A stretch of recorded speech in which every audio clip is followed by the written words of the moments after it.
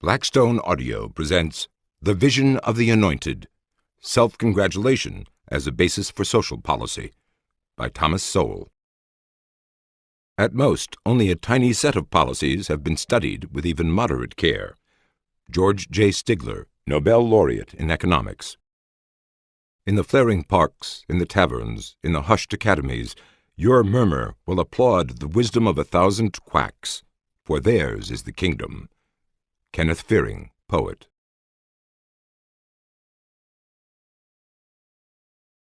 Preface. The views of political commentators or writers on social issues often range across a wide spectrum, but their positions on these issues are seldom random. If they are liberal, conservative, or radical on foreign policy, they are likely to be the same on crime, abortion, or education. There is usually a coherence to their beliefs, based on a particular set of underlying assumptions about the world, a certain vision of reality. Visions differ, of course, from person to person, from society to society, and from one era to another. Visions also compete with one another, whether for the allegiance of an individual or of a whole society. But in some eras, one vision so predominates over all others that it can be considered the prevailing vision of that time and place. This is the current situation among the intelligentsia of the United States and much of the Western world, however much their vision may differ from the visions of most other people. Individual variations in applying this underlying vision do not change the fundamental fact that there is a particular framework of assumptions within which most contemporary social and political discourse takes place in the media, in academia, and in politics. The rise of the mass media, mass politics, and massive government means that the beliefs which drive a relatively small group of articulate people have great leverage in determining the course taken by a whole society. The analysis that follows is not only an examination of the vision of this elite intelligentsia and their numerous followers in the political arena and in the courtrooms, but is also an empirical comparison between the promised benefits of policies based on that vision and the grim and often bitter consequences of those political and judicial decisions. In short, the purpose is not simply to see what kind of world exists inside the minds of a self-anointed elite, but to see how that world affects the world of reality in terms as concrete as crime, family disintegration, and other crucial social phenomena of our times. The immediacy of the issues involved only makes it more imperative to understand the past from which they came and the future toward which they lead. Many of the intellectual and political patterns analyzed here became dominant during the 1960s, and many of the assumptions underlying today's continuations of those trends were either expressed or implied during that decade. However, the historical roots of the currently prevailing vision go back much further, in some cases for centuries. Both the past and the present must be explored in order to understand the vision of the Anointed and its dangerous legacy for the future. Thomas Sowell, Hoover Institution.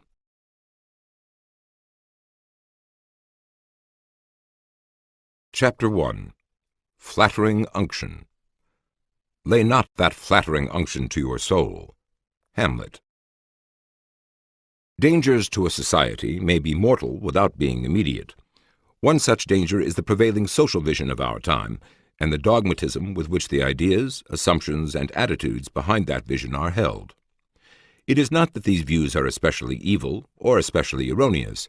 Human beings have been making mistakes and committing sins as long as there have been human beings. The great catastrophes of history have usually involved much more than that.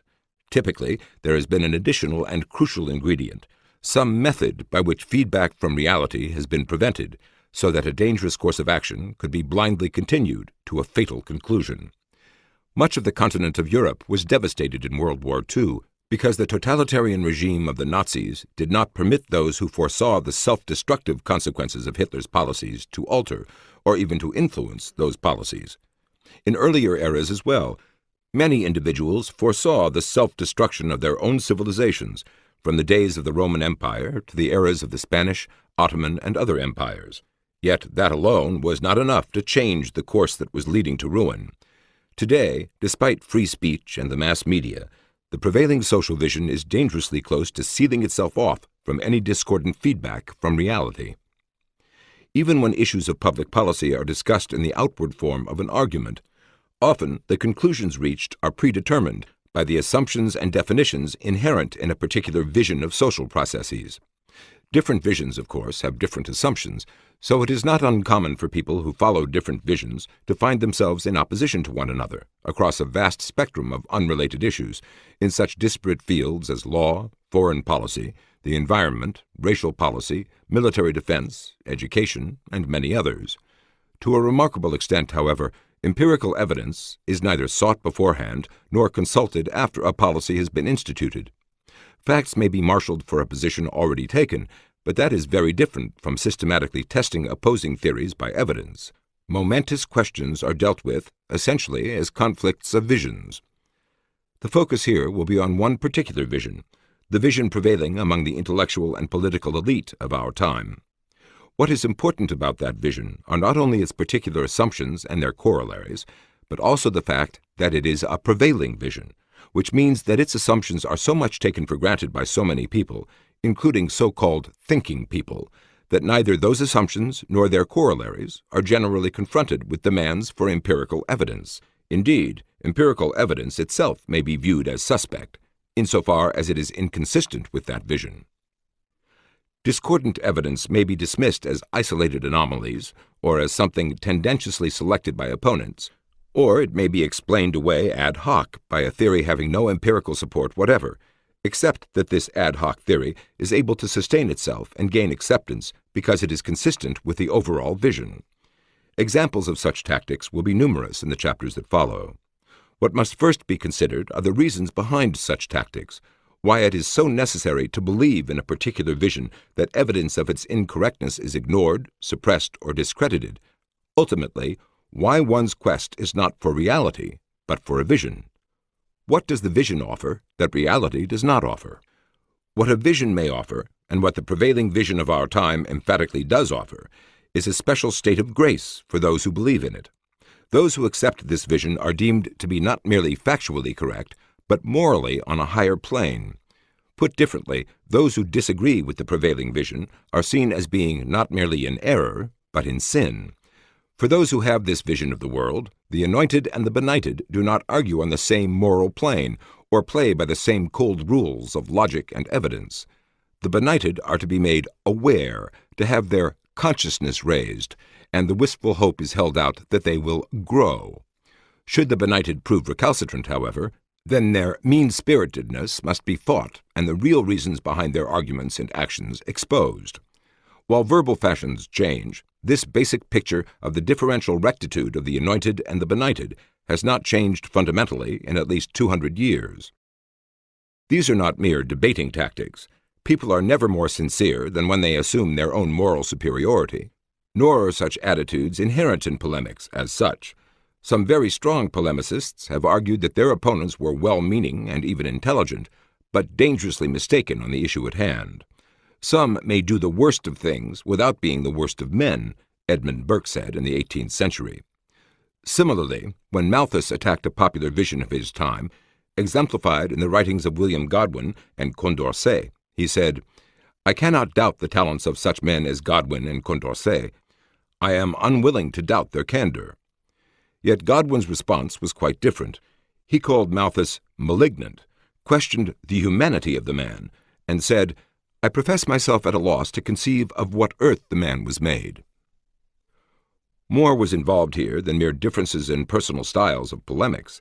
This asymmetry in arguments reflected an asymmetry in visions that has persisted for centuries.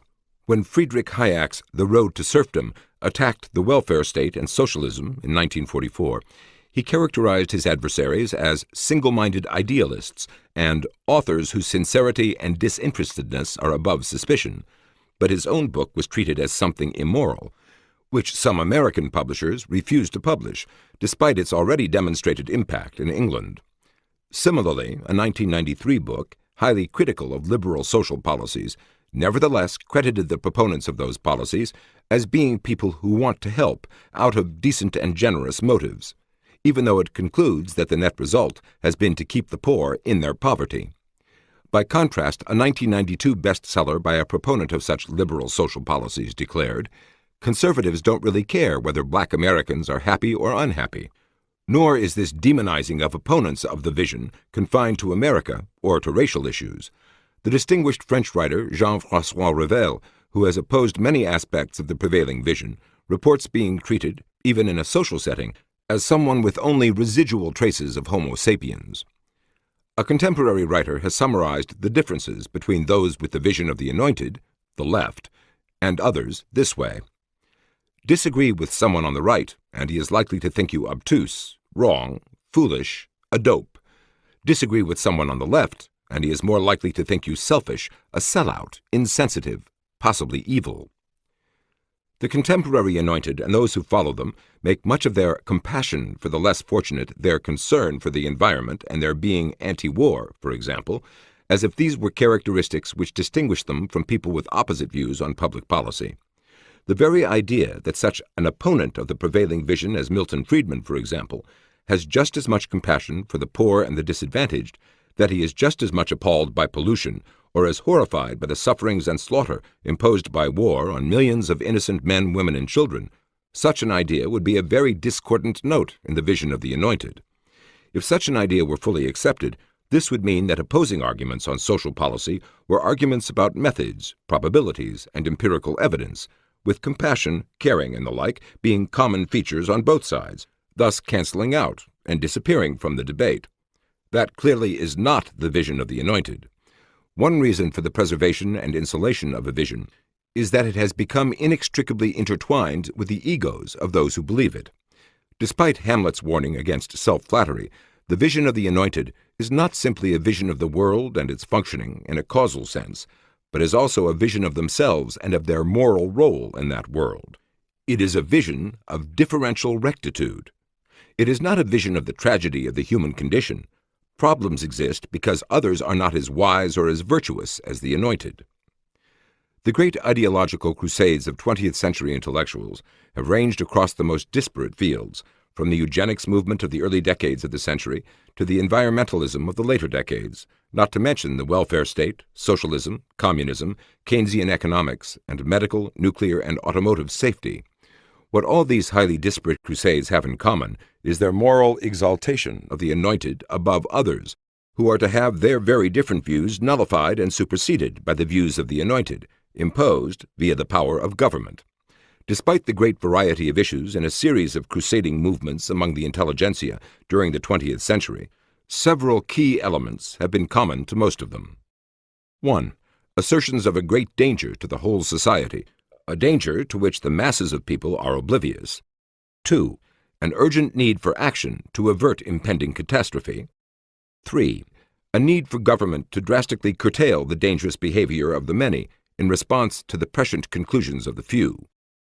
4. A disdainful dismissal of arguments to the contrary as either uninformed, irresponsible, or motivated by unworthy purposes. Specific arguments on particular issues will be dealt with in the chapters that follow, but these specific arguments need not detain us at this point. What is remarkable is how few arguments are really engaged in, and how many substitutes for arguments there are. These substitutes for arguments are, almost by definition, more available to adherents of the prevailing vision, whose assumptions are so widely accepted as to permit conclusions based on those assumptions to pass muster without further scrutiny. The prevailing vision of our era is long overdue for a critical re-examination, or, for many, a first examination. This vision so permeates the media and academia and has made such major inroads into the religious community that many grow to adulthood unaware that there is any other way of looking at things, or that evidence might be relevant to checking out the sweeping assumptions of so-called thinking people. Many of these thinking people could more accurately be characterized as articulate people, as people whose verbal nimbleness can elude both evidence and logic. This can be a fatal talent when it supplies the crucial insulation from reality behind many historic catastrophes. Despite the power of the prevailing vision, some have escaped its gravitational pull. Indeed, most of the leading contemporary opponents of the prevailing vision were themselves formerly within its orbit. Milton Friedman, Friedrich Hayek, Karl Popper, Edward Banfield, Irving Kristol, Norman Podhoretz, the list goes on, once shared many of the assumptions of those with whom they came ultimately to differ so fundamentally. Even in the realm of practical politics, the most prominent and most successful opponent of the prevailing vision, Ronald Reagan, was once so much a part of it that he belonged to the liberal organization Americans for Democratic Action. In short, few have spent their entire lives outside the vision of the Anointed, and virtually no one has been unaffected by it. Understanding that vision, its current impact, and its future dangers is the purpose of this book. Chapter 2. The Pattern. They went to work with unsurpassable efficiency. Full employment, a maximum of resulting output, and general well-being ought to have been the consequence. It is true that instead we find misery, shame, and at the end of it all, a stream of blood. But that was a chance coincidence. Joseph A. Schumpeter. What is intellectually interesting about visions are their assumptions and their reasoning, but what is socially crucial is the extent to which they are resistant to evidence. All social theories being imperfect, the harm done by their imperfections depends not only on how far they differ from reality, but also on how readily they adjust to evidence to come back into line with the facts. One theory may be more plausible or even more sound than another, but if it is also more dogmatic, then that can make it far more dangerous than a theory that is not initially as close to the truth, but which is more capable of adjusting to feedback from the real world. The prevailing vision of our time, the vision of the Anointed, has shown an extraordinary ability to defy evidence. Characteristic patterns have developed among the Anointed for dealing with the repeated failures of policies based on their vision. Other patterns have developed for seizing upon statistics in such a way as to buttress the assumptions of the vision, even when the same set of statistics contains numbers that contradict the vision. Finally, there is the phenomenon of honored prophets among the Anointed, who continue to be honored as their predictions fail by vast margins time and again. The first of these phenomena will be explored in this chapter, the others in the chapters that follow. Patterns of failure. A very distinct pattern has emerged repeatedly when policies favored by the Anointed turn out to fail. This pattern typically has 4 stages. Stage 1. The crisis. Some situation exists whose negative aspects the Anointed propose to eliminate. Such a situation is routinely characterized as a crisis, even though all human situations have negative aspects, and even though evidence is seldom asked or given to show how the situation at hand is either uniquely bad or threatening to get worse. Sometimes the situation described as a crisis has in fact already been getting better for years. Stage 2. The solution. Policies to end the crisis are advocated by the Anointed, who say that these policies will lead to beneficial result A. Critics say that these policies will lead to detrimental result Z. The Anointed dismiss these latter claims as absurd and simplistic, if not dishonest. Stage 3. The results. The policies are instituted and lead to detrimental result Z. Stage 4. The response. Those who attribute detrimental result Z to the policies instituted are dismissed as simplistic for ignoring the complexities involved, as many factors went into determining the outcome. The burden of proof is put on the critics to demonstrate to a certainty that these policies alone were the only possible cause of the worsening that occurred. No burden of proof whatever is put on those who had so confidently predicted improvement. Indeed, it is often asserted that things would have been even worse were it not for the wonderful programs that mitigated the inevitable damage from other factors. Examples of this pattern are all too abundant. 3 will be considered here. The first, and most general, involves the set of social welfare policies called the War on Poverty during the administration of President Lyndon B. Johnson, but continuing under other labels since then. Next is the policy of introducing sex education into the public schools as a means of reducing teenage pregnancy and venereal diseases. The third example will be policies designed to reduce crime by adopting a less punitive approach, being more concerned with preventive social policies beforehand and rehabilitation afterward, as well as showing more concern for the legal rights of defendants in criminal cases. The War on Poverty. Governmental policies designed to alleviate the privations of the poor go back much further than President Johnson's War on Poverty, and of course reach far beyond the boundaries of the United States. What was different about this particular set of social programs, first proposed to Congress during the Kennedy administration and later enacted into law during the Johnson administration, was that its stated purpose was a reduction of dependency, not simply the provision of more material goods to the poor. This was the recurring theme of the War on Poverty from the time President Kennedy introduced this legislation in 1962 until President Johnson saw it passed and signed it into law in 1964. John F. Kennedy stated the purpose of the War on Poverty to be to help our less fortunate citizens to help themselves. He said, "We must find ways of returning far more of our dependent people to independence." The whole point of currently increased federal spending on this effort was to strengthen and broaden the rehabilitative and preventive services offered to persons who are dependent or who would otherwise become dependent, so that long-run savings in government spending were expected from a subsequent decline in dependency.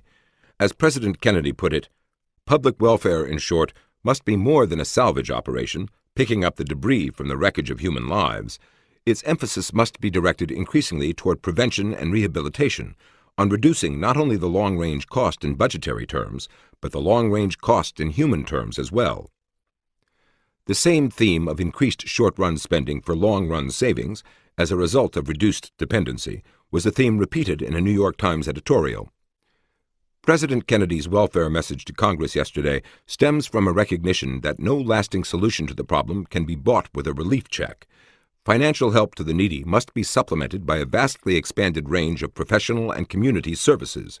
Their aim, to keep men, women, and children from having to rely on public assistance by making them useful, creative citizens.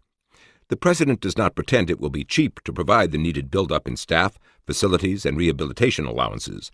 The initial cost will actually be greater than the mere continuation of handouts. The dividends will come in the restoration of individual dignity and in the long-run reduction of the need for government help. The Congressional Quarterly of the same date, February 2, 1962, likewise reported, "The President stressed that the welfare program should be directed toward the prevention of dependence and the rehabilitation of current relief recipients." The same theme carried over into the Johnson administration, where the anti-poverty program was sold as a way to break the cycle of poverty and to make taxpayers out of tax eaters. "Give a hand, not a handout," was the slogan of the War on Poverty. In keeping with that theme, President Johnson said in August 1964, when the legislation was finally passed, "The days of the dole in our country are numbered." This initial thrust of the War on Poverty programs must be clearly recognized at the outset, for one of many responses to the failures of government programs has been to redefine their goals after the fact, to make the programs look successful. A subsidiary theme of the War on Poverty was that social programs were a way of heading off urban violence. Lyndon Johnson spoke of conditions that breed despair and violence. He said, "All of us know what those conditions are: ignorance, discrimination, slums, poverty, disease, not enough jobs." The same theme was echoed in the celebrated 1968 Kerner Commission report on ghetto riots, which proclaimed that pervasive discrimination and segregation were the source of the deepest bitterness and lie at the center of the problem of racial disorder. The riots of 1967 were attributed to the failure of all levels of government, federal and state as well as local, to come to grips with the problems of our cities. In keeping with this theme that bad social conditions and official neglect lead to despair, which in turn leads to violence, civil rights leaders and other minority spokesmen began regularly predicting a long, hot summer of violence if their demands for more government programs were not met. Such predictions became a staple of political discourse and have remained so over the years. Government agencies seeking to expand their budgets and extend their powers likewise encouraged the belief that social programs reduced the incidence of riots and other violence, while the reduction of such programs would escalate civil disorder. A diametrically opposite set of beliefs and predictions came from critics of the War on Poverty proposals. Senator Barry Goldwater predicted that these programs would encourage poverty by encouraging more and more people to move into the ranks of those being taken care of by the government. Nor did he expect expanded social programs to lead to a more harmonious society, for he saw their underlying philosophy as an attempt to divide Americans along class lines, to pigeonhole people and make hyphenated Americans. As these programs got underway, the mayors of Los Angeles, San Francisco, and Detroit blamed the War on Poverty for fostering class struggle through its support of community activists, radical intellectuals, and others with a vested interest in disaffection and turmoil. The assumption that initial increases in government spending on social programs would lead to reduced spending in later years, as dependency declined, was likewise disputed by opponents like columnist Henry Hazlitt, who said, "We can expect the price tag to increase geometrically as the years go on." From an analytical standpoint, the issues were virtually ideal for testing. Two conflicting sets of belief led logically to opposite conclusions, stated in terms that could be tested empirically. Almost never, however, were such empirical tests made. The views expressed in the vision of the Anointed became axiomatic.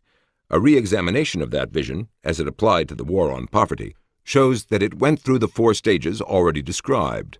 Stage 1, the crisis.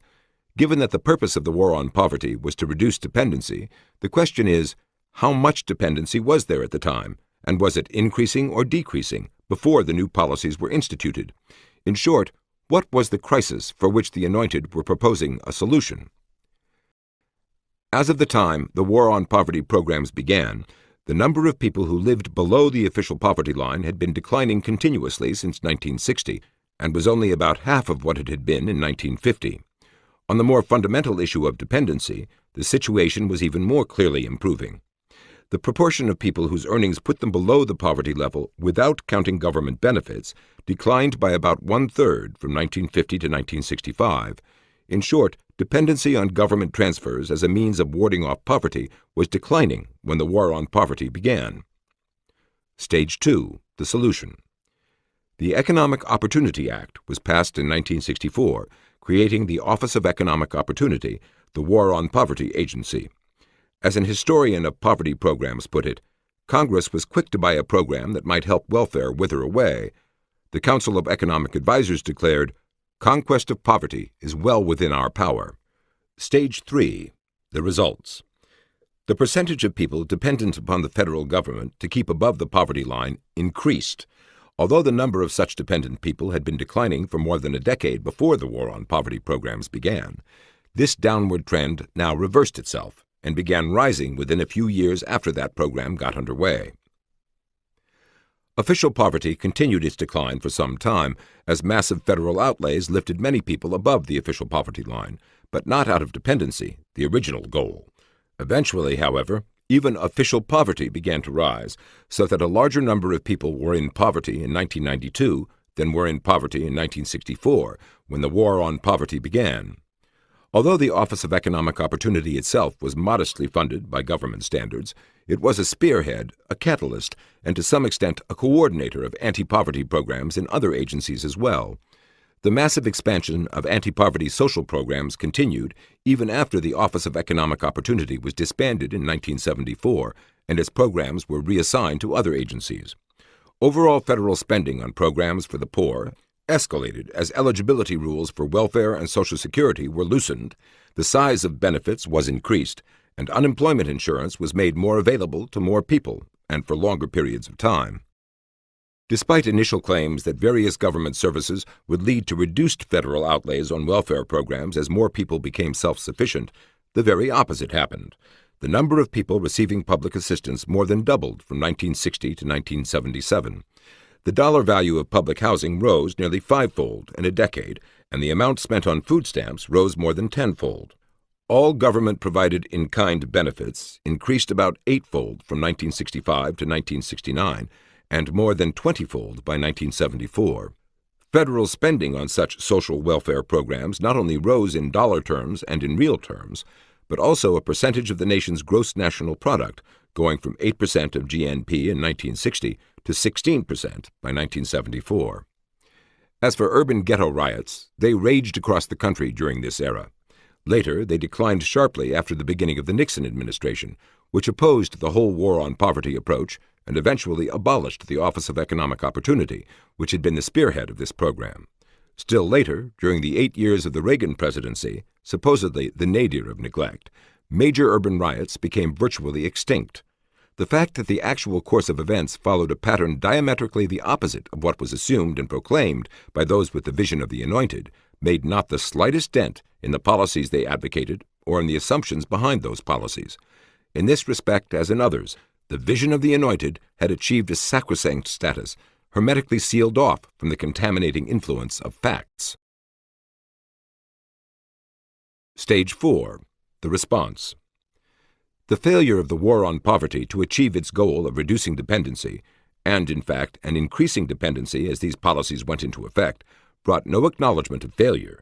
In the many retrospective evaluations of these programs in later years and decades, most of their political and media proponents resolutely ignored the original goal of reducing dependency. The goal was instead redefined as reducing poverty by transferring resources.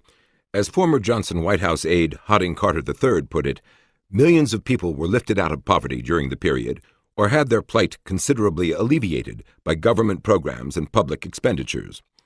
A member of President Johnson's cabinet suggested yet another criterion of success. Ask the 11 million students who have received loans for their college education whether the Higher Education Act failed. Similar questions were suggested for those who used a wide range of other government programs. In short, the test for whether a program was good for the country as a whole was whether those who personally benefited from it found it beneficial. Yet a third line of defense of failed policies has been to claim moral merit for their good intentions. Harding Carter III was only one of many to use this defense when he wrote of the war on poverty as a clear, steady trend away from the majority's long and shameful disregard of the other hidden America of hardcore hopelessness. Related to the moral redemption of the uncaring masses was the excitement and inspiration of the elite. At a 20th anniversary commemoration of the Johnson administration's social programs, another former aide to President Johnson referred to the vision that excited and inspired the nation. Mrs. Johnson spoke of the sense of caring and the exhilaration of her husband's efforts. Finally, it was asserted that things would have been even worse were it not for these programs. The question is not what the bottom line is today, with poverty up, but where would we be if we didn't have these programs in place? Asked Professor Sheldon Danziger, director of the University of Wisconsin's Institute for Research on Poverty. I think we'd have poverty rates over 25%. Even though poverty and dependency were going down for years before the war on poverty began, Professor Danziger chose to assert that poverty rates would have gone up. There is no possible reply to these heads-I-win and tails-you-lose assertions, except to note that they would justify any policy on any subject anywhere, regardless of its empirically observed consequences. In short, no matter what happens, the vision of the Anointed always succeeds, if not by the original criteria, then by criteria extemporized later, and if not by empirical criteria, then by criteria sufficiently subjective to escape even the possibility of refutation. Evidence becomes irrelevant. Sex education. Among the many crusades which gathered new steam during the 1960s was the crusade to spread sex education into the public schools and through other channels. Among the first acts of the Office of Economic Opportunity in 1964 was making a grant to a Planned Parenthood unit in Texas. From a total expenditure of less than $500,000 in fiscal year 1965, OEO expanded its financing of sex education more than fivefold by fiscal year 1966. Not only did the federal government begin in the late 1960s to greatly expand its own expenditures on sex education, often known as family planning or by other euphemisms, but it also began to mandate that states promote such programs as well. The number of patients served by family planning clinics increased approximately fivefold between 1968 and 1978. As early as 1968, the National Education Association, in its NEA Journal, was saying that a federally funded project in a Washington school demonstrated the need for sex education as an integral part of school curriculum beginning in the early grades. Some of the pregnant girls counseled reported feeling that if they had studied human sexuality with understanding teachers during elementary school, they would not have become pregnant. Sex education and family planning clinics, so-called despite their being established to prevent having babies, not only grew rapidly but also changed in the clientele they served. As a study of this era put it, family planning services grew phenomenally from the mid-60s to the mid-70s. In 1964, the federal government made its first family planning grant, which served only married women. By 1970, Congress had passed the first national family planning and population legislation. Federal expenditures grew from $16 million to close to $200 million. In 1969, there were less than 250,000 teenagers using family planning clinics. By 1976, this had swollen to 1.2 million. According to the Alan Guttmacher Institute, a leading research and advocacy organization promoting sex education, the federal government's support of family planning services rose from less than $14 million in 1968 to $279 million a decade later, nearly a 20-fold increase.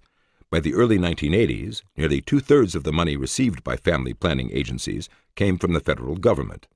What was the purpose of all this activity? Sex education is considered one of the primary tools to help adolescents avoid unwanted pregnancy, according to a typical comment of the period. Once more, we have the four-stage pattern. Stage 1, the crisis. In 1968, it was claimed that contraception education and counseling is now urgently needed to help prevent pregnancy and illegitimacy in high school girls. The head of Planned Parenthood testified before a congressional subcommittee in 1966 as to the need for sex education to assist our young people in reducing the incidence of out-of-wedlock births and early marriage necessitated by pregnancy.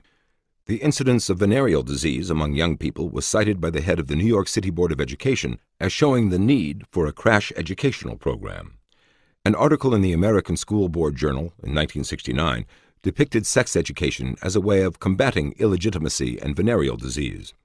PTA magazine likewise urged sex education to combat the spiraling rate of venereal diseases, the pregnancies before marriage, the emotionally disastrous results of irresponsible sexual behavior. Similar statements abounded from a variety of sources. But what was in fact the situation when this kind of crisis mentality was being used to push for more sex education in the schools? Fertility rates among teenage girls had been declining for more than a decade since 1957. Venereal disease was also declining. The rate of infection for gonorrhea, for example, declined every year from 1950 through 1959, and the rate of syphilis infection was, by 1960, less than half of what it had been in 1950. This was the crisis which federal aid was to solve. Stage 2, the solution. Massive federal aid to sex education programs in the schools and to family planning clinics was advocated to combat teenage pregnancy and venereal disease. After sex education, according to a professor of family life, a boy will find decreased need for casual, irresponsible, and self-centered experimentation with sex. Critics opposed such actions on various grounds, including a belief that sex education would lead to more sexual activity rather than less, and to more teenage pregnancy as well. Such views were dismissed in the media and in politics, as well as by the advocates of sex education. The New York Times editorially rejected emotions and unexamined tradition in this area, and its education editor declared, "To fear that sex education will become synonymous with greater sexual permissiveness is to misunderstand the fundamental purpose of the entire enterprise." As in many other cases, intentions were the touchstone of the vision of the Anointed. Stage 3, the results. As early as 1968, nearly half of all schools in the country, public and private, religious and secular, had sex education, and it was rapidly growing. As sex education programs spread widely through the American educational system during the 1970s, the pregnancy rate among 15 to 19-year-old females rose from approximately 68 per thousand in 1970 to approximately 96 per thousand by 1980. Among unmarried girls in the 15 to 17-year-old bracket, birth rates rose 29% between 1970 and 1984, despite a massive increase in abortions, which more than doubled during the same period. Among girls under 15, the number of abortions surpassed the number of live births by 1974. The reason was not hard to find. According to the Alan Guttmacher Institute, the percentage of unmarried teenage girls who had engaged in sex was higher at every age from 15 through 19 by 1976 than it was just 5 years earlier. The rate of teenage gonorrhea tripled between 1956 and 1975. Sergeant Shriver, former head of the Office of Economic Opportunity, which led the early charge for more sex education and family planning clinics, testified candidly to a congressional committee in 1978. Just as venereal disease has skyrocketed 350% in the last 15 years, when we have had more clinics, more pills, and more sex education than ever in history, teenage pregnancy has risen. Such candor was, however, the exception rather than the rule among those who had pushed for sex education and birth control, family planning clinics. Stage 4, the response. Sex education advocates continue to treat as axiomatic the need for more sex education to combat teenage pregnancy and venereal disease. As late as 1980, and in spite of mounting evidence, the Alan Guttmacher Institute proclaimed, "Teenage pregnancy can, through better education and preventive services, be, if not altogether avoided, at least reduced, and through better maternity, abortion, and social services, be reduced in its personal impact on the teenager who does get pregnant." Opposition to sex education continued to be dismissed as a simplistic view in the American Biology Teacher Journal. Congressman James H. Scheuer of New York found that the alarming statistics on rising teenage pregnancy only highlights the need for strong leadership by the federal government in solving this problem. The very possibility that strong federal leadership might have worsened the situation was not even mentioned. To the Alan Guttmacher Institute as well, an almost quadrupling of venereal disease between 1960 and 1972 only showed that more broadly based national programs channeled through the public school system are needed and are long overdue. Opposition to sex education has been depicted as a threat to a democratic society. When confronted with the evidence that pregnancy and abortions increased during the 1970s, sex education advocates often deny that sex education was widespread during that decade by restricting the term sex education to compulsory sex education, which tended to be mandated later. Although sex education programs have been sold to the public, to Congress, and to education officials as ways of reducing such tangible social ills as teenage pregnancy and venereal disease, many of the leaders of this movement have long had a more expansive agenda. As a congressional committee report noted gingerly, the primary objective of federal efforts in family life and sex education has been to reduce unwanted pregnancy rates among teenagers, while the primary goal of most sex educators appears to be encouragement of healthy attitudes about sex and sexuality. In short, however politically useful public concern about teenage pregnancy and venereal disease might be in obtaining government money and access to a captive audience in the public schools, the real goal was to change students' attitudes, put bluntly, to brainwash them with the vision of the Anointed, in order to supplant the values they had been taught at home. In the words of an article in the Journal of School Health, sex education presents an exciting opportunity to develop new norms. Only in the light of this agenda does it make sense that so-called sex education should be advocated to take place throughout the school years, from kindergarten to college, when it could not possibly take that much time to teach basic biological or medical information about sex. What takes that long is a constant indoctrination in new attitudes. An example of such indoctrination may be useful. A popular sex instructional program for junior high school students, aged 13 and 14, shows film strips of 4 naked couples, 2 homosexual and 2 heterosexual, performing a variety of sexually explicit acts, and teachers are warned with a cautionary note from the sex educators not to show the material to parents or friends. Many of the materials of this program shown to people outside the context of the program itself can evoke misunderstanding and difficulties.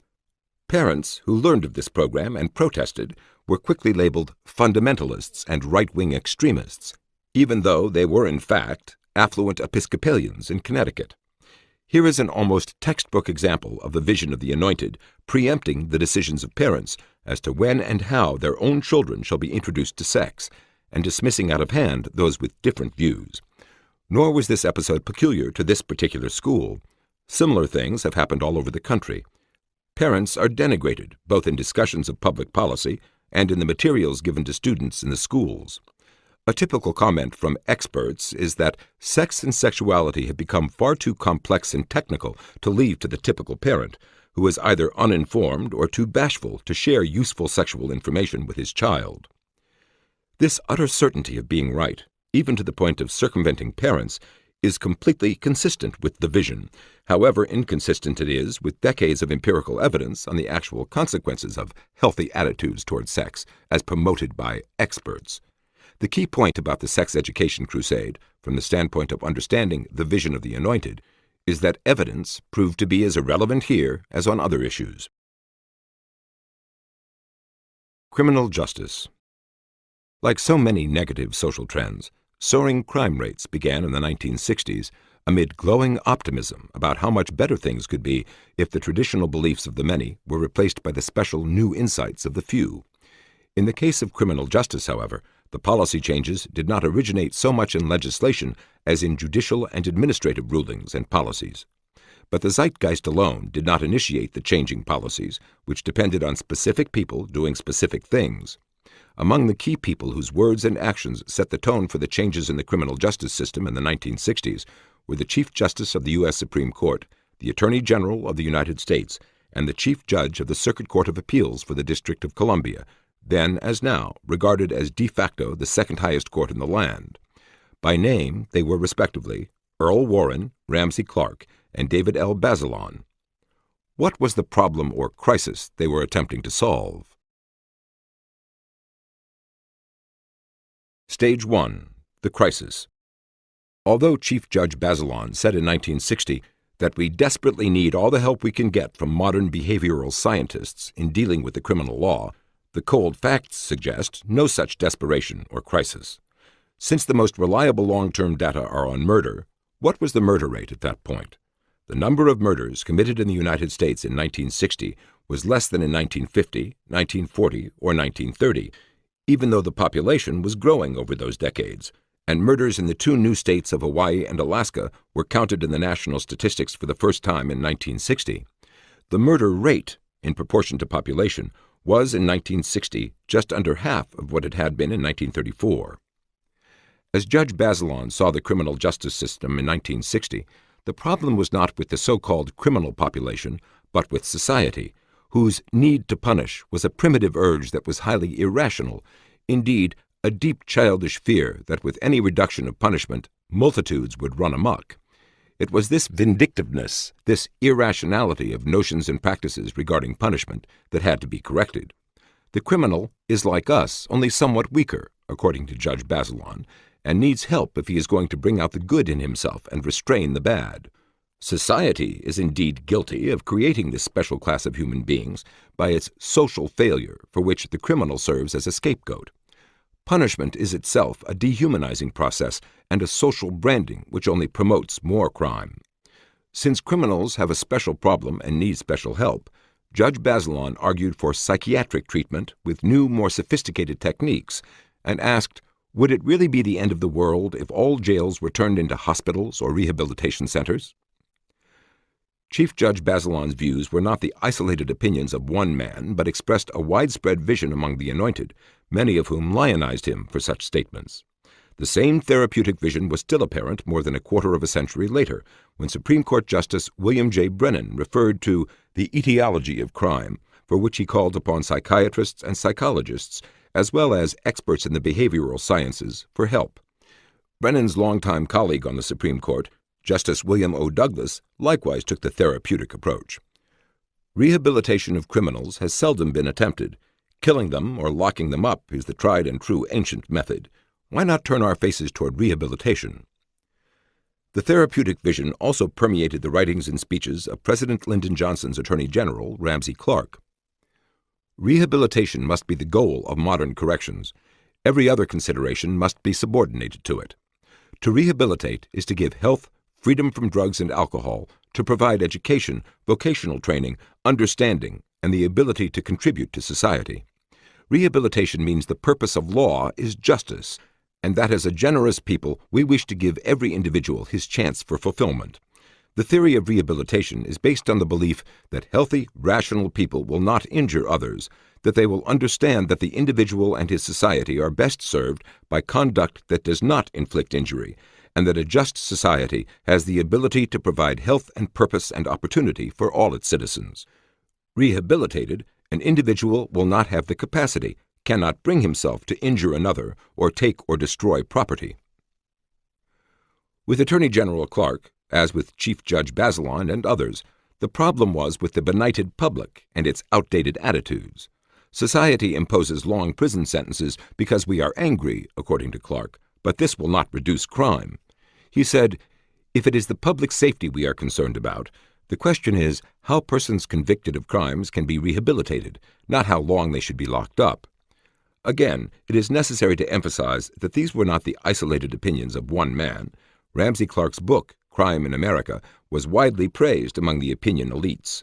New York Times columnist Tom Wicker, for example, called Clark an awesomely knowledgeable professional and praised his generosity and understanding, as well as his courage and persistence and eloquence. The Saturday Review called Crime in America one of the best books written on violence in America. Similar praise appeared in Time magazine and in the New Republic. As far away as London, the Times literary supplement said in its review of crime in America that no one has done more to state the problem and light the way to improvement than Ramsey Clark. More importantly, the Attorney General, Chief Judge Bazelon, and justices of the Supreme Court were not simply people whose words received a large and favorable public notice from opinion-making elites. These were people in a position to act. Stage 2. The Solution. A series of landmark Supreme Court decisions in the 1960s changed the course of criminal justice in the United States. Mapp v. Ohio, 1961, Escobedo v. Illinois, 1964, and Miranda v. Arizona, 1966, successively expanded the rights of criminals in the custody of the police by making their convictions invalid if the procedures specified by the courts were not followed in detail by the police. Gideon v. Wainwright, 1963, required states to provide free attorneys to criminal defendants, subject to the threat that their convictions would be overturned, even if guilt was unquestioned, when such attorneys were not provided. In California, even when state-appointed attorneys were supplied, if these attorneys' defense strategies were second-guessed by appellate judges and considered inadequate, convictions could be overturned on grounds of denial of the constitutional right to counsel.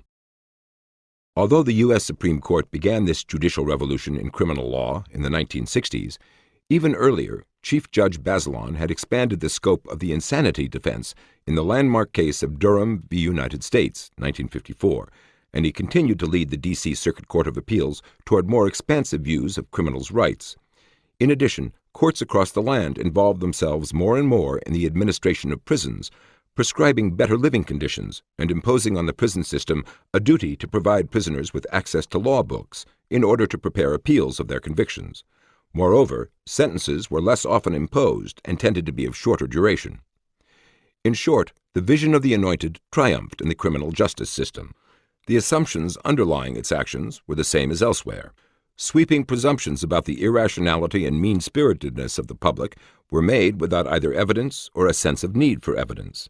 Conversely, the validity and applicability of the beliefs of experts were taken as axiomatic. Judge Bazelon, for example, referred to the insanity defense as merely one way of welcoming the psychiatrist into the courtroom. Whatever the merits or demerits of this approach, it fulfilled the essential requirements for the vision of the Anointed. It established that the Anointed and the benighted were on vastly different moral and intellectual planes, and it justified taking decisions out of the hands of those who passed the existing laws in response to the voting public, and put these decisions in the hands of judges responsive to those with expertise. Moreover, it put the burden of proof on others. As Judge Bazelon put it, in the absence of decisive empirical data, he was prepared to experiment. There was no suggestion of what empirical data should be used to test the success of that experiment, either absolutely or relative to the approach discarded with such disdain. Although judges took the lead in this revolution in criminal justice, they were seconded by those in politics and in the media who shared the prevailing vision.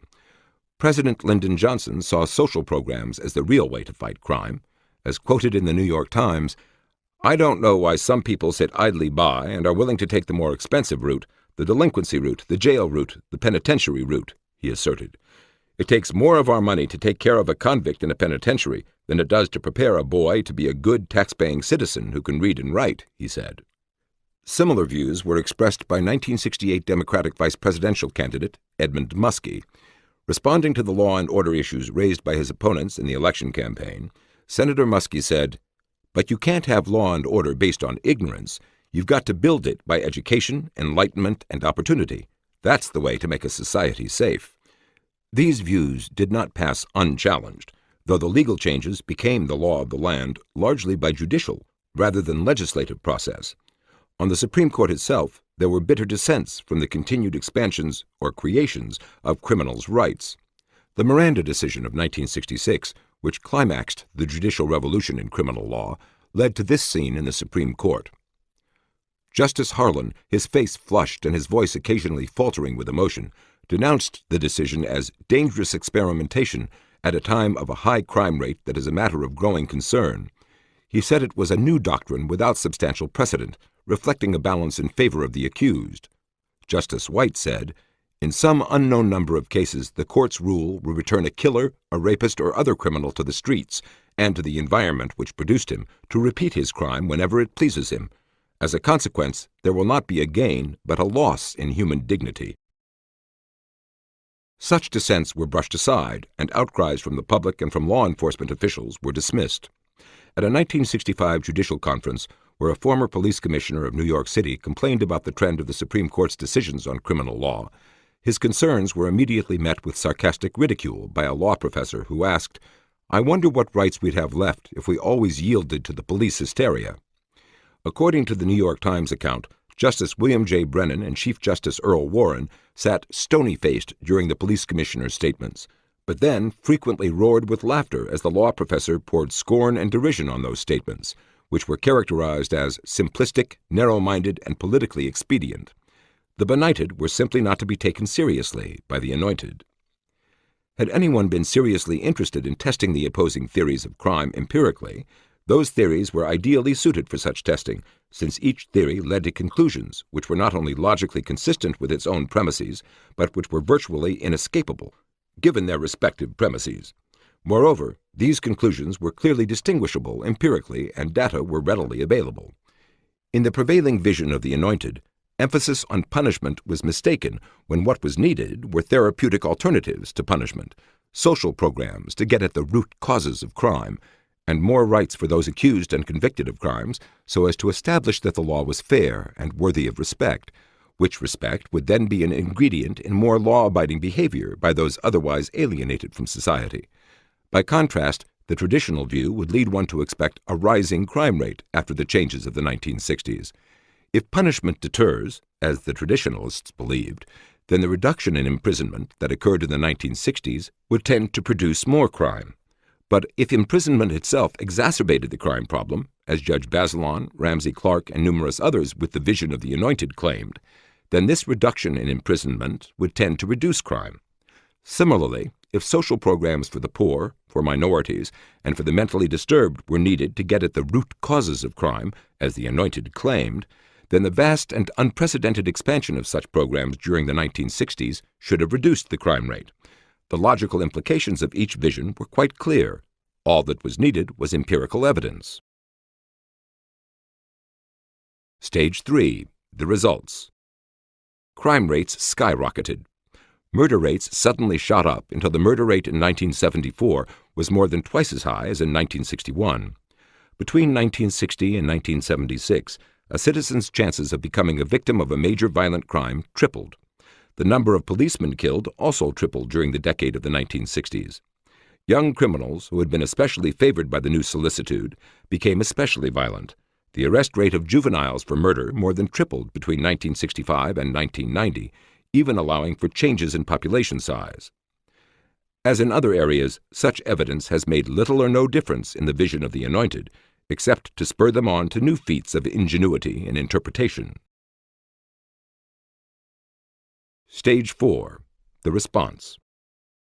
Since neither criminal law changes nor any other social changes are likely to produce truly instantaneous effects, there was a brief period during which no change in the crime rate was discernible, and this momentary lull provided occasions for expressions of much disdain toward those who had predicted that the new criminal justice practices would lead to higher crime rates. Just 2 months after the Miranda decision in 1966, the New York Times declared that the gloomy predictions of its critics have been happily unrealized. However, once the crime rates had clearly begun to rise in the wake of this and many other judicial changes designed to reduce them, the tactics of the proponents of those innovations shifted. Among the early responses to soaring crime rates, in the wake of policies designed to reduce them, were denials that crimes were in fact more frequent. Increased reporting of crime or better collection of data was held responsible for the upsurge in the official statistics. However, as James Q. Wilson put it, by 1970, enough members of the liberal audience had had their typewriters stolen to make it difficult to deny the existence of a crime wave. Moreover, even in the absence of accumulating personal experience, it was difficult to believe that soaring murder statistics reflected simply better record-keeping, since it had always been hard to ignore a dead body.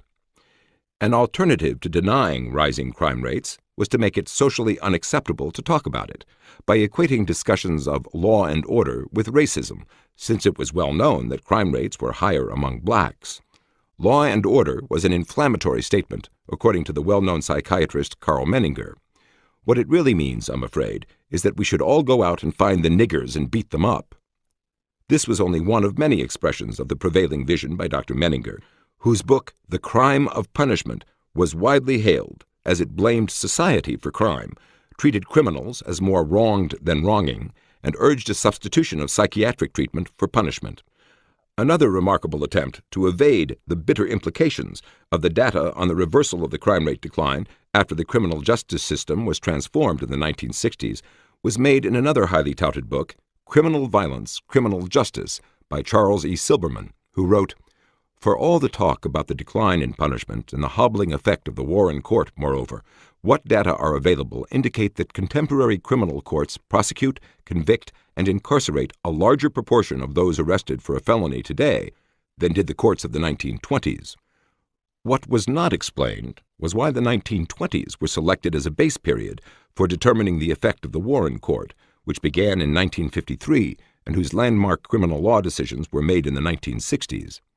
If this desperate expedient of choosing an irrelevant base period suggests that Silberman's conclusions could not have been supported if his before and after comparison had been based on the actual dates of the actual decisions, or even on the date of the beginning of the war in court, a look at a few readily available facts confirms that suspicion. First of all, the likelihood that someone who committed a serious crime would be arrested fell until it was only 1/5 as high by 1979 as it had been in 1962. As for going to prison, an earlier trend toward rising imprisonment rates was ended in the late 1950s and early 1960s, and imprisonment rates remained low as crime rates rose during the 1960s. In short, contrary to what Silberman suggests, criminals were no longer being apprehended, convicted, and incarcerated as they were before the Warren Court remade the criminal law. Moreover, the consequences were precisely what anyone without the vision of the Anointed would have expected. When Earl Warren became Chief Justice in 1953, the homicide rate in the United States was 4.8 per 100,000 population, lower than it had been in 4 decades. But a sharp rise in homicides began in the 1960s, more than doubling from 1963 to 1973, and by 1991, the rate for murder and deliberate manslaughter alone was 9.8 per 100,000, even omitting other forms of homicide which had been counted in earlier statistics.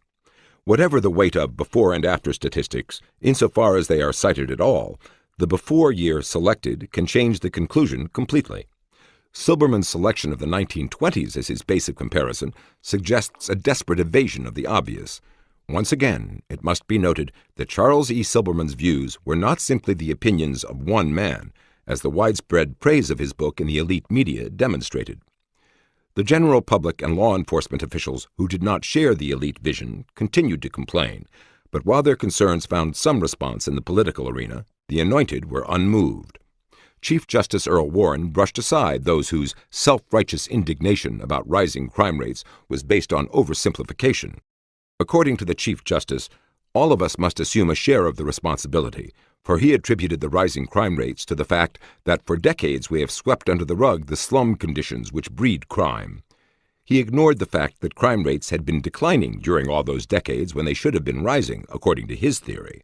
Nor is there any reason to believe that Warren ever reconsidered that theory as crime rates continued to soar, for he said in his memoirs, "A sizable proportion of the American people, too, groping for a reason for so much criminal activity in our disturbed society, but overlooking the root causes of crime, such as the degradation of slum life in the ghetto, ignorance, poverty, the drug traffic, unemployment, and organized crime, often made possible by the corruption of law enforcement officials, joined in placing the blame on the courts, and particularly on the Supreme Court."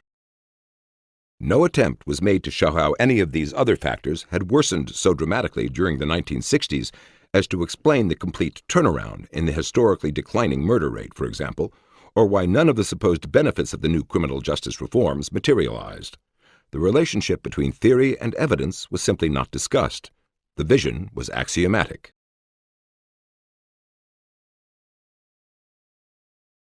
Chapter 3. By the Numbers.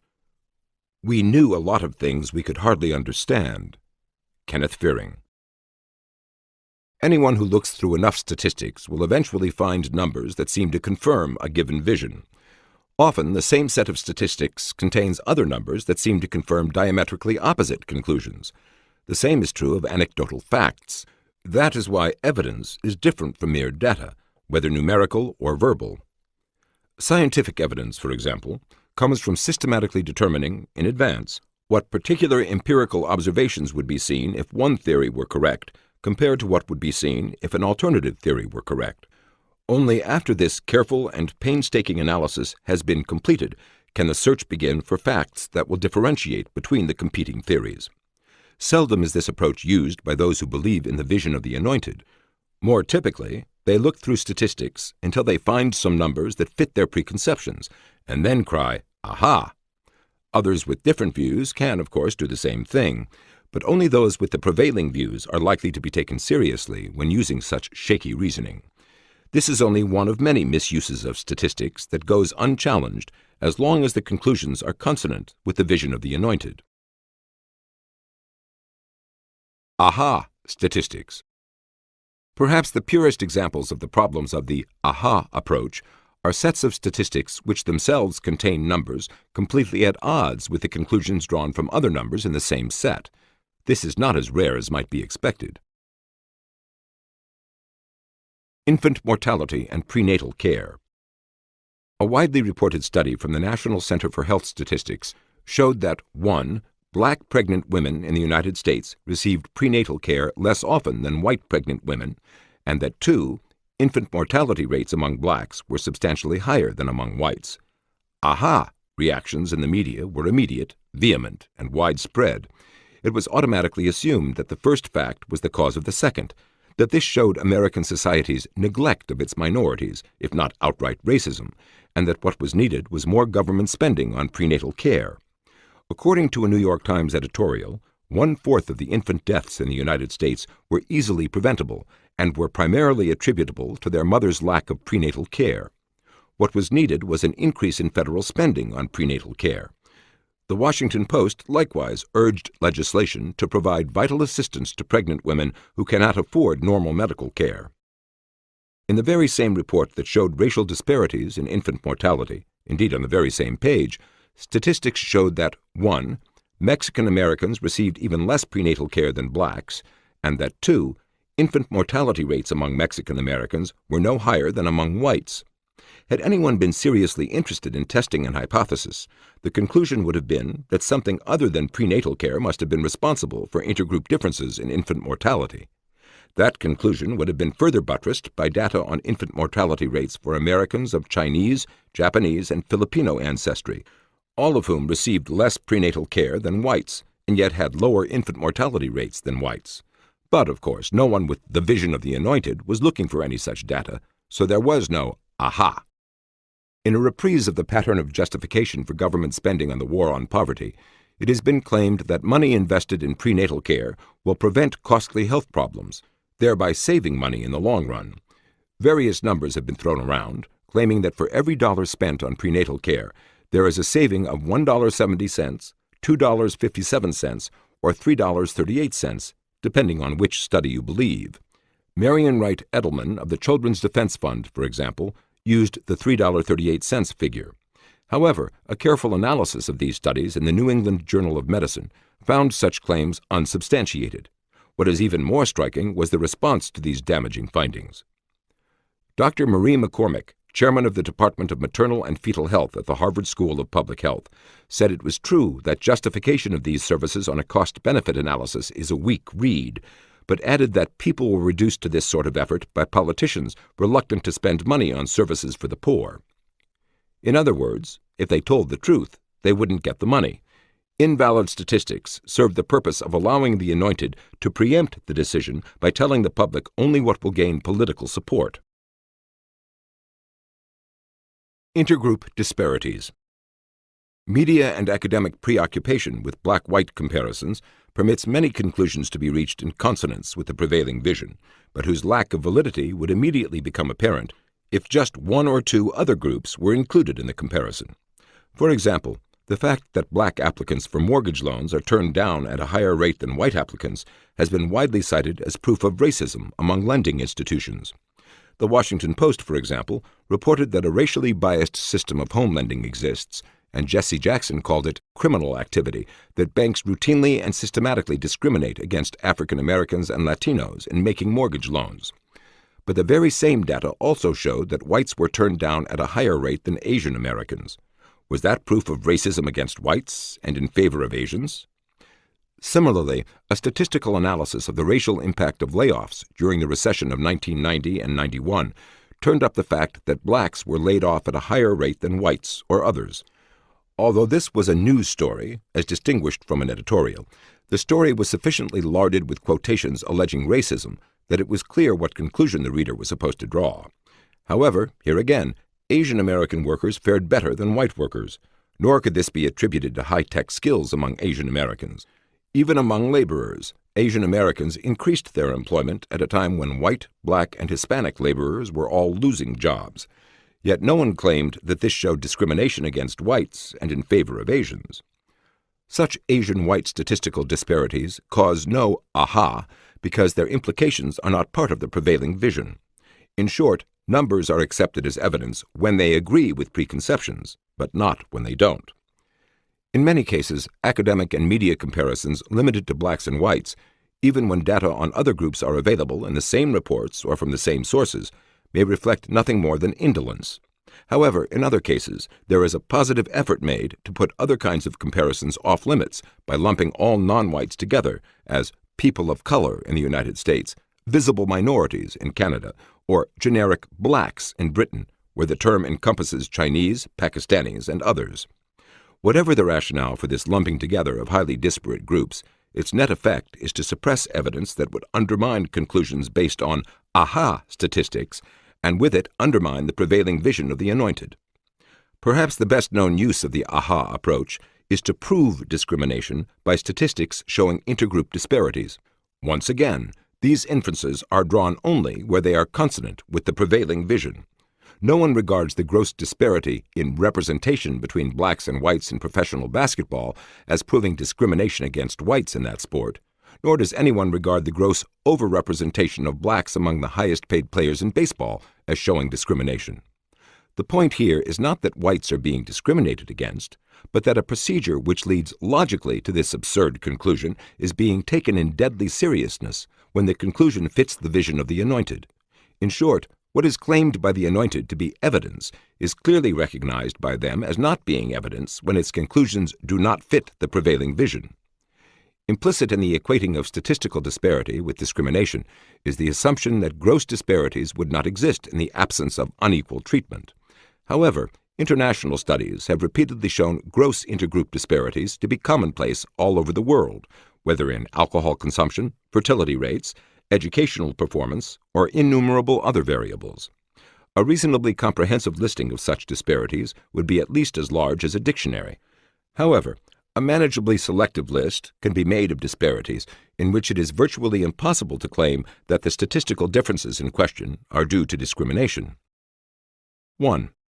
American men are struck by lightning 6 times as often as American women. 2. During the days of the Soviet Union, per capita consumption of cognac in Estonia was more than 7 times what it was in Uzbekistan. 3. For the entire decade of the 1960s, members of the Chinese minority in Malaysia received more university degrees than did members of the Malay majority, including more than 400 degrees in engineering compared to 4 for the Malays. 4. In the days of the Ottoman Empire, when non-Muslims were explicitly second class under the law, there were whole industries and sectors of the economy predominantly owned and operated by Christian minorities, notably Greeks and Armenians. 5. When Nigeria became an independent nation in 1960, most of its riflemen came from the northern regions while most of its officers came from southern regions. As late as 1965, half the officers were members of the Igbo tribe, a southern group historically disadvantaged. 6. In Bombay, capital of India's state of Maharashtra, most of the business executives are non-Maharashtrian, and in the state of Assam, most of the businessmen, construction workers, artisans, and members of various professions are non-Assamese. 7. Within the white community of South Africa, as late as 1946, the Afrikaners earned less than half the income of the British, even though the Afrikaners were politically predominant. 8. As of 1921, members of the Tamil minority in Ceylon outnumbered members of the Sinhalese majority in both the medical and the legal professions. 9. A 1985 study in the United States showed that the proportion of Asian American students who scored over 700 on the mathematics portion of the Scholastic Aptitude Test, SAT, was more than double the proportion among whites. 10. In Fiji, people whose ancestors immigrated from India, usually to become plantation laborers, received several times as many university degrees as the indigenous Fijians, who still own most of the land. 11. Although Germans were only about 1% of the population of Tsarist Russia, they were about 40% of the Russian Army's high command, more than half of all the officials in the foreign ministry, and a large majority of the members of the St. Petersburg Academy of Sciences. 12. In Brazil's state of São Paulo, more than two-thirds of the potatoes and more than 90% of the tomatoes have been grown by people of Japanese ancestry. 13. As early as 1887, more than twice as many Italian immigrants as Argentines had bank accounts in the Banco de Buenos Aires, even though most Italians arrived destitute in Argentina and began work in the lowest, hardest, and most menial jobs. 14. In mid-19th century Melbourne, more than half the clothing stores were owned by Jews, who have never been as much as 1% of Australia's population. 15. Even after the middle of the 20th century in Chile, most of the industrial enterprises in Santiago were controlled by either immigrants or the children of immigrants. Although these examples were deliberately selected to exclude cases where discrimination might plausibly have been regarded as the reason for the disparities, this in no way excludes the possibility that discrimination may be behind other disparities. The point here is that inferences cannot be made either way from the bare fact of statistical differences, nor does it necessarily help to control statistically for other variables.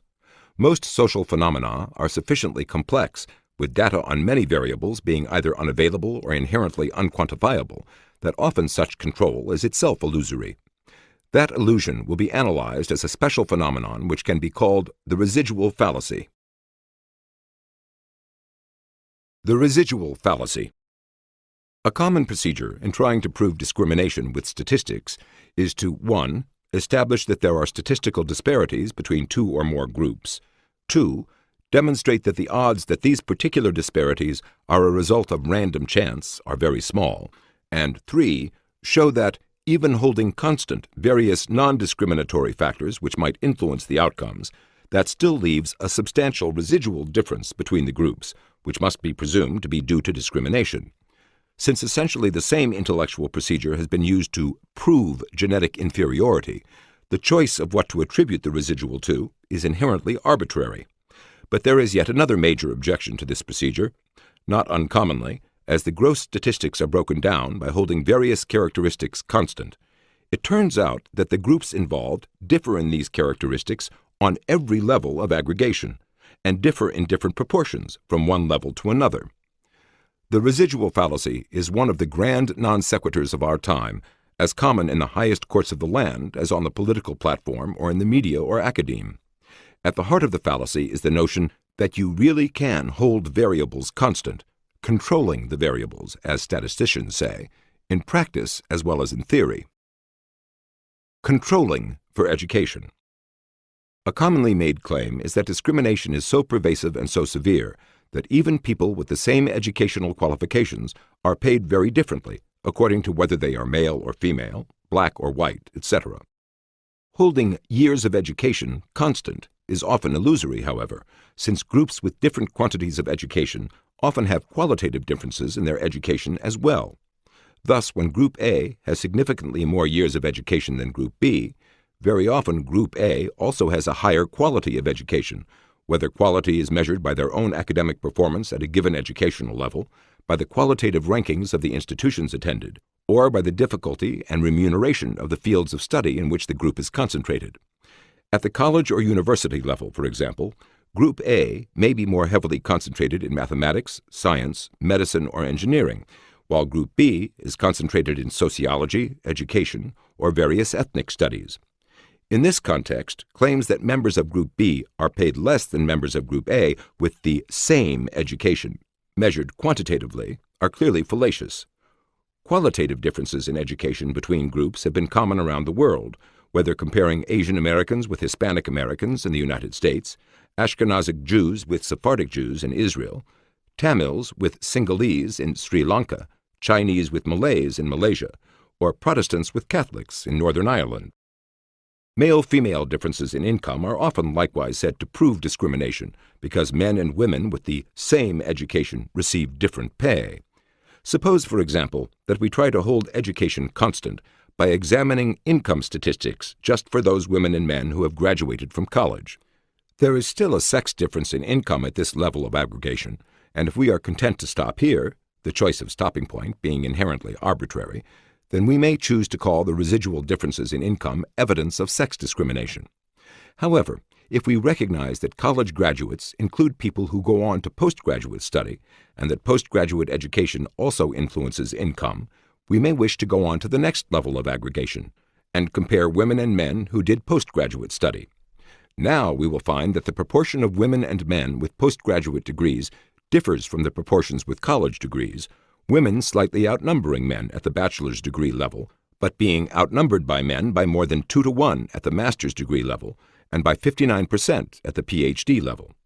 Clearly, when we compare college-educated women and men, which includes those who went on to postgraduate work, we are still comparing apples and oranges because their total education is not the same. Suppose, then, that we press on to the next level of aggregation in search of comparability and look only at women and men who went all the way to the PhD. Once more, we will discover not only disparities, but changing ratios of disparities. Although women receive 37% of all PhDs, the fields in which they receive them differ radically from the fields in which men receive their PhDs, with the men being more heavily concentrated in the more mathematical, scientific, and remunerative fields. While women receive nearly half the PhDs in the social sciences and more than half in education, men receive more than 80% of the PhDs in the natural sciences and more than 90% of the PhDs in engineering. We are still comparing apples and oranges. Some specialized studies have permitted even finer breakdowns, but sex disparities in education continue in these finer breakdowns as well. For example, if we examine only those women and men who received PhDs in the social sciences, it turns out that the women were more likely to be in sociology and the men in economics, the latter being the more remunerative field.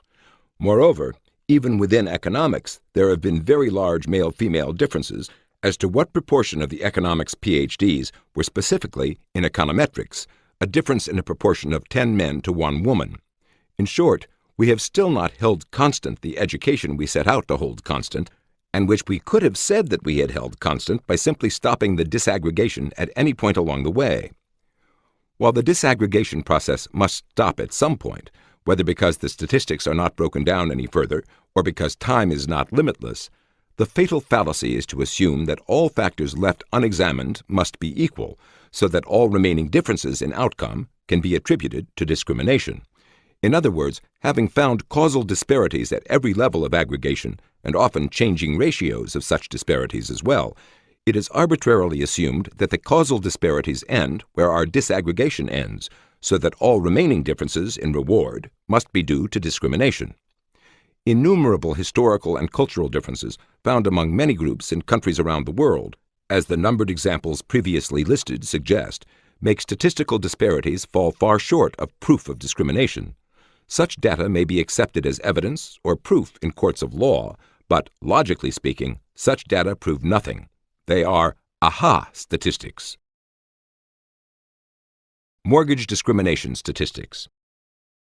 In the studies of black and other minority mortgage loan applicants who were turned down at higher rates than whites, some attempt was made to control for non-racial variables that might have affected these decisions by comparing minorities and whites in the same income brackets. However, anyone who has ever applied for a mortgage loan knows that numerous factors besides income are considered, one of the most obvious being the net worth of the applicants. Other data from the U.S. Census show that blacks average lower net worth than whites in the same income brackets. Indeed, even blacks in the highest income bracket do not have as much net worth as whites in the second highest bracket. Controlling for income gives only the illusion of comparability. That illusion has been further undermined by the fact that a widely cited Federal Reserve study on racial disparities in mortgage loan approval rates did not control for net worth or take into account the loan applicants' credit histories or their existing debts, nor was the adequacy of collateral included. When a more detailed follow-up study was done for the Boston area by the Federal Reserve Bank of Boston, it was discovered that in fact black and Hispanic applicants for mortgage loans had greater debt burdens, poorer credit histories, sought loans covering a higher percentage of the value of the properties in question, and were also more likely to seek to finance multiple dwelling units rather than single-family homes. Loan applications for multiple dwelling units were turned down more often among both white and minority applicants, but obviously affect the rejection rate more so among the latter, since they applied more often for loans for such units. Even among those applicants whose loans were approved, and the majority of both minority and white applicants had their loans approved, minority borrowers had incomes only about 3/4 as high as whites, and assets worth less than half the value of the assets of the white borrowers. Nevertheless, when all these variables were controlled statistically, there was still a statistically significant gap between the loan approval rate for minority loan applicants and white loan applicants, though substantially less than in the original study. Whereas 72% of the minority loan applications were approved, compared to 89% for whites, when other characteristics were held constant, 83% of the minority loan applications were approved. The remaining differential can be expressed either by saying that there was a residual difference of 6 percentage points in loan approval rates, or that minority applicants were turned down 60% more often than white applicants with the same characteristics, since a 17% rejection rate is 60% higher than an 11% rejection rate. The Boston Federal Reserve Bank report chose the latter way of expressing the same facts. Was the residual difference of 6 percentage points due to racial discrimination? After finding minority and white loan applicants different on all the relevant variables examined, can we assume that they must be the same on all remaining variables for which data are lacking? One test might be to examine the logic of the discrimination hypothesis and to test its conclusions against other empirical data. For example, if there were racial discrimination in lending, and yet most applicants in all racial or ethnic groups were successful in obtaining loans, the implication would be that minority loan applicants had to be more creditworthy than white applicants to be approved. And if that were so, then the subsequent default rates among minority borrowers would be lower than among white borrowers. In reality, however, census data suggest no racial difference in default rates among the approved borrowers. When the principal author of the Boston Federal Reserve Bank study, Alicia Manel, was contacted by a writer for Forbes magazine, and this clear implication was presented to her, she called it a sophisticated point. When pressed, she agreed with the point made by the Forbes writer that discrimination against blacks should show up in lower, not equal default rates.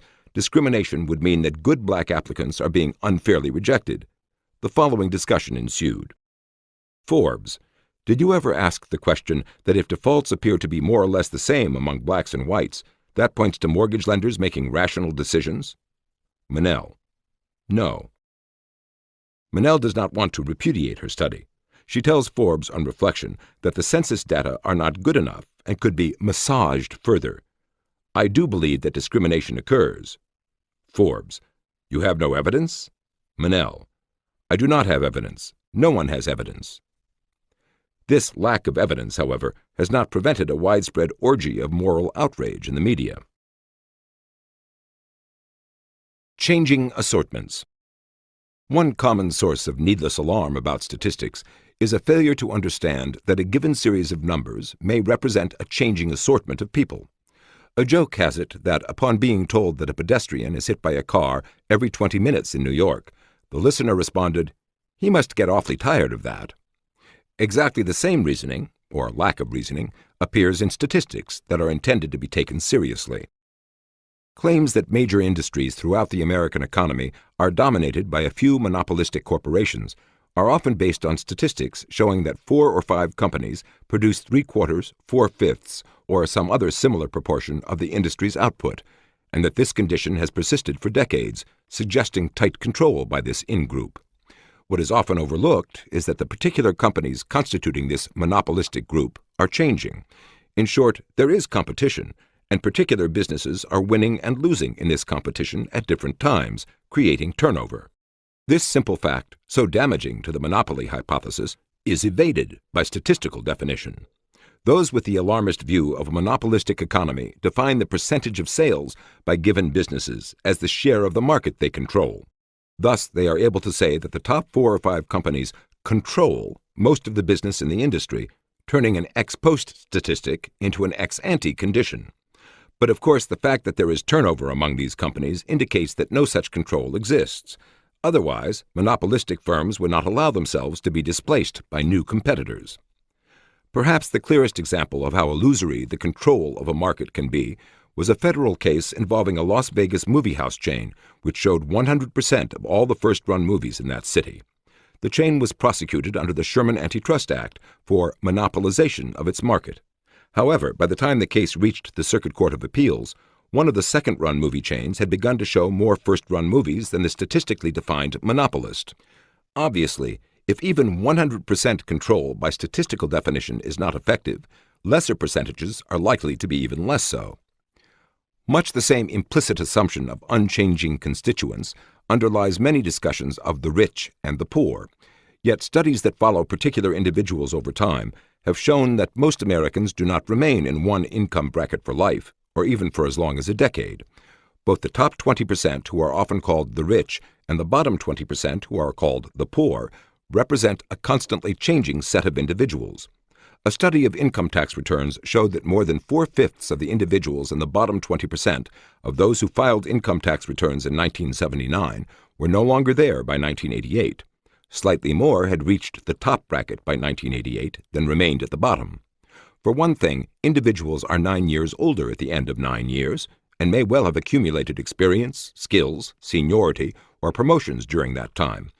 Other studies show similar patterns of mobility, though the data and the percentages differ somewhat. A University of Michigan study, for example, found that less than half of the families followed from 1971 to 1978 remained in the same quintile of the income distribution throughout those years. This turnover of individuals within each bracket may well explain some strange data on those people labeled the poor. Nearly half of the statistically defined poor have air conditioning, more than half own cars, and more than 20,000 poor households have their own heated swimming pool or jacuzzi.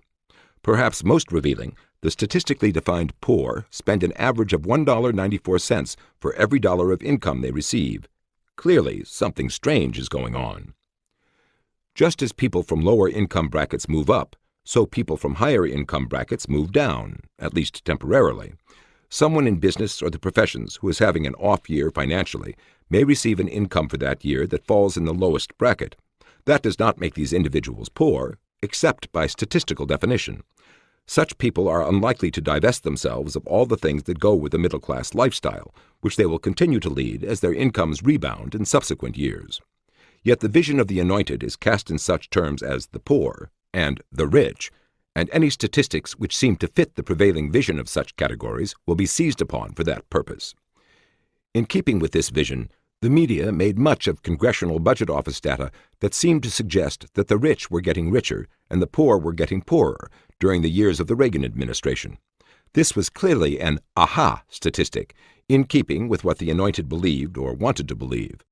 Even putting aside the very large question of whether the particular individuals in each of these categories were the same throughout the 8 Reagan years, the statistical definitions used systematically understated the economic level of those in the lower income brackets and overstated the economic level of those in the higher brackets. For example, well over $150 billion in government benefits to lower income people go uncounted in these statistics, more than $11,000 per poor household.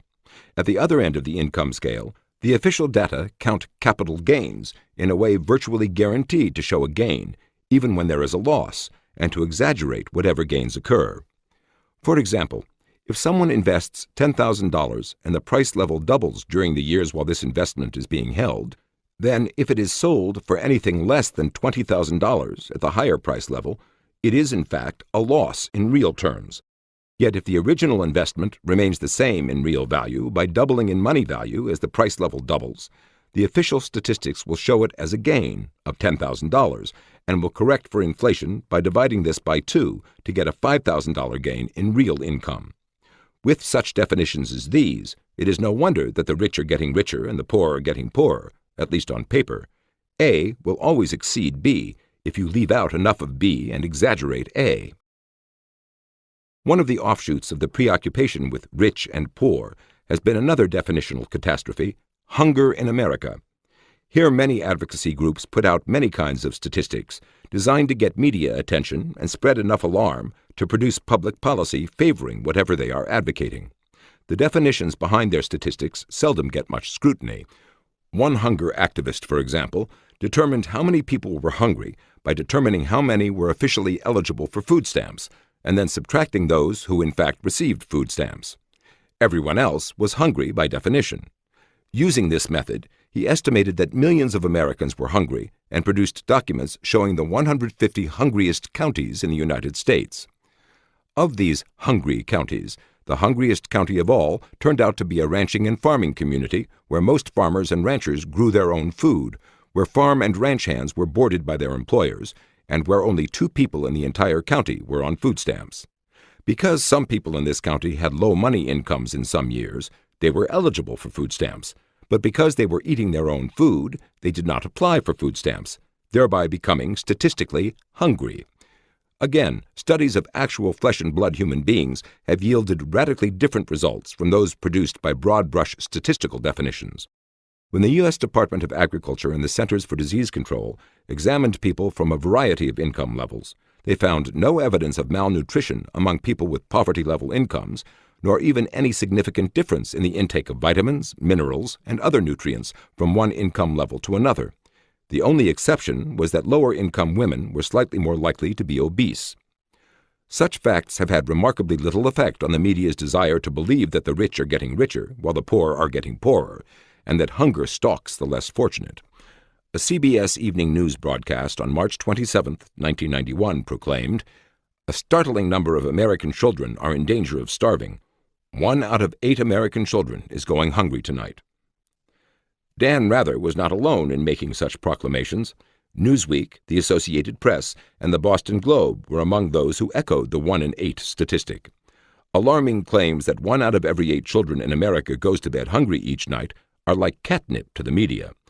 A professional statistician who looked at the definitions and methods used to generate such numbers might burst out laughing, but it is no laughing matter to the activists and politicians pushing their agenda, and it should be no laughing matter to a society being played for suckers. One of the common methods of getting alarming statistics is to list a whole string of adverse things, with the strong stuff up front to grab attention and the weak stuff at the end to supply the numbers. A hypothetical model of this kind of reasoning might run as follows. Did you know that 13 million American wives have suffered murder, torture, demoralization, or discomfort at the hands of left-handed husbands? It may be as rare among left-handers as among right-handers for a husband to murder or torture his wife, but if the marriages of southpaws are not pure, unbroken bliss, then their wives must have been at least momentarily discomforted by the usual marital misunderstandings. The number may be even larger than 13 million. Yet one could demonize a whole category of men with statistics showing definitional catastrophes. While this particular example is hypothetical, the pattern is all too real. Whether it is sexual harassment, child abuse, or innumerable other social ills, activists are able to generate alarming statistics by the simple process of listing attention-getting horrors at the beginning of a string of phenomena and listing last those marginal things which in fact supply the bulk of their statistics. A Lewis Harris poll, for example, showed that 37% of married women are emotionally abused and 4 million physically abused. Both of these include some very serious things, but they also include among emotional abuse a husband's stomping out of the room, and among physical abuse his grabbing his wife. Yet such statistics provide a backdrop against which people like New York Times columnist Anna Quindlen can speak of wives' risk of being beaten bloody by their husbands. Studies of truly serious violence find numbers less than 1/10 of those being thrown around in the media, in politics, and among radical feminists in academia. Sometimes definitions are reasonable enough in themselves, but the ever-changing aggregations of individuals who fall within the defined categories play havoc with the conclusions reached from statistics. For example, the ever-changing aggregations of individuals who constitute the rich and the poor, and all the income brackets in between, raise serious questions about the whole concept of class as it is applied in academia and in the media. Third-party observers can of course classify anybody in any way they choose, thereby creating a class, but if their analysis pretends to have any relevance to the functioning of the real world, then those classes must bear some resemblance to the actual flesh-and-blood people in the society. What sense would it make to classify a man as handicapped because he is in a wheelchair today, if he is expected to be walking again in a month, and competing in track meets before the year is out? Yet Americans are given class labels on the basis of their transient location in the income stream. If most Americans do not stay in the same broad income bracket for even a decade, their repeatedly changing class makes class itself a nebulous concept. Yet the intelligentsia are habituated, if not addicted, to seeing the world in class terms, just as they constantly speak of the deliberate actions of a personified society when trying to explain the results of systemic interactions among millions of individuals. Some people do indeed remain permanently at a particular income level and in a particular social milieu, just as some people remain in wheelchairs for life. But broad-brush statistics which count the transient and the permanent the same, as all too many social statistics do, given the much higher cost of following specific individuals over time, are potentially very misleading. Moreover, those on the lookout for aha statistics often seize upon these dubious numbers when such statistics seem to confirm the vision of the Anointed. The simple fact that everyone is getting older all the time means that many statistics necessarily reflect an ever-changing aggregation of people. Nowhere is this more true than in statistics on income distribution and the concentration of wealth. Younger adults usually earn less than middle-aged people. This fact can hardly be considered startling, much less sinister. Yet this simple reality is often ignored by those who automatically treat statistics on income and wealth differences as differences between classes of people rather than differences between age brackets. But it has long been a common pattern that the median incomes of younger individuals have been lower and that people reach their peak earning years in their mid-40s to mid-50s. As of 1991, for example, people in the 45 to 54-year-old bracket earned 47% more than those in the 25 to 34-year-old bracket. The only age bracket in which 1/5 or more of the people consistently earned more than double the national average income in 1964, 1969, 1974, 1979, 1984, and 1989 was the age bracket from 45 to 54 years old. As of 1989, 28% of the people in that age bracket earned more than double the national average income, compared to only 13% of people aged 25 to 44. Looked at another way, just over 60% of the people in the top 5% of income earners in 1992 were 45 years old or older. This is an age phenomenon which the Anointed insist on talking about as if it were a class phenomenon. In accumulated wealth, the disparity is even greater, again hardly surprising, given that older people have been accumulating longer.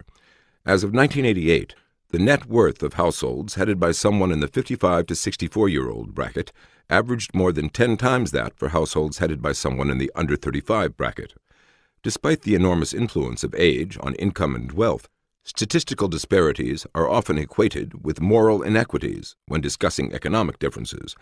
Yet the fact that a son in his 20s earns less than his father in his 40s is hardly an inequity to be corrected by the Anointed, especially since the son is likely to earn at least as much as his father when he reaches his 40s, given the general rise of incomes over time in the American economy. Only by ignoring the age factor can income and wealth statistics be automatically translated into differences between classes. Also ignored in most discussions of family or household income statistics, both favorites of those proclaiming vast inequities, is the simple fact that upper-income families contain more people than lower-income families. There are more than half again as many people per household in households earning $75,000 and up as in households earning under $15,000. That is, in fact, one of the reasons for their being in different brackets, since it is people who earn income, and more paychecks usually mean more income. There are more than twice as many income earners in households earning $75,000 and up as in households earning less than $15,000. Families in the top 20% supply 29% of all people who work 50 weeks per year or more, while families in the bottom 20% supply just 7% of such workers. A declining size of both families and households over time means that intertemporal trends in household income can be very misleading, as are intergroup comparisons, since household size differs from group to group, as well as over time. Although Americans' median household income was not appreciably higher in 1992 than in 1969, income per person rose from $3,007 in 1969 to $15,033 in 1992, approximately a five-fold increase in money income, while the price index rose less than fourfold, indicating about a 40% increase in real income per capita. The fact that more individuals could afford to have their own households in 1992 than in 1969 was a sign of increased prosperity, not stagnation. For blacks, whose family and household size have been declining especially sharply, comparisons of family or household incomes are particularly misleading, whether comparing their own progress over time or their income relative to that of whites. For example, the real income per black household rose only 7% from 1967 to 1988, but real income per black person rose 81% over the same span. On a household basis, blacks' average income was a lower percentage of whites' average income at the end of this period than at the beginning, but on a per-person basis, blacks were earning a significantly higher percentage of what whites were earning in 1988. Needless to say, the Anointed much prefer to quote family and household statistics on income, claiming economic stagnation, the disappearance of the middle class, and miscellaneous other rhetorical catastrophes. For all but the top 20%, an op-ed column in the New York Times said, income has stagnated. Moreover, this alleged fact was widely acknowledged by politicians, economists, and sociologists. That so many such people echoed the same refrain, without bothering to check readily available census data to the contrary, says more about them than about income. Moreover, not all such use of household or family income data can be attributed to statistical naivete. New York Times columnist Tom Wicker knew how to use per capita income statistics when he wished to depict success for the Johnson administration, and family income statistics when he wished to depict failure for the Reagan and Bush administrations. As for the top 20%, so often referred to as the rich, those using income distribution statistics seldom say how much hard cash is involved when they talk about the rich in either income or wealth terms.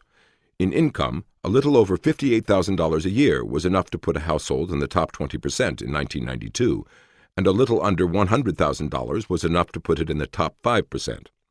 Since a household may contain one individual or a large family, even the latter figure may reflect multiple paychecks of only modestly prosperous people. It is a little much for media pundits with 6- and 7-figure incomes to be referring to top 20% households earning $58,000 a year as the rich. Wealth statistics show equally modest sums possessed by the top 20%. As of 1988, a net worth of $112,000 was enough to put an individual in the top 20% of wealth holders. That is not $112,000 in the bank, but a total of that amount from counting such things as the value of a car and the equity in a home, as well as money in the bank. The value of the individual's own residence was in fact the largest single item in net worth, constituting 43% nationally. Even if we count only the top 5% of individuals as rich, a statistically rich person with a $100,000 income, 2 children in college, and a mortgage to pay, and with federal and state governments together taking nearly half his income, might have real trouble staying financially above water. And if he lost his job, it could spell disaster. There are, of course, genuinely rich people, just as there are genuinely poor people, but they bear little resemblance to the statistical categories referred by their names. Those who use existing statistics to advocate government policies designed to produce greater equality in income and wealth seldom bother to consider how much statistical inequality would exist in even a 100% equal world. Even if every human being in the whole society had absolutely identical incomes at a given age, the statistical disparities, inequities, in income and wealth could still be huge.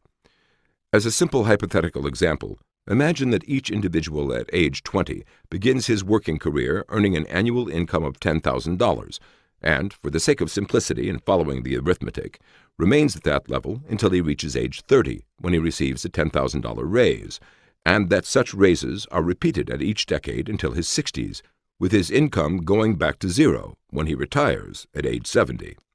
To maintain perfect equality at each age, let us assume that all these individuals have identical savings patterns.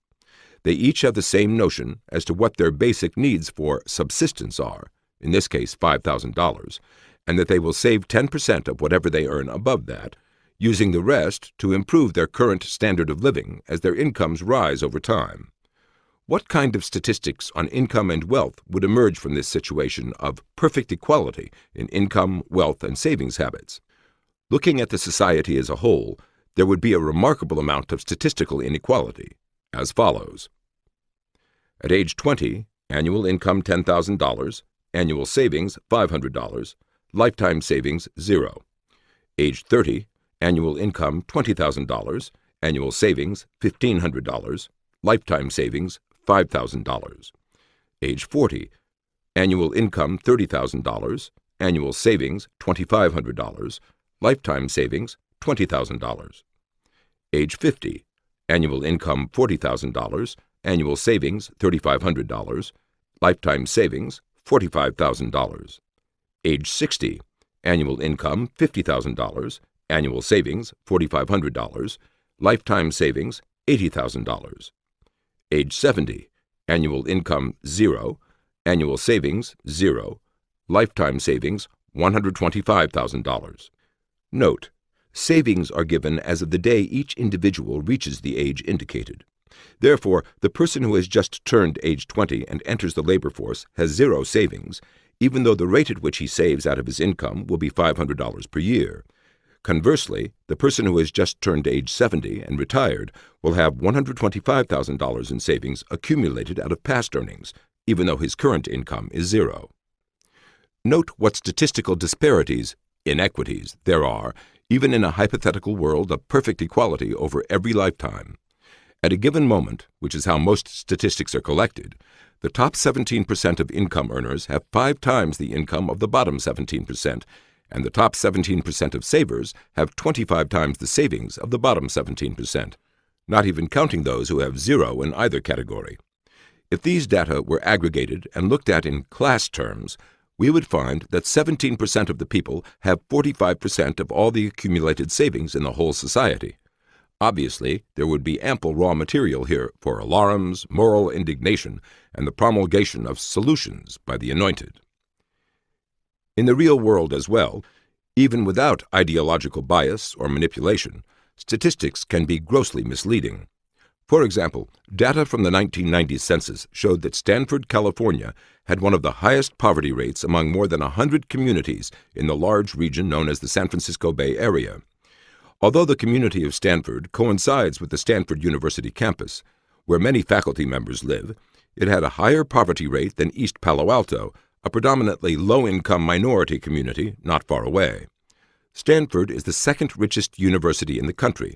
Its faculty are among the highest paid, and its top administrators have 6-figure salaries. How could Stanford have more poverty than a run-down ghetto community?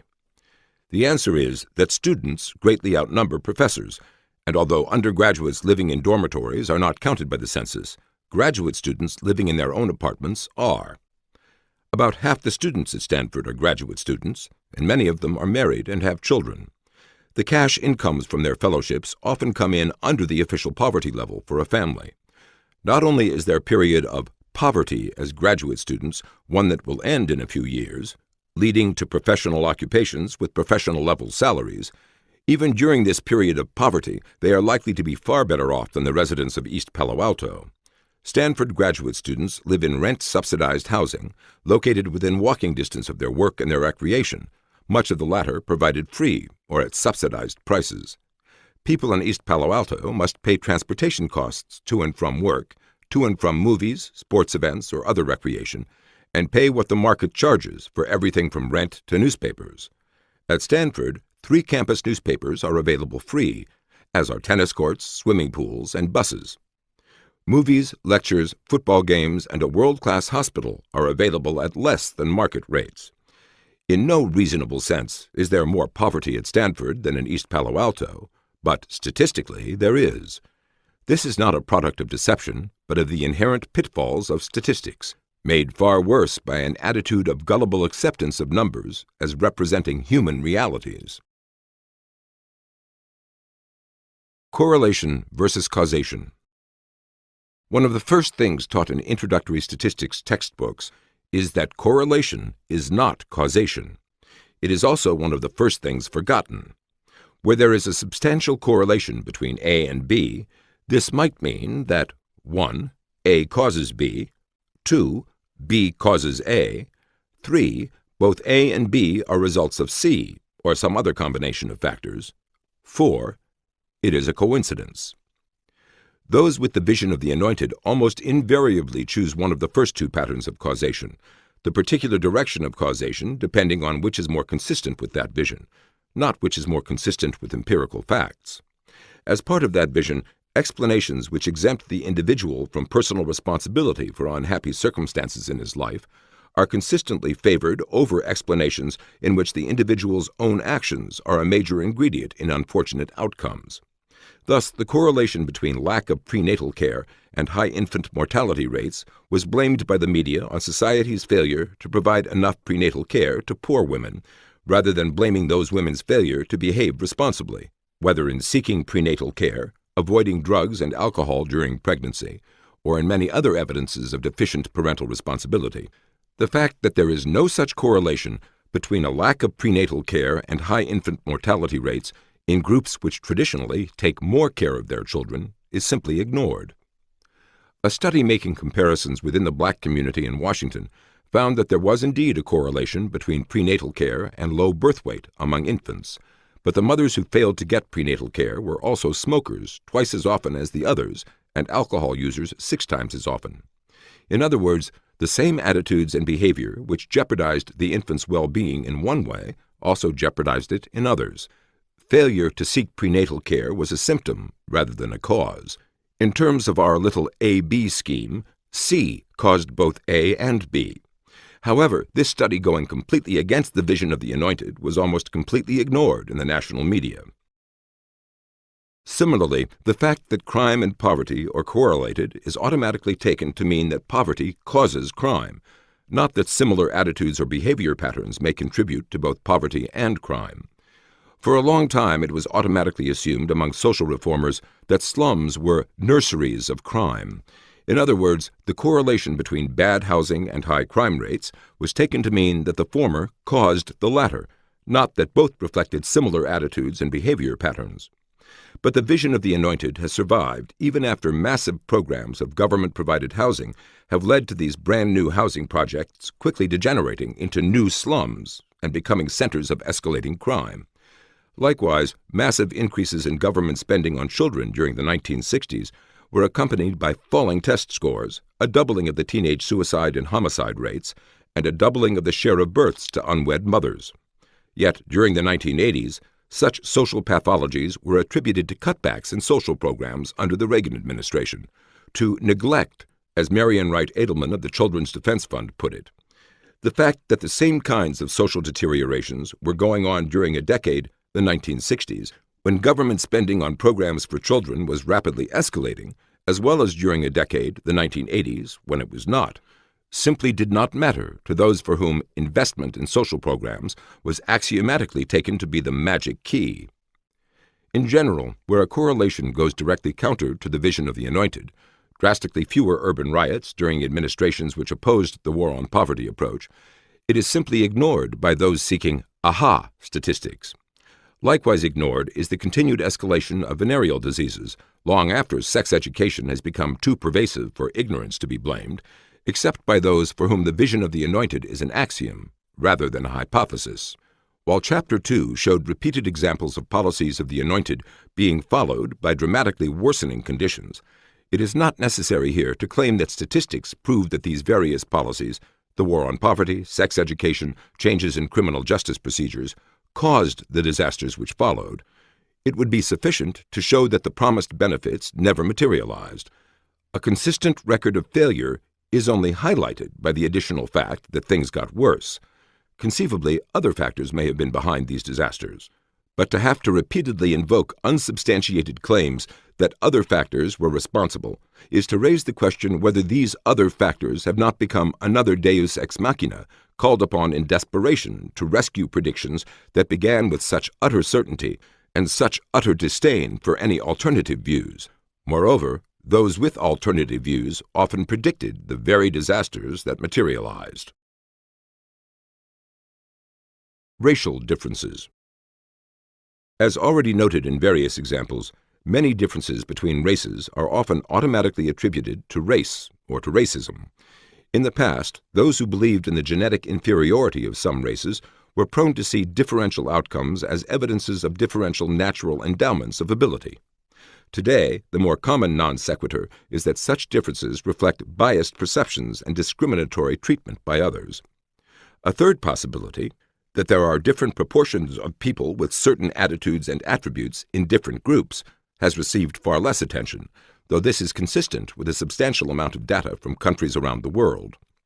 One of the most obvious of these kinds of differences is that there are different proportions of each group in different age brackets. Moreover, income differences between age brackets are comparable to income differences between the races. This, of course, does not mean that age differences explain everything, but it does suggest why the automatic assumption that racism explains racial disparities cannot be uncritically accepted either. Different racial and ethnic groups not only vary in which proportions fall into which age brackets, but vary as well in which proportions fall into various marital and other social conditions, and these in turn likewise have profound effects on everything from income to infant mortality to political opinions. As far back as 1969, black males who came from homes where there were newspapers, magazines, and library cards had the same incomes as whites from similar homes and with the same number of years of schooling. In the 1970s, black husband and wife families outside the South earned as much as white husband and wife families outside the South. By 1981, for the country as a whole, black husband and wife families, where both were college educated and both working, earned slightly more than white families of the same description. With differing proportions of the black and white populations living in husband and wife families, and differing proportions coming from homes where library cards and the like were common, the economic equality within such subsets did not make a substantial difference in the overall racial disparities in incomes. However, such facts do have a bearing on the larger question as to how much of that income disparity is due to employer discrimination or racism. To a racist, the fact that a particular black individual comes from a husband and wife family or has a library card makes no real difference, even if the racist bothers to find out such things. The equality of income achieved within these subcategories of blacks suggests that racism is less of a factor in the overall differences than has been supposed, and that cultural values or behavioral differences are more of a factor. Other studies reinforce the conclusion that varying proportions of people with particular values and behavior from one group to another make substantial differences in economic and social outcomes. Although the poverty rate among blacks in general is higher than that among whites in general, the poverty rate among families headed by black married couples has for years been consistently lower than the poverty rate among white, female-headed families, the latter living in poverty about twice as often as black intact families. With infant mortality as well, although blacks in general have about twice the infant mortality rate of whites in general, black married women with only a high school education have lower infant mortality rates than white unwed mothers with a college education. In short, race makes less difference than whether or not there are two parents. The real-life Murphy Browns are worse off economically than if they were black married women with less education, and their children are more likely to die in infancy. Even as regards attitudes on political issues, family differences are greater than racial differences, according to a 1992 poll. Black married couples with children were even more opposed to homosexual marriage and to the legalization of marijuana than white married couples were. Many of the racial differences based on gross statistics are shown by a finer breakdown to be differences between people with different values and lifestyles, who are differing proportions of different racial populations. Where the values and lifestyles are comparable, the economic and social outcomes have tended to be comparable. But to admit this would be to destroy a whole framework of assumptions behind massive social programs, and destroy with it a whole social vision that is prevalent among political and intellectual elites. Such finer breakdowns receive very little attention in the media, in politics, or in academia, where gross statistics continue to be cited in support of the vision of the Anointed. The disappearance of traditional families. Among the many unexamined facts endlessly repeated throughout the media are that 1. Half of all marriages end in divorce, and 2. The traditional family with both parents raising their children is now the exception rather than the rule. Both facts are wrong and reflect an ignorance of statistics, compounded by a gullible acceptance of those beliefs which are consonant with the vision of the Anointed. Marriage patterns. Washington Post writer Haynes Johnson, Texas Governor Ann Richards, and feminist writer Barbara Ehrenreich are just some of the many to repeat the claim that half of all marriages end in divorce. In a given year, the number of divorces may well be half as large as the number of marriages that year, but this is comparing apples and oranges. The marriages being counted are only those marriages taking place within the given year, while the divorces that year are from marriages that took place over a period of decades. To say that half of all marriages end in divorce, based on such statistics, would be like saying that half the population died last year, if deaths were half as large as births. Just as most people were neither born nor died last year, so most marriages did not begin or end last year. Yet, on the basis of such gross misconceptions of statistics, the Anointed not only assume airs of superiority, but claim the right to shape public policy. According to census data for 1992, 11% of all adults who had ever been married were currently in the status of divorced persons. If 50% overstates the divorce rate, 11% does not include people who had been divorced but were now remarried, or those who were never married. However, these census statistics are relevant to the claim that traditional marriages are disappearing, for remarriages are still marriages. Married couples outnumbered unmarried couples by about 54 million to 3 million. Most of the people who had never married were under the age of 25. Marriage statistics, which count everyone over the age of 15, of course include many people whom no one would expect to be married. But by the time people reach middle age, the great majority have been married. In the 45 to 50-year-old bracket, for example, people who were married and currently living with their spouse outnumbered the never married by more than 15 to 1. That is not even counting those people who had been married but were now separated, widowed, or divorced. Traditional marriages have become an anachronism only in the vision of the Anointed. People are getting married later, about 5 years later as compared to 1890, but they are still getting married. Within these general patterns, there are substantial differences between racial groups which should not be ignored. However, what should also not be ignored is how relatively recent these racial differences are. In every decennial census from 1920 through 1960 inclusive, at least 60% of all black males from age 15 on up were currently married. Moreover, the difference between black and white males in this respect was never as great as 5 percentage points during this entire era. Yet by 1980, less than half of all black males in these age brackets were currently married, and the gap between black and white males was 17 percentage points. By 1992, that gap had widened to 21 percentage points.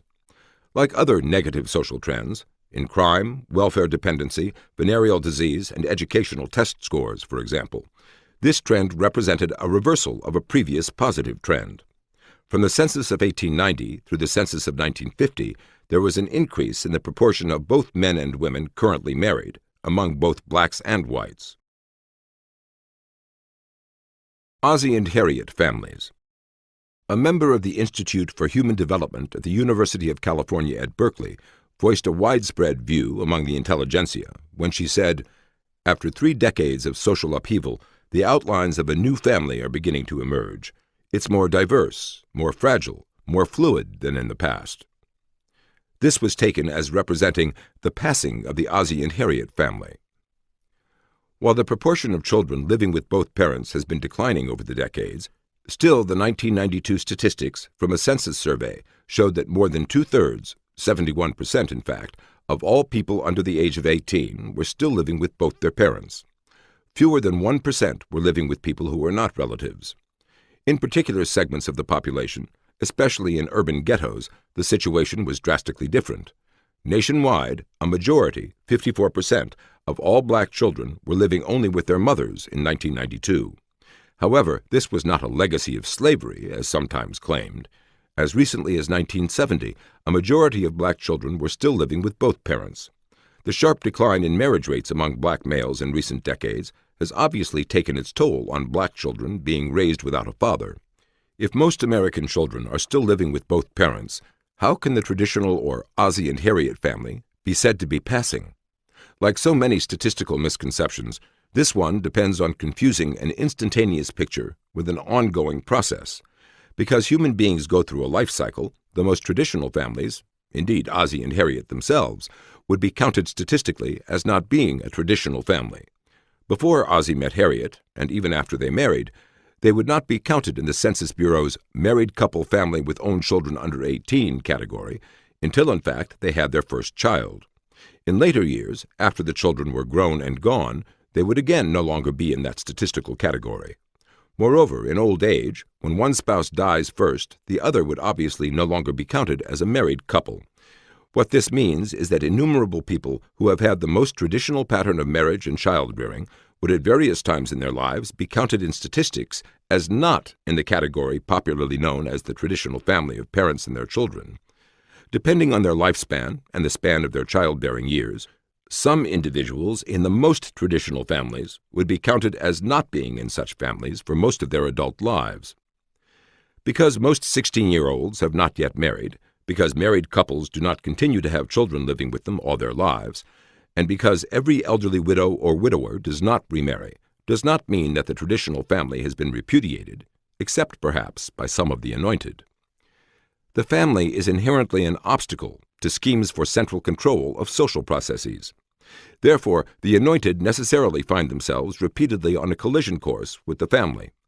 It is not a matter of any subjective animus on their part against families. The anointed may, in fact, be willing to shower government largesse upon families, as they do on other social entities. But the preservation of the family as an autonomous decision-making unit is incompatible with the third-party decision-making that is at the heart of the vision of the anointed. This is not a peculiarity of our times or of American society. Friedrich Engels' first draft of the Communist Manifesto included a deliberate undermining of family bonds as part of the Marxian political agenda, though Marx himself was politically astute enough to leave that out of the final version. Nor has this war against the autonomy of the family been confined to extremists. The modern Swedish welfare state has made it illegal for parents to spank their own children, and in the United States, a variety of so-called children's advocates have urged a variety of government interventions in the raising of children, going beyond cases of neglect or abuse, which are already illegal. In New Zealand, a whole campaign of scare advertisements during the 1980s promoted the claim that 1 out of 8 fathers sexually abused their own daughters, when in fact research showed that not even 1 out of 100 did so. As in so many other areas, the ascendancy of the vision of the family which now prevails among the anointed began in the 1960s. A 1966 article in the Journal of Social Issues epitomized the rationalistic view that the family was just one of a number of alternative lifestyles and an arbitrary social preference which defined illegitimacy as a social problem. The societal preference for procreation only within marriage, or some form of socially recognized and regulated relationship between the sexes, is reinforced by laws and customs which legitimize coition as well as births and denote some responsibility for the rearing of children. It is within this context that value judgments may be regarded as the initial and formal causes of social problems. Without the value judgments which initially affected and now continue to support the legitimation of coition and births, illicit parenthood would not be regarded as a problem. In fact, by definition, it would not exist. Thus, the disproportionate publicity and public concern about teenage unwed mothers is simply a matter of how people choose to look at things. As in the case of early discussions of rising crime rates, it was suggested that more inclusive and improved counting of non-white illicit births may have caused a statistical change without a real change. In short, everything depended on how we chose to look at things, rather than on an intractable reality. Teenage pregnancy was only a socially defined problem in this view, while the more generic problem of unwanted pregnancy was what needed to be addressed. Here, needs for counseling were taken as axiomatic, and it is quite pointless to continue debating whether youth should receive sex education. For this too was axiomatic and inevitable, with only the particular channels of this education being open to rational discussion. In a similar vein, a later publication of the Centers for Disease Control declared that the marital status of the mother confers neither risk nor protection to the infant. Rather, the principal benefits of marriage to infant survival are economic and social support. This rationalistic picture overlooked what is so often overlooked, that different kinds of people have different values and behavior patterns, and that these values and behaviors have enormous impacts on outcomes.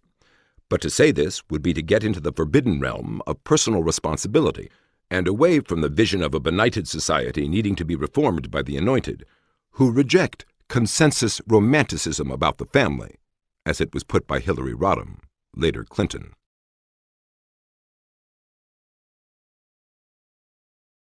Chapter 4.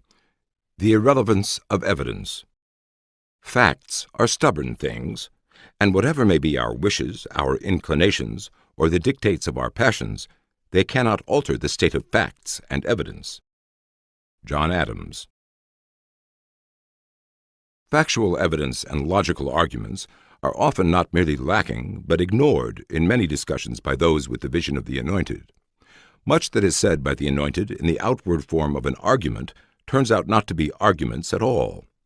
Often the logical structure of an argument is replaced by preemptive rhetoric, or, where an argument is made, its validity remains unchecked against any evidence, even when such evidence is abundant. Evidence is often particularly abundant when it comes to statements about history, yet the Anointed have repeatedly been as demonstrably wrong about the past as about the present or the future, and as supremely confident. Teflon prophets. One of the more remarkable feats of those with the vision of the Anointed has been the maintenance of their reputations in the face of repeated predictions that proved to be wrong by miles. Examples are all too abundant. A few of the more obviously false but Teflon prophets include such individuals as John Kenneth Galbraith and Paul Ehrlich, and such institutional prophets as the Club of Rome and World Watch Institute. In each case, the utter certainty of their predictions has been matched by the utter failure of the real world to cooperate, and by the utter invulnerability of their reputations. John Kenneth Galbraith. The best known of Professor Galbraith's many books has been The Affluent Society, which popularized a previously arcane adjective. One of the central themes of this book was that the rising prosperity of relatively recent times had banished from the political agenda and from public concern questions about the distribution of income. According to Professor Galbraith, few things are more evident in modern social history than the decline of interest in inequality as an economic issue. This decline in concern for inequality was not due to any successful egalitarian redistributive measures, according to Galbraith, but was instead a factor in the absence of such measures. Inequality had simply faded as an issue. Galbraith did not agree with this trend, and in fact cited some of the usual misleading statistics on family income to show a social problem.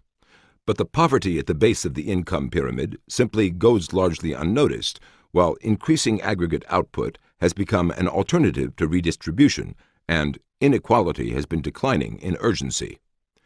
Since 1958, when this was written, there have followed decades of some of the most intense preoccupation with inequality and income distribution in the history of the Republic. From the political rostrum to the pulpit, from the mass media to academic journals, and from the halls of Congress to the chambers of the Supreme Court, equality has been the cry of the times. Another theme appearing in The Affluent Society, and amplified in Galbraith's later book, The New Industrial State, was that big corporations had become immune to the marketplace. The riskiness of modern corporate life is in fact the harmless conceit of the modern corporate executive, according to Galbraith, for no large United States corporation, which is also large in its industry, has failed or been seriously in danger of insolvency in many years. General Motors is large enough to control its markets, according to Galbraith, but not according to Toyota, Honda, and other Japanese automakers, who proceeded to take away substantial parts of that market in the years that followed this pronouncement.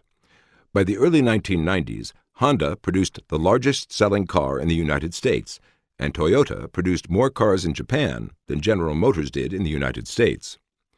Since Galbraith's sweeping pronouncements about corporate invulnerability were written, the country's leading magazine, Life, stopped publishing and was resurrected later as a shadow of its former self. The W.T. Grant chain of retail stores, once a pioneer in the industry, went out of existence, as did the Graflex Corporation, which had dominated the market for press cameras for decades. Pan American was perhaps the best known of the many airlines that folded. Venerable newspapers were obliterated in cities across the country. The Chrysler Corporation was saved from extinction only by a government bailout, despite Galbraith's later assurance, in the new industrial state, of the impregnable position of the successful corporate management. Corporate takeovers and corporate shakeups spread throughout the American economy, with heads rolling in corporate suites across the land. Conversely, despite Galbraith's sneers at the idea of a lone entrepreneur starting up a pioneering new company, Steve Jobs created Apple Computers, and Bill Gates created the Microsoft Corporation, both companies rising into the Fortune 500 inside of a decade, with both men becoming multi-billionaires. Nor were these isolated flukes. Nearly half the firms in the Fortune 500 in 1980 were no longer there just 10 years later. None of this has made a dent in Galbraith's reputation, his self-confidence, or his book sales. For no one has been more in tune with the vision of the Anointed or more dismissive of the conventional wisdom, another term he popularized as a designation for traditional beliefs and values. If there is any single moral to the Galbraith story, it might be that if one is politically correct, being factually incorrect doesn't matter. But he is just one of many examples of the same principle. Paul Ehrlich.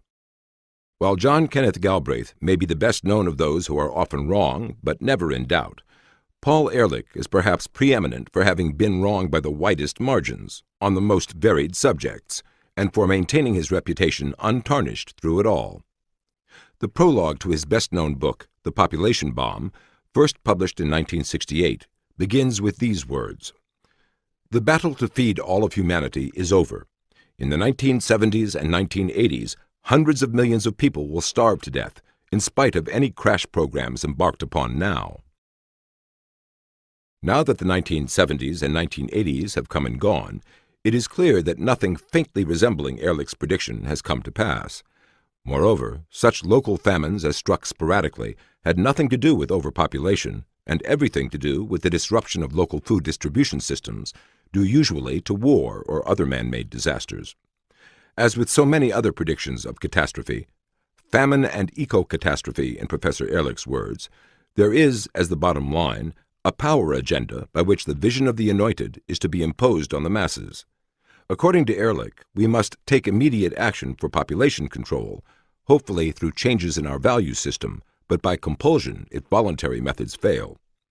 The supreme irony is that this campaign of hysteria over population came at a time when the world's population growth rate was declining, both in the industrial and the non-industrial world, when producers of toys, diapers, and baby food were diversifying into other fields, and when hospital maternity wards were being closed or were being used for non-maternity patients in order to fill the empty beds. The Population Bomb is a textbook example of a scare book in another way, the unbridled extrapolation. As Ehrlich says, the population will have to stop growing sooner or later, or a variety of catastrophic scenarios will unfold. By the same token, if the temperature has risen by 10 degrees since dawn today, an extrapolation will show that we will all be burned to a crisp before the end of the month, if this trend continues. Extrapolations are the last refuge of a groundless argument. In the real world, everything depends on where we are now, at what rate we are moving, in what direction, and, most important of all, what is the specific nature of the process generating the numbers being extrapolated. Obviously, if the rise in temperature is being caused by the spinning of the Earth, taking us into the sunlight, then the continuation of that spinning will take us out of the sunlight again and cause temperatures to fall when night comes. But both the logical and the empirical test are consistently avoided by the population explosion theorists. Contrary to their theory of a declining standard of living with population growth, the standard of living was rising when Malthus first wrote 200 years ago.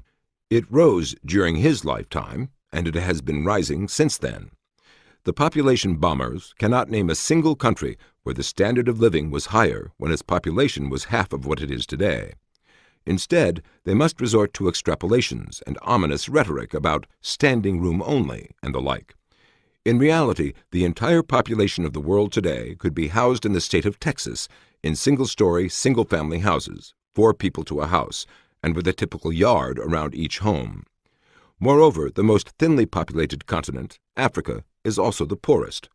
Japan has more than twice the population density of many African nations, and more than 10 times the population density of sub-Saharan Africa as a whole.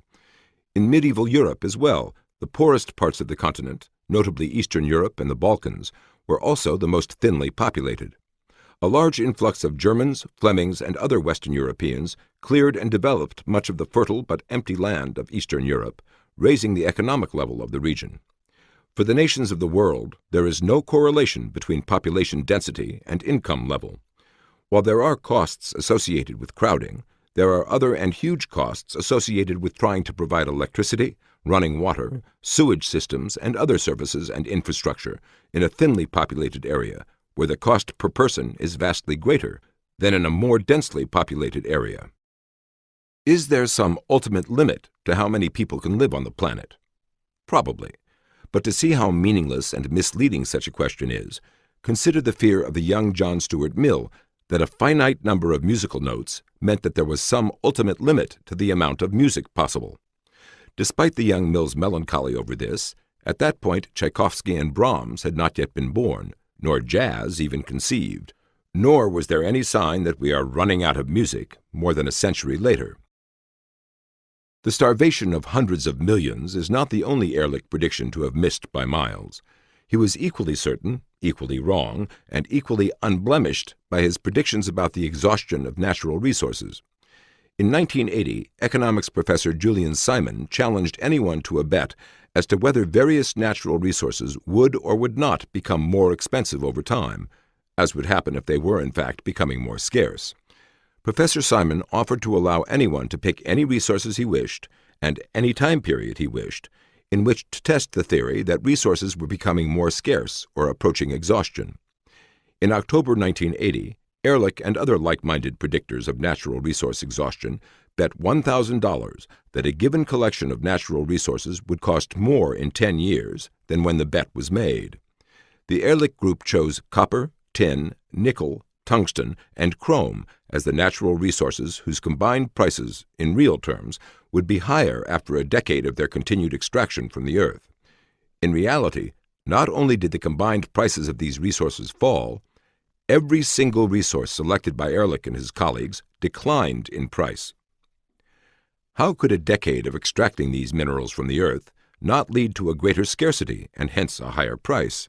Because supply and demand are based on known reserves, and these can just as easily increase as decrease. For example, the known reserves of petroleum in the world were more than twice as large in 1993 as they were in 1969, despite massive usage of oil around the world during the intervening decades.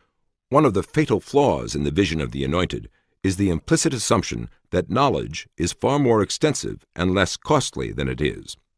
In some abstract sense, there is indeed a fixed amount of any natural resource in the earth, and usage obviously reduces it. But no one knows what that fixed amount is, and since the process of discovery is costly, it will never pay anyone to discover that total amount. Depending on various economic factors, such as the interest rate on money borrowed to finance exploration, there is a variable limit to how much it pays to discover, as of any given time, no matter how many more untold centuries' worth of supply may exist. By dividing the currently known reserves by the annual rate of usage, it is always possible to come up with a quotient, and to use that quotient to claim that in 10 years, 15 years, or some other time period, we will run out of coal, petroleum, or some other natural resource. A textbook example of this kind of hysteria by arithmetic was provided by Vance Packard in his 1960 bestseller, The Waste Makers. In oil, the United States is clearly approaching depletion. At today's rate of consumption, not tomorrow's, the United States has proved reserves of oil sufficient to meet the nation's needs for 13 years. When this was published, the proved reserves of petroleum in the United States were not quite 32 billion barrels. At the end of the allotted 13 years, the proved reserves were more than 36 billion barrels. Nevertheless, the simple formula of hysteria by quotient has been creating alarms and best-selling books for more than a century. Meanwhile, known reserves of many vital natural resources have been increasing, driving down their prices. Miscellaneous Mistaken Messiahs. Ralph Nader. There is perhaps no more sacrosanct figure among the contemporary Anointed than Ralph Nader, usually identified as the premier consumer advocate. Yet one of Nader's first published writings, in The Nation magazine in 1959, revealed the mindset behind consumer advocacy when he said, "The consumer must be protected at times from his own indiscretion and vanity." Once again, the role of the Anointed was to preempt other people's decisions for their own good. The book that put Ralph Nader on the map, Unsafe at Any Speed, denouncing the safety records of automobiles in general and the Corvair in particular, also exhibited another characteristic of the Anointed, the ignoring of trade-offs. Nader's thesis was that automobile safety was deliberately being neglected by the car manufacturers in favor of other considerations, such as styling and cost.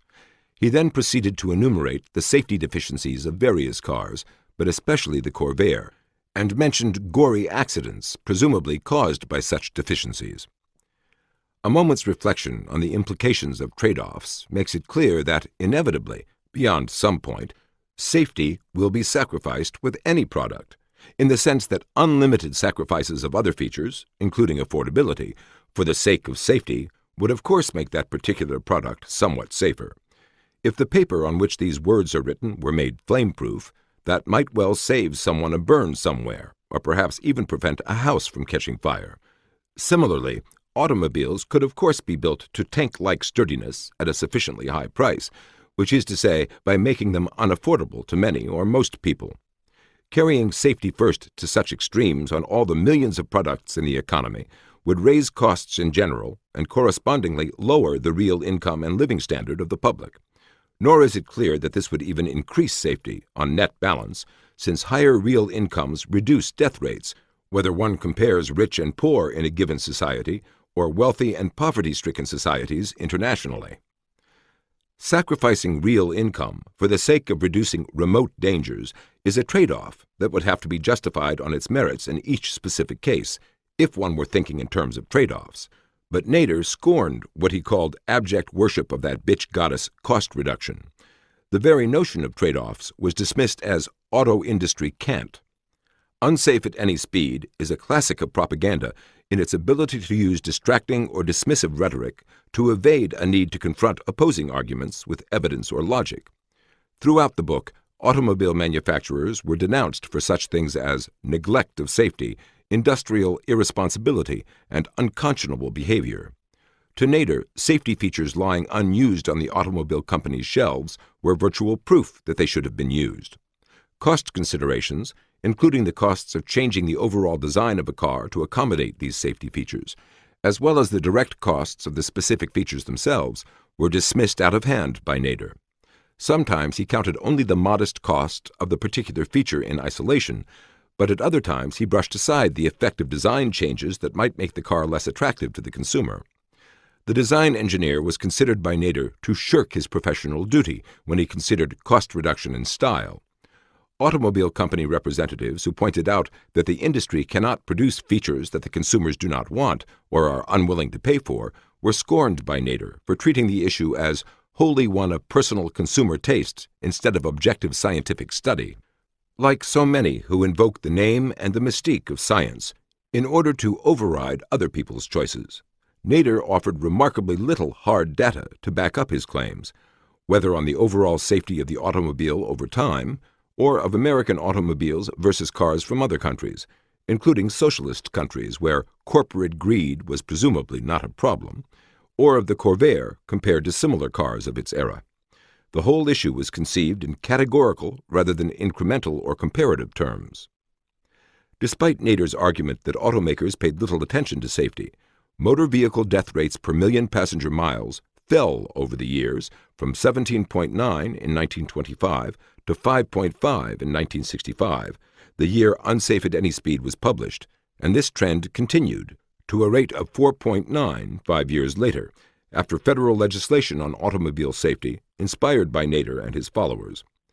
Naderites and the federal safety regulations they inspired have been widely credited with subsequent reductions in auto fatality rates, usually by those who are either unaware of or who choose to ignore the long-standing downward trend, which had already produced a reduction of 2/3 in fatalities per million passenger miles before Nader ever appeared on the scene. Moreover, the earlier reductions in automobile fatalities occurred while the average highway speed of cars was increasing. In short, the era of corporate greed and the presumably ignorant and helpless consumer saw dramatic improvements in safety before the Anointed came to the rescue. As for the Corvair, it did indeed have safety problems growing out of its rear-engine design. It also had safety advantages growing out of that same design, notably better traction on slippery surfaces. The salient question is whether, on net balance, it was any less safe than similar cars of its era.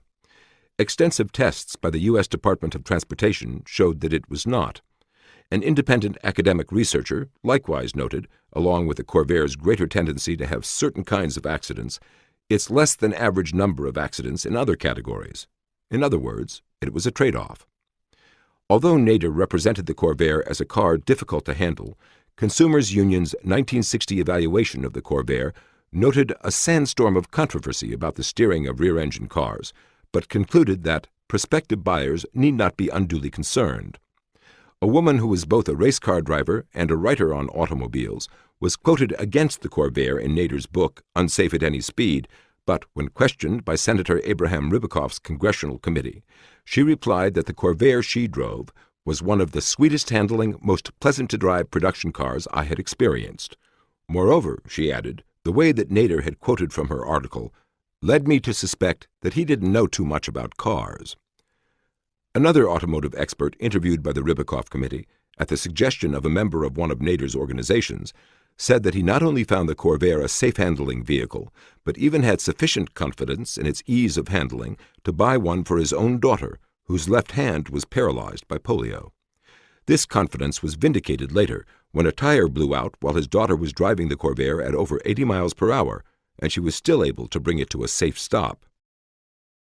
Whatever the outcome of the battle of facts, Nader won the battle of the media and the battle of politics. The alarm spread about the Corvair caused sales to drop to the point where General Motors discontinued the car. This alarm also promoted more federal intervention in the design and manufacturing of automobiles.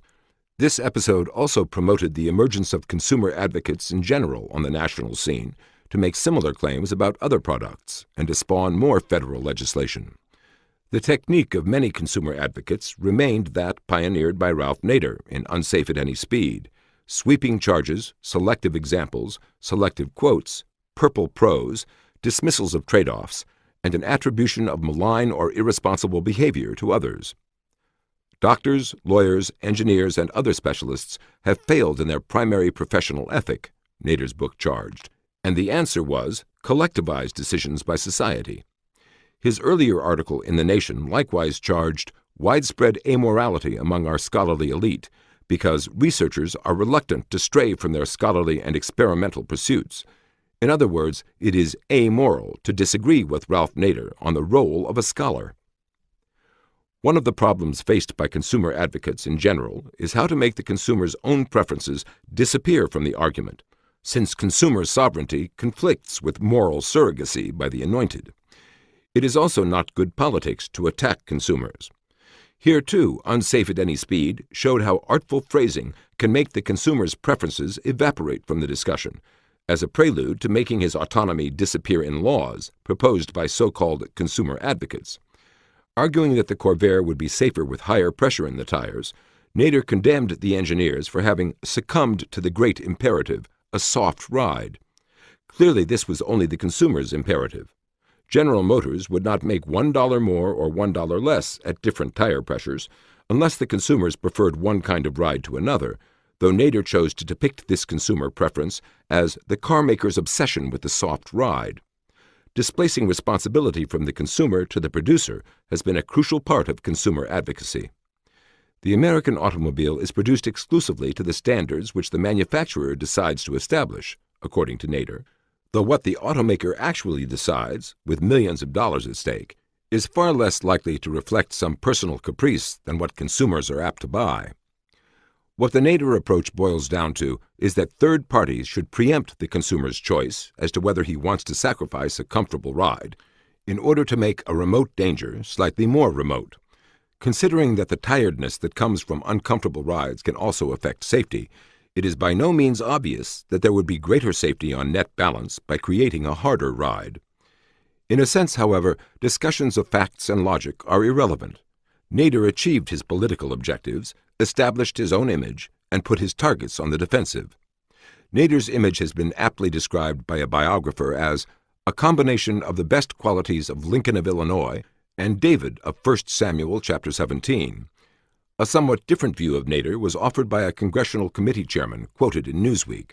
Ralph's a bully and know-it-all, consumed by certainty and frequently in error. It is one of the signs of Nader's continuing sacred status that this statement was made anonymously. Gasoline price control and decontrol. The confidence of the Anointed in their own articulated reason has as its counterpoint their complete distrust in systemic social processes, operating without their guidance and intervention. Thus the operation of a free market is suspect in their eyes, no matter how often it works, and government control of economic activity appears rational, no matter how many times it fails. As bitterly resented as the gasoline lines of the 1970s were under government price controls, there were widespread predictions of skyrocketing gasoline prices if these controls were abolished. For example, Congressman John Dingell considered it obvious that gasoline could reach at least $2 a gallon after decontrol. So did Senator Howard Metzenbaum. Lester Brown of World Watch Institute declared that gas will cost $2 per gallon within a few years and $3 per gallon during the vehicle's lifetime. Senator Dale Bumpers likewise predicted gasoline will soon go to $3 a gallon. Airs of condescension pervaded criticisms of those who believed otherwise and who relied on a free market. For example, the New York Times commented on Ronald Reagan's views. Ronald Reagan brushed aside energy issues during the campaign, insisting that shortages could be overcome by unleashing private enterprise. But not even his most fervent supporters in the energy business share that optimism. Virtually all private forecasts predict declining domestic oil production and liquid fuel shortages during the next decade. In a similar vein, President Jimmy Carter said, "There is a dwindling supply of energy sources. The prices are going to rise in the future no matter who is president, no matter what party occupies the administration in Washington, no matter what we do." President Carter blamed the benighted masses for not facing up to the situation as seen by the Anointed. "The American people," he said, "have absolutely refused to accept a simple fact. We have an energy crisis. We are going to have less oil to burn, and we are going to have to pay more for it." New York Times columnist Tom Wicker pronounced Carter's statements to be unquestioned truths. Disregarding the Anointed, in this as in other things, the newly elected President, Ronald Reagan, issued an executive order during the first month of his administration, ending oil price controls. Within 4 months, the average price of a gallon of unleaded gasoline fell from $1.41 to 86 cents. Refineries' average cost of buying crude oil fell from more than $30 a barrel in 1981 to less than half of that by March 1986. Contrary to predictions of oil or gasoline shortages by President Carter's Energy Secretary James Schlesinger, by Senator Bumpers, and others, the world's known crude oil reserves were 41% higher at the end of the decade of the 1980s than at the beginning. In the post-Reagan years, the low price of gasoline made it a special target for taxation, which artificially forced up its price at the pump, though still not to the levels predicted when decontrol came in a decade earlier. The real cost of the gasoline itself, net of taxes and adjusted for inflation, reached an all-time low in 1993. How much the hysteria over oil price decontrol represented genuine misunderstandings of economics, and how much a cynical scare tactic to get more government control, may never be known. However, many of those pushing continued government control of oil prices were longtime promoters of other extensions of government power. Among these was Senator Edward Kennedy, who said, We must adopt a system of gasoline rationing without delay in a way that demands a fair sacrifice from all Americans. Needless to say, the Anointed would define what was fair for others while enhancing their own power, as distinguished from letting the marketplace reduce the sacrifice for everyone with lower prices.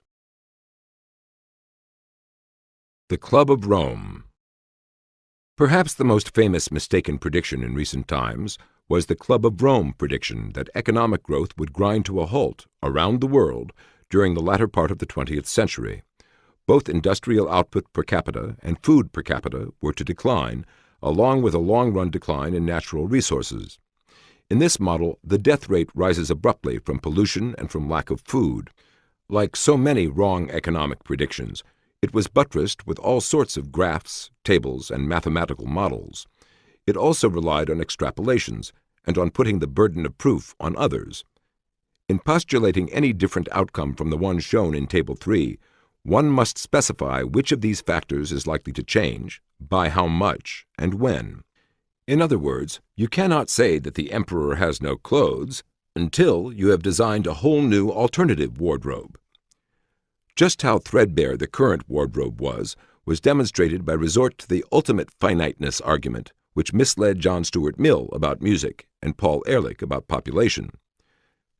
There may be much disagreement with the statement that population and capital growth must stop soon, but virtually no one will argue that material growth on this planet can go on forever.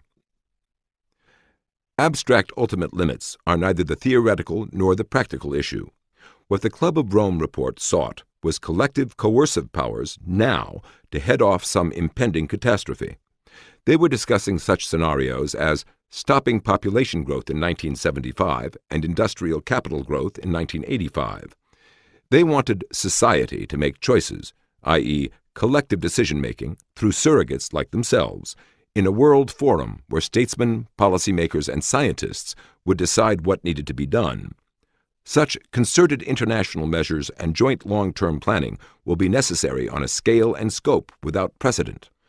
This call for super-socialism on a global scale used the shop-worn arguments that the alternative to a rational and enduring state of equilibrium by planned measures was leaving things to chance or catastrophe. The report warned, a decision to do nothing is a decision to increase the risk of collapse. This neat dichotomy between collective decision-making and doing nothing circumvents the very possibility of systemic adjustments through the ordinary functioning of prices and other social forces, such as were in fact reducing the birth rate around the world, even as this alarum was being sounded. Like most prophecies of doom, the Club of Rome report had an agenda and a vision, the vision of an anointed elite urgently needed to control the otherwise fatal defects of lesser human beings. Long after the Club of Rome report has become just a footnote to the long history of overheated rhetoric and academic hubris, the pattern of its arguments, including its promiscuous display of the symbols of science, aptly characterized by Gunnar Myrdal as quasi-learnedness, will remain as a classic pattern of orchestrated hysteria in service to the vision of the Anointed. Moreover, this was not the isolated act of a given set of people. What made the Club of Rome report politically important was its consonance with widespread views and visions among the Anointed. Economist Robert Lechekman, for example, declared, "The era of growth is over, and the era of limits is upon us." All this on the eve of the longest peacetime expansion in history. Fictitious history. Anyone can be wrong about the future. Often the variables are so numerous and the interactions so complex that the only real mistake was to have predicted in the first place. Being wrong about the past is something else. Here the Anointed's pattern of being often wrong but never in doubt cannot be explained by the difficulties of interpreting numerous causal factors, because the end results are already known and recorded.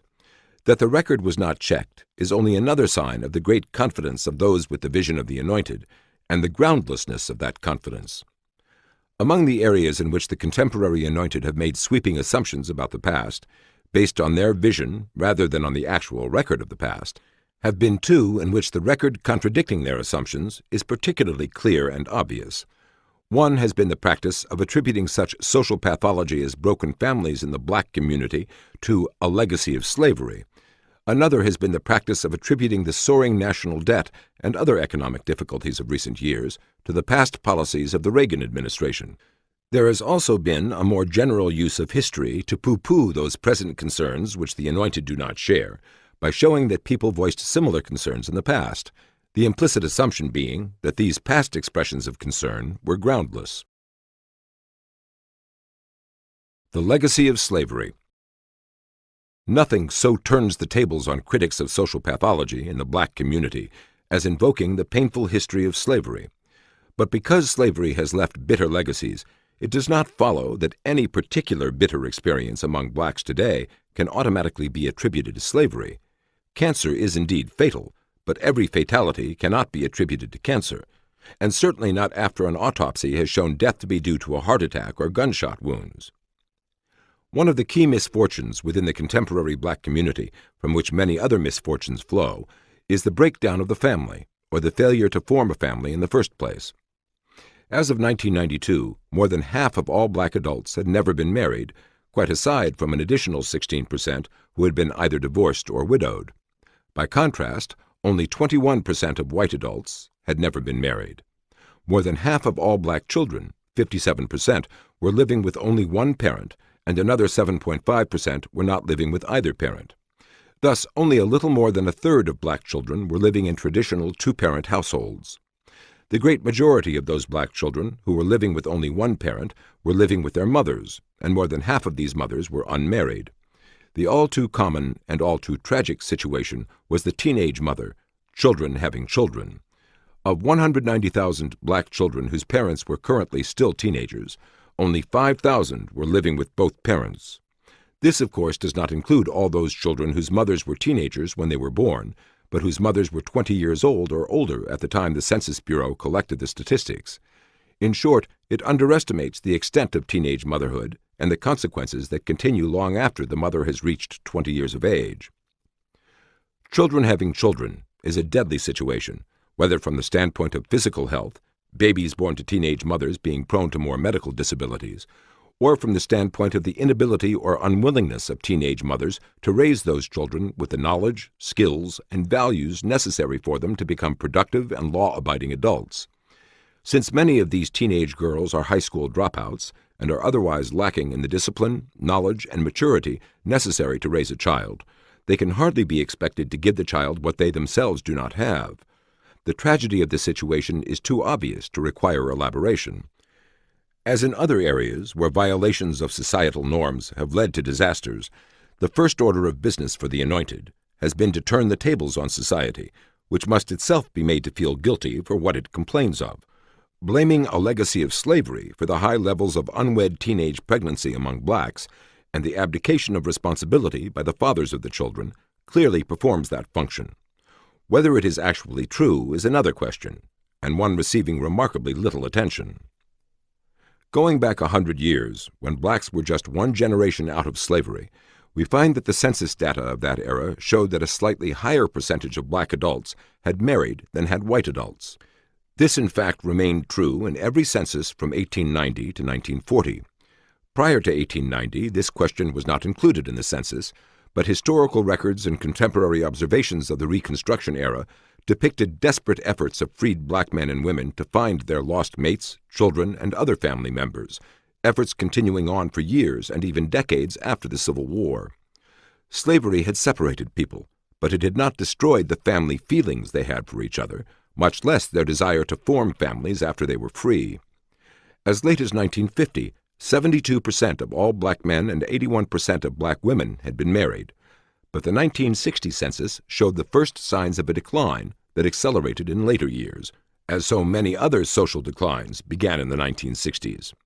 This new trend, beginning a century after emancipation, can hardly be explained as a legacy of slavery, and might more reasonably be explained as a legacy of the social policies promoted by the Anointed, especially since similar social policies led to similarly high rates of unwed motherhood in Sweden, where neither race nor slavery could be held responsible. Looking more closely at the history of broken homes and female-headed households in the United States, we find that both have long been more prevalent among blacks than among whites, although the differences were not always as dramatic as they are today.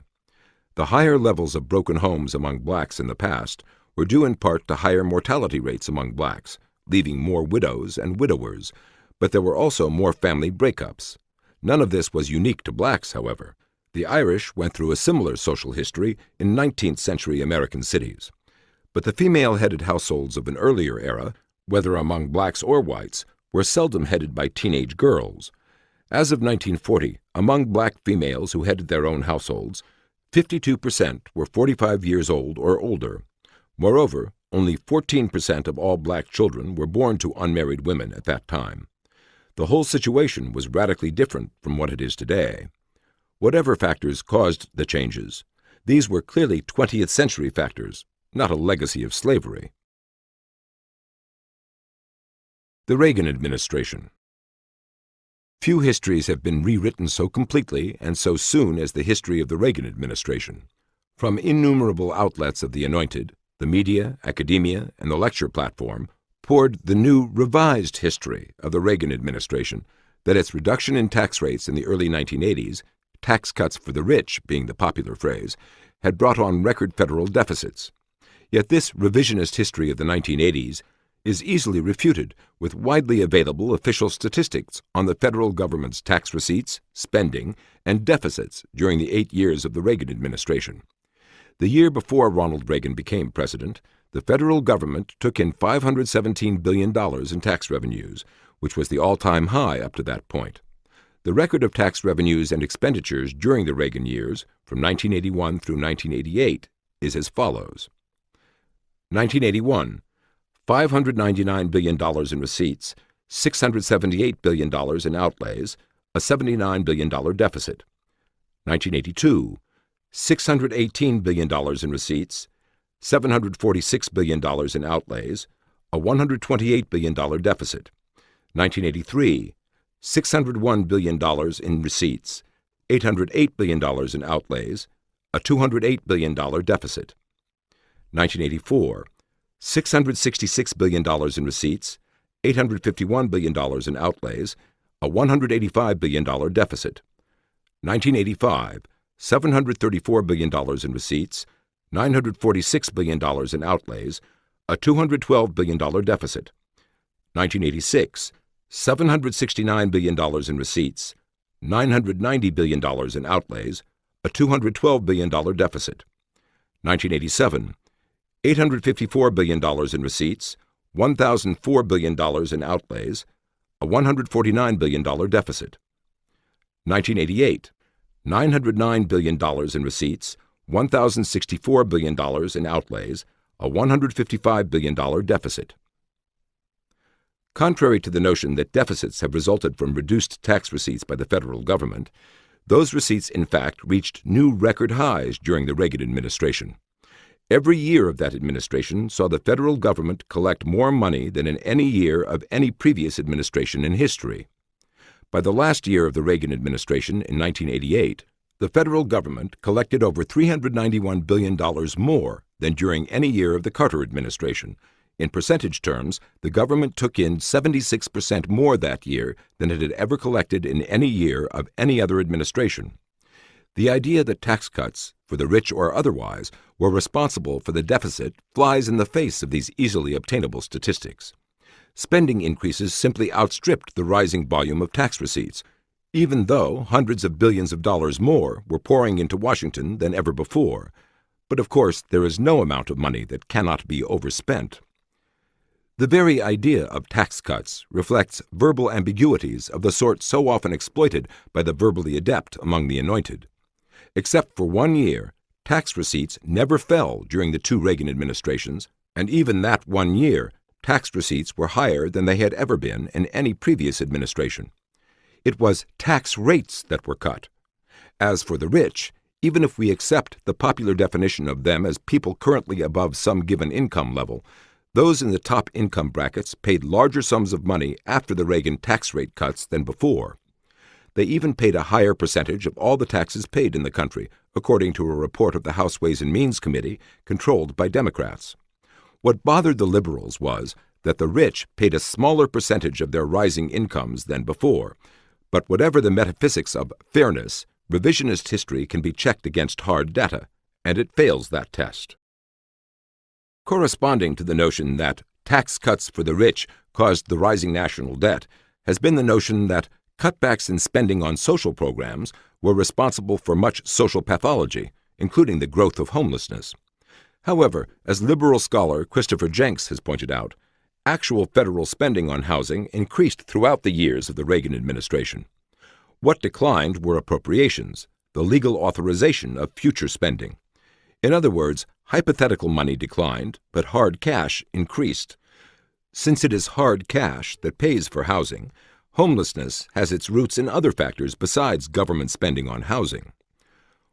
While there were some social programs that were actually cut during the Reagan administration, most cutbacks in social programs were reductions in projected levels of future spending.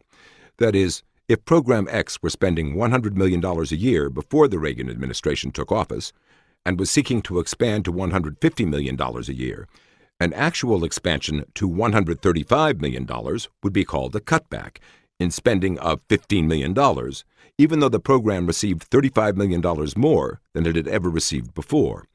This is Washington newspeak, rather than anything that most people would regard as a cutback anywhere else.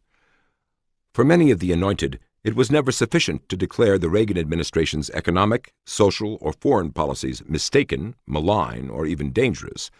It was necessary to ridicule them as the products of a consummately stupid president, an amiable dunce, as Democratic elder statesman Clark Clifford called him.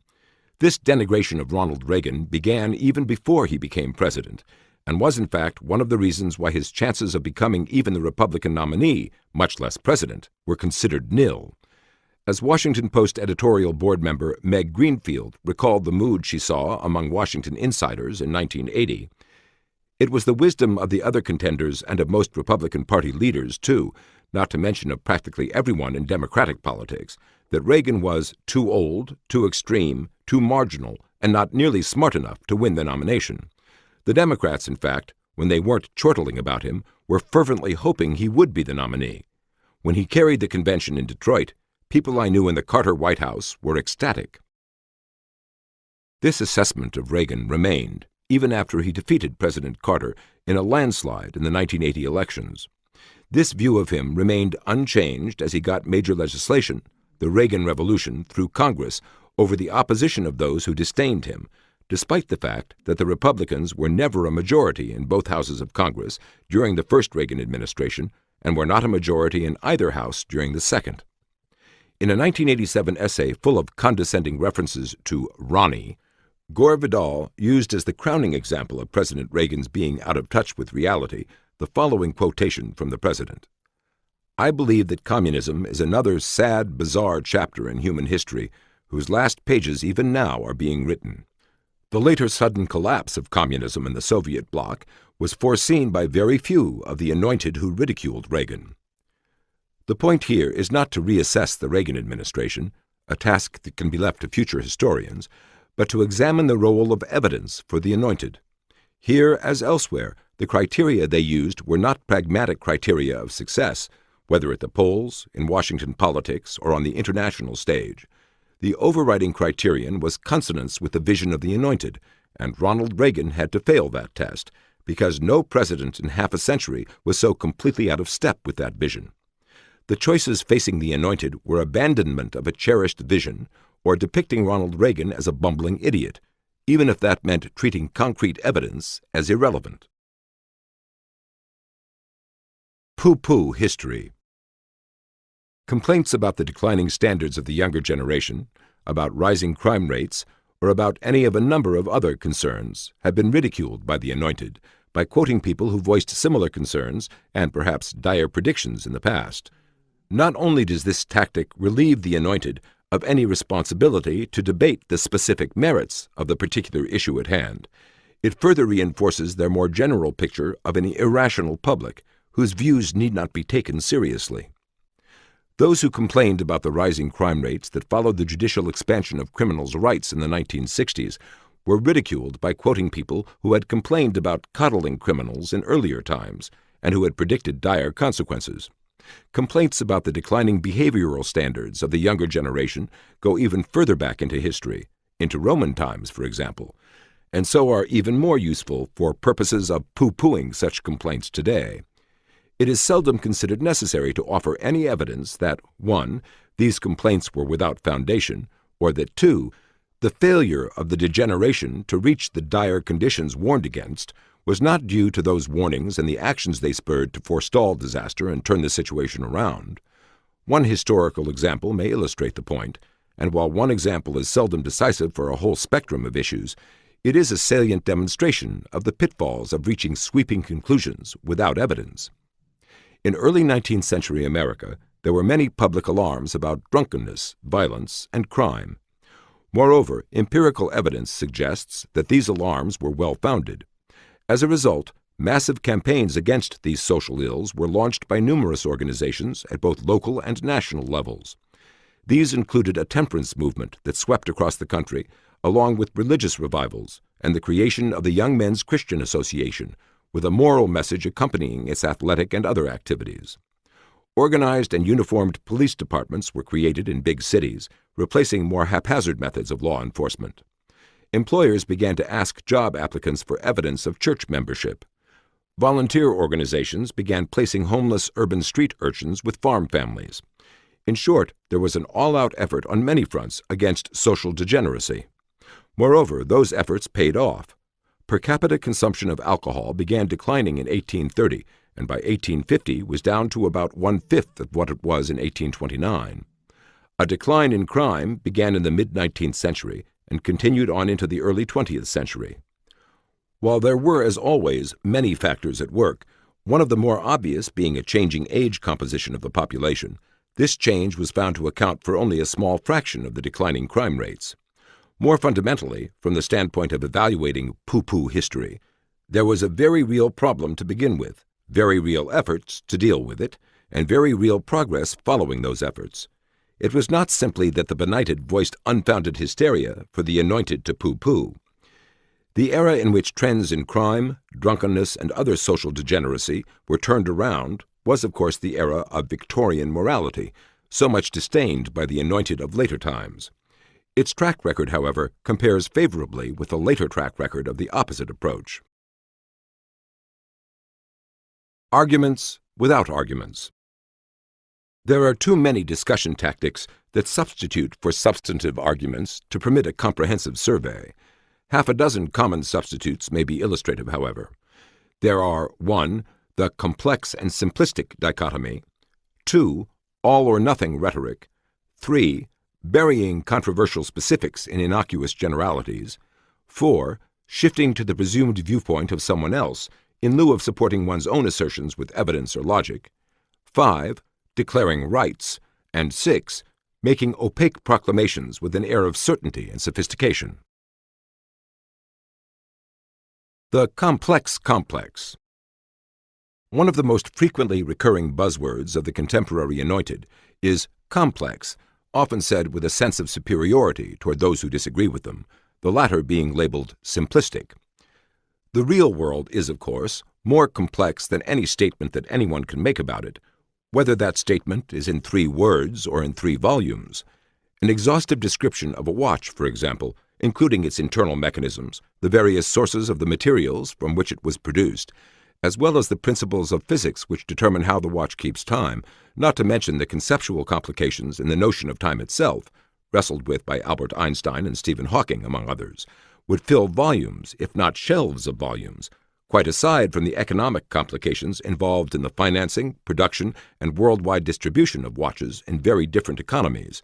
Yet, despite all this, most of us would find nothing wrong with the simple statement that Joe was wearing a watch, so that he could tell what time to stop work and go home. Nor would we question its validity on grounds that it was simplistic. A truly exhaustive description being never-ending, we necessarily accept less than exhaustive descriptions all the time. What is truly simple-minded is to use that fact selectively to dismiss unpalatable conclusions, without having to offer either evidence or logic beyond the bare assertion that these conclusions are simplistic in general, or more specifically, because they left out some particular element. Demonstrating that the omitted element changes the relevant conclusion in some fundamental way is the real task, a task often avoided merely by using the word simplistic. Sometimes there is an underlying assumption that complex social phenomena cannot have simple causes, yet many of the same people who reason this way have no difficulty accepting a theory that a giant meteorite striking the Earth, a very simple event, however catastrophic, could have had ramifications that included dust clouds obscuring the sun, leading to falling temperatures all over the planet and expansion of the polar ice cap, resulting in migrations and extinctions of whole species. With social phenomena as well, a simple act can have complicated repercussions. A federal law saying simply that no interest rate in the United States could exceed 4% per annum would have enormously complicated repercussions, from the stock market to the construction industry, from oil exploration to credit card availability. Whole occupations, firms, and industries would be devastated. Organized crime, with its loan sharks, would flourish. Massive international capital movements would derange trade and payments between nations, disrupting economies around the world and straining relations among regional and global power blocks. All these complications and more would result from a law written in one short sentence, simple enough to be understood by any 10-year-old. Complex phenomena may, of course, also have complex causes, but the a priori dogma that they cannot have simple causes is part of the complex complex. It is one more way of seeming to argue without actually making any argument. It is also one more example of the presumption of superior wisdom and/or virtue that is at the heart of the vision of the Anointed. As a tactical matter, this dogma enables them to deny, on purely a priori grounds, that their various compassionate interventions in legal, economic, or social systems could have been responsible for the many counterproductive consequences which have so often followed. Despite attempts to dismiss unpalatable conclusions on grounds that they are oversimplified, nothing is oversimplified unless it is wrong, and wrong specifically for the purpose at hand. The ancient Ptolemaic conception of the universe has long since been rejected as incorrect, in favor of the more sophisticated Copernican system, but the Ptolemaic system continues to be used by modern astronomers to compute the times and durations of eclipses, and it does so with accuracy down to fractions of a second. The points on which the Ptolemaic system is wrong simply do not affect these kinds of calculations. Since its assumptions are simpler than those of the Copernican system, it is easier to use for calculation without sacrificing accuracy. For other purposes, such as sending a spacecraft to Mars or Venus, the Ptolemaic conception of the universe must give way to the Copernican conception, because the latter gives more accurate information for that purpose. Since all theories of complex phenomena must be simplified, in order to be completed within the lifetime of the analyst, the question as to whether a particular theory is oversimplified is ultimately an empirical question as to whether it leads to demonstrably false conclusions for the purpose at hand. Demonstrating the falsity of the conclusions, not of the assumptions, which are always false, at least in the sense of being incomplete, is a precondition for determining that a theory is oversimplified. Merely labeling an analysis oversimplified on a priori grounds puts the cart before the horse by evading responsibility for first demonstrating the falsity of its conclusions. If there are hundreds of factors involved in some phenomenon, whether physical or social, and someone claims to be able to predict that phenomenon with a high degree of accuracy by using only 3 of those factors, then the question as to whether this is madness or genius is ultimately a question as to whether he can actually do it. It is not a question as to whether it seems plausible. The theory of mercantilism may seem more plausible than Einstein's theory of relativity, but Einstein's theory has been verified, most notably at Hiroshima and Nagasaki, while mercantilism has failed repeatedly over the centuries, though still surviving politically on the basis of its plausibility. The most fundamental reason for not using plausibility as a test is that what seems plausible is a function of our existing assumptions, and so cannot be a test of those assumptions. To dismiss opposing arguments on the a priori ground that they are simplistic is to seal off the prevailing vision from feedback. An appreciation of the many complexities involved in resolving controversial issues might suggest that the existence of alternative or opposing conclusions is something quite reasonable to expect among intelligent and informed individuals who read the complicated evidence differently or who weigh the intricate factors or the perplexing probabilities differently. From this perspective, complexity suggests intellectual or ideological tolerance, yet that is seldom the conclusion drawn by the Anointed. Despite their emphasis on complexity, the issue is almost never considered that complex. It is just complex enough that intelligent and compassionate individuals should clearly be on one side, while those on the other side are considered deficient in at least one of these qualities.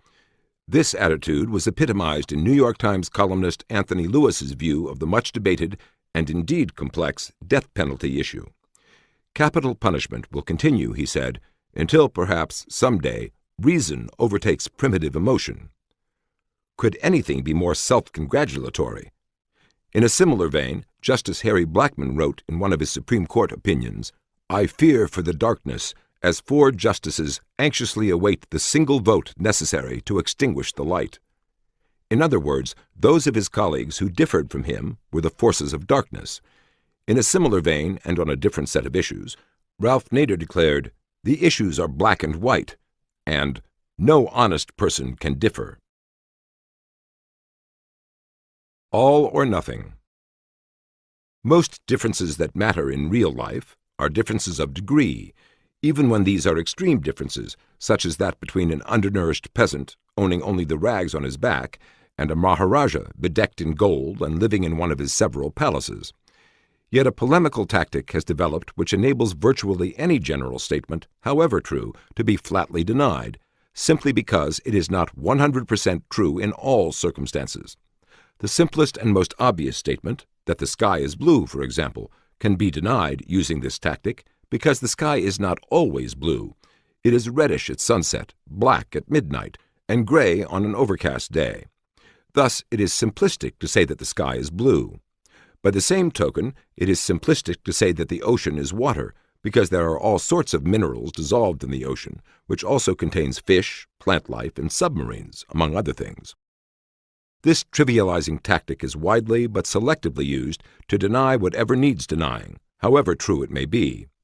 Even in the days of Stalin, to make a distinction between the communist world and the free world was to invite sarcastic dismissals of this distinction, based upon particular inadequacies, injustices, or restrictions found in the so-called free world, as the intelligentsia often characterized it, which kept it from being 100% free, democratic, and just.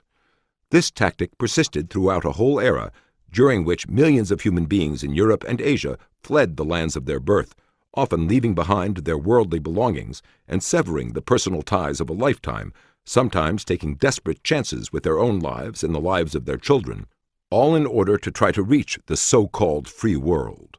This verbal tactic continued, even as some communist nations themselves chose to undergo political convulsions and economic chaos in order to try to become more like the so-called free world.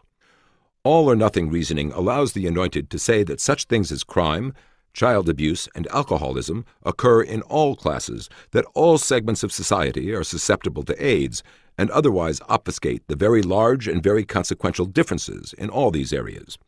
All-or-nothing rhetoric has likewise served as a substitute for arguments in many other contexts. Attempts to resist the escalating politicization of courts, colleges, and other institutions have been met with similarly derisive dismissals on grounds that these institutions are already political, so that it is hypocritical to protest their politicization now, merely because of the ascendancy of political ideas with which one disagrees. This all-or-nothing argument has become a standard response to any resistance to the escalating politicization of any institution or organization. Obviously, if there is not complete anarchy, there must be some political structure, and the institutions within the society must in some way be linked to those structures, if only by obeying the laws of the land. No institution in any society can possibly be non-political in the ultimate sense of being hermetically sealed off from governmental authority. Yet centuries of struggle and bloodshed have gone into the effort to create zones of autonomy, constitutional limitations on government, and institutional traditions, all in order to insulate individuals and organizations from the full impact of political activity and governmental power. The separation of church and state, the sanctity of the doctor-patient relationship, the lifetime appointments of federal judges, and the exemption of spouses from testifying against one another in court are just some of the examples of these attempts to provide insulation from governmental power and the political process. Nevertheless, all-or-nothing rhetoric has been used to deny that any institution is non-political, thereby justifying such things as turning classrooms into propaganda centers and judges disregarding the written law in order to substitute their own social theories as a basis for judicial rulings. At the very least, one might debate the specific merits or consequences of such actions, rather than have the whole issue preempted by the trivializing argument that educational institutions or courts are already political, in some sense or other. Extreme differences of degree are commonly understood as differences in kind, as when we refer to a Maharaja as rich and a hungry peasant as poor, even though each owns something and neither owns everything. A special variant of the all-or-nothing approach is what might be called tactical agnosticism. Law professor Ronald Dworkin, for example, objected to application of laws against inciting to riot because we have no firm understanding of the process by which demonstration disintegrates into riot. Apparently, society must remain paralyzed until it has definitive proof, which, of course, no one has with most decisions, personal or social. All-or-nothing tactics are almost infinitely adaptable as substitutes for arguments and evidence on a wide range of issues. For example, any policy proposals to which the Anointed object can be dismissed as no panacea.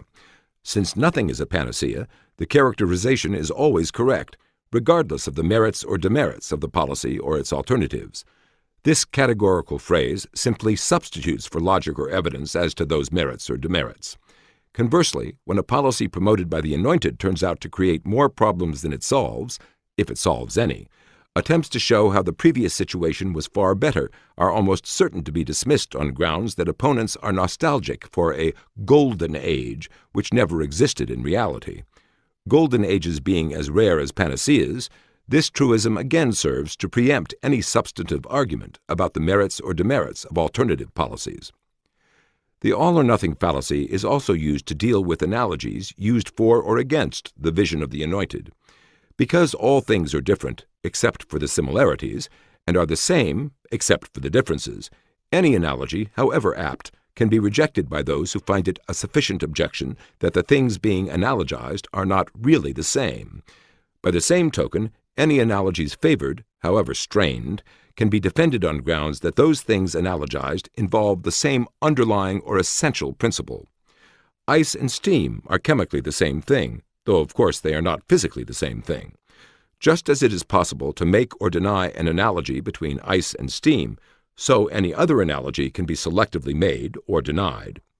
Similarly, anything can be said to have worked, as Lincoln Steffens said somewhat prematurely of the Soviet Union, or to have failed, as critics said of the Reagan administration's policies, because everything works by sufficiently low standards, and everything fails by sufficiently high standards. Such statements are not arguments, they are tactics in lieu of arguments, and they are accepted only insofar as they are consonant with the prevailing vision. A special variant of the all-or-nothing principle is the view that either one knows exactly what particular statements mean, or else one is free to engage in adventurous reinterpretations of the words. In literature, this is called deconstruction, and in the law, it is called judicial activism. Proponents of judicial activism, for example, make much of the fact that the Constitution of the United States in some places lacks precision or is not exact. Ultimately, nothing is exact, not even physical measurements, for the instruments themselves cannot be made 100% accurate. In the real world, however, this theoretical difficulty is resolved in practice by establishing tolerance limits, which vary with the purpose at hand. A precision optical instrument that is off by half an inch may be wholly unusable, while a nuclear missile that lands 5 miles off the target has virtually the same effect as if it had landed directly in the center of the target. However, in the vision of the Anointed, the absence of precision becomes an authorization for substituting the imagination. In reality, however, the question is not what exactly the Constitution meant by cruel and unusual punishment, but whether the death penalty, for example, was included or excluded. Precision is a red herring. All-or-nothing arguments are not mere intellectual errors. They are tactics which free the Anointed from the constraints of opposing arguments, discordant evidence, or, in the case of judicial activism, from the constraints of the Constitution. Most important of all, they are freed from the feedback of uncooperative reality. Innocuous generalities. Yet another technique for arguing without actually using any arguments is to bury the specifics of one's policy preferences in a vast generality, so diffuse that no one can effectively oppose it. For example, many people say that they are for change, either implying or stating that those opposed to the specific changes they advocate are against change as such. Yet virtually no one is against generic change. The staunchest conservatives advocate a range of changes which differ in specifics, rather than in number or magnitude, from the changes advocated by those considered liberal or radical. Milton Friedman wrote a book entitled The Tyranny of the Status Quo, and the policy changes of the 1980s have been called the Reagan Revolution. Edmund Burke, the patron saint of conservatism, said, "A state without the means of change is without the means of its conservation." Change, as such, is simply not a controversial issue, yet a common practice among the anointed is to declare themselves emphatically, piously, and defiantly in favor of change. Thus, those who oppose their particular changes are depicted as being against change in general. It is as if opponents of the equation 2 + 2 = 7 were depicted as being against mathematics. Such a tactic might, however, be more politically effective than trying to defend the equation on its own merits. Change encompasses everything from genocide to the Second Coming. To limit the term to beneficial change, to progress, is to be no more specific. Quite aside from whether the result anticipated will actually follow from the policies advocated, there are often serious differences of opinion as to whether a given empirical result is in fact morally or socially desirable. Everyone is for a beneficial outcome, they simply define it in radically different terms. Everyone is a progressive by his own lights. That the anointed believe that this label differentiates themselves from other people is one of a number of symptoms of their naive narcissism. In academic circles, the equally vast generality is diversity, which often stands for a quite narrow social agenda, as if those who reiterate the word diversity endlessly had no idea that diversity is itself diverse and has many dimensions besides the one with which they are preoccupied. Advocates of diversity in a race or gender sense are often quite hostile to ideological diversity when it includes traditional or conservative values and beliefs. Innovative is another of the generalities used in place of arguments, and making a difference is likewise promoted as something desirable without any specific arguments. However, the Holocaust was innovative and Hitler made a difference. The anointed, of course, mean that their particular innovations will be beneficial and that the differences their policies make will be improvements. But that is precisely what needs to be argued, instead of evading the responsibility of producing evidence or logic by resorting to preemptive words. The shifting viewpoint. Often, discussions of political controversies begin in the conventional forms of an argument, examining opposing assumptions, reasons, logic, or evidence, and then shift suddenly to presenting the opaque conclusions of one side. This tactic is yet another way for the anointed to appear to argue, without the responsibility of actually producing or defending any arguments. During the student riots of the 1960s, for example, columnist Tom Wicker's reply to those who charged that reason and civility were being violated on university campuses was, all too often, as today's students see things, reason and civility merely cloak hypocrisy and cynicism, and they aim to strike through the mask. As regards the student seizure of a building at Harvard, Wicker said, "Who really abandoned reason and civility?" students asked. The students who seized a building to protest the Harvard Corporation's retention of ROTC, or the administrators who called in police to evict the protesters with what was widely regarded as excessive violence. This verbal sleight of hand not only enabled Wicker to put forth justifications without having to justify, but also to transform a vocal and violent minority into spokesmen for students in general. Students everywhere volubly hold to the belief that an establishment, political, social, economic, military, manipulates society for its own ends, so that the popular rule of the people is a myth. The war goes on, racism continues, poverty remains, despite the familiar American preachments of peace, democracy, prosperity, and the rule of reason. If Wicker had said on his own that the failure of American society, like every other society on earth, to solve all its problems was justification for violence, he would have been expected to produce some logic or evidence of his own. Instead, he was able to shift to the viewpoint of students everywhere and to characterize them as idealistic youth. In general, to say that it appears to some observers that this or that is true is meaningless as a justification, because there would obviously be no issue in the first place unless some other observers saw things differently. Illegitimate as it is to evade the responsibility for one's conclusions by shifting to someone else's viewpoint, it is doubly illegitimate when that is merely a presumed viewpoint, contradicted by what the others you are relying on actually said. In the wake of the Los Angeles riots of 1992, for example, many of the Anointed justified the violence and destruction by shifting to the presumed viewpoint of the black community, when in fact 58% of blacks polled characterized the riots as totally unjustified. Justifying criminal activity by shifting to the presumed viewpoint of others extends far more widely in time and space. Ramsey Clark, for example, declared, "Nothing so vindicates the unlawful conduct of a poor man, by his light, as the belief that the rich are stealing from him through overpricing and sales of defective goods." Not a speck of evidence was presented to show that the typical poor person in fact saw things this way by his light, or by the light of Ramsey Clark, for that matter. Even in scholarly or at least academic studies, the shifting viewpoint has substituted for both logic and evidence. For example, historian David Breon Davis said, Emerson recognized the economic motive in British emancipation of slaves in its empire, thus relieving himself of the formidable task of substantiating this conclusion in the teeth of massive evidence to the contrary. Words like recognized or admitted, attached to selected quotations, shift both the viewpoint and the burden of proof. Often a shifting to the individual, in an issue that reaches far beyond that individual, takes the more specific form of what logicians call the fallacy of composition, the assumption that what applies to a part applies also to the whole. For example, it is true that one person in a stadium crowd can see the game better if he stands up, but it is not true that if they all stand up, everyone will see better.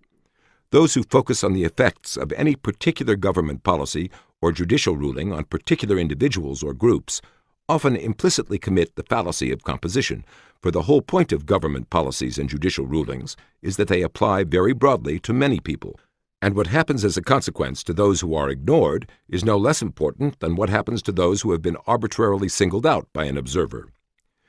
New York Times columnist Anna Quindlen, for example, responded to criticisms of disruptions by gay activists demanding more money for AIDS by saying, "If I could help give someone I loved a second chance, or even an extra year of life, what people think would not worry me a bit." In other words, the desires of the arbitrarily selected group are made the touchstone, not the consequences of such behavior on other people whose money is to be commandeered for their benefit, or the consequences for society in making mob rule the mode of social decision-making. In a similar vein, Quindlen referred to letters from other readers on other issues, saying, "Thank you for speaking our truth." However lofty and vaguely poetic such words may seem, the cold fact is that the truth cannot become private property without losing its whole meaning. Truth is honored precisely for its value in interpersonal communication. If we each have our own private truths, then we would be better off, as well as more honest, to stop using the word or the concept and recognize that nobody's words could be relied upon anymore. The more subtle insinuation is that we should become more sensitive to some particular group's truth, that is, that we should arbitrarily single out some group for different standards, according to the fashions of the times or the vision of the Anointed. Rights. One of the most remarkable and popular ways of seeming to argue without actually producing any arguments is to say that some individual or group has a right to something that you want them to have. Conceivably, such statements might mean any of a number of things. For example, 1. Some law or government policy has authorized this right, which is somehow still being denied, thereby prompting the reassertion of its existence. 2. Some generally accepted moral principle has as its corollary that some or all people are entitled to what the right asserts, though presumably the fact that this right needs to be asserted suggests that others have been slow to see the logical connection. 3. The person asserting the particular right in question would like to have some or all people have what the right would imply, even if no legal, political, or other authorization for that right currently exists, and there is no general consensus that it ought to exist. In the first two cases, where there is some pre-existing basis for the right that is claimed, that basis need only be specified and defended. Still, that requires an argument. The third meaning has become the more pervasive meaning, especially among those with the vision of the Anointed, and is widely used as a substitute for arguments. Take, for example, the proposition, "Every American has a right to decent housing." If all that is really being said is that some or all of us would prefer to see all Americans living in housing that meets or exceeds whatever standard we may have for decent housing, then there is no need for the word rights, which conveys no additional information and which can be confused with legal authorizations or moral arguments, neither of which is present. Moreover, if we are candid enough to say that such rights merely boil down to what we would like to see, then there is no need to restrict the statement to Americans or to housing that is merely decent. Surely we would all be happier to see every human being on the planet living in palatial housing, a desire which has no fewer and no more arguments behind it than the right to decent housing. However modest a goal, decent housing does not produce itself any more than palatial housing does. Be it ever so humble, someone has to build a home which requires work, skills, material resources, and financial risks for those whose investments underwrite the operation. To say that someone has a right to any kind of housing is to say that others have an obligation to expend all these efforts on his behalf, without his being reciprocally obligated to compensate them for it. Rights from government interference. Congress shall make no law, as the Constitution says regarding religion, free speech, etc., may be free, but rights to anything mean that someone else has been yoked to your service involuntarily, with no corresponding responsibility on your part to provide for yourself, to compensate others, or even to behave decently or responsibly. Here the language of equal rights is conscripted for service in defense of differential privileges.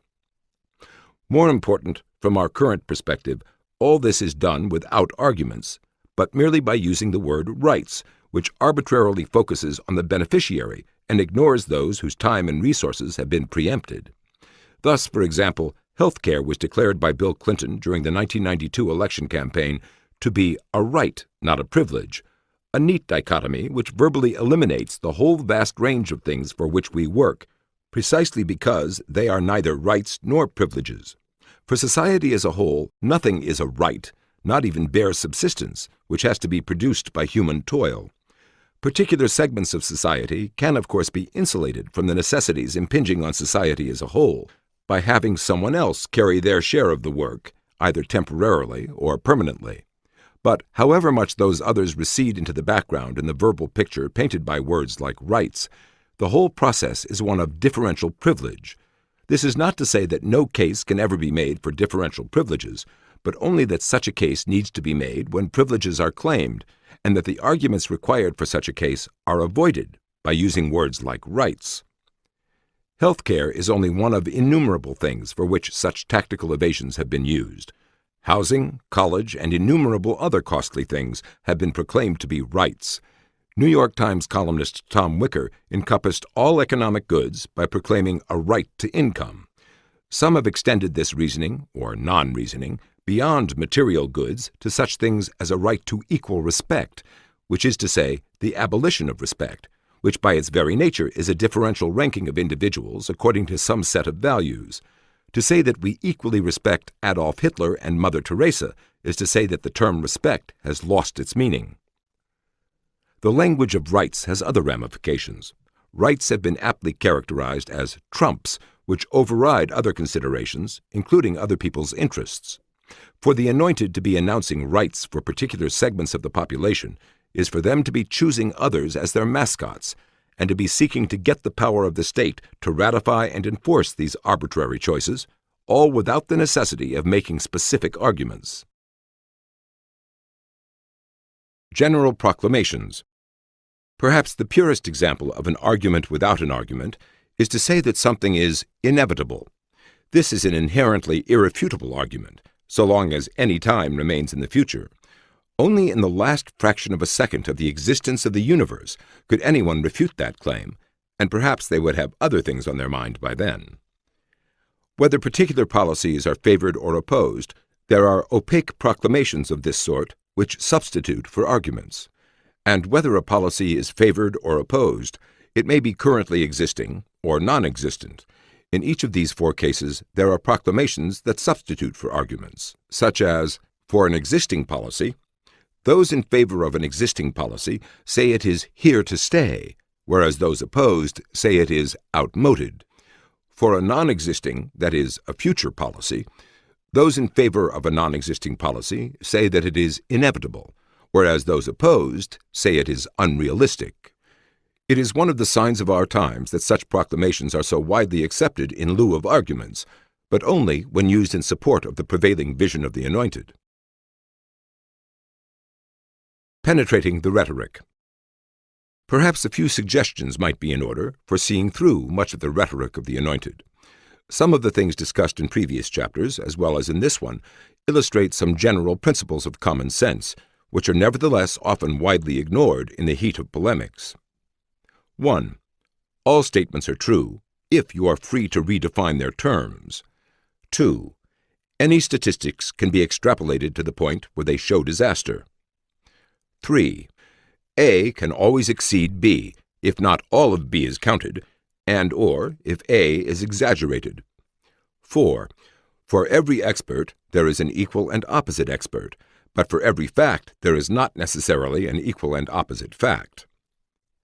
5.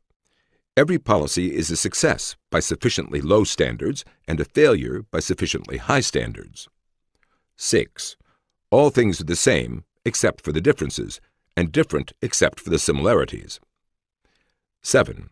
The law of diminishing returns means that even the most beneficial principle will become harmful if carried far enough.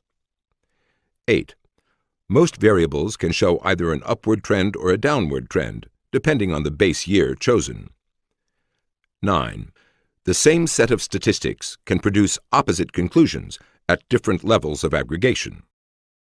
10. Improbable events are commonplace in a country with more than 250 million people. 11.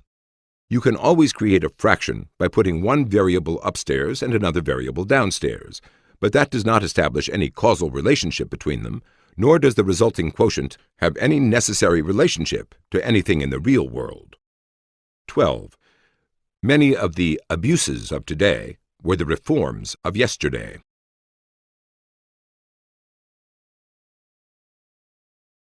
Chapter 5. The Anointed versus the Benighted. Every man, wherever he goes, is encompassed by a cloud of comforting convictions, which move with him like flies on a summer day. Bertrand Russell. Thus far, we have noted some of the consequences and tactics of those with the prevailing vision, but we have not yet come to grips with the specific underlying assumptions of that vision.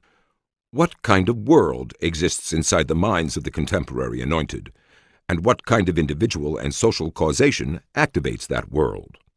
The question here is not about what kind of world they wish to create, but what kind of world they think exists already. The underlying vision.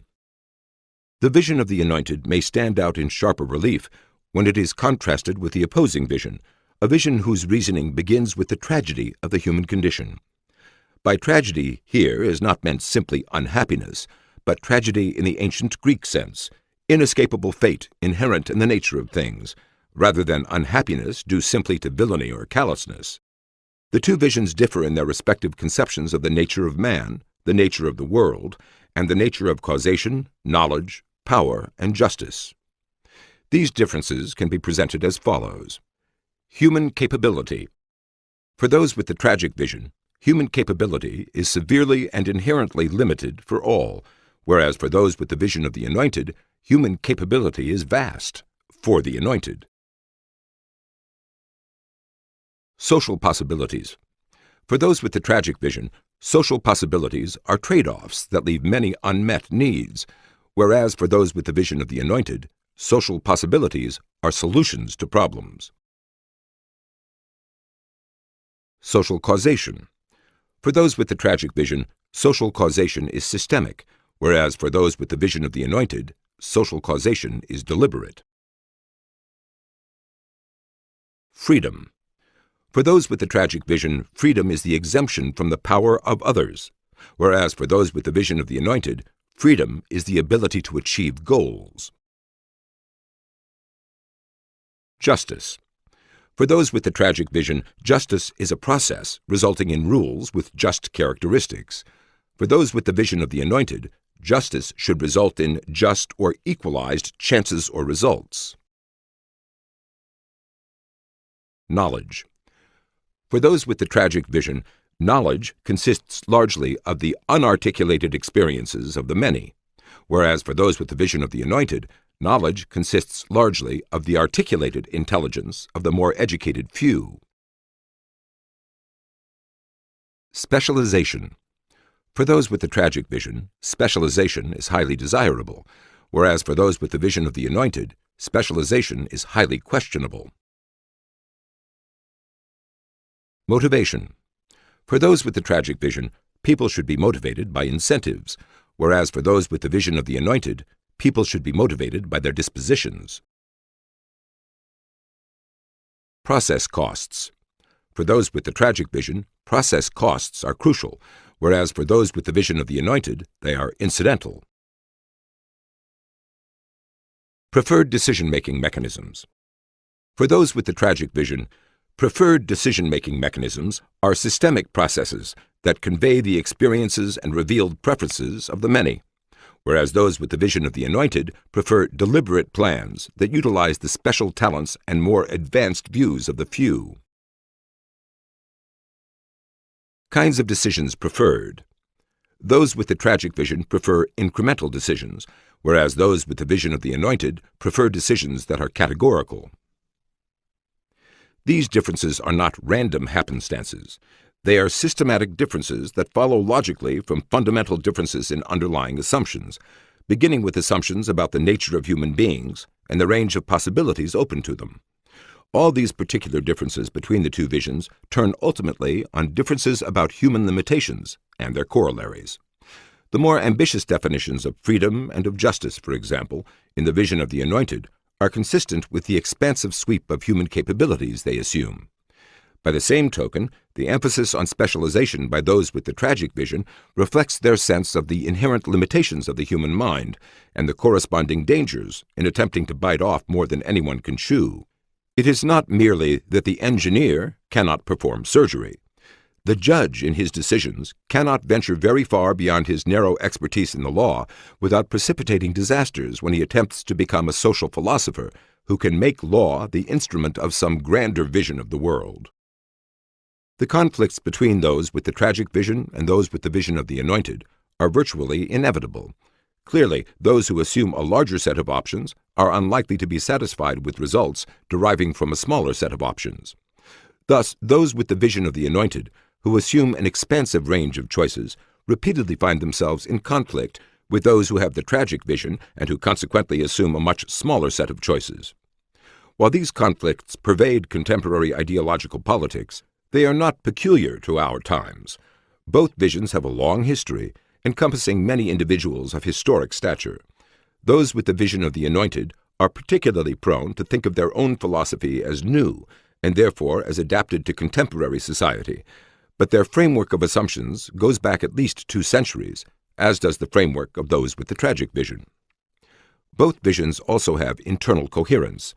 Those who follow the assumptions of a particular vision as regards law tend also to follow that vision as regards economics. Thus, Judge David L. Bazelon, whose role and philosophy as regards expanding criminals' rights have already been noted in Chapter 2, believed in the socioeconomic sphere that inequality of riches in our affluent society was one of a host of inequities, that government should provide people's basic needs as rights, that income, education, and medical care should be matters of right, not of grace. Conversely, Adam Smith not only had opposite views from Judge Bazelon on government's role in the economy, but also on the application of the criminal law. For Smith, mercy to the guilty is cruelty to the innocent. A similar coherence of vision is found across many other issues, with environmentalists and their opponents often taking opposite positions on military defense as well, for example. As a contemporary writer has noted, Liberalism in America and worldwide has great faith in modifying human behavior by adjusting underlying social conditions to make people desire the right thing instead of the wrong thing. In its clearest form, this is the response to crime control by liberals, who are not much interested in tougher sentences, improved security devices, better armed and equipped police, more escape-proof prisons. They seek to change society or the malefactors so that people will not want to commit crime. This is also the form of the liberal solution to most foreign policy problems. We should behave in a better manner and reorder the world so that the urge to war will be reduced and mankind will live in better harmony. Police, prisons, etc. represent only trade-offs, while creating a society in which crime is prevented from arising in the first place is a solution. Hence, the former approach is consistent with the tragic vision, and the latter approach is in keeping with the vision of the Anointed. Not only today, but for more than 2 centuries, both crime and war have been seen, by those with the vision of the Anointed, as things to be deterred by changing people's dispositions, rather than by confronting them with retaliatory capabilities that provide incentives against crime or war. William Godwin's 1793 treatise, Enquiry Concerning Political Justice, remains one of the most systematic elaborations of the vision of the Anointed, and in it crime and war are approached in precisely the same way as among 1960s liberals and their later followers. Dispositions and understanding are seen by the Anointed as the key to crime control, for example. It is impossible that a man would perpetrate a crime in the moment when he sees it in all its enormity, according to Godwin, just as Ramsey Clark was to say in the 20th century, "Healthy, rational people will not injure others." In both cases, it is the failure of society that causes crime, with the criminal being the victim of circumstances. Much the same story can be found in other 18th century figures, such as Condorcet and Holbach. Similarly with war. The way for a country to avoid war, according to Godwin, is to behave with inoffensiveness and neutrality toward other countries, and to avoid the kind of misunderstanding that leads to war. Nearly a century and a half later, this same theory was being expounded and put into practice by British Prime Minister Neville Chamberlain, who repeatedly blamed such subjective factors as fears, suspicions, and misunderstandings for war, and who therefore put great weight on personal contacts between himself and other nations' leaders as a way of dissipating such negative subjective factors. Just as Godwin thought neutrality a source of peace, so Chamberlain espoused a policy of impartiality and practiced it by trying to keep the balance even between the two sides, in the Spanish Civil War, while Hitler and Mussolini helped Franco's insurgents, by referring to Japan's invasion of China as this unhappy conflict, and similarly referring to the unhappy Sudetenland, where local Nazis were carrying out Hitler's orchestrated campaign of subversion, and where Chamberlain condemned only extremists on both sides. The important point here is that these were not simply isolated misjudgments on Chamberlain's part. They were logical corollaries of a particular set of assumptions about the world, a vision with a coherence and a pedigree, as well as with intellectual progeny who would later repeat many of the same beliefs and even phrases during the long history of the Cold War.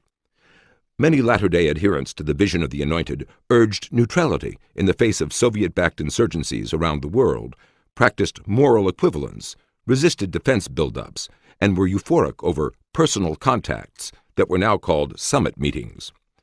Half a century after Chamberlain, New York Times columnist Tom Wicker attributed Soviet-American conflicts to the fact that both sides had a dangerous hostility toward one another in the 1950s.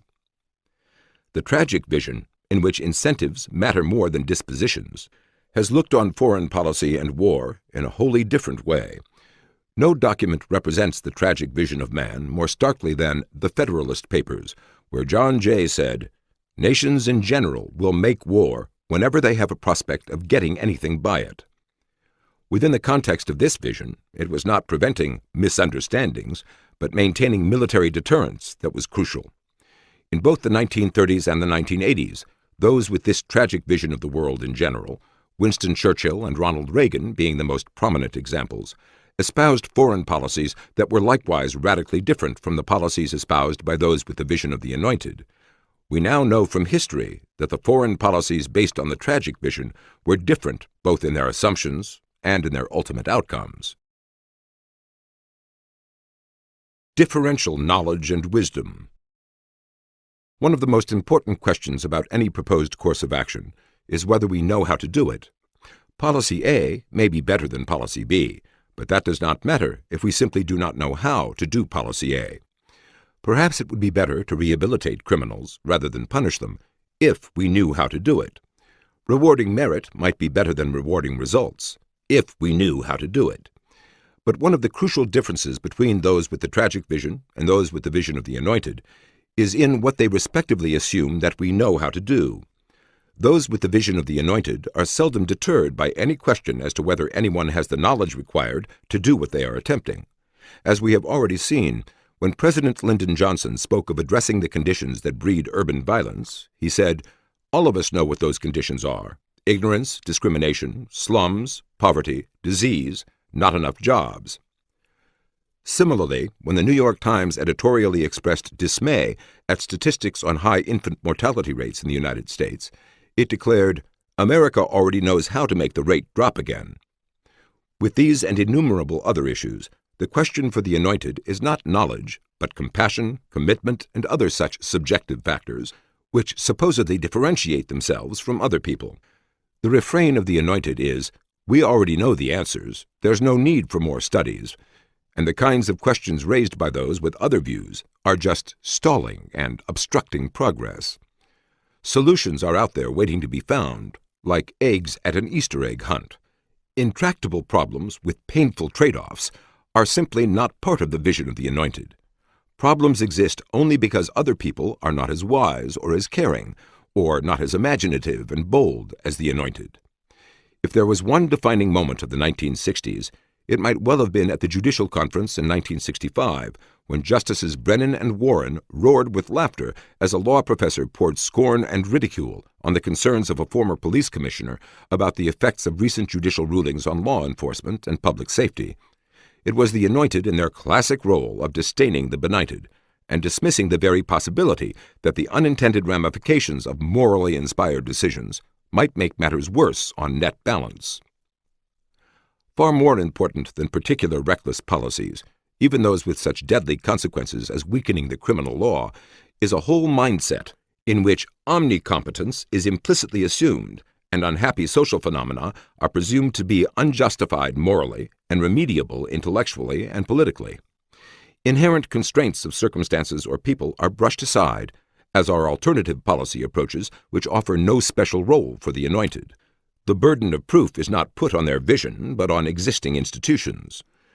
The notion that society must justify itself before the bar of reason presupposes that there is some individual or group capable of such encyclopedic knowledge and such mastery of the structured principles of so many disciplines as to make such judgments across a broad spectrum and at a speed that would fit all these judgments into one lifetime. Those with sweeping schemes for reconstructing society seldom pause to ask about the sufficiency of anyone's knowledge for such a task. Carl Menninger, for example, said, "The immediate task of our time seems to be to think out our economic organization in dynamic terms and according to a strategy which will so coordinate the now prevailing tendencies that they will no longer conflict. The political problem, therefore, is to organize human impulses in such a way that they will direct their energy to the right strategic points and steer the total process of development in the desired direction." In other words, the only problem is political mobilization and social imagination, so as to result in a solution in which current tendencies will no longer conflict, rather than a mere trade-off in which their continuing conflicts will be dealt with as best one can. Nor was any time wasted worrying about the presumption of some people in preempting the decisions of others, these others' decisions being treated as mere impulses for the Anointed to organize and direct toward what the Anointed define as the right strategic points. Indeed, the whole process was analogized to engineering problems, with the designing of another type of human being included in this engineering. For, as Menninger noted, no economic order can be brought into existence as long as the corresponding human type does not emerge. In short, not only is the external world to be redesigned, so are the people who are to inhabit it. Were this merely the fantasy of one man, it would not be worth noting, but it is in fact part of the vision of the Anointed, as it has existed for centuries. The idea of creating the kind of people needed for a new society goes at least as far back as William Godwin's Enquiry Concerning Political Justice in 1793, where he spoke of men as they may hereafter be made through a process of the improvement of mankind, which he thought would be in the utmost degree simple. 2 centuries later, the task appears less simple, and such expressions as brainwashing and re-education camps have chilling overtones in the light of history, though that has not stopped indoctrination efforts in American schools and colleges, led by those who still have the vision of the Anointed today. By contrast, those with the tragic vision have long questioned whether anyone, themselves included, knows enough to engage in sweeping social and political experiments. "We cannot change the nature of things and of men," Edmund Burke said, "but must act upon them the best we can." Adam Smith took a very similar position, while seeing the more general issue as a conflict of visions between the doctrinaire with an ideal plan of government, who seems to imagine that he can arrange the different members of a great society with as much ease as the hand arranges the different pieces upon a chessboard, and the more modest reformer who will adjust his policies to the confirmed habits and prejudices of the people, and who, when he cannot establish the right, will not disdain to ameliorate the wrong.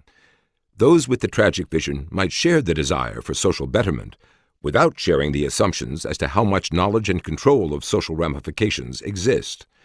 A succinct summary of the tragic vision was given by historians Will and Ariel Durant. Out of every 100 new ideas, 99 or more will probably be inferior to the traditional responses which they propose to replace.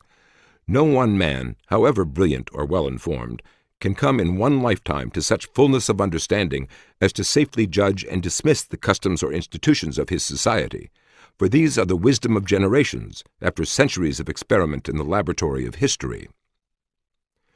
Severe limitations on the effectiveness of well-intentioned notions were likewise seen by Justice Oliver Wendell Holmes, who said, "To improve conditions of life and the race is the main thing, but how the devil can I tell whether I am not pulling it down more in some other place? Doing good on some problem right under one's nose is not enough in a world of constrained options and systemic interactions, where the overlooked costs of immediate benevolence take their toll elsewhere." Holmes exemplified the tragic vision of life, based on a tragic vision of human limitations.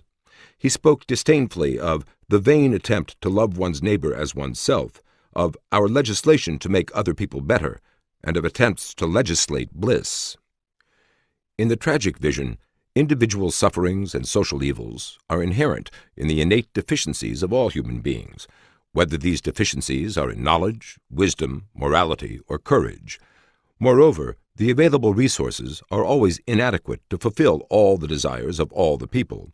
Thus there are no solutions in the tragic vision, but only trade-offs that still leave many desires unfulfilled and much unhappiness in the world. What is needed in this vision is a prudent sense of how to make the best trade-offs from the limited options available, and a realization that unmet needs will necessarily remain, that attempting to fully meet these needs seriatim only deprives other people of other things, so that a society pursuing such a policy is like a dog chasing its tail. Given this vision, particular solutions to particular problems are far less important than having and maintaining the right processes for making trade-offs and correcting inevitable mistakes. To those with the tragic vision, the integrity of processes is crucial, much more so than particular causes. As Jean-François Revel put it, in a free society, there is no single just cause, only just methods. The vision of the Anointed begins with entirely different premises. Here it is not the innate limitations of human beings, or the inherent limitations of resources, which create unhappiness, but the fact that social institutions and social policies are not as wisely crafted as the Anointed would have crafted them. As John Stuart Mill put it, the present wretched education and wretched social arrangements are the only real hindrance to happiness being widespread. Mill's view in many ways epitomized the vision of the Anointed. When he spoke of the best and wisest, it was with none of the sense of irony that the phrase the brightest and the best has acquired in our time. Great things could be achieved, Mill said, if the superior spirits would but join with each other for social betterment. He called upon the universities to send forth into society a succession of minds, not the creatures of their age, but capable of being its improvers and regenerators. A democracy can rise above mediocrity, according to Mill, only where the sovereign many have let themselves be guided, which in their best times they always have done, by the counsels and influence of a more highly gifted and instructed one or few. It is on these latter, the thinking minds, the most cultivated intellects in the country, those who have been in advance of society in thought and feeling, that social well-being and progress depend. In short, it was not the case in this vision that all human beings were incapable of leading society to substantially higher levels of understanding, behavior, and well-being. The best and wisest, the anointed, were not only capable of it, but had a duty to do it. Where they lacked the political power to do so, then their duty was that of keeping alive the sacred fire in a few minds when we are unable to do more, as Mill wrote to a friend. The hallmark of the vision of the anointed is that what the anointed consider lacking for the kind of social progress they envision is will and power, not knowledge. But to those with the tragic vision, what is dangerous are will and power without knowledge. And for many expansive purposes, knowledge is inherently insufficient. In their haste to be wiser and nobler than others, the anointed have misconceived two basic issues.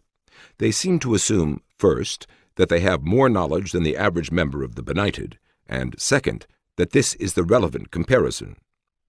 The real comparison, however, is not between the knowledge possessed by the average member of the educated elite versus the average member of the general public, but rather the total direct knowledge brought to bear through social processes, the competition of the marketplace, social sorting, etc., involving millions of people, versus the second-hand knowledge of generalities possessed by a smaller elite group. Moreover, the existing generation's traditions and values distill the experiences of other millions in times past, yet the anointed seem to conceive the issue as one of the syllogistic reasoning of the past versus the syllogistic reasoning of the present, preferring to believe that improvements in knowledge and reason permit the former to be dismissed. Differential toleration. Much more candidly than the anointed of our times, Mill sought differential toleration for intellectual elites. Customs are made for customary circumstances and customary characters, he said in On Liberty.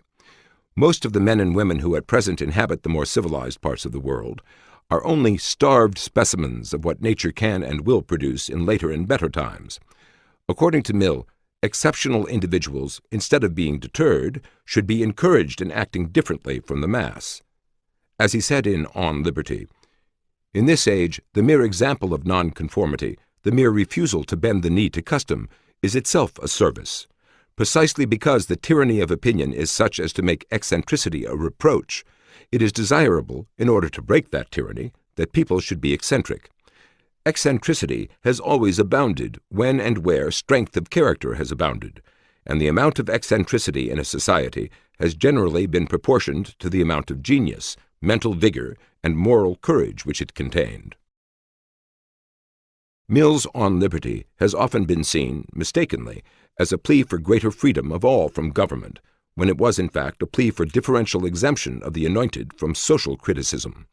That is, the anointed should judge and influence the benighted, but not vice versa. Mill saw government in the England of his day as no longer a major threat to freedom. It was the social tyranny of the majority and the despotism of custom that he opposed in On Liberty.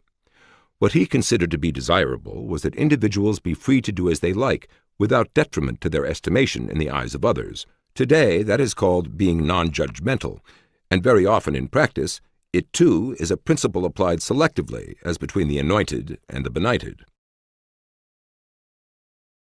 Moral surrogacy. Echoes of Mill's notion of one-way non-judgmentalism and one-way moral surrogacy are found today in, for example, Ronald Dworkin's assertion that a more equal society is a better society, even if its citizens prefer inequality. The anointed will define for these citizens what is better. Moreover, the exalted vision of themselves by the anointed is often matched by sweeping assumptions about the irrationality or immorality of ordinary people. Without either a speck of evidence or a moment's hesitation, the anointed speak of Americans' love affair with the automobile, when in fact there are many quite rational reasons for preferring cars to the alternative modes of mass transportation, incessantly being urged or imposed by elite opinion. The issue here is not how the net advantages of alternative modes of transportation work out. The issue is precisely that there is no issue, as far as the Anointed are concerned, that mass irrationality may simply be assumed. What the Declaration of Independence called a decent respect for the opinion of mankind is not part of the vision of the Anointed, which depends crucially on differential wisdom and virtue.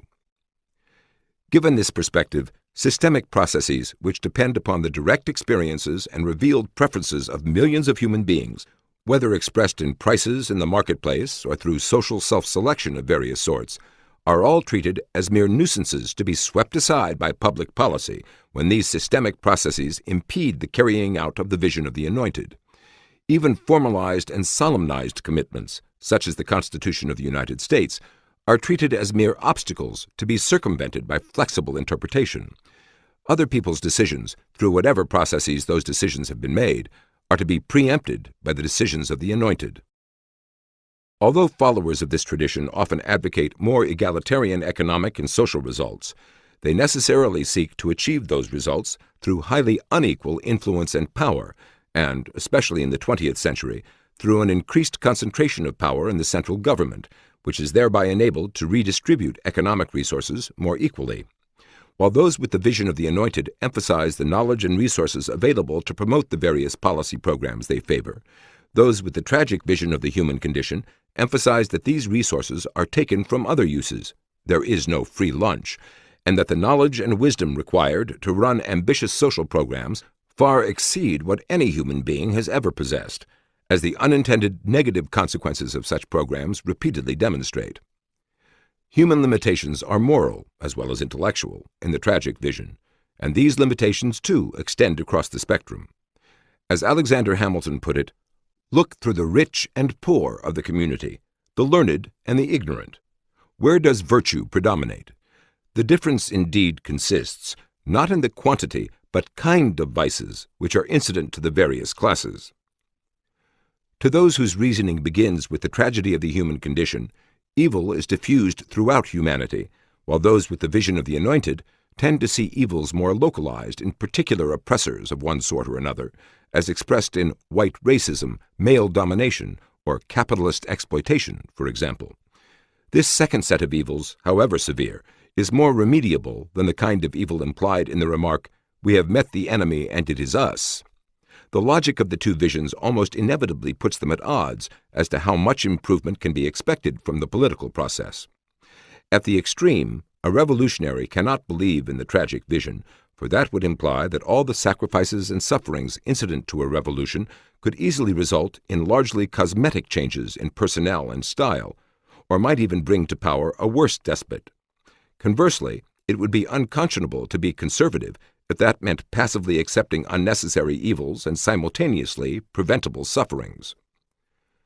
To those with the tragic vision, institutions, traditions, laws, and policies are to be judged by how well they cope with the intellectual and moral inadequacies of human beings, so as to limit the damage they do, and to coordinate the society in such a way as to maximize the use of its scattered fragments of knowledge, as well as to correct inevitable mistakes as quickly as possible. But to those with the less constrained vision of the Anointed, the goal is the liberation of human beings from unnecessary social inhibitions, so as to allow repressed creativity to emerge and the vast knowledge and talent already available to be applied to existing problems. For the Anointed, traditions are likely to be seen as the dead hand of the past, relics of a less enlightened age, and not as the distilled experience of millions who faced similar human vicissitudes before. Moreover, the applicability of past experience is further discounted in the vision of the Anointed because of the great changes that have taken place since earlier and simpler times. Here the two visions clash again, for those with the tragic vision see no great changes in the fundamental intellectual or moral capacities of human beings, however much the material world may have changed, or various institutions and customs may have developed through trial and error. Justice Holmes saw modern man as being very much like his barbarian ancestors, with the different conditions of life today being due to economic and social developments based on the very institutions, traditions, and laws which those with the vision of the Anointed are anxious to supersede with untested theories. As Edmund Burke put it, We should approach to the faults of the state as to the wounds of a father, with awe and trembling solicitude, not as an exciting opportunity for experimentation. Beginning, like Holmes, with a vision of human nature little changing in its basic essentials, Burke expected no great benefit from speculative theories as a basis for public policy. We know that we have made no discoveries, and we think that no discoveries are to be made, in morality, nor many in the great principles of government, nor in the ideas of liberty. To those with the tragic vision, barbarism is not some distant stage of evolution, but an ever-present threat when the civilizing institutions are weakened or undermined. Civilization is not inherited. It has to be learned and earned by each generation anew. If the transmission should be interrupted for 1 century, civilization would die, and we should be savages again. A similar sense of the fragility of civilization led Edmund Burke to regard the promotion of social experimentation and atomistic reason as a dangerous playing with fire. We are afraid to put men to live and trade each on his own private stock of reason, because we suspect that this stock in each man is small, and that the individuals would do better to avail themselves of the general bank and capital of nations and of ages. Neither Burke nor others in the tradition of the tragic vision were opposed to change per se, and many of them, in fact, advocated major changes in their own day. The authors of the Federalist Papers were, after all, not only establishing a new government after overthrowing the old, but were also establishing a radically new kind of government in a world ruled by monarchs. What made them different from those who led the French Revolution was that their vision of human beings was radically different. The French Revolution operated on assumptions much closer to those of the vision of the Anointed. Where the American Revolution deliberately created a government of elaborate checks and balances to constrain the evils inherent in human beings, the French Revolution concentrated vast powers in its leadership so as to allow those who were presumably wise and benevolent to effect sweeping changes with little hindrance.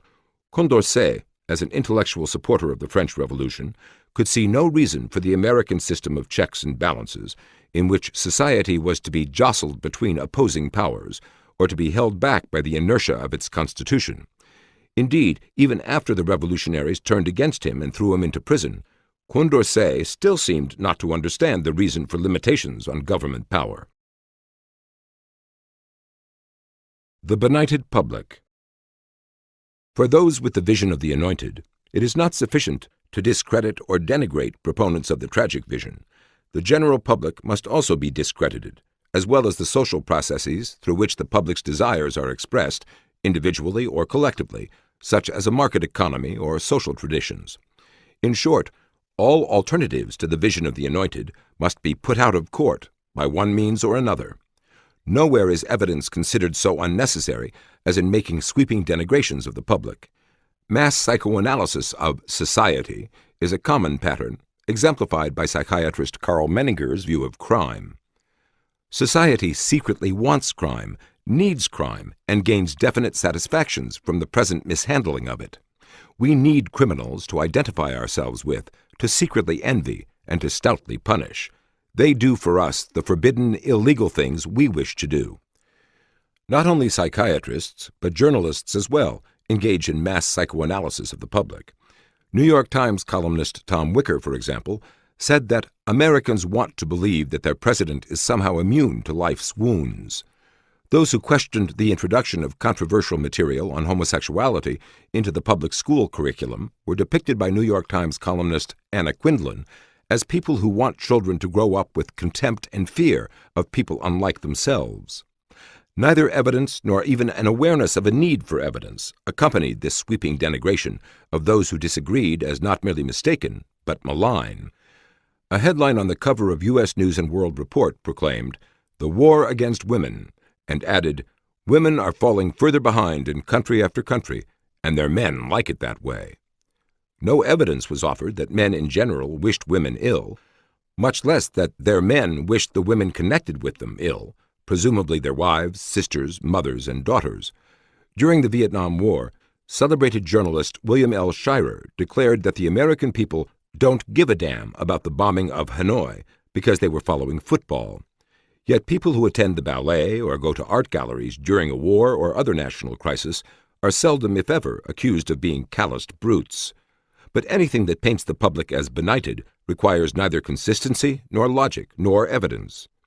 Back in 1960, Vance Packard wrote that Americans have thus far chosen to suppress awareness of a dangerous decline in the United States of its supply of essential resources. In other words, only a psychological state of denial could explain why the public did not exhibit the same hysteria that was so fashionable among the intelligentsia, and which would prove to be so false when actually put to the test, as Paul Ehrlich and others discovered. President Jimmy Carter echoed a theme among the Anointed when he said that there was a longing for meaning in the country. Again, evidence was neither asked nor given. It is widely taken as axiomatic that ordinary people's lives lack meaning, which must be brought to them by the Anointed, via various political crusades or social activism. Later, this notion would be puffed up as the politics of meaning by Hillary Clinton. Hopelessly naive beliefs on various subjects were also attributed to the public by Jimmy Carter, that our armies were always invincible, that our nation's resources were limitless, and so on. One of the high priorities of the Anointed is to destroy the myths and illusions which they presume to abound among the public. Patriotism is a prime target. Anna Quindlen referred to patriotism during the Gulf War of 1991 as Amerimania.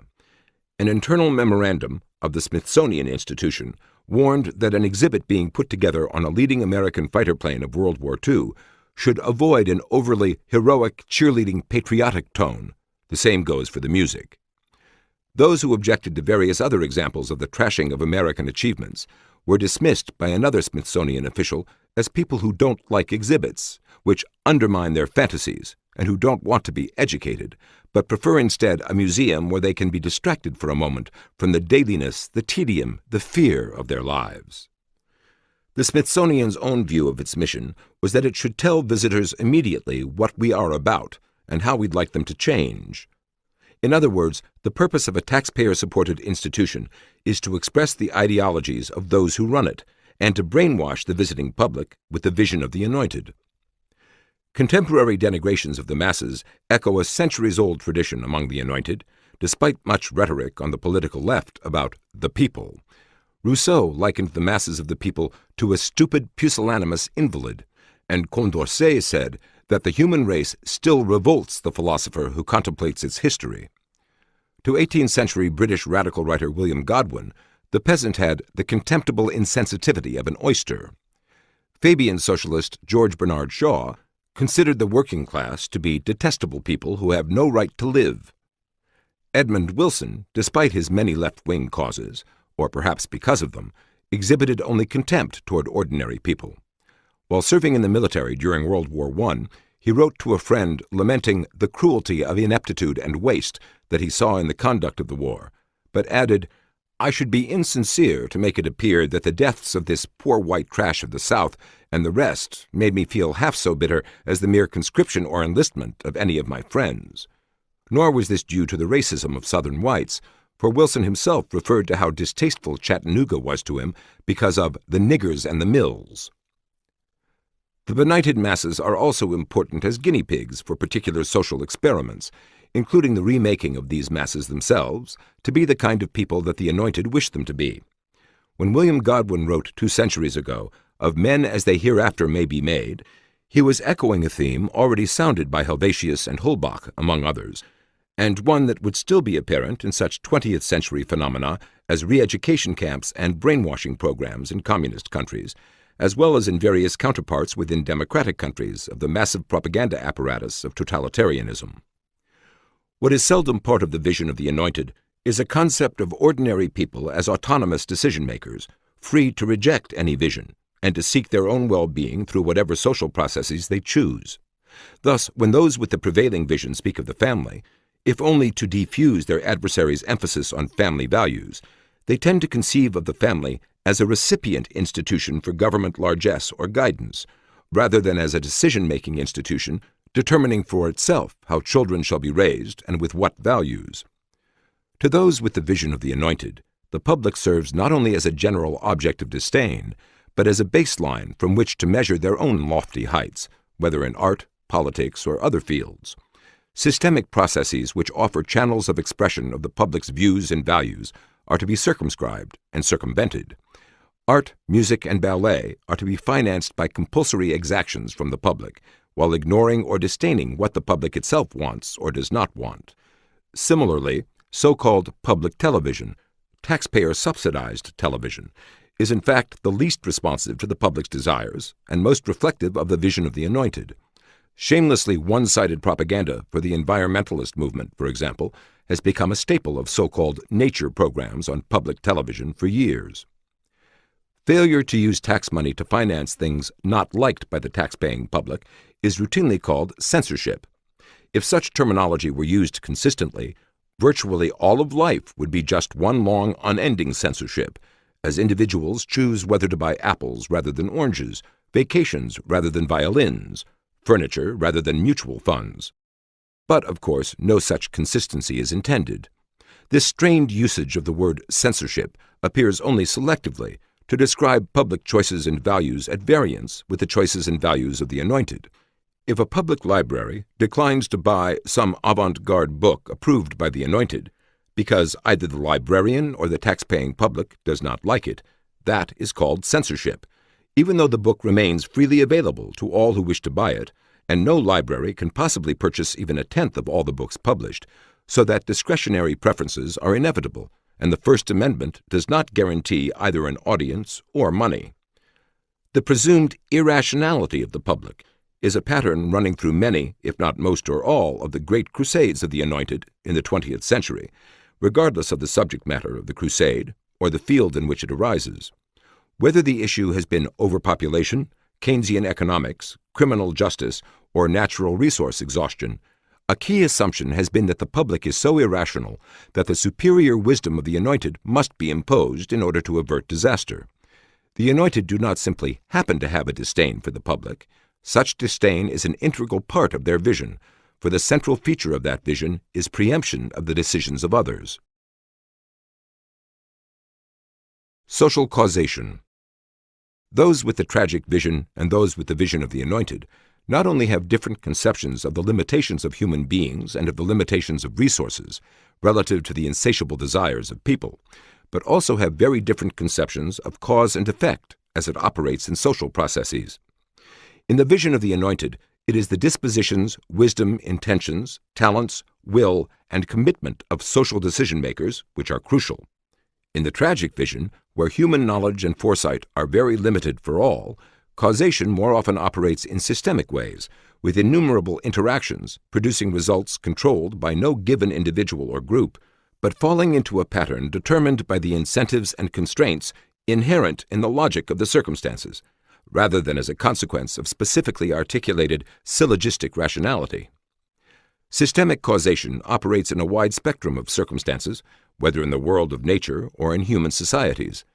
Vegetation on a mountainside may fall into a pattern, not because any of the plants or trees sought to produce such a pattern, but because different temperatures at different heights favor the survival of different species. Even where human volition is involved, the overall pattern that emerges need not reflect anyone's volition. The Dow Jones Industrial Average may stand at 4,086, not because anyone planned it that way, but because that was the net result of innumerable transactions by innumerable people seeking only their own individual advantage on the particular stocks they were trading. More broadly, language arises out of gropings, accidents, experiences, and historical borrowings and corruptions of other languages. No wise individual or council sat down and designed language, either as a general concept or as specific languages, except for artificial languages like Esperanto, which have languished in disuse. The richness, complexity, and subtleties of language have arisen systemically from the experiences and interactions of millions of ordinary human beings, not from a top-down plan formulated by some elite. From time to time, linguistic practices are codified or modified by intellectuals, but this is an incidental part of a vast drama.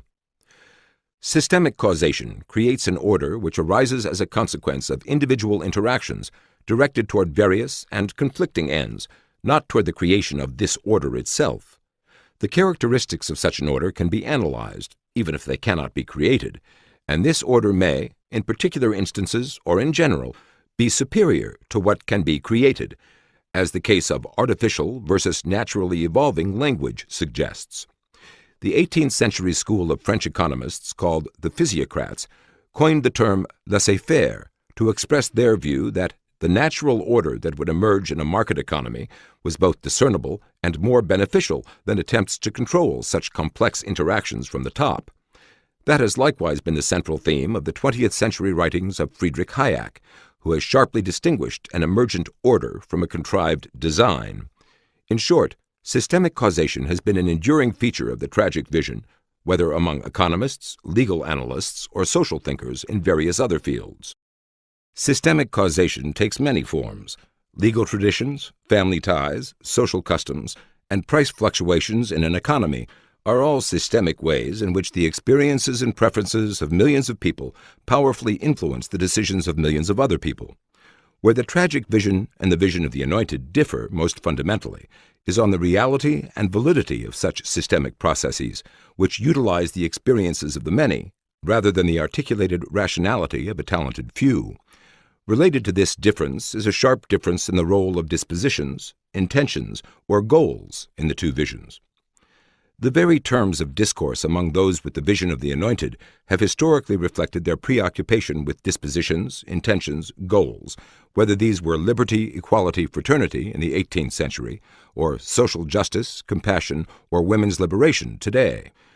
By contrast, those with the tragic vision have emphasized process characteristics, often treating the dispositions, intentions, or goals of those operating within these processes as incidental or irrelevant.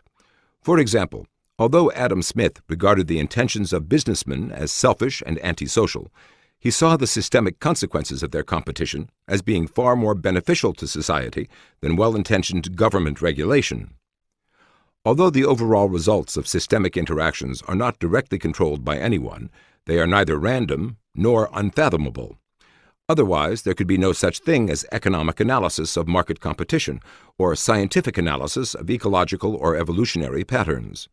Determining the particular characteristics of particular kinds of systems of reciprocal interaction can be a demanding task, but it is a task seldom undertaken by those with the vision of the Anointed, who see little standing between intention and result, other than such subjective factors as compassion or commitment. Thus, systemic causation seldom plays a major role in the prevailing vision of the Anointed, however important it may be in the tragic vision.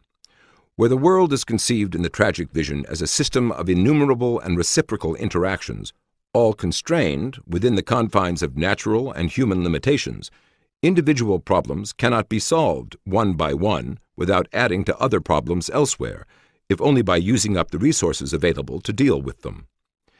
A noted controversy among economists back in 1946 may illustrate more specifically and concretely the nature of systemic causation.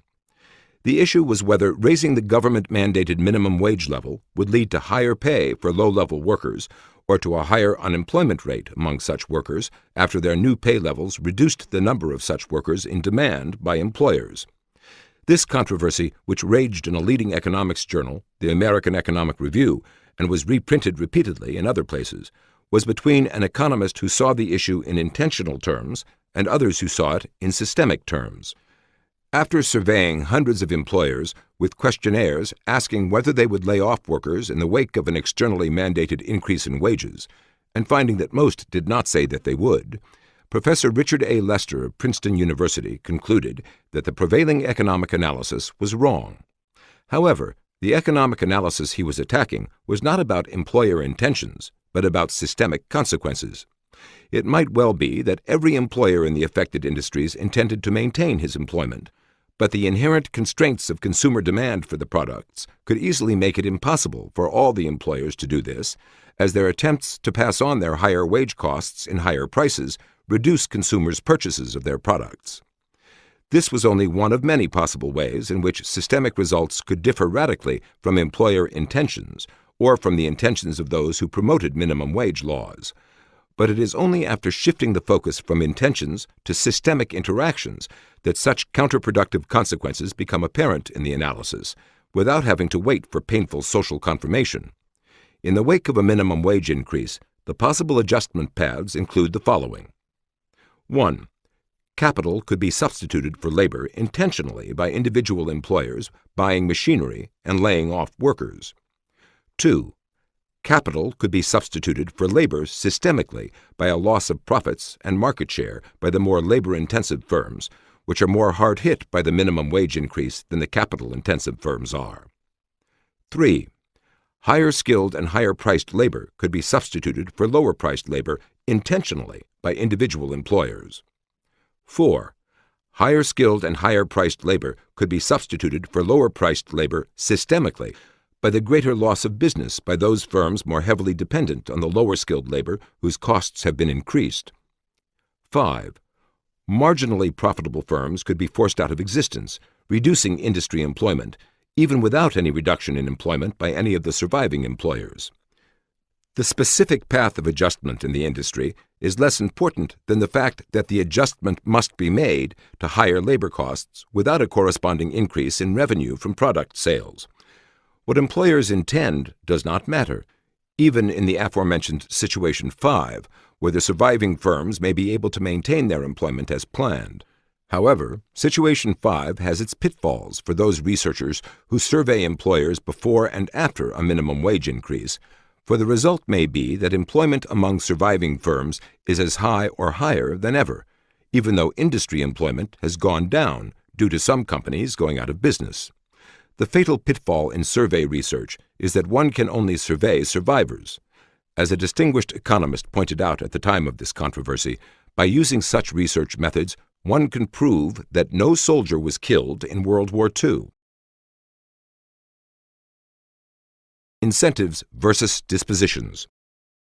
If systemic causation is the dominant social force, that leaves much less of a role for the anointed, much less importance to the difference between their knowledge, wisdom, and virtue on the one hand, and the knowledge, wisdom, and virtue of ordinary people on the other.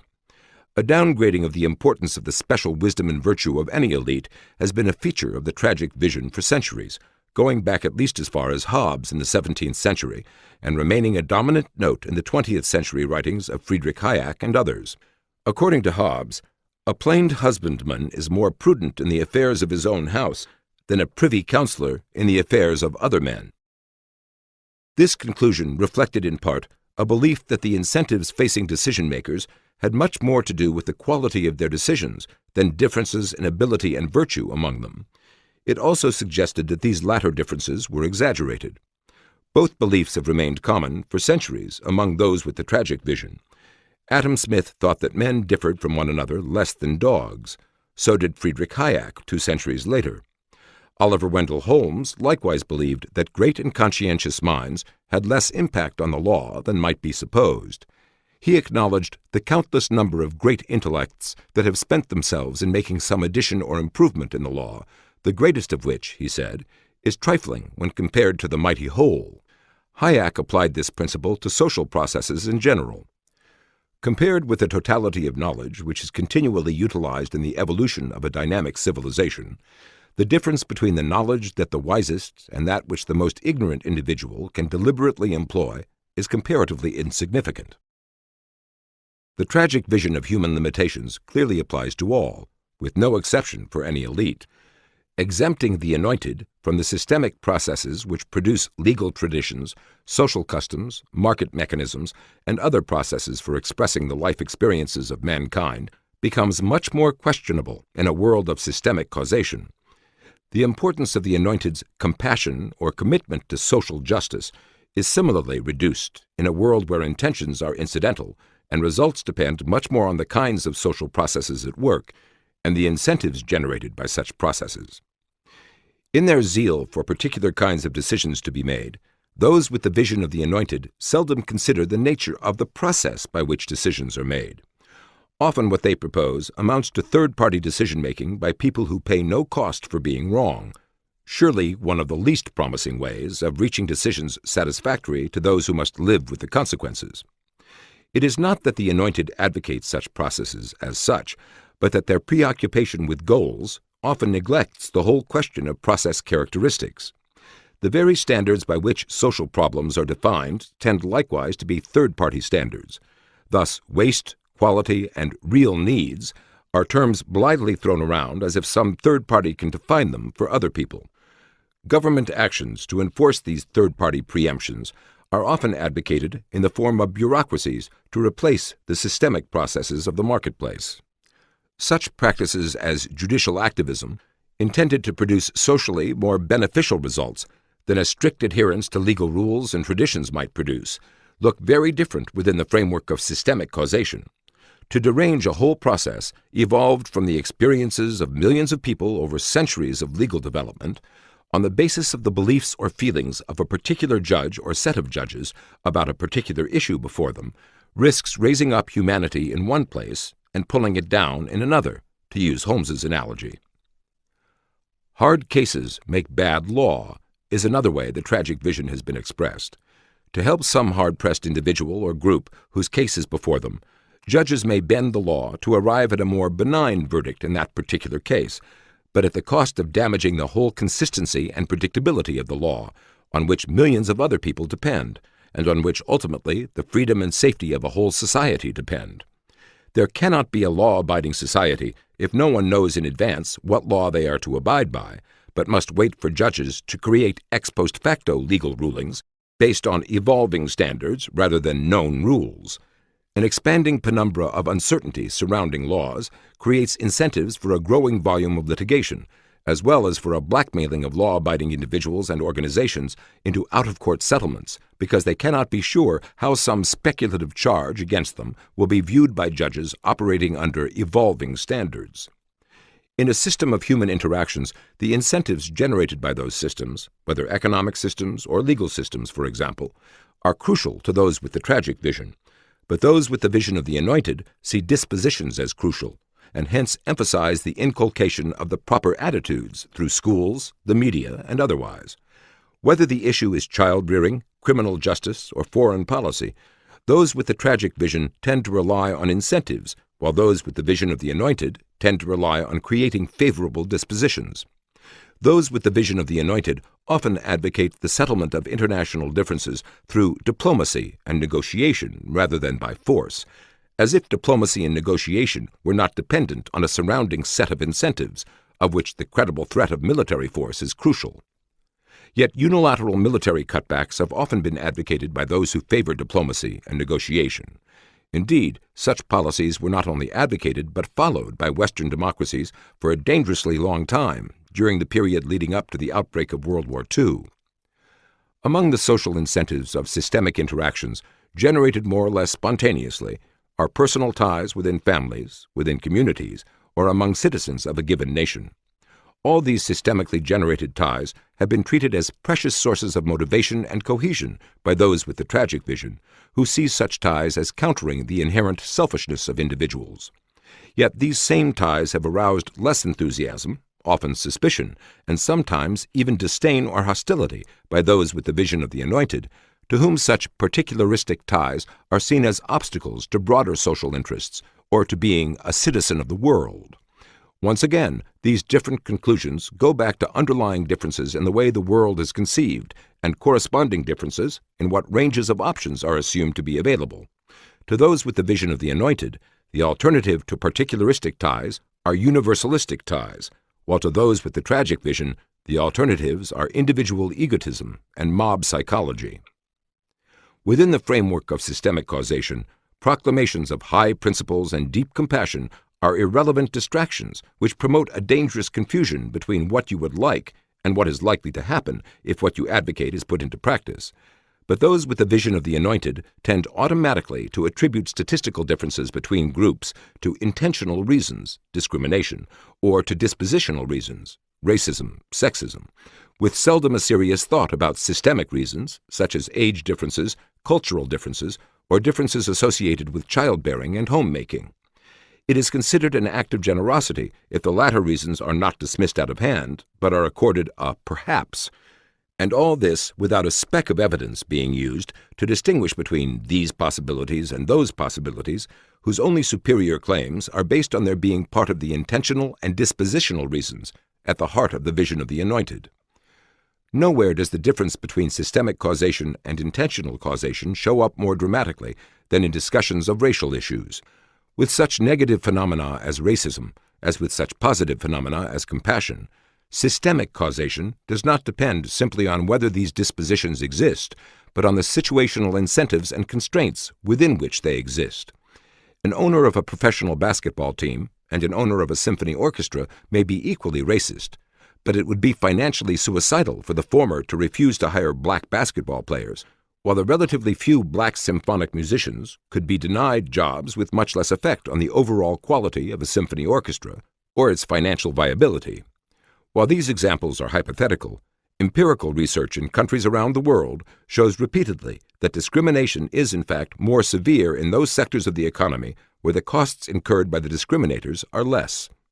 Even in South Africa under apartheid, where racism among white employers was buttressed by legal discrimination against black workers, those very employers often defied or evaded the apartheid laws to hire more blacks, and in higher positions than permitted by the government. The South African housing market produced such racial integration in defiance of the law that whites were in some cases a minority in areas legally designated as being for whites only. Yet this whole field of the economics of discrimination has been dismissed as a lot of hot air by an academic whose sole evidence was a Federal Reserve study of mortgage lending in Boston, a study whose fatal flaws have already been noted in Chapter 3. For many others with the vision of the Anointed, no evidence at all is necessary for asserting that racism and discrimination underlie statistical disparities. In contrast to the vision of the Anointed, systemic causation says that there are often underlying and quite rational reasons for decisions, even if the expression of those reasons are neither obvious nor well articulated. In short, there is an underlying reality reflected through systemic processes, however imperfectly. It is not simply a matter of subjective dispositions. This reasoning can be taken a step further. A fundamental reality is not vitiated by the fact that different human beings see it differently, even if some respond irrationally. For example, in 19th century Japan, the fundamental reality was that the Japanese were technologically far behind the Western industrial nations, and that this had enormous implications for the country's military vulnerability, political subordination, and chances of survival as an independent nation. A wide spectrum of Japanese recognized this and acted upon it, ultimately creating the scientific, technological, and economic foundation for Japan's emergence a century later as one of the leading industrial nations of the world. However, not every Japanese was perfectly rational about their initial shock at discovering how far behind they were compared to the West. Among the reactions were these. Associations were formed to promote the use of Roman letters in the writing of Japanese and to abandon the kanji and kana characters. Suggestions were made that the kimono be abolished, along with many Japanese foods. One man, Yoshio Takahashi, even published a book, The Improvement of the Japanese Race, in which he claimed that the Japanese were physically and mentally inferior to Westerners, and he urged that all Japanese males divorce their wives and marry Western women who would bear children with superior characteristics, and so improve the Japanese stock. A song composed in 1878 for children as they played with a ball, called the Civilization Ball Song, was designed to impress on their young minds how superior Western technology was. At each bounce of the ball, they had to recite the names of 10 objects that would improve their country: gas lamps, steam engines, horse-drawn carriages, cameras, telegrams, lightning conductors, newspapers, schools, letter post, and steamships. Nothing would be easier than to ridicule some of these attitudes. Certainly no one today could consider the Japanese race mentally inferior, for example, after their remarkable achievements in overtaking Western nations technologically in just one century, but a sweeping dismissal of the concerns behind even these extreme reactions in 19th century Japan would be as mistaken in general as these reactions were on particular points. There was an underlying reality, however varied and sometimes irrational the subjective responses were to it. It was not just a matter of subjective dispositions, nor would psychological re-education of the Japanese or redefining the backwardness of 19th century Japan out of existence with cultural relativism have made a dent in that underlying reality. Everything cannot be reduced to psychological attitudes or perceptions. Systemic causation does not presuppose perfect rationality on the part of human beings. On the contrary, its rationality is a systemic rationality, such that any professional basketball team owner who refused to hire black players under competitive market conditions would simply not continue to survive as an owner. Similarly, systemic causation would not explain the highly varying proportions of female employees in different industries and occupations by the subjective attitudes of men in those particular industries and occupations, but by the varying situations in those sectors of the economy where women are prevalent or rare. It would, in fact, be an incredible coincidence if men's attitudes toward women should continue to be radically different from one industry to another over a span of time sufficient for a complete turnover of the men in all the industries. The point here is not to resolve issues involving women or minorities in the labor market. The point is to illustrate the difference between seeking systemic explanations of social phenomena and presupposing that subjective dispositions provide a sufficient causal explanation. A spectrum of subjective responses to any situation is virtually inevitable, and these responses will almost invariably include both wise and foolish reactions, as well as reactions well articulated and clumsily expressed. Nothing would be easier, on any issue, than to seize upon foolish, malign, or confused statements or actions, in order to present a social problem as due to subjective dispositions which differ from the superior dispositions of the anointed. But if causation is seen as systemic rather than dispositional, then the task is to discover the underlying reality behind the varied subjective expressions. Perceptions are like mirrors which reflect the real world with varying degrees of distortion, but proving distortion does not disprove the existence of a reality which cannot be talked away. Trade-offs versus solutions. Perhaps the most fundamental difference between those with the tragic vision and those with the vision of the anointed is that the former see policy-making in terms of trade-offs, and the latter in terms of solutions. This is not merely a difference in words or in optimism, but a difference in procedures. To those with the vision of the anointed, the question is, what will remove particular negative features in the existing situation to create a solution? Those with the tragic vision ask, what must be sacrificed to achieve this particular improvement? As the distinguished economist Herbert Stein said of evaluating a political candidate, there are always conditions that one could wish were different or better than they are. The relevant question is whether there is a cure for the condition which the candidate knows and can put into effect, and which will not have consequences that are worse than the initial condition. Implicit in these different approaches to policy-making are different assumptions as to whether other people are so irrational as to have set up unhappy situations for no reason, so that costless improvements are now available. Belief in such differential wisdom and rectitude is more congenial to the vision of the anointed, for whom potential solutions abound, requiring only the discernment to discover them and the power to put them into practice. No one denies the existence of constraints, though the vision of the anointed does not incorporate these constraints as a central feature and ever-present ingredient in its thinking, while the tragic vision does. Moreover, the trade-offs made necessary by constraints are seen differently by the two visions. To those with the vision of the anointed, it is simply a question of choosing the best solution, while to those with the tragic vision, the more fundamental question is, who is to choose, and by what process, and with what consequences for being wrong? As already noted in Chapter 2, and as will be heard in subsequent chapters, it is so easy to be wrong, and to persist in being wrong, when the costs of being wrong are paid by others. Often those with the vision of the anointed more or less automatically collectivize decisions, and then take on the role of deciders themselves, whether the issue is sex education, subsidizing the arts, health insurance, or innumerable other social issues. However, there is no a priori reason why different individuals should not have different trade-offs in all these areas, which is to say, there is no necessity for the anointed to preempt and collectivize these decisions. A simple example may illustrate concretely the difference between seeking a solution and seeking a trade-off. When a baby was killed in a tragic airplane crash in 1989, by being ripped out of its mother's arms by the force of the impact and being sent hurtling through the cabin, a political solution was proposed by having a federal law requiring babies to be strapped into their own seats on airplanes. But a study by economists indicated that such a law, requiring parents to purchase an extra seat, would divert a portion of the traffic to cheaper alternative modes of transportation on the ground, most of which have higher mortality rates than airplanes. Over a period of a decade, there would be an estimated saving of 1 baby's life in airplane crashes, a loss of 9 lives in alternative ground transportation, and an additional cost of $3 billion. Few people would regard this as a reasonable trade-off, but it is only by analyzing the issue as a trade-off that we avoid the dangerous and deceptive appearances of a solution.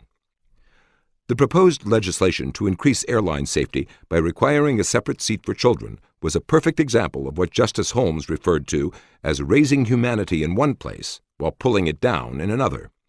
Nothing is easier than to increase safety in some arbitrarily defined sector in some arbitrarily chosen way, in disregard of what this does to safety elsewhere and in other ways. Unfortunately, this kind of thinking is all too congenial to the vision of the Anointed and to politicians. More generally, political attempts to solve various problems, seriatim, ignores the costs created by each solution and how that exacerbates other problems. It is by no means impossible to solve downtown parking problems in any city, for example, by building more parking garages, either above ground or underground, but the resources required for such a task would leave many municipalities dangerously lacking in policemen and fire protection, municipal hospitals, and public schools. It is no answer to suggest raising local taxes or getting federal grants, for these actions simply relocate the trade-off without getting rid of it. It is like infinite regress. If the parking problem is worth eliminating, even at the large and inescapable costs of doing so, then clearly it should be done. But no one should imagine that this is a solution rather than a trade-off. Much of political rhetoric is concerned with presenting issues as isolated problems to be solved, not as trade-offs within an overall system constrained by inherent limitations of resources, knowledge, etc. The issue is posed as one of providing affordable housing, decent jobs, adequate health care, and the like. The cost problem is often waved aside by some such general statement as, surely a country that can put a man on the moon, or fight a war in the Persian Gulf, or build a nationwide highway system, etc., can afford to do whatever is proposed. From a trade-off perspective, however, all these expensive activities of the past are reasons why we have less to spend on other things, not reasons why we can spend more. We cannot undo the flight to the moon, unfight the Gulf War, or unbuild the national highway system. One of the most severe constraints is the constraint that time moves in only one direction. Trade-offs that should have been made differently in the past are now irrelevant. What can be afforded seriatim vastly exceeds what can be afforded simultaneously. Simple and obvious as this should be, it is often ignored in denunciations of government inaction on various festering social problems or unmet needs. But even an ideal set of trade-offs must and should leave a whole spectrum of unmet needs, because the cost of wiping out the last vestige of any problem is leaving other problems in more dire condition. In short, trade-offs must be incremental rather than categorical, if limited resources are to produce optimal results in any social system as a whole.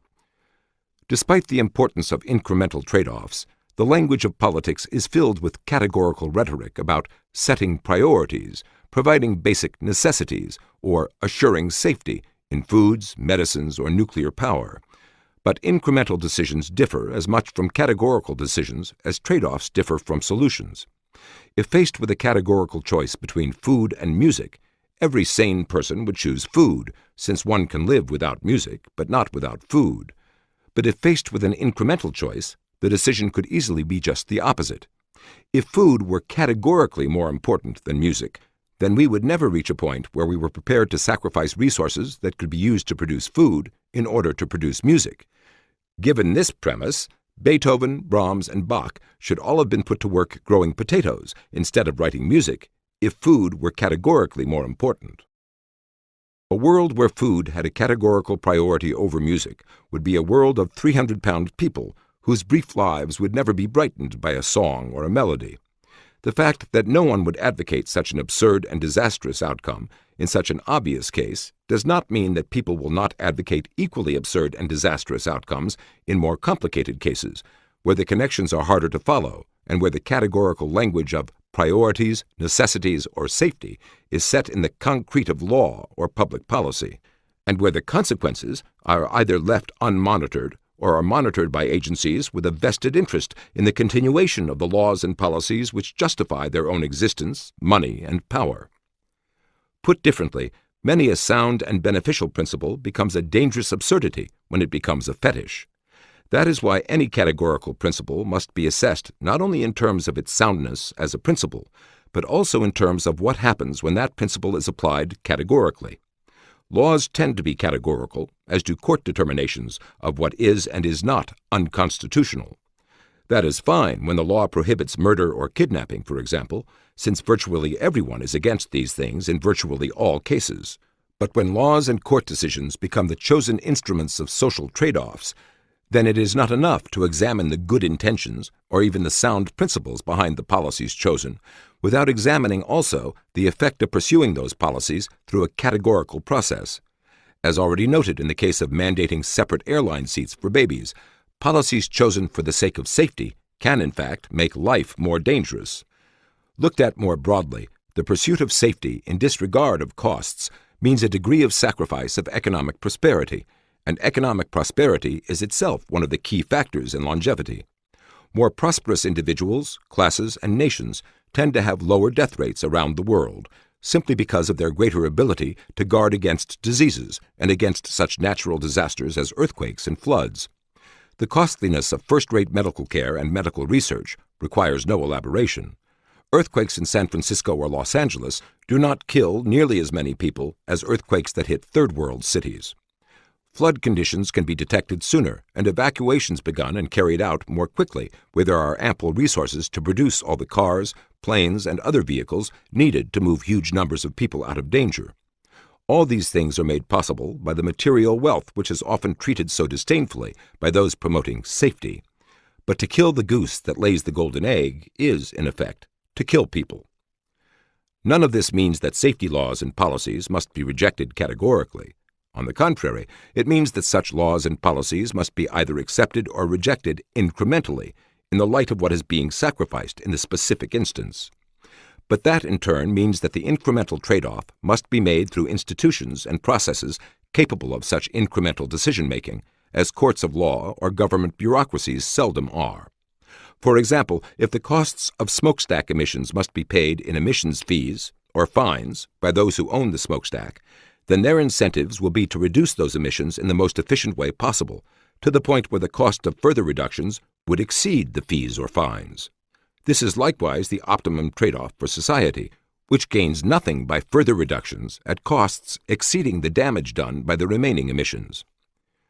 To eliminate another $1,000 worth of emissions at a cost of $1 million is to make the society $999,000 worse off.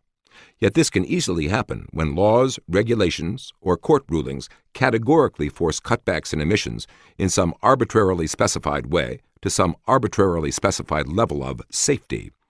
Often, the officially specified way of reducing pollution is not the most efficient way of doing so, or may have been the most efficient way when the laws, regulations, or court rulings were made, but is no longer, as technology advances.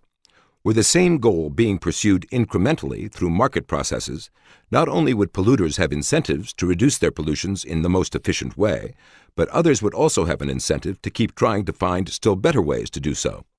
But once official categorical edicts have specified a particular way of reducing emissions, there is less incentive for others to find alternative technologies for accomplishing the same purposes, when the costs and uncertainties of gaining official acceptance for the new technology reduce its prospective profitability.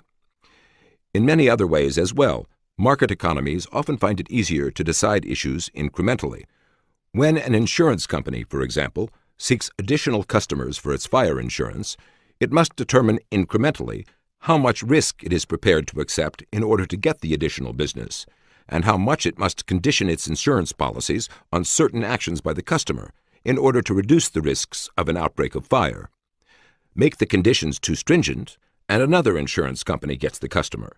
Make them too lenient, and losses from fires will exceed the premiums paid by the additional customers. But when a government agency attempts to insure against various disasters, either directly or by providing disaster relief after the fact, it seldom weighs such considerations incrementally or imposes constraints on the creation of risks.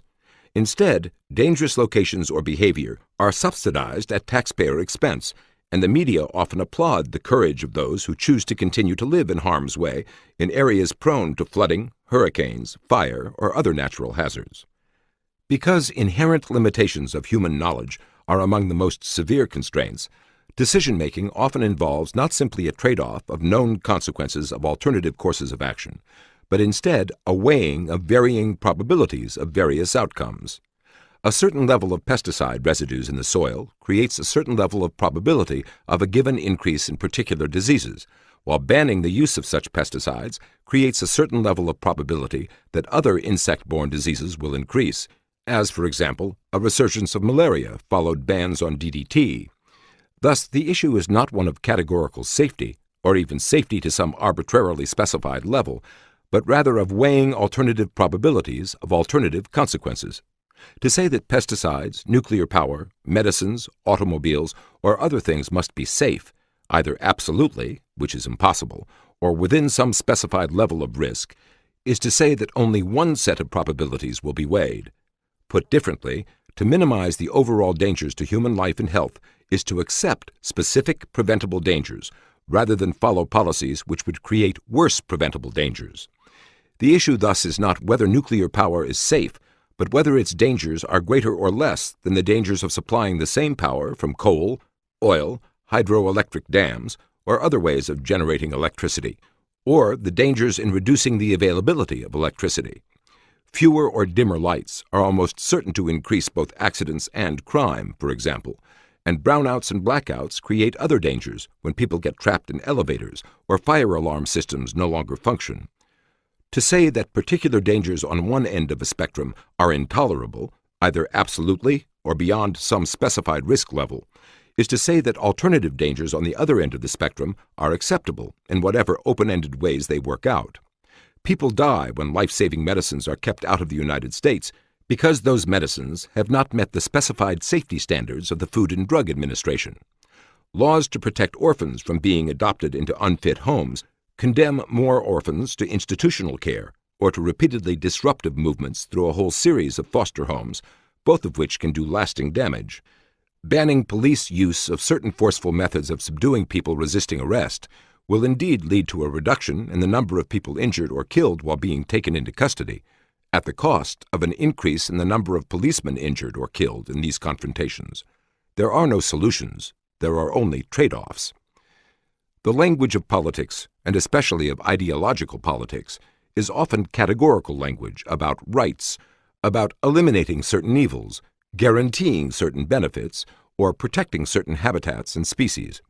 In short, it is the language of solutions and of the unconstrained vision behind solutions, the vision of the Anointed.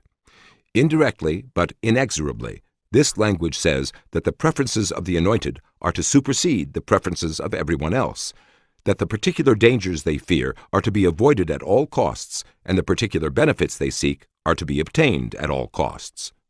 Their attempts to remove these decisions from both the democratic process and the market process, and to vest them in obscure commissions, unelected judges, and insulated bureaucracies, are in keeping with the logic of what they are attempting. They are not seeking trade-offs based on the varying preferences of millions of other people, but solutions based on their own presumably superior knowledge and virtue.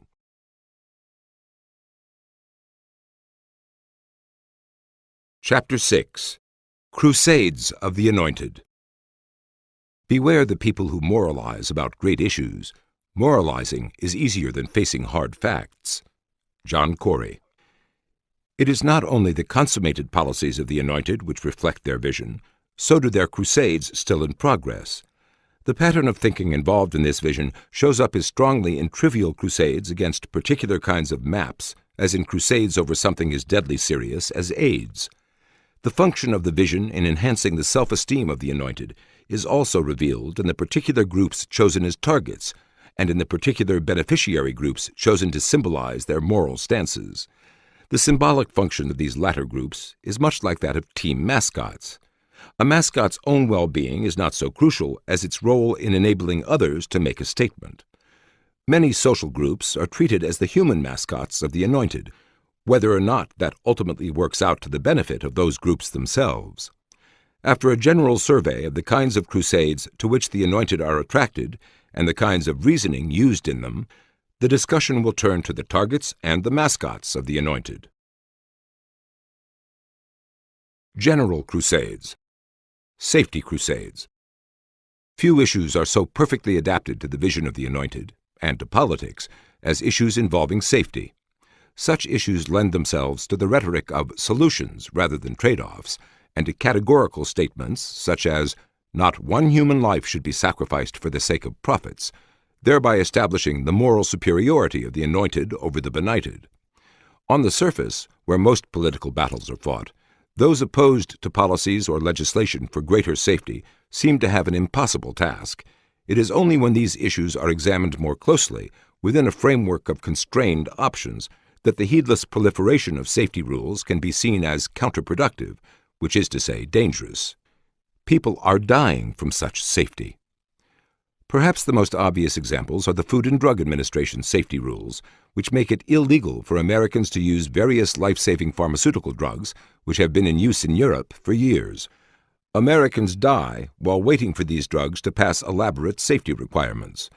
The underlying problem with this approach is that it seeks a categorical solution in some arbitrarily specified level of drug safety, rather than a trade-off between the dangers of the drug and the dangers of not using the drug.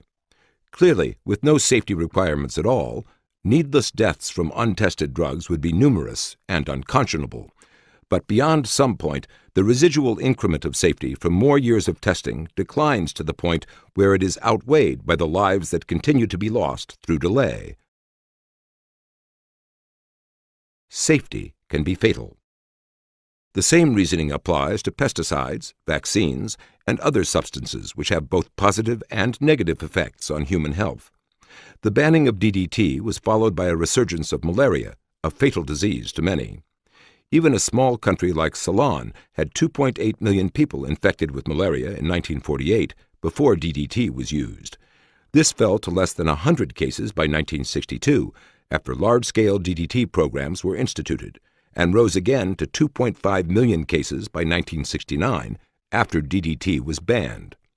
Although the dangers of DDT have been exaggerated, even professional sprayers, with many times the concentration of DDT in their bodies as the average person, show no medical ill effects. Nevertheless, sufficiently massive doses can be harmful. If DDT were 100% safe, it would be the only 100% safe thing on the planet.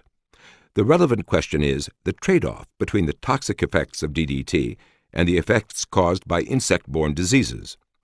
A very similar question must be asked about vaccines. More than 3 million Americans are vaccinated against whooping cough annually, preventing an estimated 300,000 cases of the disease, including an estimated 400 fatal cases. Yet this same vaccine is also responsible for an estimated 30 cases of brain damage annually. Clearly, there is no solution in such situations, but only a trade-off. It would be obscene to speak of solutions to the parents of brain-damaged children.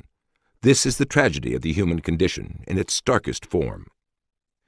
The trade-off approach, however, means that there is no special role for the Anointed to play, unless they choose to seize upon one particular kind of safety and make it preemptive over other kinds of safety. Maps. Perhaps nothing so captures the mindset of the Anointed as a tempest in a teapot created over a common map of the world used for centuries and called the Mercator projection. This map has been objected to not by professional mapmakers or for scientific reasons, but by liberal left organizations and individuals for ideological reasons. Because of the methods by which it is produced, a Mercator map shows areas near the equator relatively smaller than similar-sized areas nearer the poles. Thus, Greenland appears larger than Australia on a Mercator projection, even though Australia is in fact more than 3 times the size of Greenland. However, this particular distortion is not what has created the controversy. Because so many of the poorer nations of the world are in or near the tropics, their areas seem smaller on the Mercator map relative to the nations of Europe and North America. In our society, a critic claimed, we unconsciously equate size with importance and even with power, and if the third world countries are misrepresented, they are likely to be valued less. The source of this revelation about other people's unconscious was of course not revealed. However, a maverick mapmaker in Germany named Arno Peters has denounced the Mercator projection as an example of European arrogance, since it makes Europe look relatively larger than third world countries, and this has been taken to imply intentional efforts to foster Eurocentric and even imperialist attitudes. In the United States, the National Council of Churches has endorsed and published Peters' alternative map of the world, and some United Nations agencies have likewise switched to the Peters map. Textbook publishers have been forced by the Texas Education Agency to include in their books sold in that state a disclaimer concerning the accuracy of the Mercator projection, and to include comparisons of other maps. The fact that most professional mapmakers have been highly critical of the Peters alternative map carries no weight with the Anointed. The political implications of this map are true, whereas the political implications of the Mercator map are false, according to a spokesman for the National Council of Churches publishing organization. The question for the Church is not primarily one of scientific reliability, he said in defense of the Peters map. We see this map as being very central to establishment of a correct world view. In short, the integrity of yet another profession is to be violated for the sake of political correctness. As with so many other issues involving the vision of the Anointed, this ideological uproar turns on a failure to understand the nature of trade-offs and a willingness, or even eagerness, to read malign intentions into others. All maps necessarily distort the globe, for the simple reason that there is no way to accurately represent a three-dimensional planet on a two-dimensional piece of paper. Something has to give. Some maps have the areas correct but the directions wrong, while others have just the reverse, and still others have other problems. Choices of map projections, like all other choices, can only be made among the alternatives actually available, and an accurate map of the world has never been one of those alternatives. In map-making, as in other decision-making processes, there are no solutions, but only trade-offs, which in this case permit one kind of accuracy to be achieved only at the expense of other kinds of accuracy. Finally, to complete the parallel with so many other kinds of misunderstandings by the Anointed, maps do not exist for symbolic or ideological purposes, but to meet some concrete practical need. One of the most enduring and most important needs met by maps is for finding places, particularly for navigation by ships and later by planes. Given this imperative, which was a matter of life and death to sailors for centuries, the Mercator projection became a commonly used map because its directions were made accurate, at the expense of distorting the relative size of areas. Given that the users of these maps were far more concerned with arriving alive at their destinations than with comparing real estate, the Mercator projection reigned supreme as a world map. Enter the Anointed. For them, all this history and the scientific principles of map-making have been blithely ignored, and yet another opportunity for moral preening created instead. The generic he. When someone says that a flock of geese is flying overhead, no one believes that this is an all-female flock, with no ganders among them. It is just that the female name, goose, is used generically to denote the whole species. With people, the male name, man, is used to denote the species, while ships and countries are usually referred to as she. How all this arose historically is lost somewhere in the mists of time, but just as no one means to exclude ganders when referring to a flock of geese, or to suggest that some female made the decision when Russia decided that she would invade the Caucasus, so no one intended to exclude women when the generic he was used. One can look through writings from centuries past and see general principles about man illustrated by examples of how mothers treat their children or how housewives manage a household. Simple and obvious as all this should be, a whole crusade has been launched requiring that clumsy phrases like he/she or s/he or he or she be used, leading to such constructions as, when anyone decides that he or she should have his or her house painted, then he or she should go to a painter and ask him or her how much it will cost. All this is supposed to demonstrate that we are part of the Anointed who believe in the equality of the sexes, rather than the benighted who betray anti-female animus by using the generic he. This cluttering of the English language conveys no additional information in the statement itself, however much it may serve as a shibboleth identifying the Anointed. It connotes also false information, namely that those who preferred a less cluttered way of writing were secretly harboring malign thoughts toward women or self-hate, where these writers were women themselves. As with so many verbal and other fetishes of the Anointed, it serves primarily to circumvent a need for either logic or evidence.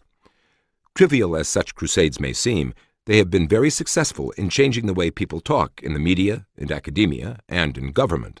Not only is the generic he taboo in many quarters, the speech controllers have pressed on to new conquests, attacking such words as layman, craftsman, actress, or matron, which violate their unisex view of the world, and also proscribe such phrases as to master a language because it uses a sex-specific word.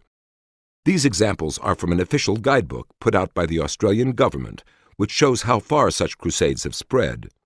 An American guidebook, distributed internationally, declares that there is a perfectly scientific, completely foolproof, and highly theoretical model for avoiding sexism on the job.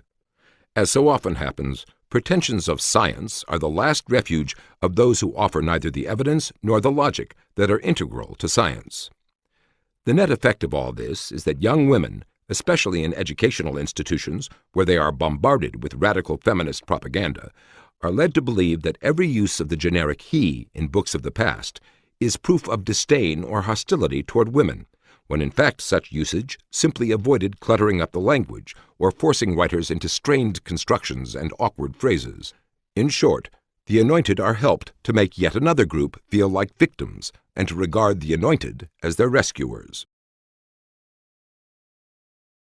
Mascots of the Anointed. The ideals of a government of laws and not of men, and equal protection of the law, are at the heart of American constitutional law and the democratic process. Yet, increasingly, government has come to be seen as a way of benefiting particular groups adopted as mascots, often without much regard for what that does to other groups or to the integrity of the system as a whole. Groups disliked, distrusted, or feared by the general public are particularly eligible to become mascots who symbolize the superior wisdom and virtue of the Anointed.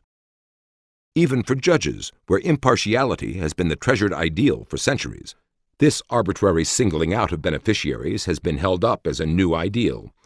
During Judge David H. Souter's confirmation hearings to become a Supreme Court justice, a member of the Senate Judiciary Committee urged him to be a champion of the less fortunate, declaring this to be the role assigned to the court in our system. Nor was this simply the aberration of one senator. The notion that judges, including Supreme Court justices, are to align themselves on various sides has reached the Supreme Court itself. Justice William O. Douglas referred to previous court decisions as good tidings to the moneyed interests, and described these decisions as making clear on which side the court was aligned. In a similar vein, New York Times columnist Linda Greenhouse characterized Justice Harry Blackmun's changing criteria of legal interpretation over the years as a changing of sides on social issues, in which the defender of a comfortable status quo became a questioner and then a challenger.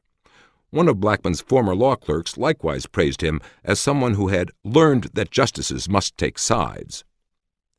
Those who urge such championing or taking sides are suggesting something for which even an umpire would be considered disgraced beyond redemption.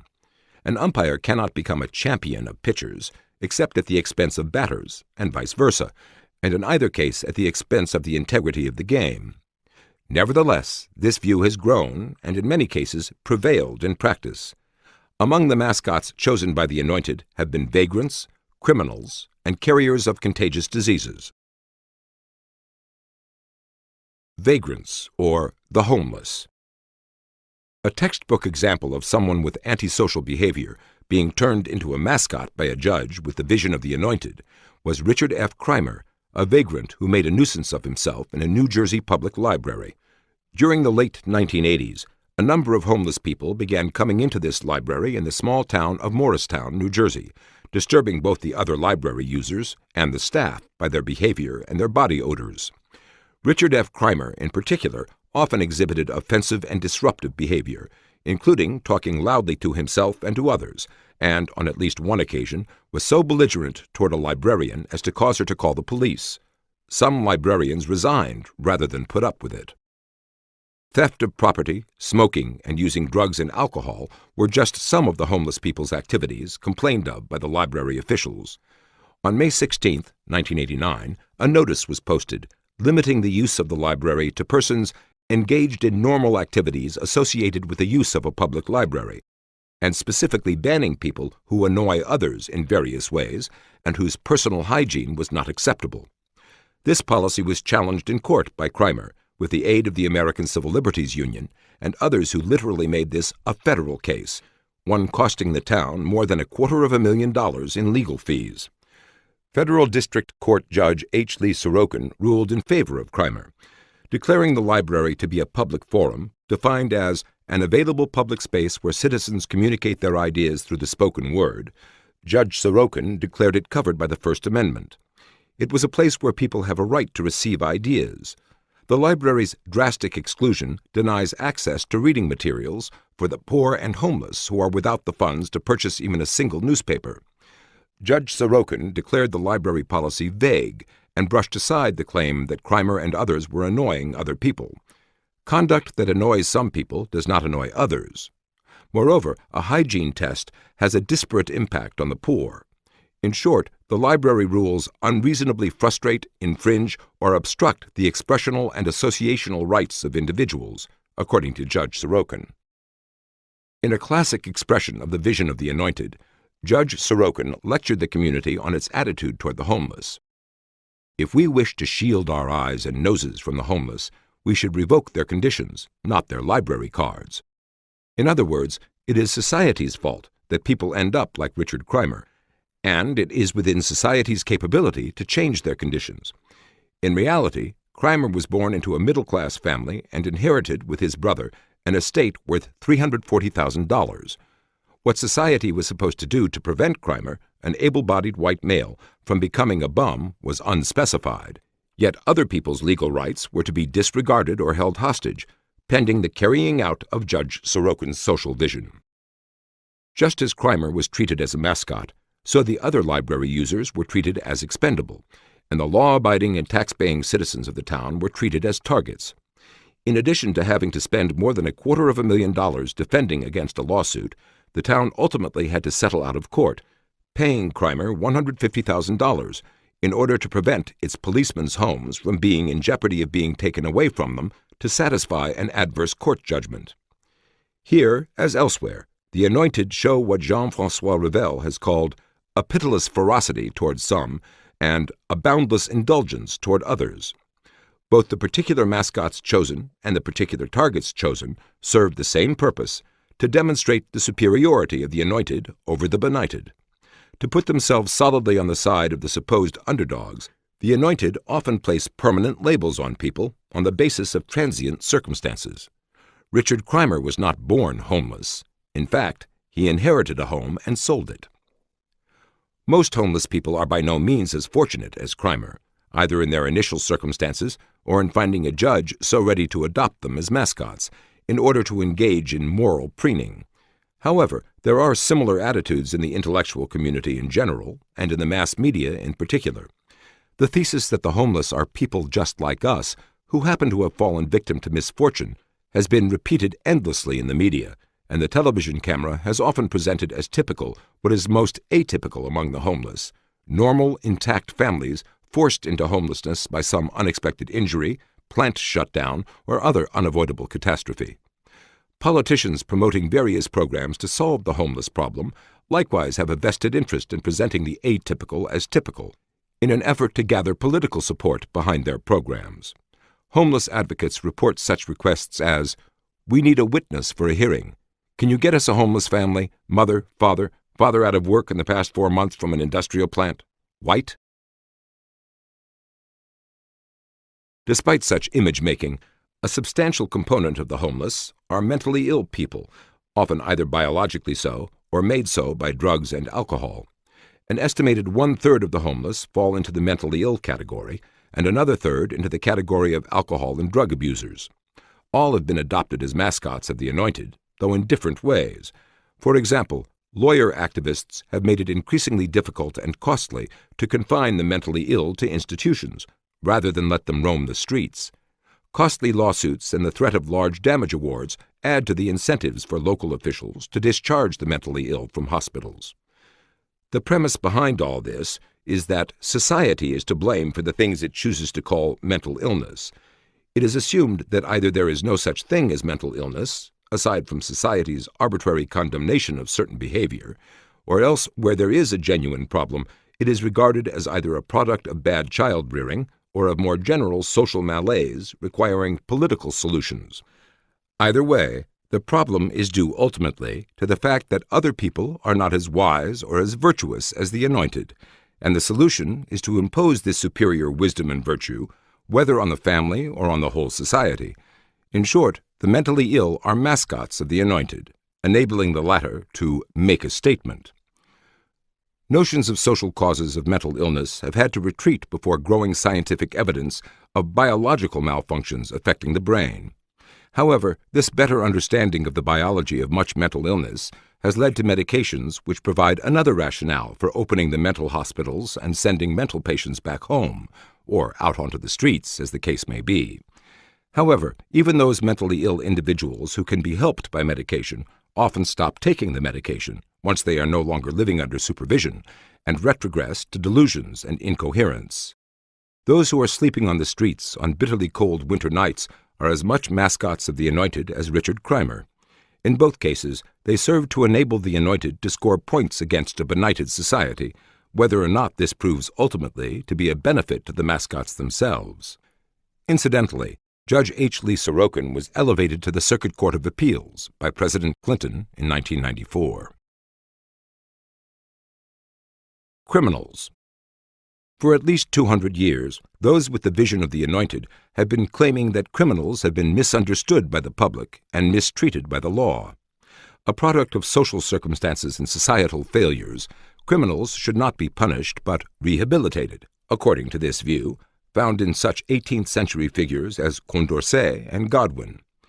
In addition to questioning the morality of punishing people for circumstances beyond their control, the anointed tend to believe that punishment does not work, but that rehabilitation does.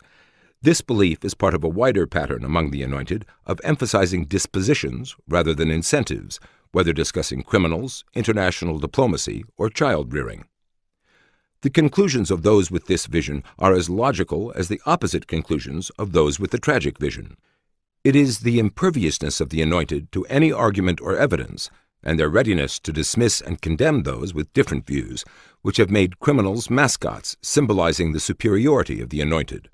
An episode in San Jose, California, illustrates this mindset. The federally funded Alternatives to Incarceration program sent selected imprisoned criminals to colleges to complete their sentences there instead of behind bars. After a series of rapes at San Jose State University, the city's police chief discovered that imprisoned rapists had been released to that institution and that convicted felons routinely stalked women in dark streets in the vicinity of the university in downtown San Jose. What is revealing is the response when he expressed his concern to the director of this particular project. When I complained, the project director said the clients were screened and that California had declared it an exemplary program.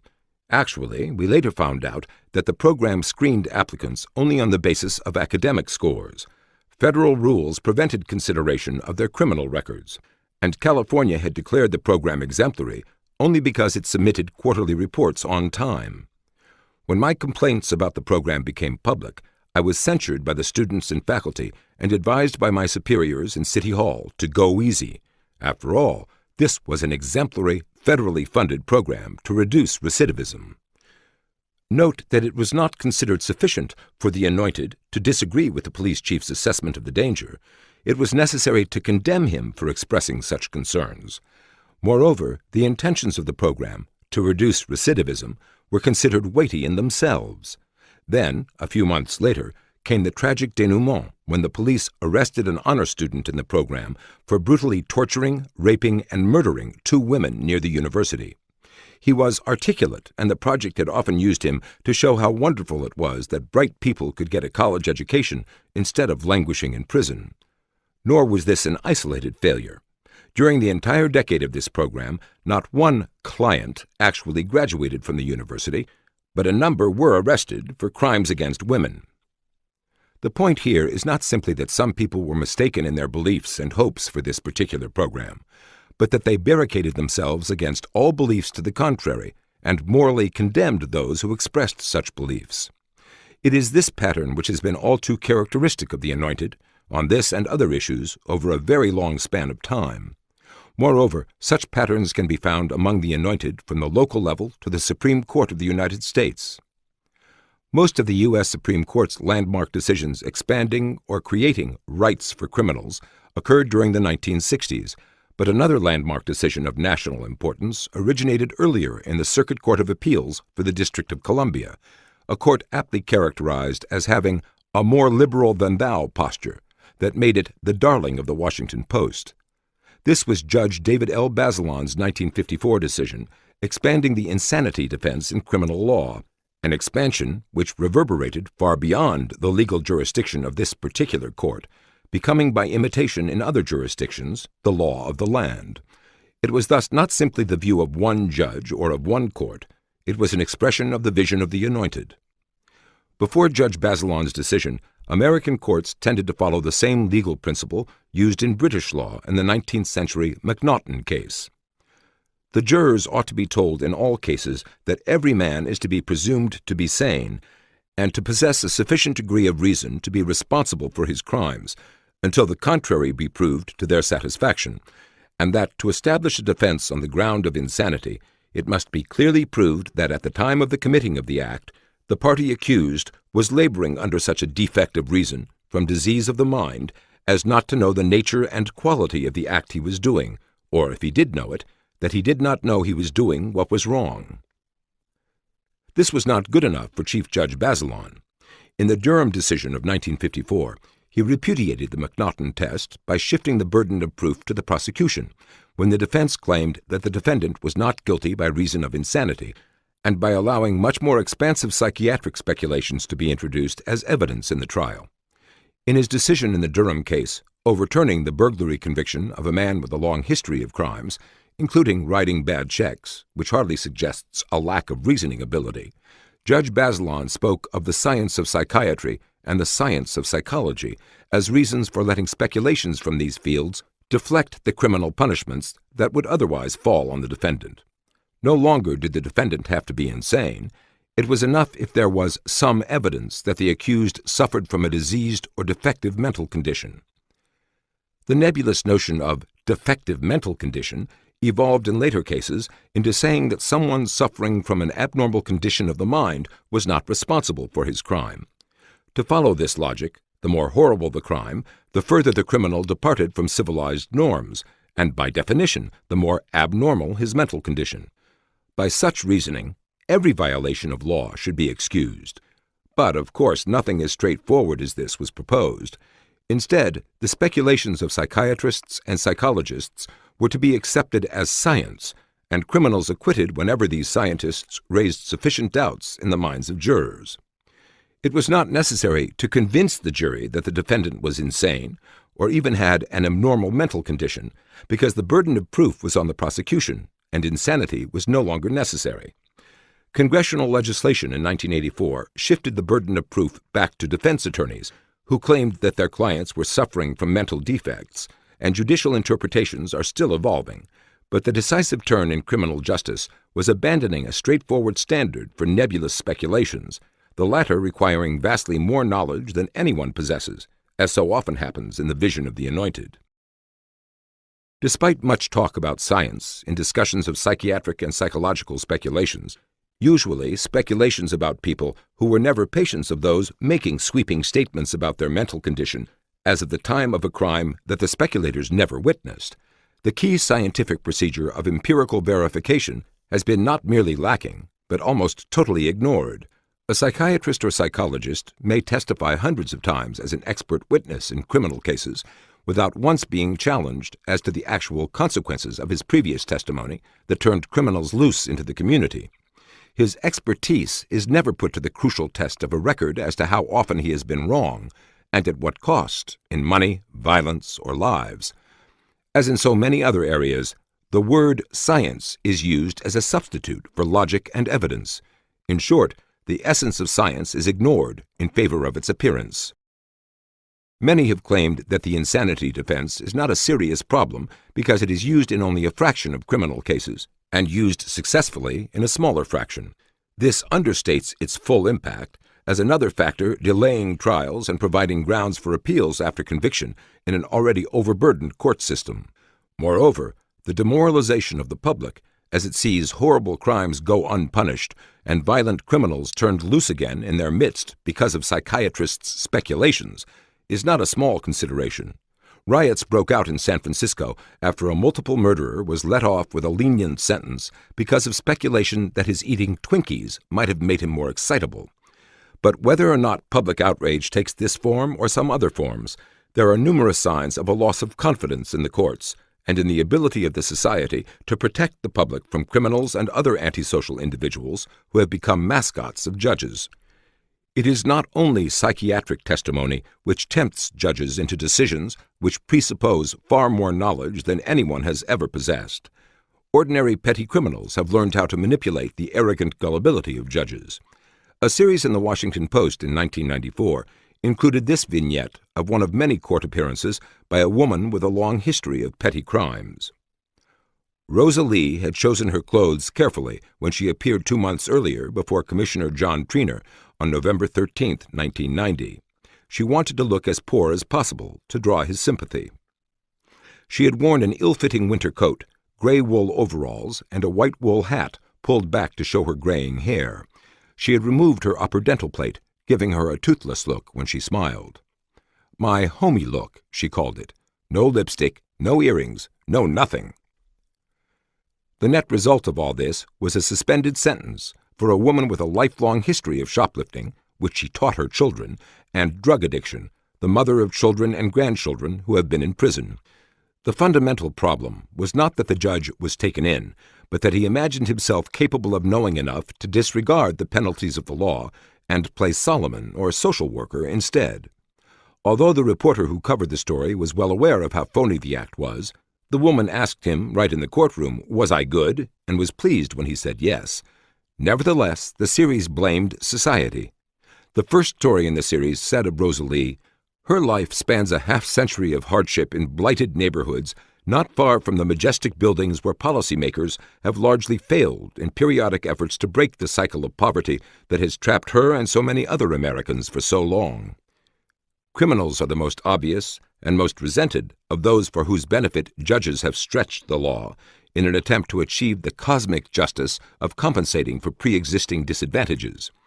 Chief Judge Bazelon, who played such a key role in the evolution of criminal law, was quite clear that the kind of legal principles he advocated were designed to compensate for the disparities that produce unequal access to constitutional rights among those people stunted by many circumstances, including the accident of birth, and to give the stunted a box to stand on to reach our own eye level. Convinced that poverty is the root cause of crime, Judge Bazelon expressed a widespread view of the 1960s and a long-standing assumption of the Anointed that sufficient knowledge already existed when he said, "The circumstances that lead some of these people to crime are no mystery. They are born into families struggling to survive, if they have families at all. They are raised in deteriorating, overcrowded housing. They lack adequate nutrition and health care. They are subjected to prejudice and educated in unresponsive schools. They are denied the sense of order, purpose, and self-esteem that makes law-abiding citizens. With nothing to preserve and nothing to lose, they turn to crime for economic survival, a sense of excitement and accomplishment, and an outlet for frustration, desperation, and rage." That most people born in poverty did not become criminals, and that people born in more fortunate circumstances sometimes did, was acknowledged by Judge Bazelon. But this acknowledgment made no real difference in his conclusions or his judicial decisions. Correlation was causation. Such reasoning might make sense if human beings were born into the world already civilized, so that some special explanation was necessary as to why they later engaged in barbaric behavior. But when everyone is born into the world today as uncivilized as the barbarians of ancient times, there is nothing mysterious about the later behavior of those whose parents did not bother to civilize them.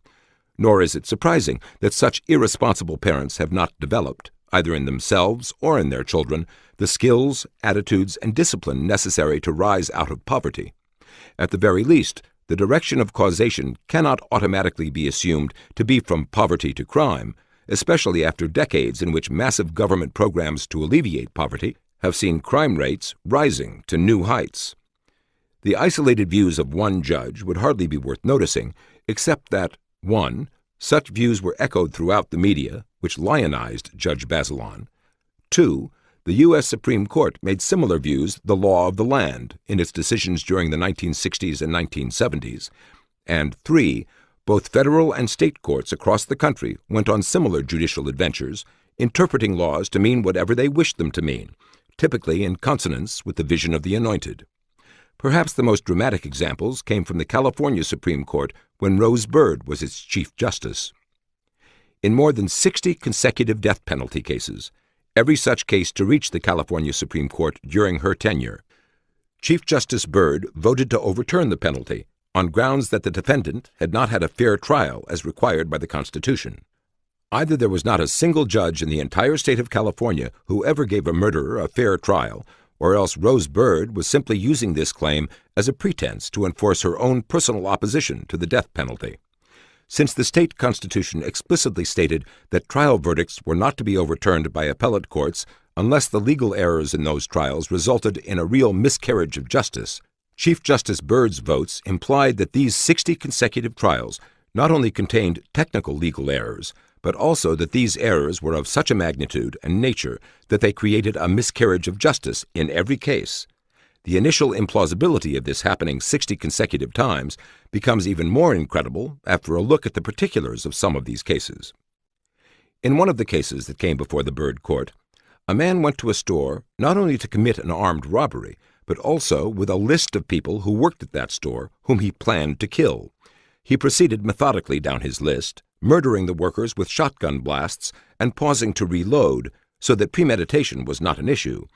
Yet, because the trial judge's instructions to the jury failed to mention premeditation as a requirement for a first-degree murder conviction, Chief Justice Bird voted to overturn the death penalty. Death penalties in other premeditated murder cases were likewise reversed by the California Supreme Court on the same grounds. Because some judges may not have wanted to insult the jurors' intelligence by discussing premeditation in cases where it was so blatantly obvious, this technicality was taken as a sufficient reason for declaring that the murderer was a victim of a miscarriage of justice. Another murderer had his death penalty overturned on grounds that his attorney had failed to make an insanity defense.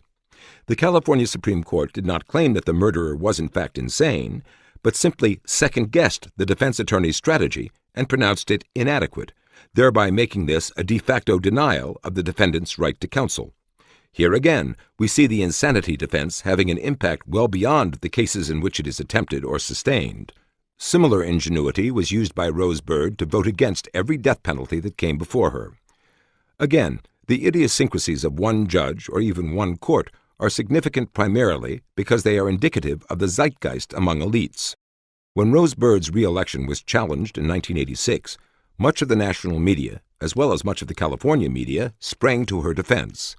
New York Times columnist Tom Wicker defended her invariable vote to overturn death penalty cases by claiming that in every single instance of a death penalty reversal, the Bird Court has found a constitutional infirmity, as if the court could possibly have claimed anything else, regardless of how tenuous that claim was.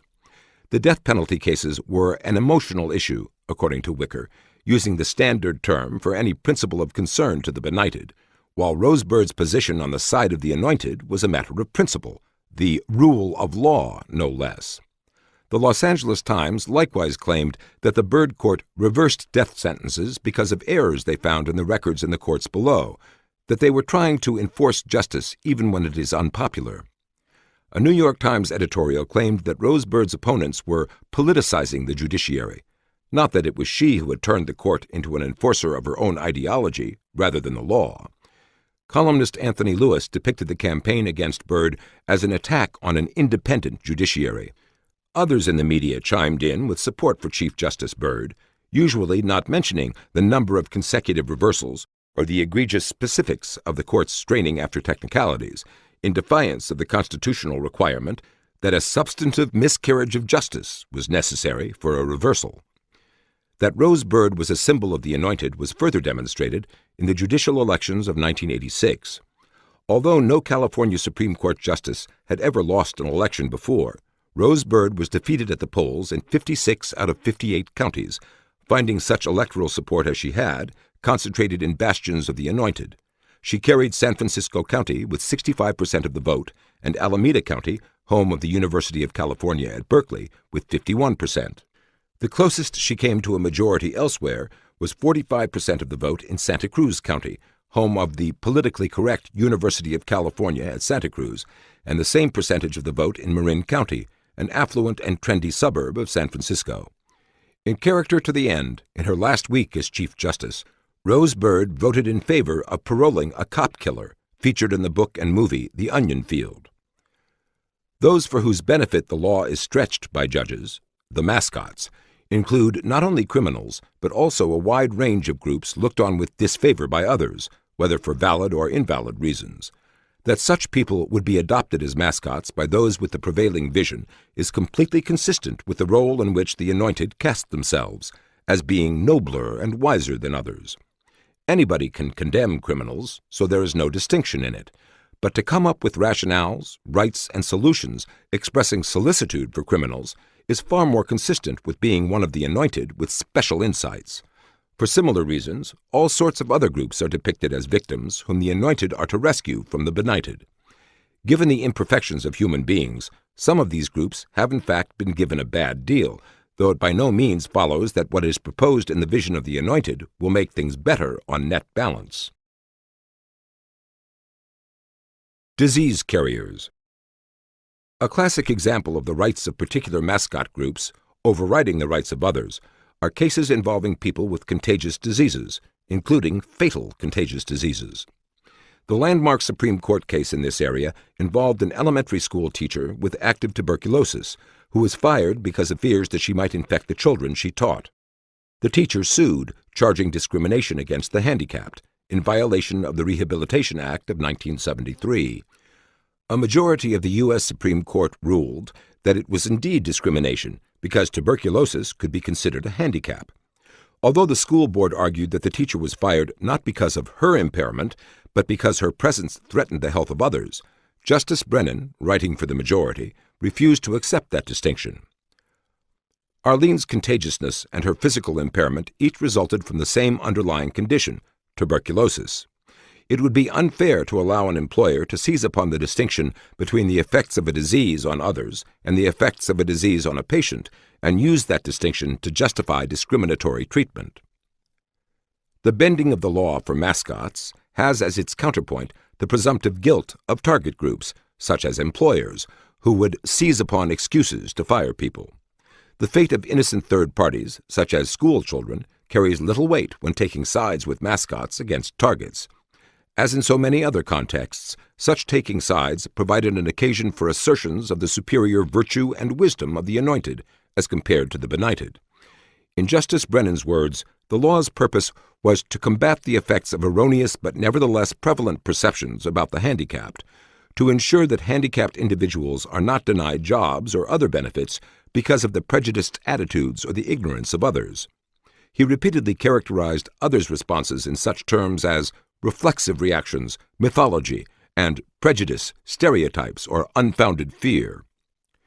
Since the term handicapped covers such a wide range of conditions, even in its normal usage, quite aside from Justice Brennan's extension of the term to people with tuberculosis, almost any blanket statement about the handicapped is virtually certain to be wrong. So is any blanket statement about how mistaken or malign the benighted are in their particular assessments of the individual cases they encounter firsthand. But although the term handicapped is, if anything, even less precise than vagrant, there is no danger that laws favoring the handicapped would be declared unconstitutional as void for vagueness, for such laws promote the vision of the Anointed, and laws against vagrancy go counter to it. Even if medical experts were to certify that the tubercular teacher in question was a danger to the health of the children, thereby permitting her to be removed from the classroom, the law protecting the handicapped required that she be considered for other assignments for which she was otherwise qualified. The Supreme Court sent the case back to the District Court to determine whether the teacher in question was otherwise qualified to be kept employed by the school system. Homosexual activists greeted this Supreme Court decision with approval because of its possible implications for those with AIDS. Although AIDS was not at issue in this particular case, Justice Brennan, in a footnote, left open the question whether AIDS carriers might also be considered as handicapped people entitled to the same legal protections. Judges, by and large, have adopted this same vision of the Anointed in dealing with cases involving AIDS. While public health officials have for decades traced the sources of other infectious diseases to those individuals who were carrying such diseases and spreading them, tracing AIDS to its sources has been declared a violation of federal laws protecting the handicapped. A jail inmate with AIDS who was kept separated from other prisoners was awarded $155,000 in damages. A 3-judge panel ruled that the Department of Health and Human Services could cut off $107 million in federal funds to a medical center which merely restricted the duties of a pharmacist with AIDS. In courtrooms as elsewhere, AIDS carriers have become mascots of the Anointed. No group has so polarized the Anointed from the benighted as people infected with the AIDS virus. In keeping with their having performed this vital role, AIDS carriers are treated as the most sacred of the mascots. In contrast to the identification, and sometimes even quarantine, of people infected with other deadly and contagious diseases, AIDS carriers have been guaranteed anonymity by both law and policy as they mingle with unsuspecting members of the general public. From the beginning, various medical and other public officials have been preoccupied with reassuring the public on how they cannot get AIDS. As late as 1983, people were being reassured that their chances of catching AIDS from transfusions of untested blood were extremely remote. Secretary of Health and Human Services Margaret Heckler went on nationwide television on July 3, 1983, to assure the American people that the blood supply is 100% safe. But just 1 year later, the Centers for Disease Control began reporting dozens of cases of people who caught AIDS from blood transfusions, and just 2 years after that, the AIDS deaths from blood transfusions were in the thousands. More than half of the nation's 20,000 hemophiliacs were infected with the AIDS virus as a result of the numerous blood transfusions they require. The long incubation period of the disease proved to be like a time bomb. The problem was not simply with what medical authorities did not know at the time, but with what they presumed to know and to proclaim to the benighted, to those who, in Secretary Heckler's words, had irrational fears and unwarranted panic. Looking back on this period years later, a feature story in U.S. News and World Report noted, "Americans have long believed the blood supply to be safer than it is. In a 1983 joint statement, for example, the Red Cross and 2 trade groups representing most other blood banks, the American Association of Blood Banks and the Council of Community Blood Centers, put the risk of getting AIDS from a transfusion at about 1 in a million. In fact, it was at least 1 in 660 and up to 1 in 25 in high-exposure cities like San Francisco." Mistaken beliefs about the safety of untested blood did not originate with the public, but with the Anointed elites. This was only one of the many ways in which these elites pooh-poohed the dangers from AIDS. San Francisco nurses who used masks and gloves while handling AIDS patients were punished by hospital authorities for doing so in 1985, though such precautions later became accepted and then officially recommended in federal guidelines. It was at one time triumphantly proclaimed that no healthcare worker had ever contracted AIDS from patients, but by September 1985, there were the first of many cases of nurses, lab workers, and others who caught the disease from AIDS patients, and by 1991, there were cases of patients who caught AIDS from a dentist. As Newsweek noted, just a year ago, most authorities on AIDS considered it virtually impossible for an AIDS-infected physician or dentist to pass the virus on to patients.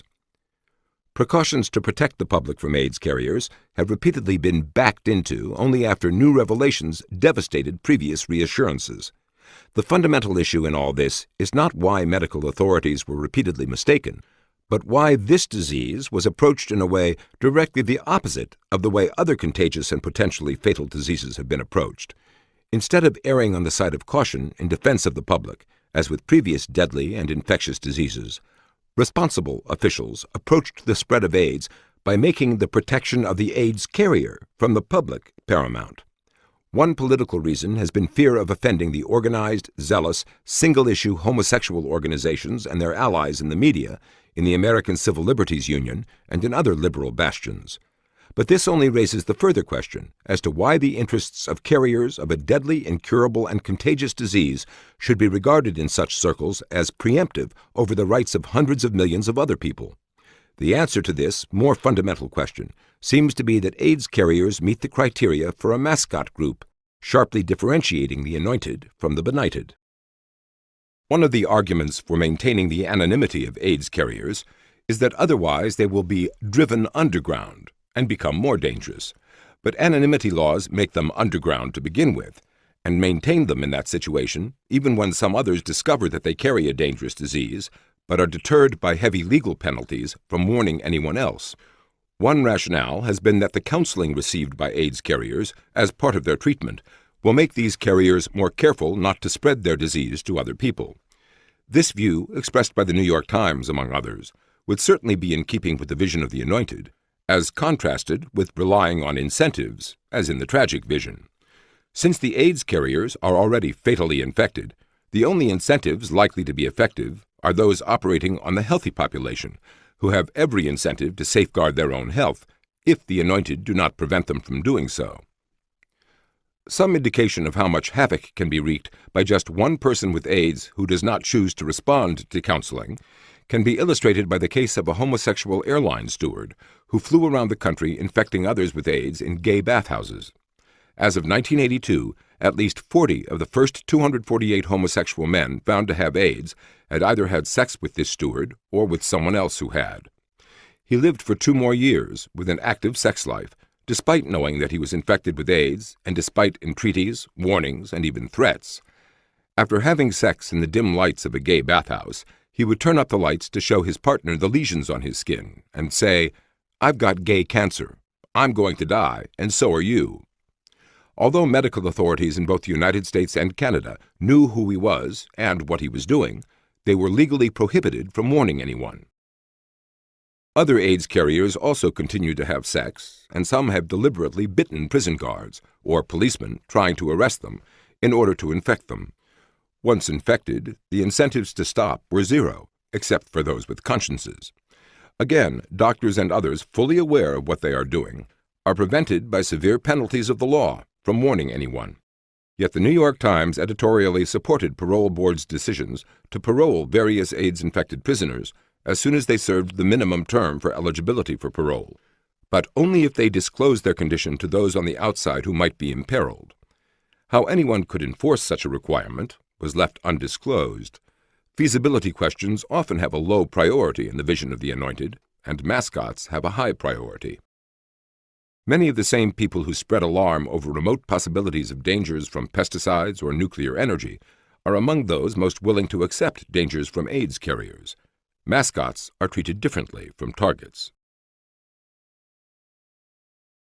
Targets of the Anointed. Just as the logic of their vision guides the Anointed in their choices of mascots, so it guides their selection of targets. The prime requisite for both mascots and targets is that they must distinguish the Anointed from the benighted. Just as groups disdained by others become eligible to be mascots of the Anointed, so groups respected by others are eligible to become targets. These include business people, physicians, and other professionals, members of religious communities, policemen, and others whose social roles or financial success engender respect or influence in the society at large. Just as the law is stretched and strained for the benefit of mascots, so it is stretched and strained to the detriment of targets. Business and the professions. No part of the law has been stretched and strained beyond recognition more often than the laws allowing businesses and the medical profession to be sued. It has always been possible to sue people for damages caused by their negligence. What happened after the vision of the Anointed swept through the courts during the 1960s was that people could now be sued successfully whether they were negligent or not, and in some cases without even being proved to have anything to do with whatever harm had occurred. But this never happened to those in groups who were mascots of the Anointed. It happened to those in groups who were targets. In a California case during the Rose Bird era, an employee who was waiting for his employer to arrive and open for business used the time to work under the hood of his own car on a public street and was injured by a passing motorist, and was then declared to be entitled to workman's compensation. In a federal case, the purchaser of a farm machine from International Harvester specifically requested that the safety device which came with it be removed before delivery, apparently to make the machine easier to get in and out of a barn. Yet when his employee was killed as a result of the safety device being missing, it was International Harvester who was held to be legally liable for the death. The fact that the purchaser made the decision to remove the safety device and that the employee made the decision to operate it without the safety device meant nothing. Neither did the fact that the employee died as a result of taking a chance by standing up on a machine part to try to see what was happening nearby, slipping and then falling under another machine part that crushed him. His exercise of prudence or care was ruled by the court to be irrelevant. Apparently, mascots can do no wrong, and targets can do no right. In another federal case, the producer of a herbicide was held responsible for the death of a worker who paid no attention to the warning label, even though that label said exactly what federal rules said that it should say. Despite the fact that the company had no legal choice except to word the label precisely as prescribed by the Environmental Protection Agency, the court ruled that the duty to provide an adequate warning of the danger was not met because its warnings about fatal consequences did not include the particular fatal consequence from which this individual died. Compliance with both federal laws prescribing the exact wording of the warning and state laws requiring more extensive warning cannot be said to be impossible, according to the court, which reasoned Chevron can continue to use the EPA-approved label and can at the same time pay damages to successful tort plaintiffs such as Mr. Farabee. Alternatively, Chevron can petition to EPA to allow the label to be made more comprehensive. Another helpful suggestion was that Chevron could simply stop selling this chemical in this state. That this one-sided way of looking at things violated centuries of legal tradition was brushed aside. We live in an organizational society in which traditional common law limitations on an actor's duty must give way to the realities of society. In numerous other situations, people in businesses and professions began to be held legally liable who would never have been held liable in the past, and this was not due to changed statutory law, but because of new judicial interpretations. For example, when the manager of an apartment complex raped a tenant, the owners were sued. Consumers who ignored warnings and disclaimers on the products they bought were nevertheless allowed to sue the manufacturers for damages when things went wrong. Judges became so ingenious in circumventing warnings and contractual disclaimers in order to allow manufacturers to be sued that one wit suggested that torts be renamed contorts. In many cases, it was no longer necessary to prove that a particular product caused a particular harm, or that a particular manufacturer produced that product if it did. When no one knew which firm in a given industry had produced the particular product that harmed particular individuals, courts sometimes let victims sue all those who were manufacturing that product, splitting up the damages to be paid according to the firm's respective shares of the market. In other cases, juries were free to speculate as to whether they thought the product might have been responsible, even if the product met every safety standard prescribed by law, and even if the preponderance of scientific opinion was that the product in question did not produce the harm in question. In many cases, what was crucial was whether cases were allowed to go to trial, not what the outcome of the trial was. The vast penumbra of uncertainty around tort liability trials in the wake of the judicial revolution of the 1960s and 1970s, which jettisoned centuries-old laws and principles, leaving judges and juries to roam free and indulge their own inclinations, made it prudent for defendants to settle out of court, even if they had done nothing wrong. The uncertainty of outcomes was epitomized in two cases in which crane operators drove into high-tension electric power lines, leading to lawsuits against the manufacturer of the crane for failure to warn them, a claim dismissed without a trial in one state on grounds that the danger was too obvious to require warning, and yet in another state leading to a damage award of more than $12 million against the manufacturer. In other words, there was no longer law in the real sense of the word, but only unpredictable edicts emanating from courtrooms. Nothing could so plainly show the role of the consumer as mascot and the producer as target as cases in which the user's own dangerous behavior was the obvious cause of the harm for which he was being allowed to sue. Someone who sprayed a plainly marked flammable liquid into a candle was nevertheless allowed to sue the manufacturer for the burns which resulted. A woman who cradled a cup of coffee between her legs while seated in a moving car was allowed to sue McDonald's, who sold her the coffee, when the coffee spilled and scalded her. She was awarded $2.9 million in damages. Virtually all aspects of medicine became targets for escalating lawsuits. By 1985, 1/4 of all obstetricians-gynecologists in the country had been sued. Psychiatrists were sued for things their patients did months after their last visit. Pharmaceutical companies were sued for the side effects of drugs, which had been approved by the Food and Drug Administration, and which no one even alleged that the companies had produced or distributed in any wrongful way. With pharmaceutical companies, as with manufacturers of automobiles, tools, and equipment, when no negligence could be found, the product's design was blamed, as if there were any way to design anything without negative side effects or a potential for negative consequences if misused. In treating businesses and professions as targets, the courts were often also exhibiting another aspect of the vision of the Anointed, presupposing far more knowledge and control than anyone ever possessed. In holding defendants responsible for harmful consequences which they did not cause, courts often relied on the new legal doctrine that these defendants could and should prevent reasonably foreseeable harm, even if that harm resulted from someone else's reckless or irresponsible use of the product or service. In short, the targets had vast responsibilities placed on them, while the mascots need not exercise even common sense. Moreover, the sheer luck of life, the 1,000 natural shocks that flesh is heir to, as Hamlet said, disappeared as a factor. If something went wrong, someone was to blame, preferably someone with a deep pocket from which to pay damages. Often these deep pockets were nothing more than an aggregation of much shallower pockets, whether of taxpayers or of stockholders. This presumption of available solutions was particularly devastating in medical fields, where only painful and inescapable trade-offs have been common as regards vaccines, medicines, and medical procedures in general. Yet courts have permitted hundreds of lawsuits against whooping cough vaccine manufacturers, for example, leading some pharmaceutical houses to stop producing it. Families. The family is inherently an obstacle to schemes for central control of social processes. Therefore, the Anointed necessarily find themselves repeatedly on a collision course with the family.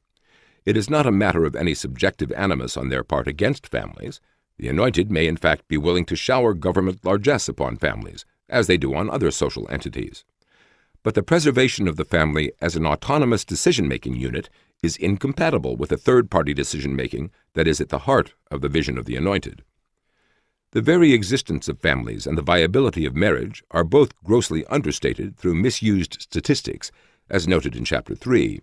Similarly, the incidence of various problems in families is overstated by artful definitions and half-truths. For example, alarmist stories in the media about domestic violence often lump together husbands and boyfriends as partners who batter women, when in fact a woman who heads her own household is nearly 3 times as likely to be beaten as a wife is. Separated, divorced, and never married women are all more likely to be beaten than a wife is. In other words, the traditional family is the safest setting for a woman, though that is, of course, not the message which the Anointed seek to convey. Because neither the traditional family nor any other setting is perfectly safe, there will always be examples of battered wives, just as there are battered husbands, battered bachelors, and battered women in lesbian relations, among others. But the rate of violence among lesbians living together, about the same as in heterosexual relationships, is of no interest to those seeking to depict male-female relationships as violence-prone. In fact, men tend to assault one another more often than they assault women. The rate of victimization by assault has generally been higher for men than for women, and the rate of victimization by aggravated assault usually at least twice as high for men as for women. The total number of women assaulted tends to be somewhat greater, but the total number of assaults suffered is greater for men.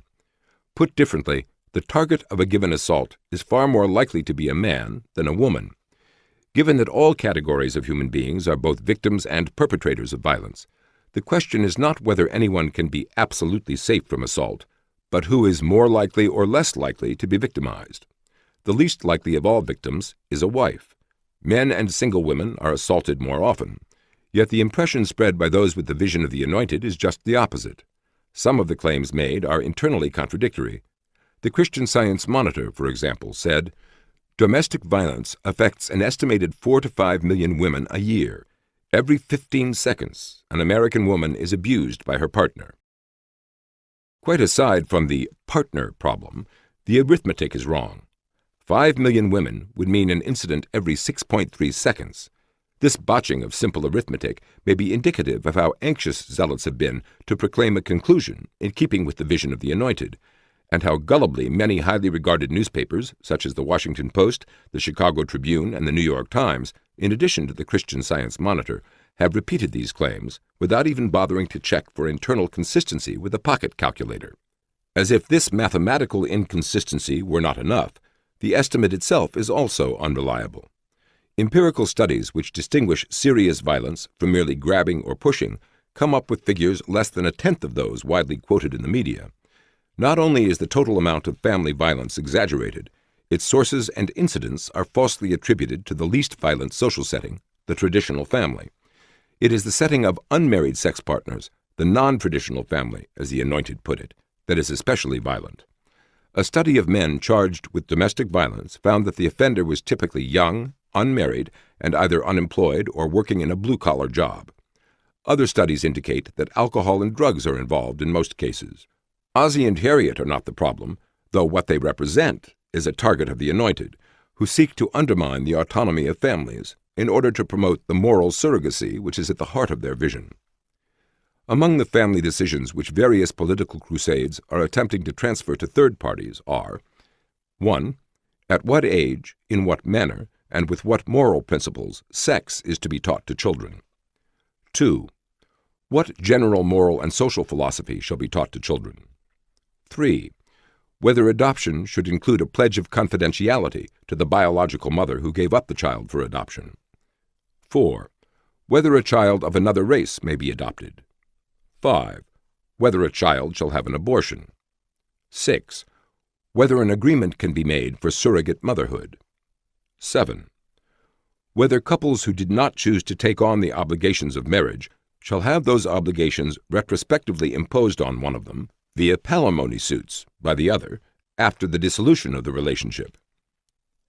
The notion that third parties can make such personal decisions is not a peculiarity of our times or of American society. Friedrich Engels' first draft of the Communist Manifesto included a deliberate undermining of family bonds as part of the Marxian political agenda, though Marx himself was politically astute enough to leave that out of the final version. Nor has this war against the autonomy of the family been confined to extremists. The modern Swedish welfare state has made it illegal for parents to spank their own children, and various so-called children's advocates in the United States have urged third-party intervention in families under the rubric of children's rights, obviously to be enforced by adults, and more particularly by adult lawyers, for such organizations as the Children's Defense Fund, National Child Rights Alliance, and the like. This is not about neglect and abuse, which are already illegal, but about giving third parties a say in family decisions. In New Zealand, a whole campaign of scare advertisements during the 1980s promoted the claim that 1 out of 8 fathers sexually abused their own daughters, when in fact research showed that not even 1 out of 100 did so. The pervasive preference of the Anointed for collective and third-party decision-making, solutions by society, takes the form of promotion of daycare for children. Enabling families to take care of their own children at home by allowing the income tax exemption to keep pace with inflation and the real cost of raising children has no such support among the Anointed. Indeed, this is an idea often pushed in vain by conservatives. While the Anointed are often ready to spend vast amounts of government money on families, especially in ways which allow outsiders to intrude into family decisions, they are by no means equally willing to let families keep money that they have earned and make their own independent decisions. In family matters, as in other matters, power and preemption are the touchstones of the vision of the Anointed, however much that vision is described in terms of the beneficent goals it is seeking. Despite the faith of the Anointed in expertise and professionals in the raising of children, the facts paint a grim picture of the actual results of transferring children from individual home care to collective day care. A study in the Journal of the American Medical Association found that preschool children were from 4 to more than 12 times as likely to contract meningitis if they attended a daycare center than if they were cared for at home. the incidence of other diseases also rose with the growth of daycare. Studies have indicated that psychological problems are also more prevalent among children in daycare centers. The mindset of those who view traditional families as failed institutions needing the superior wisdom of the Anointed permeates laws and policies on child abuse. Children may be removed from the parental home on the basis of anonymous accusations alone, even when both the children and the parents deny the accusations. Moreover, the protections afforded criminals are not afforded parents. Somewhere between 2 million and 3 million allegations of child abuse and neglect tie up the nation's hotlines every year. Of that number, 60% are deemed false and dropped. Of the remaining 40% that lead to investigations, about half, involving nearly 700,000 families, eventually are dismissed, but not before children have been strip-searched, interrogated by a stream of social workers, police officers, and prosecutors, psychologically tested, and sometimes placed in foster care. Such actions usually occur without search warrants, parental consent, court hearings, or official charges, and often solely on the basis of the anonymous telephone call. A Virginia couple, for example, came home one Friday afternoon to find their 10-year-old son missing and a note ordering them to appear in court the next Monday morning. Fearing that their son had been kidnapped, they phoned the police, only to be told that he had been taken into custody by the Department of Social Services. The son himself spent the weekend in a foster home, forbidden to phone his parents. All this was triggered by a phone call by a neighbor who did not think that a 10-year-old boy should have been left alone at home during the day while his parents worked. The problem, however, was not the busybody neighbor, but the fact that the law was armed with extraordinary powers, far beyond what could be exercised against criminals, who are mascots of the Anointed, while families are targets. Within the general framework of such extraordinary powers, zealots ready to believe the worst of fathers can plant ideas in young children's minds with disastrous consequences. When an 8-year-old girl in San Diego was sexually assaulted and stated that it was done by a man who climbed into her bedroom window, the social workers dismissed her story, named her father as the primary suspect, and removed the child from her home.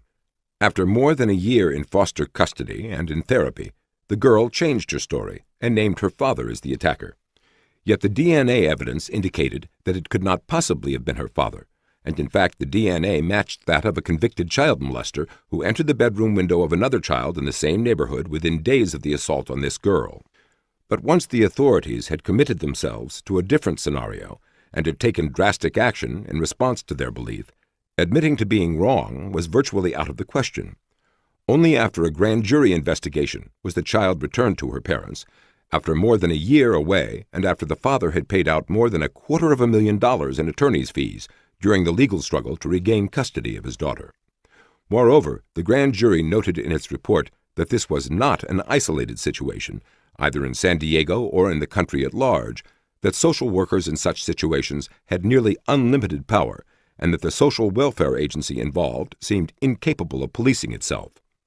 Studies on the suggestibility of small children indicate that they can be induced to change their stories, even in a laboratory setting, much less after they find themselves inexplicably snatched from their homes, helpless in the hands of strangers, and held incommunicado from their parents for months, while various authorities obviously want them to make accusations. Some have defended the unusual powers granted to police and social welfare agencies in child abuse cases by saying that if just one child's life is saved, it is worth it. However, many of the Anointed take no such position when an animal on the endangered species list kills a child. On the contrary, the first response is usually to denounce public hysteria over the killing and to oppose letting people shoot dangerous animals on that list when they enter human communities.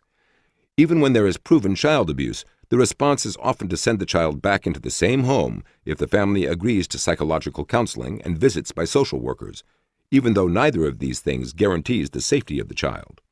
In short, it is only the independent and autonomous families that are sacrificed when they refuse to admit to what the Anointed presuppose. Religion. Some of the most adventurous interpretations of the Constitution have grown out of the simple words of the First Amendment. Congress shall make no law respecting an establishment of religion or prohibiting the free exercise thereof. Basing itself ostensibly on those words, the Supreme Court has banned prayer in public schools and repeatedly engaged in hand-wringing over nativity scenes in public places at Christmas time. Yet none of these things was meant by the phrase, an establishment of religion, which was not some esoteric expression from a philosophy seminar, but something very ordinary and personally experienced by those who wrote the Constitution. The Church of England was established as the official church of the country, a church supported by taxes collected even from those who belonged to other churches, and a church whose members had legal privileges denied to members of other churches. The First Amendment forbade Congress to create any such institution in the United States. Just as plain and straightforward laws have been stretched and twisted for the benefit of various mascots, so this plain and straightforward provision of the Constitution has been stretched and twisted to target religion. Such phrases as a wall of separation between church and state and government neutrality toward religion have become staples of constitutional interpretation by the Supreme Court, though neither phrase appears anywhere in the Constitution. In a 1988 case, for example, Justice Harry Blackmun's majority opinion declared, "The Constitution mandates that the government remain secular, rather than affiliate itself with religious beliefs or institutions." All this because both a nativity scene contributed by local Catholics and a menorah contributed by a local Jewish group were displayed during the Christmas holidays on public property in Pittsburgh. Since the Allegheny County government could hardly be committing itself to being both Catholic and Jewish at the same time, the argument was that these displays violated the concept of a secular state. Although this secular state was another concept found nowhere in the Constitution, Justice Blackmun spoke of the constitutional command of secular government, so that the simultaneous endorsement of Judaism and Christianity is no less constitutionally infirm than the endorsement of Christianity alone. The question before the court was not whether these religious displays were a good idea in a society where many people were not religious, but whether they were forbidden by the Constitution. Unable to find anything in the Constitution itself to support such a strained interpretation, Blackmun relied on a precedent set by another Supreme Court case where a war memorial containing both crosses and stars of David was declared unconstitutional. The American Civil Liberties Union has been prominent among those objecting to Christmas holiday displays on public property, leading to cases in which Christmas trees are deemed constitutional if there is not too much religious symbolism involved. Justice Blackmun, for example, argued that government may celebrate Christmas as a secular holiday, so that when the city's tree stands alone in front of the city-county building, it is not considered an endorsement of Christian faith, and when there is a menorah nearby, the city's overall display must be understood as conveying the city's secular recognition of different traditions for celebrating the winter holiday season. However reminiscent of medieval casuistry these and other fine-spun distinctions made about Christmas displays may be, they have nothing to do with the Constitution's prohibition against creating an establishment of religion. They have everything to do with imposing the vision of the Anointed under cover of words about something very different. It is not merely in the legal arena, but also in education and the media, that words are strained and twisted in discussions of religious issues. As public schools have increasingly become militant dispensers of indoctrination with fashionable avant-garde attitudes, various religious individuals and groups have objected. These objections are then declared to be attempts by the religious right to force their beliefs on other people. For example, when a group of fundamentalist parents in Tennessee objected to having their children required to read certain assignments, which they considered to be undermining their religion, the media billed the resulting legal case as Scopes II, likening this to the famous trial where schoolteacher John Scopes was prosecuted for teaching evolution. They were undeterred by the trial judge's clear explanation of the distinction. It is important to note at the outset that the plaintiffs are not requesting that the Holt series be banned from the classroom, nor are they seeking to expunge the theory of evolution from the public school curriculum. Despite considerable fanfare in the press billing this action as Scopes II, it bears little relation to the famous monkey trial of 1925. These plaintiffs simply claim that they should not be forced to choose between reading books that offend their religious beliefs and foregoing a free public education. Whatever the merits or demerits of the fundamentalist parents' objections to these readings, they were seeking an exemption for their own children, and whatever the merits or demerits of the public school officials granting or refusing that exemption, it had nothing to do with indoctrinating other children with fundamentalism. Yet, after a decision favorable to the parents was announced, the liberal organization People for the American Way declared that this was an attempt to force one intolerant version of God's law on everyone. Newspaper editorials decried the decision as absurd and outrageous, and even conservative columnists George Will and James J. Kilpatrick attacked the decision, as it had been reported in the media. This was one of the rare legal victories won by religious people attempting to retain the right to raise their own children by their own values. The more general mindset of contemporary judicial application of the First Amendment was illustrated in a case involving a group of handicapped children going to a public school in a small village inhabited by Hasidic Jews in New York State. Religion was not taught in this school. For that, the Hasidim had their own private schools. What the public school did was to allow deaf, retarded, or otherwise handicapped children of this sect to receive the same federal benefits as other handicapped children, without having to subject themselves to the shock and ridicule of going to school among other children to whom their unusual appearance, beliefs, and behavior were sure to attract unwelcome attention. By passing a law to allow this particular village to have its own school district, the state legislature tried to spare these children that fate. But the U.S. Supreme Court declared the law unconstitutional. While conceding that the curriculum and the environment of the services were entirely secular in the public school attended by the handicapped Hasidic children, and that they received special education programs like those available to all handicapped children, religious or not, Justice David Souter's majority opinion nevertheless declared the legislation creating this school district in a village inhabited solely by Hasidic Jews unconstitutional because it singles out a particular religious group for favorable treatment. In a number of other special situations, the state legislature had also created special school districts to accommodate other particular groups of citizens for various other reasons, but to do the same for a religious community was considered a threat to neutrality among religions, because we have no assurance that the next similarly situated group seeking a school district of its own will receive one. This remarkable criterion would invalidate virtually every law or government policy as unconstitutional, since there can be no prior assurance that any law or policy will be applied without discrimination in the future.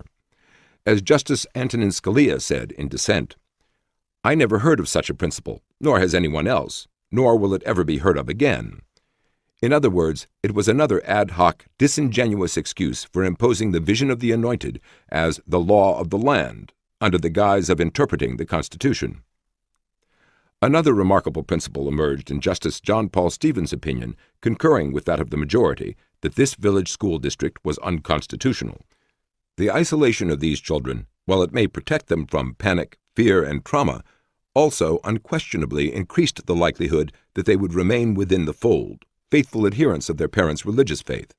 By specifically creating a school district that is specifically intended to shield children from contact with others who have different ways, the state provided official support to cement the attachment of young adherents to a particular faith. In other words, the collateral benefit to the religious community from having its children spared being the butt of ridicule in school was enough to make this law a violation of the First Amendment. Again, this was the vision of the Anointed, not the mandate of the Constitution. Also symptomatic of that vision was Justice Stevens' casual assumption of an alternative government solution, in this case that New York State could take steps to alleviate the children's fear by teaching their schoolmates to be tolerant and respectful of the Hasidic customs. Miracles on demand. In response to Justice Scalia's ridicule of the notion that a little village of Hasidic Jews was an establishment of the Empire State, Justice Souter said, "The First Amendment reaches more than classic 18th century establishments. In other words, the Constitution no longer means what it meant when it was written, but what successive stretchings and strainings now cause it to mean. Since it will be stretched and strained in different directions for those who are mascots than for those who are targets, the motto on the facade of the Supreme Court likewise no longer means what it seems to mean: equal justice under law."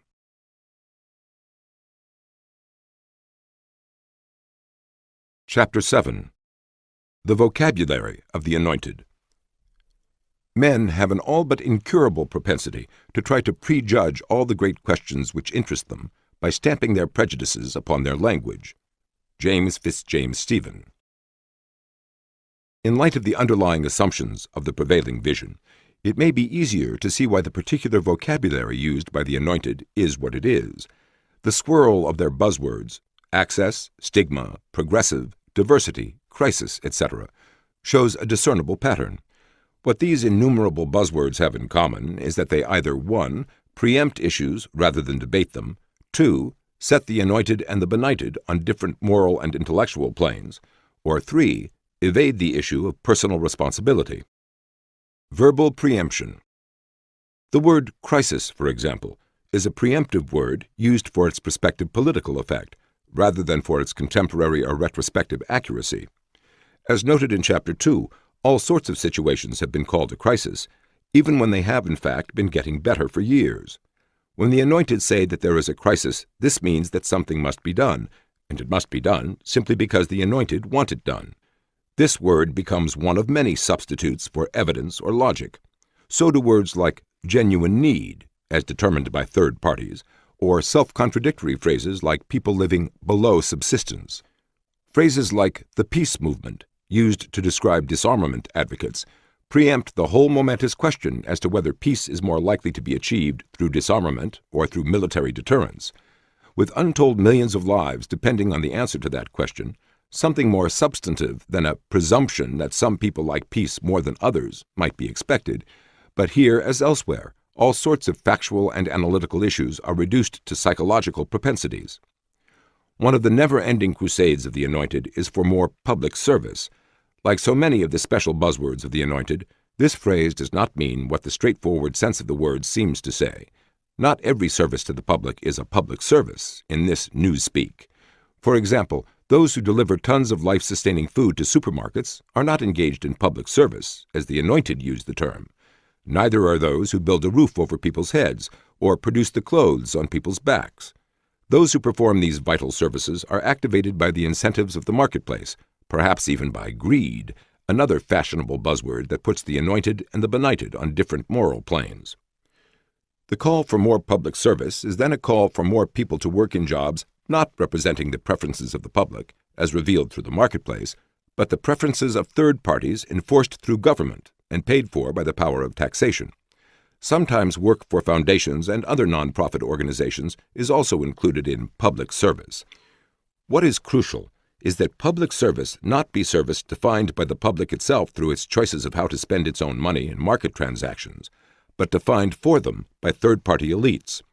Otherwise, the most valuable and even life-saving activities are not worthy of the benediction public service, while making oneself a nuisance to other people with door-to-door solicitations is an activity worthy of that verbal aura, when it is in a cause favored by the anointed. Forcing the public to pay for art, calculatingly insulting to the public's sensibilities, is also a public service, as the anointed define the term, and a failure to pay is censorship in this same lexicon, regardless of how free those artists remain to produce and sell their products to those willing to pay their own money. What is crucial about the concept of public service as used by the anointed is that it must be defined by third parties, not by the public itself. In this context, it is not hard to understand why repeated attempts to create a national service corps of some sort can always count on the hearty support of the anointed, as it seeks to direct young people especially, not by what other people want them to do enough to pay for it with their own money, but by what the anointed want and pay for with money extracted through taxation. Thus, New York Times columnist Bob Herbert hailed the federal government's creation of an agency called AmeriCorps, a sort of domestic Peace Corps, as a noble effort regarded as a relief from the previous Reagan-Bush era poisoned by greed. In other words, when people choose their occupations according to what the public wants and is willing to pay for, that is greed. But when the public is forced to pay for what the anointed want done, that is public service. The word greed itself preempts all sorts of issues. If greed is defined by making money, then any era of prosperity is an era of greed by definition, and any especially prosperous classes of people are especially greedy.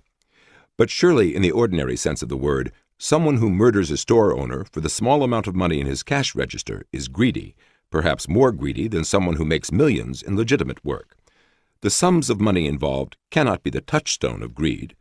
What is remarkable, however, is how utterly undefined this widely used term remains, and yet how fervently asserted. If the term has any concrete meaning, then there might be some way to test empirically, for example, whether or not the 1980s were indeed a decade of greed, as so often claimed by the anointed. Once we abandon the notion that the sums of money earned are a measure of greed, then perhaps the disposition of that money might offer a clue. The 1980s, in fact, saw a rise of philanthropy to unprecedented levels, not only absolutely, but as a percentage of income.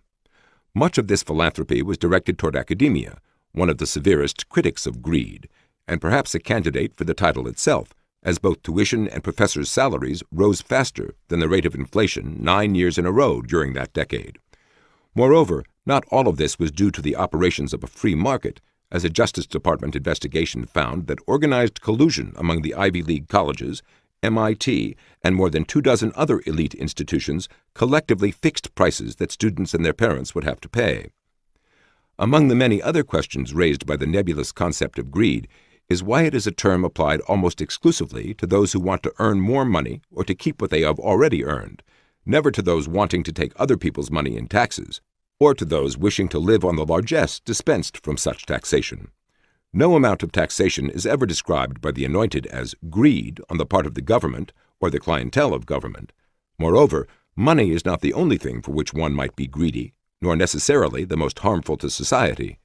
Greed for material things can be satisfied simultaneously throughout a prospering society, so that even the poor of today have amenities that were rare among the elites of earlier times. The installation of a bathtub with plumbing in the White House was controversial in the 19th century because it was felt to be a needless luxury. Widespread greed for power cannot be satisfied simultaneously, however, since power is by its very nature relative. These inconsistencies in the use of the word are not random. Those things which serve the purposes of the Anointed are exempt from the term, and those which go counter to the vision of the Anointed are prime candidates. Just as those activities which are responses to what the benighted masses want, as transmitted through the systemic processes of the marketplace, are not going to be considered public services, so income received as a result of satisfying the benighted is far more likely to be regarded as representing greed than monies received or power exercised by those carrying out the vision of the Anointed. Families who wish to be independent financially and to make their own decisions about their lives are of little interest or use to those who are seeking to impose their superior wisdom and virtue on other people. Earning their own money makes these families unlikely candidates for third-party direction, and wishing to retain what they have earned threatens to deprive the Anointed of the money needed to distribute as largesse to others who would thus become subject to their direction. In these circumstances, it is understandable why the desire to increase and retain one's own earnings should be characterized negatively as greed, while wishing to live at the expense of others is not. In all of this, the vocabulary of the Anointed requires no clear definitions, logical arguments, or empirical verifications. Its role is precisely to be a substitute for all these things. Disdaining the benighted. The vocabulary of the Anointed also serves to put the Anointed and the benighted on different planes. A concern that is important to the Anointed is called a matter of principle, while a concern that is important to the benighted is called an emotional issue. Apparently, other people don't have reasons or principles. All they have are emotions. Often, when the media formally present both sides of an issue, the reasons given by the Anointed are balanced by the emotions expressed by the benighted. Even when both sides are presented in the media, seldom are the reasons for each side presented. The beliefs of the benighted are depicted as being at best perceptions, more often stereotypes, and more bluntly, false consciousness. Such words, and many others to the same effect, express not only a disdain for the first-hand experiences of millions of other people, but also a disregard of the systemic processes which create incentives to be right, and winnow out those who are wrong too often. For example, the oft-repeated claim that women receive only about 60% of what men receive for doing the same work ignores the competitive economic pressures which are constantly winnowing out businesses. To say that women are paid 60% of what men receive for doing the same work is to say that employers can afford to pay 2 male workers more than they pay 3 female workers, the women producing 50% more output, and still survive economically in a system so competitive that most businesses go under inside of a decade. It may be in keeping with the vision of the Anointed to imagine that the benighted would engage in such economic insanity, but only ignoring the rigors of economic competition could lead anyone to expect employers to survive with such vastly inflated costs of hiring men. As already noted in Chapter 3, women's skills are often not the same as men's, even when efforts are made to match them by education. Women also tend to work part-time more often than men, to average fewer hours of work per year, to interrupt their careers for the sake of their children, to choose occupations which are compatible with their domestic responsibilities, even when more remunerative work might be available, and to leave their own jobs to move where their husbands find new jobs, all of which tend to reduce their average earnings, though not for the same work. Before there were laws or government policies on pay differentials, single women who worked continuously and full-time earned slightly more than single men who worked continuously and full-time. Much discussion of the decisions of businessmen in general by intellectuals proceeds as if employers, landlords, and others operating under the systemic pressures of the marketplace are free to make arbitrary and capricious decisions based on prejudice and misinformation, as if they were intellectuals sitting around a seminar table, and pay no price for being mistaken.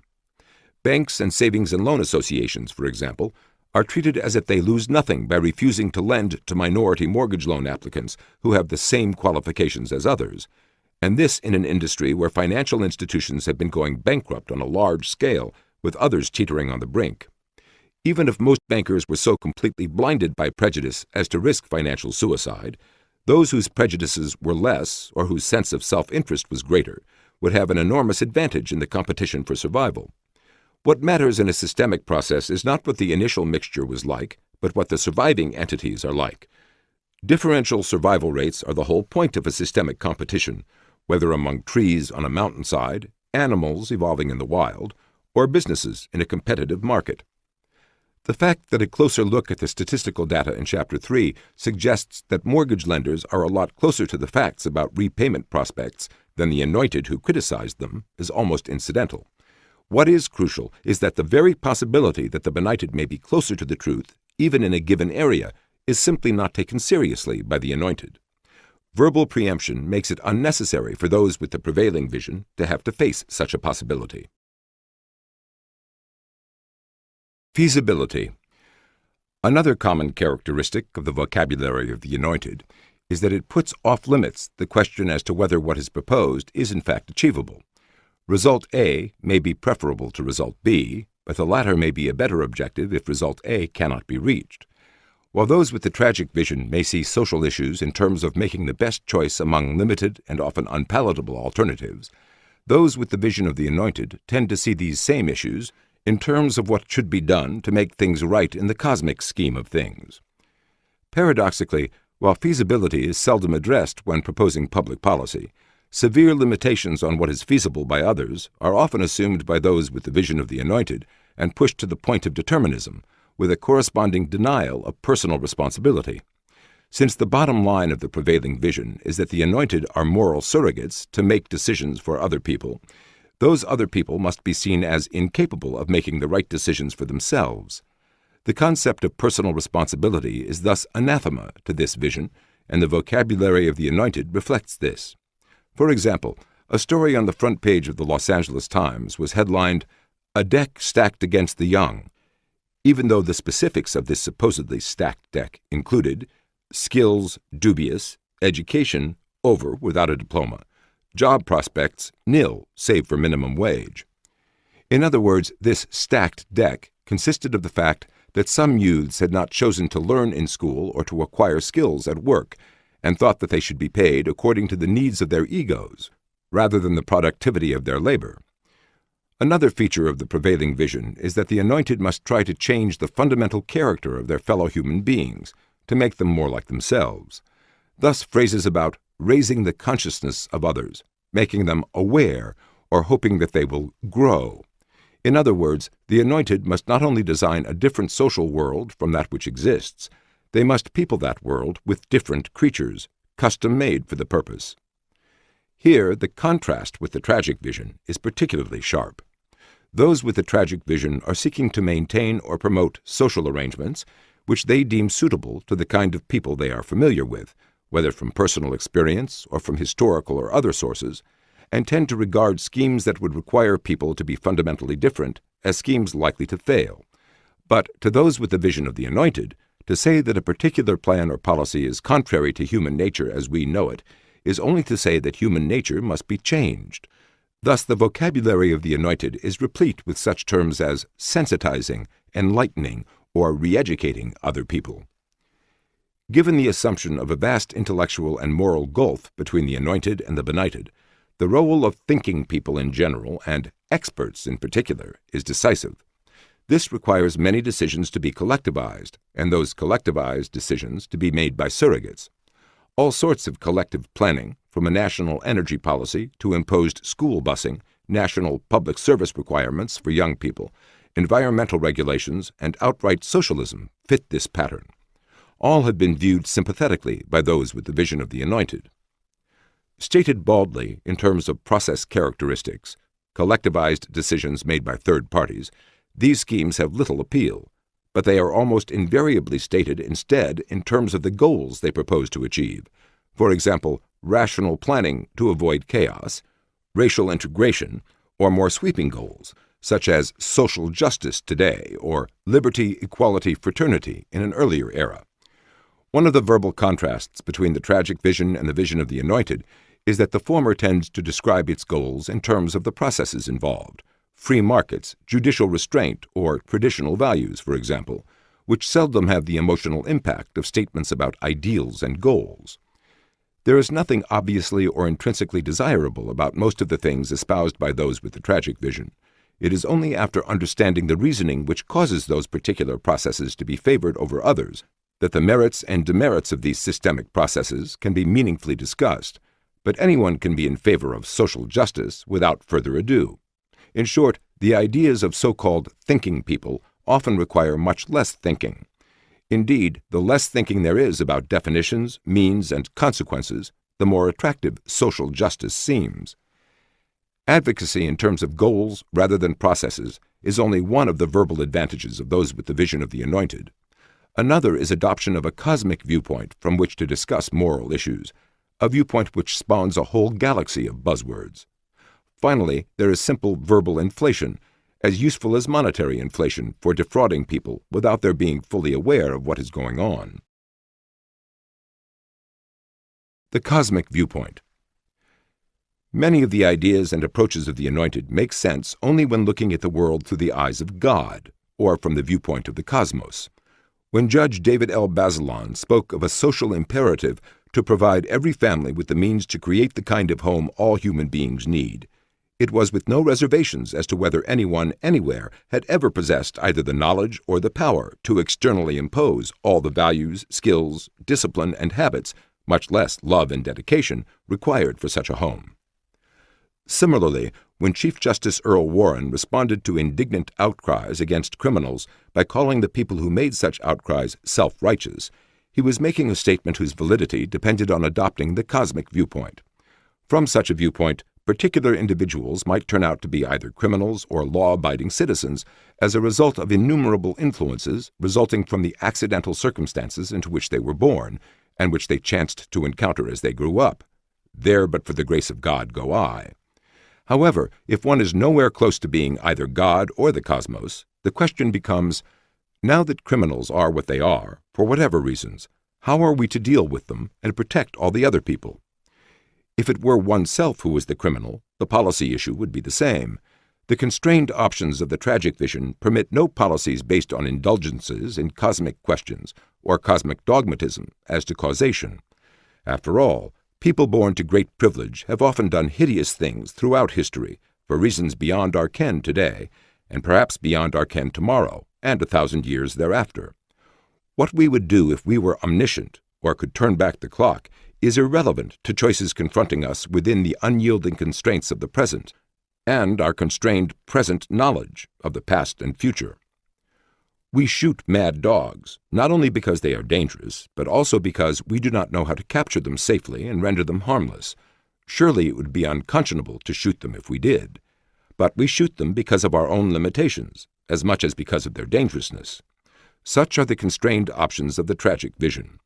To assume the more sweeping options of the vision of the anointed is more humane only in intention, risking in practice the needless sacrifice of more human lives if our presumptions prove to be unfounded. The cosmic viewpoint affects all sorts of issues involving fairness.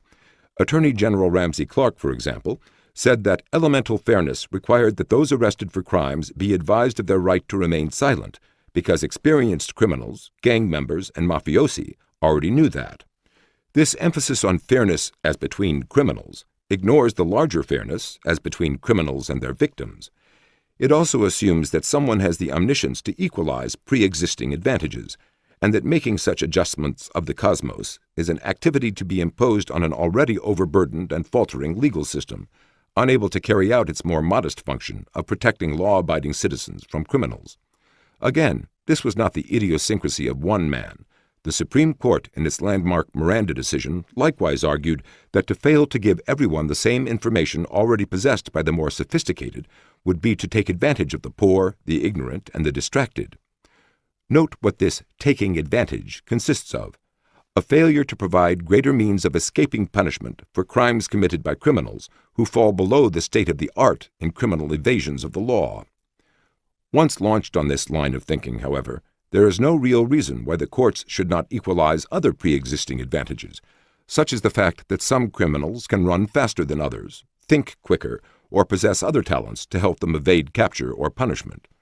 All of these things are equally unfair from a cosmic perspective, but for the law to be engaged in equalizing criminals' ability to escape the law is to abandon the reason for criminal sanctions in the first place and substitute a cosmic crusade. The cosmic viewpoint takes many forms, whether in the law or elsewhere. One is the desire to equalize life chances among individuals born into different classes, races, sexes, and other groups. Yet the full sweep of the range of things that go into life chances is as much beyond our ken and control as all the things that go into crime. Those factors which are already known to affect economic and other outcomes are both numerous and in many cases beyond the control of programs and institutions, including even totalitarian institutions. Unless we adopt the arbitrary doctrine that any degree of equalization, however small, is worth any sacrifice, however large, differences in life chances are among the many imperfections of life whose remedy is not even conceivable, short of the cosmic viewpoint. At a minimum, public policy to equalize life chances would have to either divorce reward from performance or create equality of performance by early and comprehensive intervention in the raising of children, for all practical purposes destroying the family as a decision-making unit. How long parents would continue to regard children who are creatures of the state as being their own is another question. Even so, it is problematical how far the state could eliminate the influence of parents on their children's life chances, short of removing children from their homes. As long as the values, habits, and mindsets of parents remain in influence, these are certain to be different values, habits, and mindsets, not only randomly from one set of parents to another, but systematically from parents from one social group to another. It is hard even to imagine how the state could offset these differences, short of, for example, having someone stationed in the home to turn off the television set until all the children from non-educationally inclined groups had done as much reading and homework as the children from groups whose commitment to education goes back generations or even centuries. Alternatively, they could station someone in the homes of the latter children to take away their books and computers and force them to watch as much television as the other children watch. And yet, even if all this were done, and done successfully, only one source of differences in life chances would have been eliminated. An enormous amount of personal and social disruption might be necessary to accomplish a rather modest change in those life chances. An oft-quoted statement by President Lyndon Johnson on racial policy, espousing a need to go beyond formal equality before the law, likewise illustrates the cosmic viewpoint. You do not take a man who for years has been hobbled by chains, liberate him, and bring him to the starting line of a race, saying, "You are free to compete with all others," and still justly believe you have been completely fair. This reasoning presupposes that there is some identifiable group of decision-makers, you, who have such cosmic control that this question can be meaningfully addressed to them. This whole approach is like the personification of society that is so much a part of the vocabulary of the Anointed. Nor is this issue limited to racial questions. It is, of course, unfair from a cosmic viewpoint that any group should compete without all the advantages enjoyed by other groups, and those with the tragic vision readily concede it. The incidence of the benefits and burdens of the world would in many instances have to be regarded as very unjust if it were the result of a deliberate allocation to particular people, according to Friedrich Hayek. But the outcomes of a systemic process, or spontaneous order in Hayek's terms, cannot be just or unjust. Returning to the issue of differences in criminals' knowledge of how to evade the law, From a cosmic viewpoint, such a difference is of course not fair, but the relevant question is whether anyone has the omniscience or omnipotence to make policy from a cosmic viewpoint, and at the cost of undermining law and the reliance of millions of human beings on law. If law has any value in itself, then even the beneficiaries of a deviation from law lose something as members of the general society. Nor is it certain that they will gain more from the exceptions than they lose by losing the rule of law. In the case of American blacks, where life itself has often been lost as a general deterioration of law enforcement was accompanied by an escalating murder rate, it is particularly uncertain whether bending the law produced net benefits. Although cosmic notions of justice are often invoked in racial issues, the issue is much broader. Every individual inherits a particular culture or subculture which evolved over a period of generations and centuries before he was born, and there is little or nothing that we, you, or society can do about this plain fact of history. Adopting a cosmic viewpoint only adds lofty presumptions and reckless gambles to the underlying futility. The notion that it is somehow self-righteous to insist on social standards and rules that are easier for some people to conform to than for others is another expression of the cosmic viewpoint. People who complain about the ravages of teenage pregnancy and demand a return to traditional family values have been denounced by the Anointed for being self-righteous and for lecturing the less fortunate. Here again, from a cosmic perspective, many girls who grew up living by traditional values and who waited for responsible motherhood in tandem with a responsible father might have taken the condemned path if a number of other influences had been different. But the observation, "There but for the grace of God go I," does not imply that the grace of God must be destroyed or its consequences neutralized in the name of equality. These are, after all, not zero-sum games.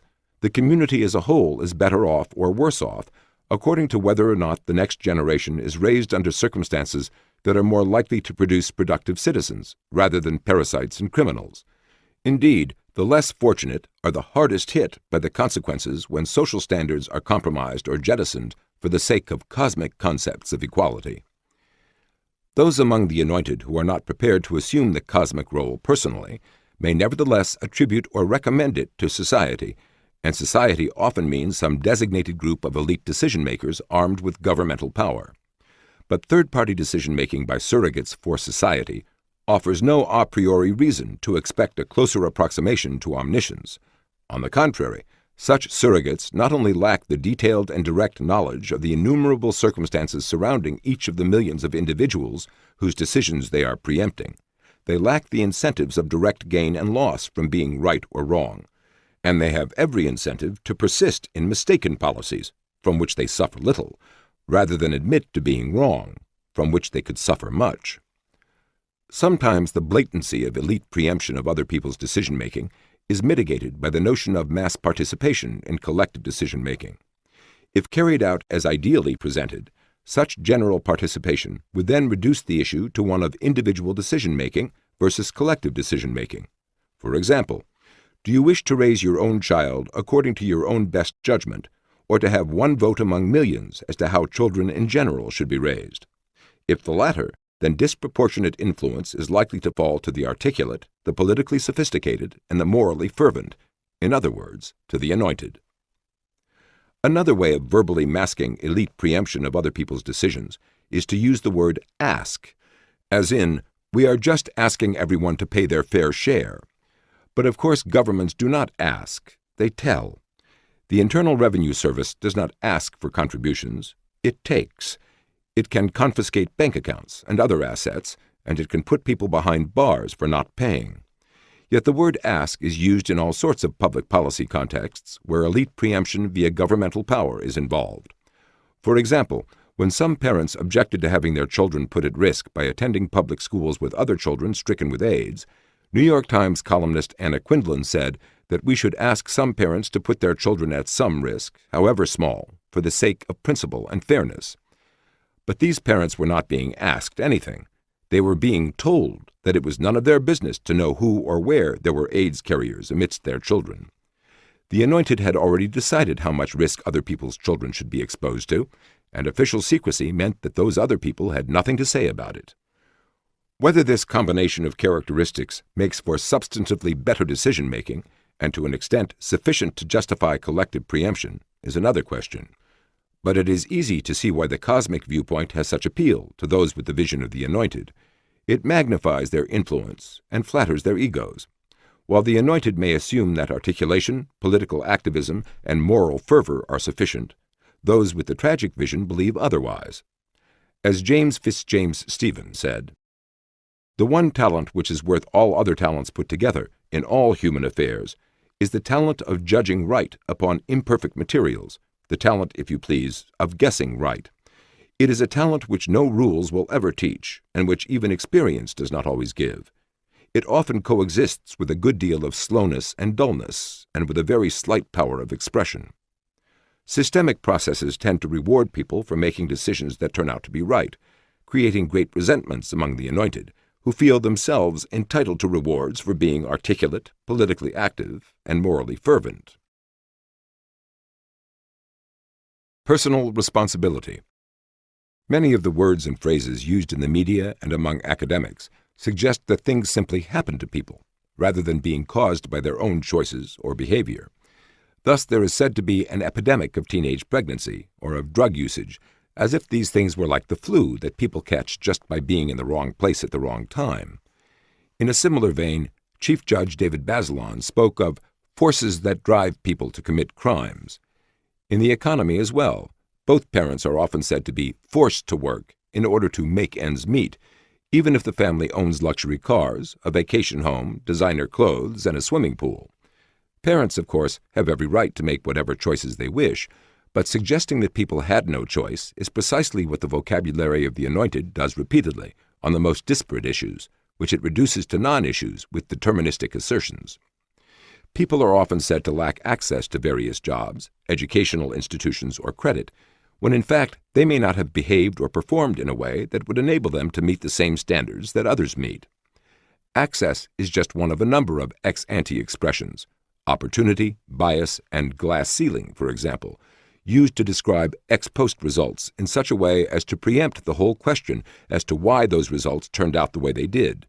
If a job ceiling is glass, for example, that says that it is invisible, that the assertion must be accepted without evidence.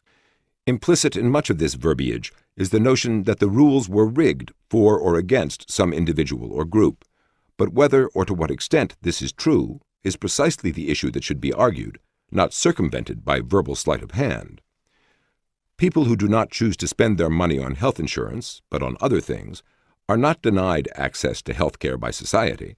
On the contrary, they are often given medical treatment at other people's expense, whether under specific social programs or in various other ways, such as using hospital emergency rooms for things that are not emergencies at all, or which have become emergencies only because nothing was done until a medical problem grew too large to ignore.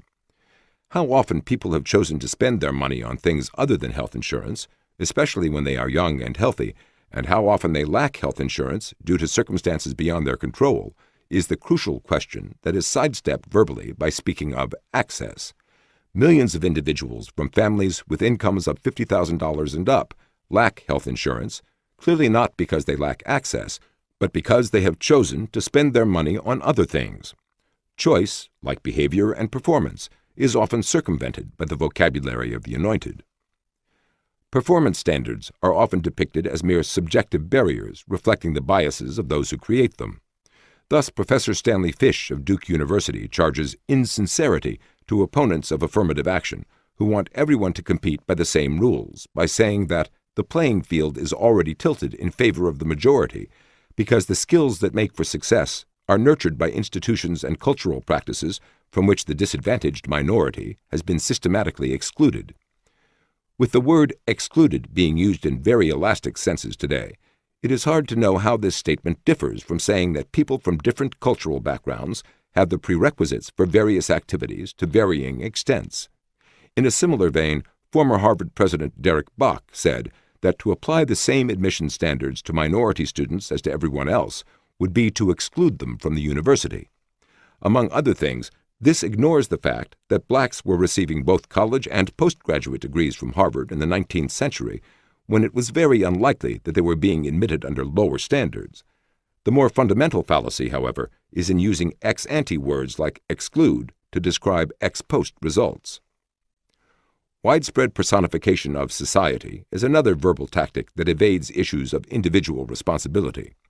Such use of the term society is a more sophisticated version of the notion that the devil made me do it. Like much of the rest of the special vocabulary of the Anointed, it is used as a magic word to make choice, behavior, and performance vanish into thin air. With these three inconvenient complications out of the picture, results after the fact can then be equated with conditions existing before the fact. Success thus becomes privilege, and failure disadvantage, by definition.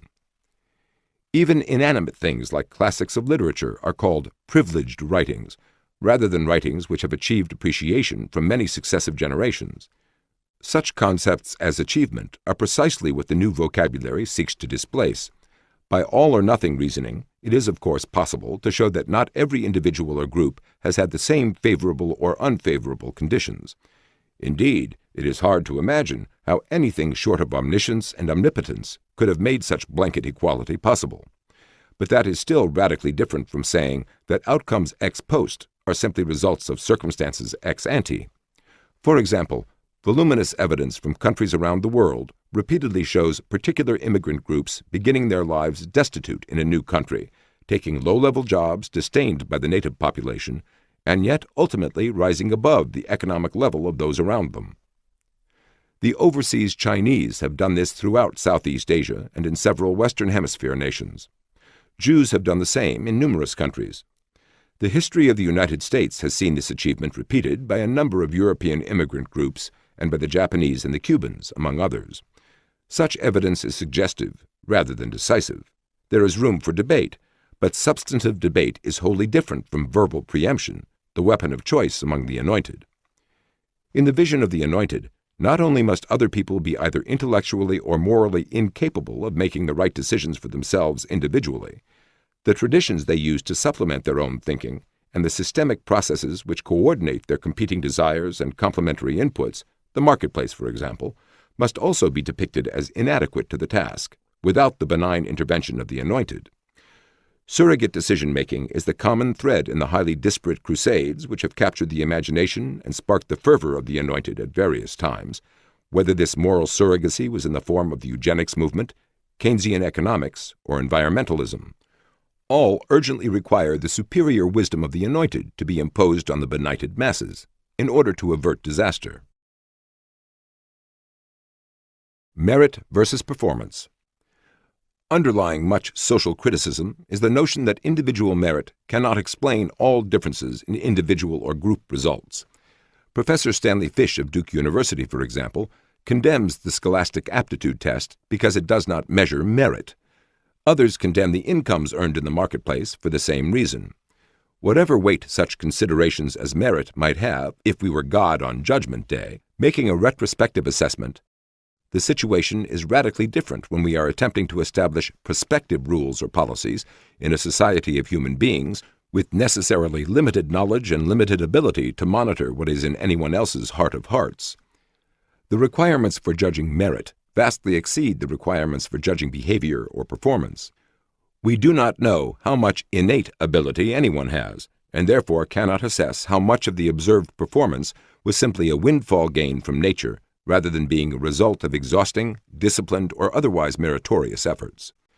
Moreover, individual behavior and performance depend on factors reaching well beyond the individual, including the surrounding general culture or a special subculture, the particular family, and the complementary performances of others. Had Einstein been born into a family of illiterate peasants in a third-world country, neither he nor the world would have gained the benefits of his potential. But that is still light years away from saying that observers can look at third-world peasants and decide which ones would have been Einstein's in a wholly different setting, or that anyone knows how to transform the cultural universe of the third world or any other world. Still less can anyone grandly wave aside as irrelevant the inherent prerequisites for civilization and progress. Even at a more mundane level, nothing seems to be more of a purely individual feat than a baseball player hitting a home run, and yet the number of home runs hit depends on factors that reach beyond the individual player. Ted Williams, for example, hit home runs with greater frequency, in proportion to his times at bat, than either Roger Maris or Hank Aaron, and yet Williams never came close to Babe Ruth's home run records that Maris and Aaron broke. The difference is that Williams was walked far more often than either Maris or Aaron, in fact, about as often as the two of them put together, and that, in turn, was due to who was batting after each of these players. To walk Ted Williams was to drastically reduce the danger of a home run, but to walk Maris or Aaron was only to bring to bat Mickey Mantle or Eddie Matthews, each of them top-rank home run hitters in his own right, leading the league in that department 4 years each.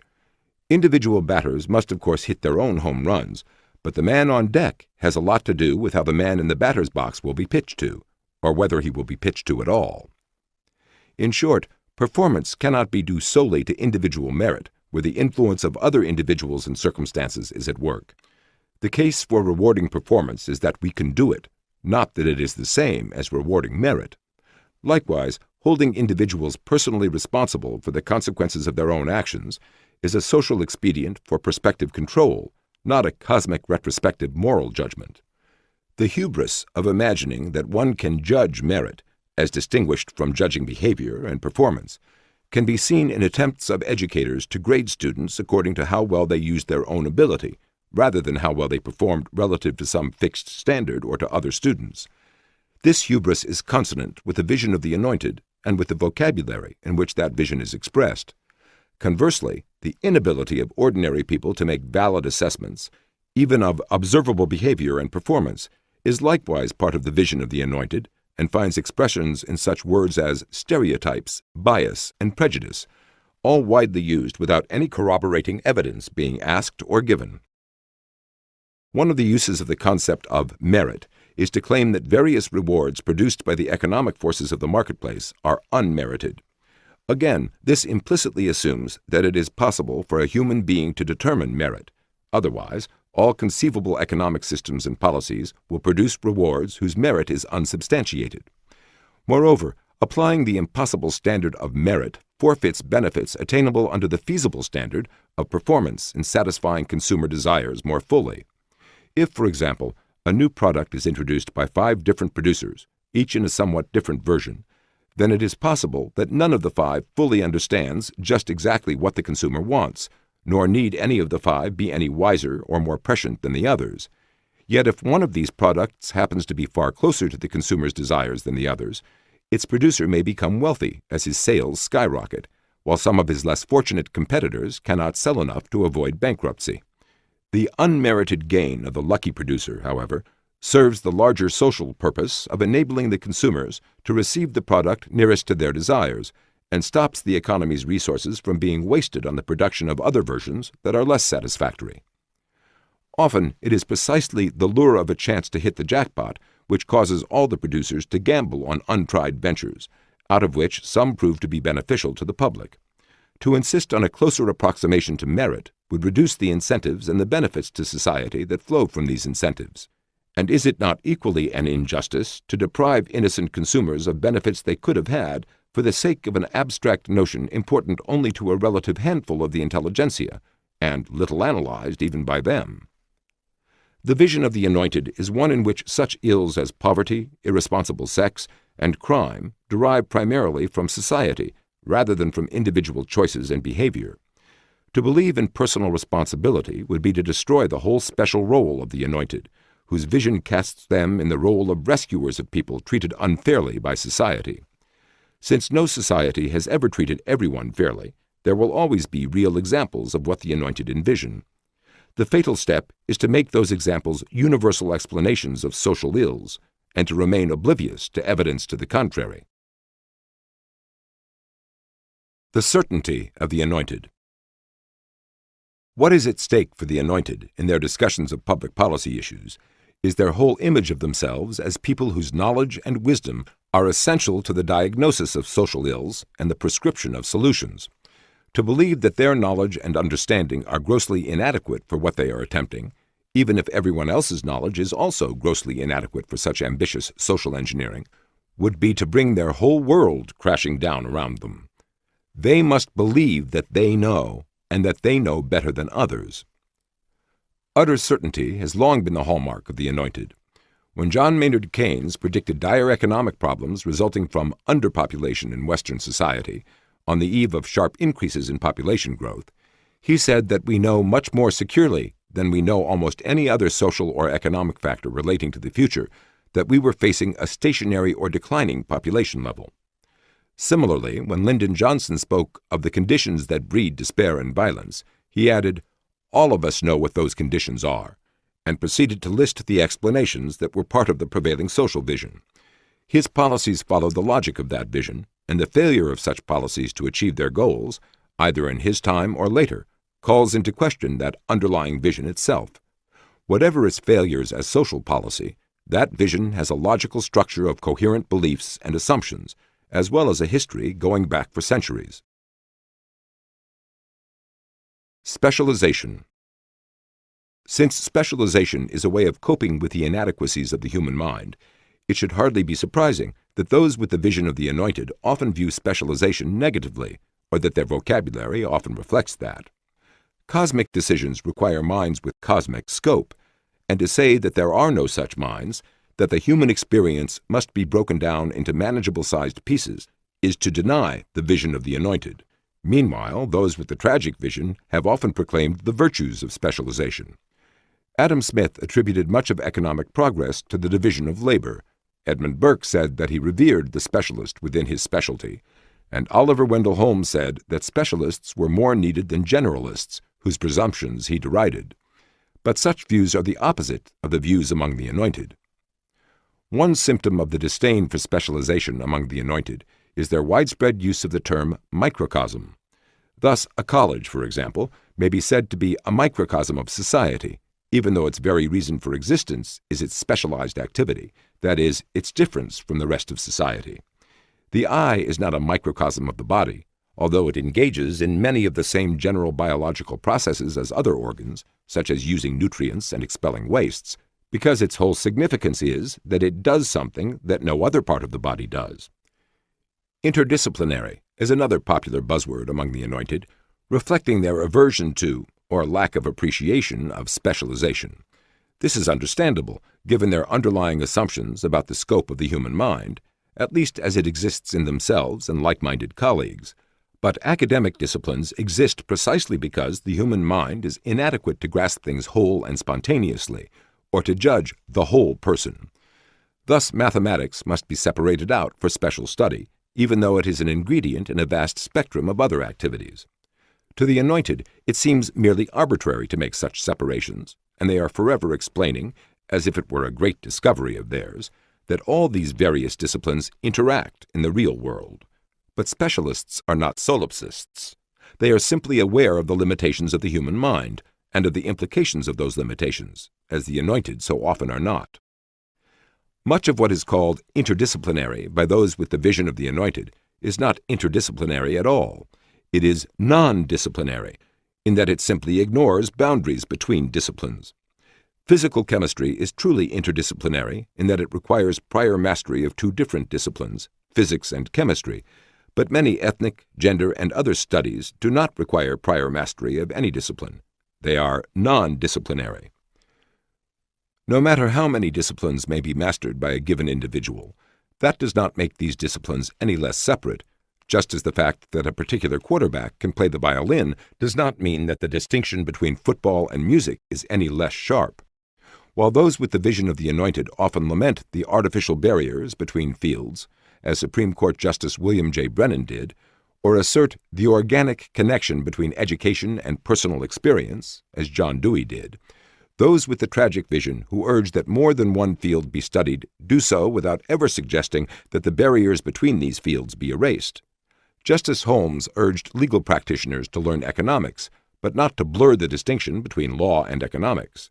By contrast, Ronald Dworkin has urged a fusion of law and moral theory, much more in keeping with the unconstrained vistas envisioned by the Anointed.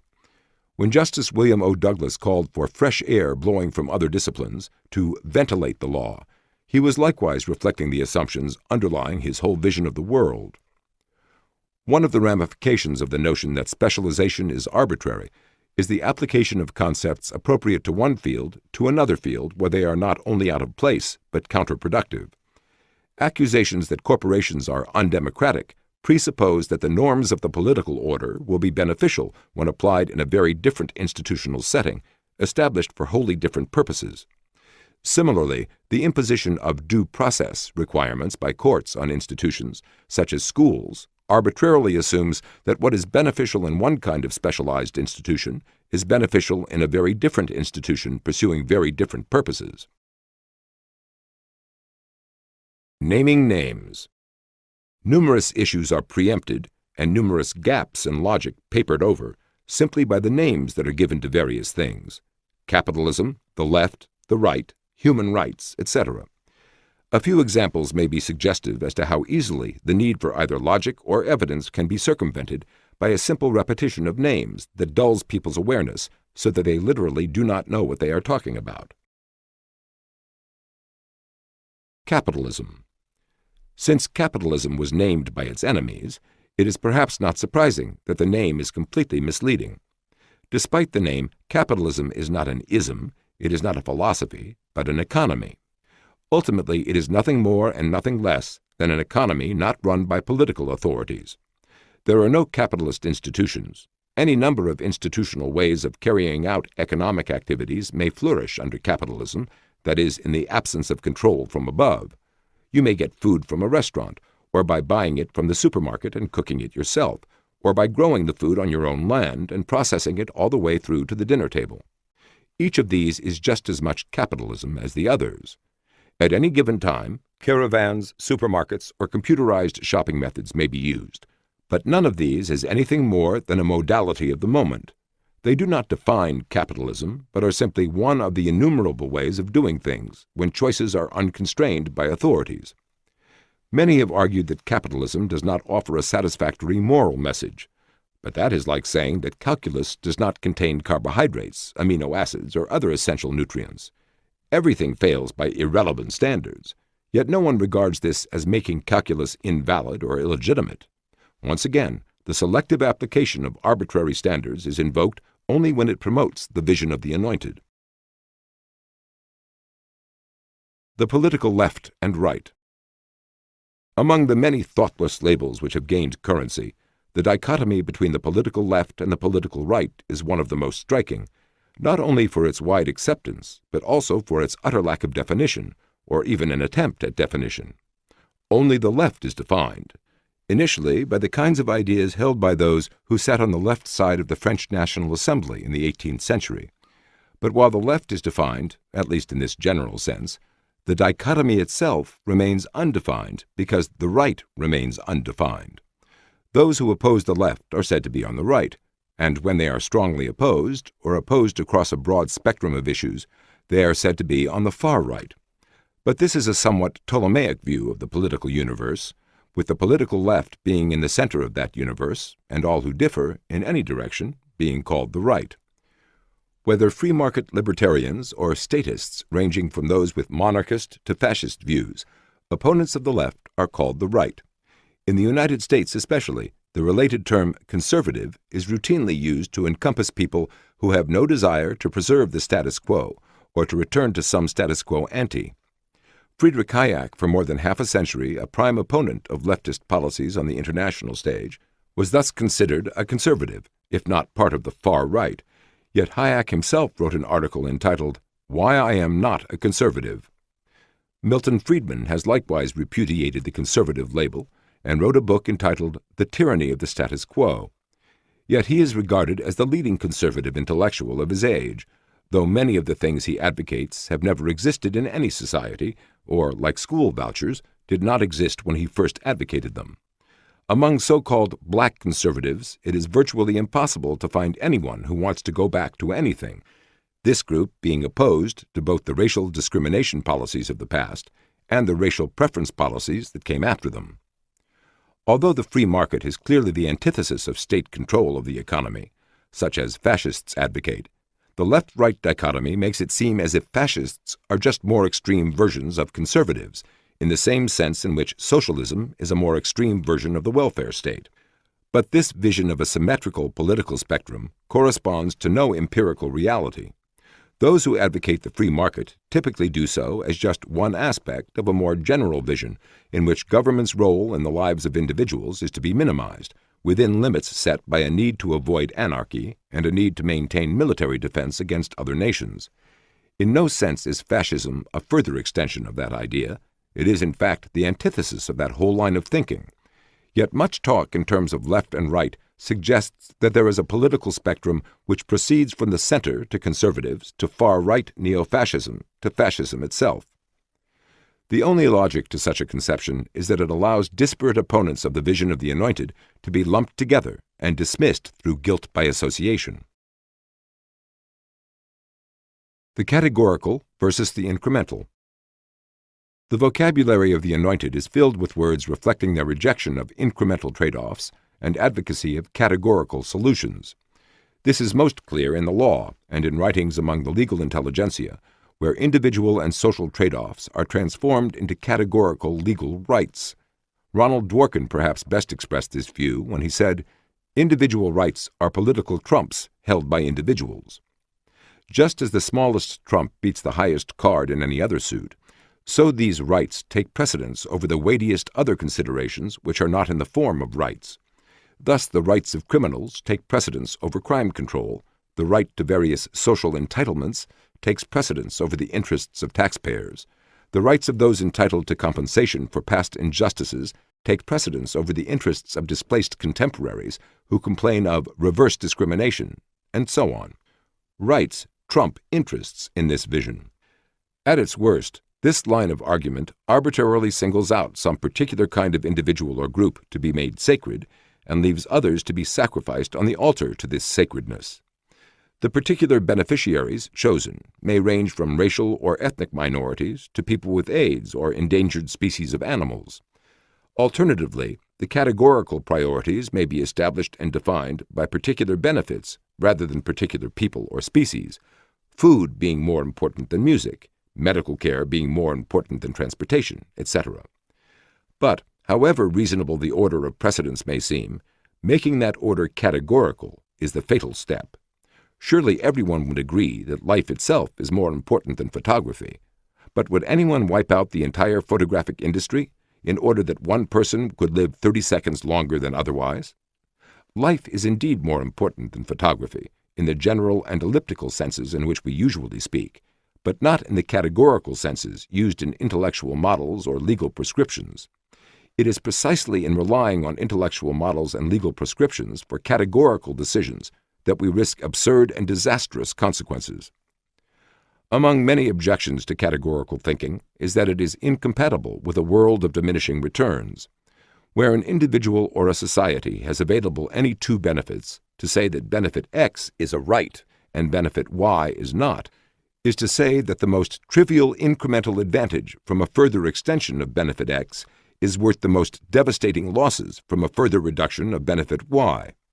Since even the most essential things, food, for example, as noted in Chapter 5, reach the point where further increments are of diminishing value and may even become negative in value, a rule making anything categorically more important than other benefits risks reaching the point of making huge sacrifices of one thing for trivial benefits from another, or no benefits at all from another. Virtually no one would advocate such a thing in plain, straightforward language. It is only in the lofty and roundabout language of rights, priorities, entitlements, and the like that the same kind of categorical results are advocated in different words. The vision of categorical precedence is central to John Rawls's celebrated book, A Theory of Justice, where it was asserted that the rights secured by justice are not subject to the calculus of social interests. In short, let justice be done even if the skies must fall, regardless of what this does to those on whom the skies fall. Rawls was quite clear as to the categorical priorities being established in what he called a lexical order. This is an order which requires us to satisfy the first principle in the ordering before we can move on to the second before we consider the third, and so on. A principle does not come into play until those previous to it are either fully met or do not apply. A serial ordering avoids, then, having to balance principles at all. Those earlier in the sequence have an absolute weight, so to speak, with respect to later ones, and hold without exception. According to Rawls, The principles of justice are to be ranked in lexical order, and therefore liberty can be restricted only for the sake of liberty. The principle of fair equality of opportunity, meaning equal life prospects in all sectors of society for those similarly endowed and motivated, cannot be allowed to be infringed for the sake of a greater sum of benefits available to society as a whole by alternative social arrangements. In short, there are not to be incremental trade-offs, but categorical priorities in which one thing trumps another. There is little danger that anyone would voluntarily adopt such rigidities if plainly and openly presented. The danger is that lofty words and obscure terms may lead many through the murky and meandering marshlands of abstract theory toward the same disastrous result. Income distribution. Despite a voluminous and often fervent literature on income distribution, the cold fact is that most income is not distributed, it is earned. People paying each other for goods and services generate income. While many people's entire income comes from a salary paid to them by a given employer, many others collect individual fees for everything from shoe shines to surgery, and it is the sum total of these innumerable fees which constitutes their income. Other income is distributed from a central point as Social Security checks, welfare payments, unemployment compensation, and the like. But that is not how most people get most income. To say that wealth is so unfairly distributed in America, as Ronald Dworkin does, is grossly misleading when most wealth in the United States is not distributed at all. People create it, earn it, save it, and spend it. If one believes that income and wealth should not originate as they do now, but should instead be distributed as largesse from some central point, then that argument should be made openly, plainly, and honestly. But to talk as if we currently have a certain distribution result A, which should be changed to distribution result B, is to misstate the issue and disguise a radical institutional change as a simple adjustment of preferences. The word distribution can, of course, be used in more than one sense. In a purely statistical sense, we can speak of the distribution of heights in the population, without believing that someone in Washington decides how tall we should all be and then mails out these heights to different individuals. What we cannot do, either logically or morally, is to shift back and forth between these two very different conceptions of distribution. Newspapers are distributed in one sense. They are sent out from a printing plant to scattered sites to be sold to readers, but heights are distributed only in the other sense. Those who criticize the existing distribution of income in the United States are criticizing the statistical results of systemic processes. They are usually not even discussing the economic fate of actual flesh-and-blood human beings, for the economic positions of given individuals vary greatly within a relatively few years. What is really being said is that numbers don't look right to the anointed, and that this is what matters, that all the myriad purposes of the millions of human beings who are transacting with one another in the marketplace must be subordinated to the goal of presenting a certain statistical tableau to anointed observers.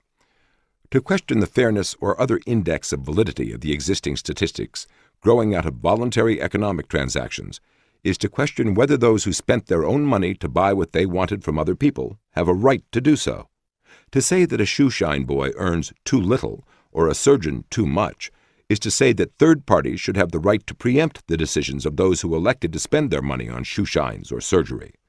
To say that society should decide how much it values various goods and services is to say that individual decisions on these matters should be superseded by collective decisions made by political surrogates.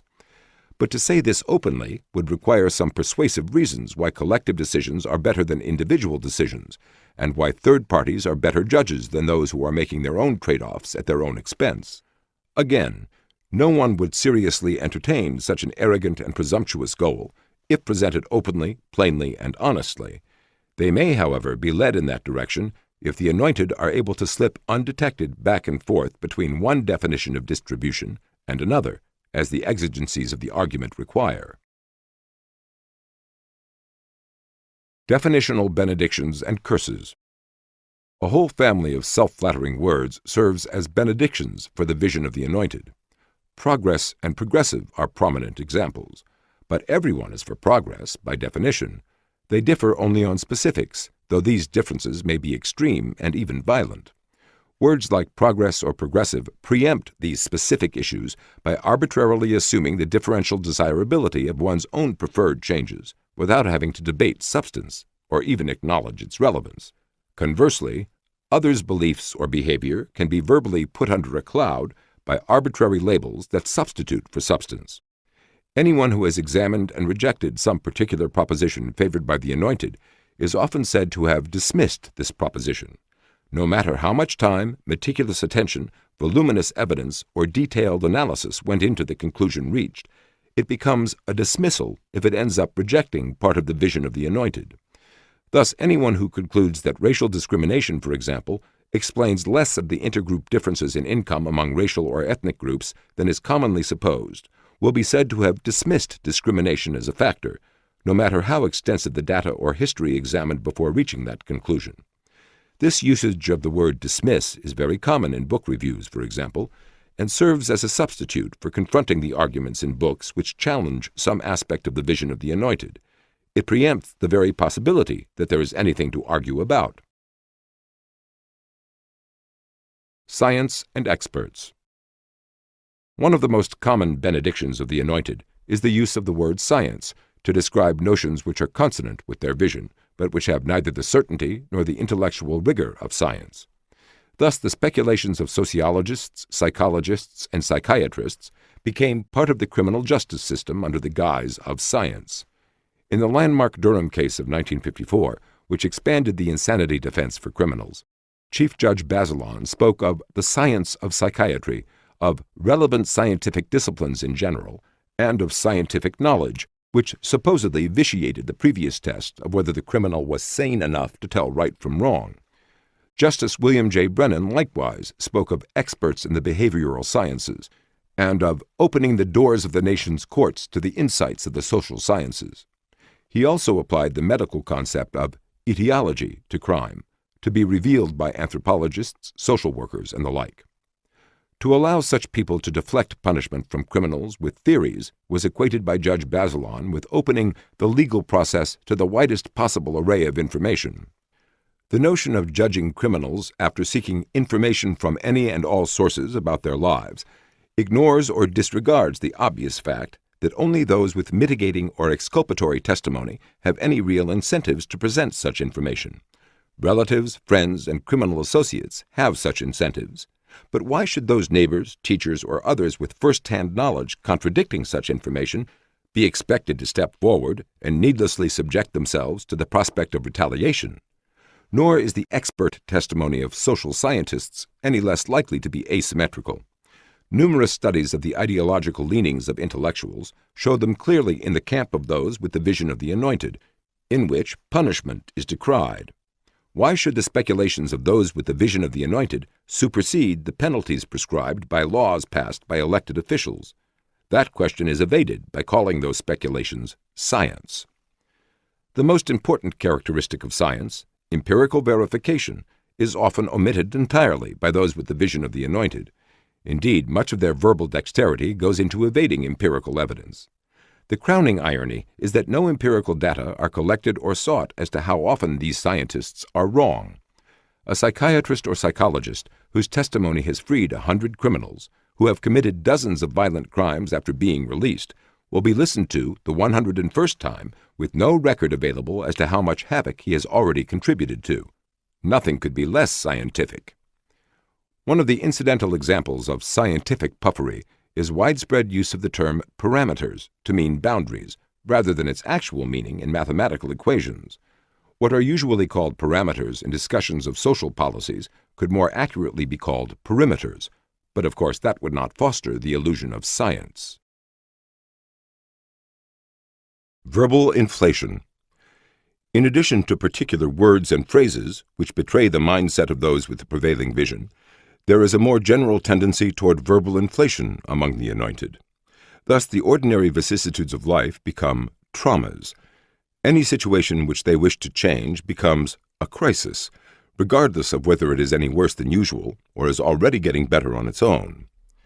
Verbal inflation, like monetary inflation, would have no effect if everyone understood what was happening and could adjust to it immediately. A tenfold increase in the price level would mean nothing if everyone were free to add a zero to the sums in all contracts, laws, cash on hand, etc., and did so immediately. Inflation has an economic effect precisely because there is no such instantaneous and total flexibility. In the real world of lagging adjustments, borrowers pay back less than they owe, workers are paid less than they were promised, and the government cheats its way out of part of the national debt by paying it off in dollars that are worth less than the dollars that were borrowed. Verbal inflation likewise enables some people to cheat others. When harassment, discrimination, or even rape are redefined to include things going far beyond the original meanings of these words, there would be no real change if everyone understood what the inflated words now mean, and neither social stigmas nor the penalties of the law applied to the vast range of new things encompassed by these new meanings. In both cases, runaway inflation is not just a zero-sum game. Monetary inflation not only redistributes benefits, but can also reduce the sum total of those benefits by undermining the credibility of the monetary unit, and with it undermining the predictability of the whole system of which it is part, causing the economy to be less productive as people restrict what they do and plan in order to avoid vastly increased risks. For similar reasons, human relations suffer when the verbal common currency of social interaction loses its meaning and predictability, so that people now protect themselves from new risks by various ways of withdrawing from one another and reducing their cooperation. For example, where mere statistics are enough to enmesh an employer in costly litigation over an inflated meaning of discrimination, locations some distance from concentrations of minority workers become more attractive as sites for factories and offices. This works to the detriment of the very minority workers for whom this inflated meaning was created. It also works to the detriment of the economy as a whole, as resources are no longer used where they would be most productive in the absence of the vast new uncertainties created by inflated words. Some other inflated words, homophobia, violence, and hopelessness, are worth a closer look. Homophobia. Writers who have written for years or even decades without ever mentioning homosexuals have been denounced for homophobia because they began to write about the subject after the AIDS epidemic appeared and did not take the politically correct position on the issues. How can someone have a phobia about something he has scarcely noticed? Many people never knew or cared what homosexuals were doing until it became a danger to them as a result of the AIDS epidemic. Whether those people's reactions were right or wrong is something that can be debated, but attributing their position to a phobia is circular reasoning when there is no evidence of any such phobia other than the position itself. Like so much in the vocabulary of the Anointed, it is a way of avoiding substantive debate. Among the writers who took non-politically correct positions on AIDS was the late Randy Shilts, whose best-selling book, And the Band Played On, is a chilling exploration of the political irresponsibility based on fears of offending the organized gay lobby that led to thousands of unnecessary deaths before the most elementary public health measures were taken to reduce the spread of AIDS. No doubt he too would have been called homophobic if he were not himself an avowed homosexual who later died of AIDS. Violence. One of the fashionable inflationary words of our times is violence, used to describe whatever social circumstances or political policies one disagrees with, however peaceful such circumstances or policies may be in the ordinary usage of words. Thus, any power that oppresses is violence, according to some, which opens up boundless vistas based only on what one chooses to call oppression. Jesse Jackson refers to economic violence. Ralph Nader refers to violence done to the environment by corporations and government, and Jonathan Kozol refers to savage inequalities in public school financing. Similarly, Professor Kenneth B. Clark responded to public concerns about muggings by referring to pervasive social muggings, such as the crimes of deteriorating neighborhoods, job discrimination, and criminally inferior education. Thus, Professor Clark could speak of mugged communities, mugged neighborhoods, and mugged schools, which spawn urban muggers. For some, figurative violence serves as an explicit justification of real violence, or counter-violence, as it is called. For others, the justification is only implicit. Still others are just practicing the politics of verbal inflation. Hopelessness.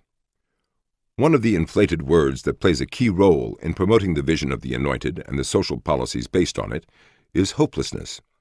Unhappy social circumstances are almost automatically described in this way, with neither evidence nor a demand for evidence, nor even a sign of awareness that evidence might be relevant. Political rhetoric abounds with many empirically unverifiable assertions that hopelessness exists among the poor, or would, in the absence of government social programs. Media figure Harding Carter III used such hopelessness as a justification for the war on poverty programs of the Johnson administration in which he served. New York Times columnist Tom Wicker likewise claimed that Americans were given hope by the Johnson administration programs. In the absence of any evidence that such widespread hopelessness existed outside the vision of the Anointed, it may be useful to look at history. Tens of millions of immigrants came to the United States, often beginning in destitution and rising up the socioeconomic ladder, in the process creating and celebrating the American dream. Far from being hopeless, such immigrants, with their enthusiastic letters back to their relatives and friends in Europe, kept more millions crossing the Atlantic in their wake. More recently, as already noted, both poverty and dependency were declining for years prior to the Johnson administration's war on poverty. Black income was rising, not only absolutely, but relative to rising white income. In the 5 years prior to passage of the Civil Rights Act of 1964, blacks were rising into professional and other high-level positions at a rate greater than in the 5 years following passage of the Act. Nationwide, scholastic aptitude test scores were rising, venereal diseases were declining sharply, and the murder rate was at an all-time low. This was the hopelessness from which the Anointed came to rescue us.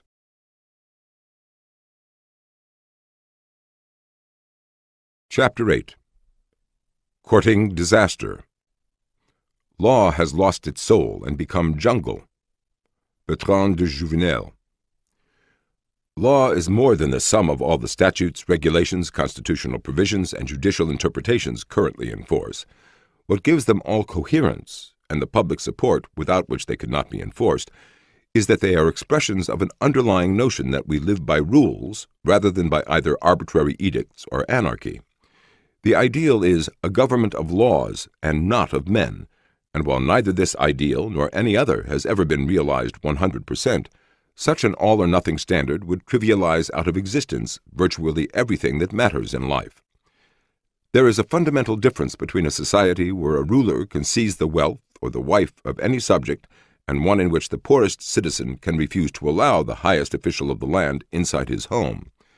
There is a fundamental difference between a time when the great English jurist Coke cringed as King James threatened to beat him physically with his own hands, resistance being treason, punishable by death, and a world in which the Supreme Court of the United States could order President Nixon to turn over evidence to a special prosecutor.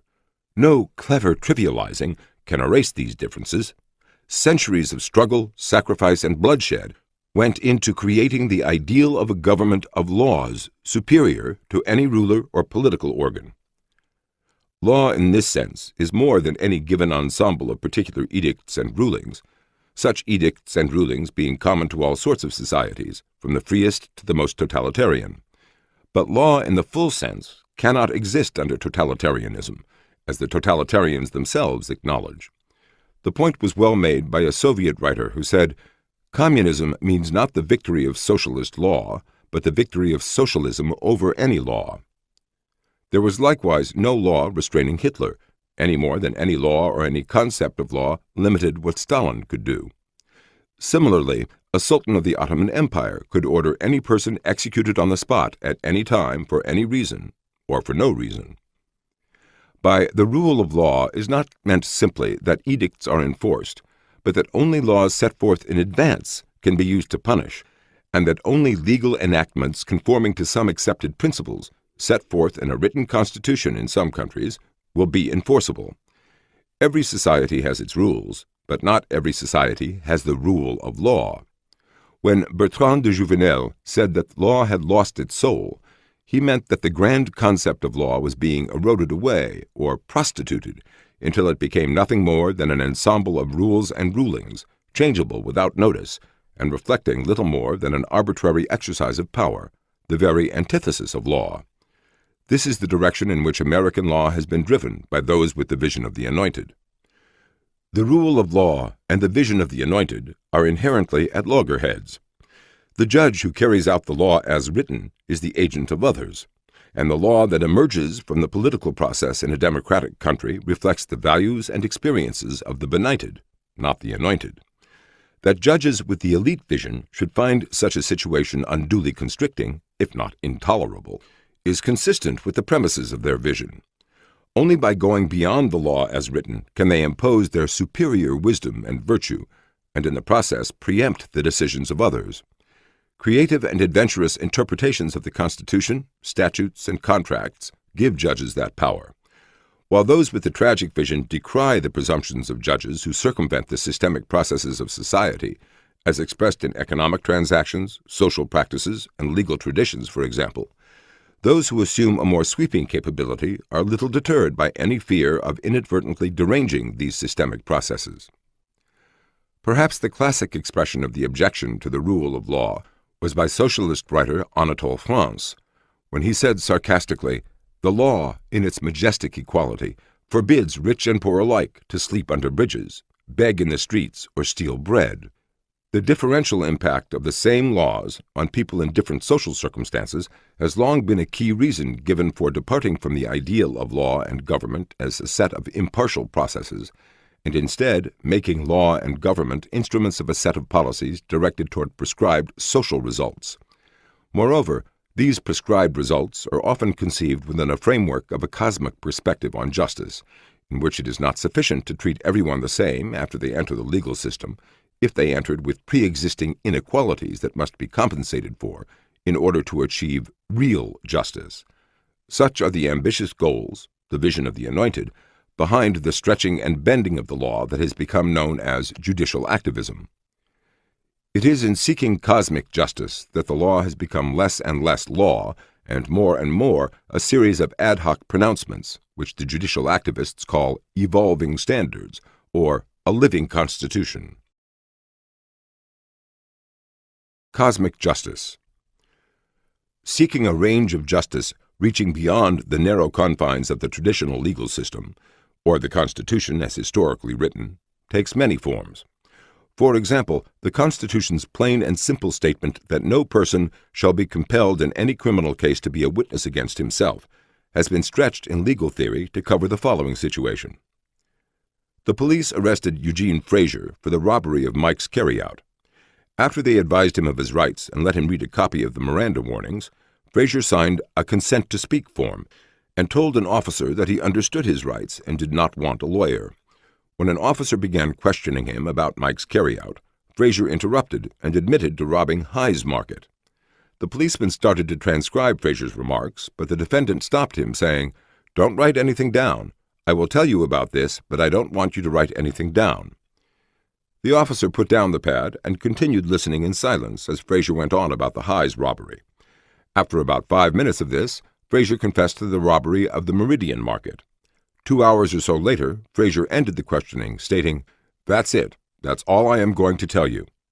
When the police asked the defendant to write out his confession or to sign a typed summary, Frazier refused. "No, I'm not going to sign anything," he said. When Frazier's conviction for the robberies he confessed to was appealed to the District of Columbia Circuit Court of Appeals, according to Chief Judge David Bazelon, "We were troubled by the robber's apparent misconception that his confession did not count if it were not written down.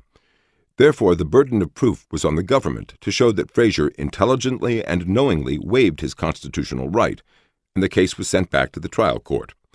When the case came back up again and a majority on the Circuit Court of Appeals voted to uphold the conviction, Judge Bazelon dissented on grounds that using the confession denied people like Frazier genuinely equal treatment before the law, because Miranda warnings ought to be made so clear that no one possessing even minimal intelligence could possibly misunderstand them.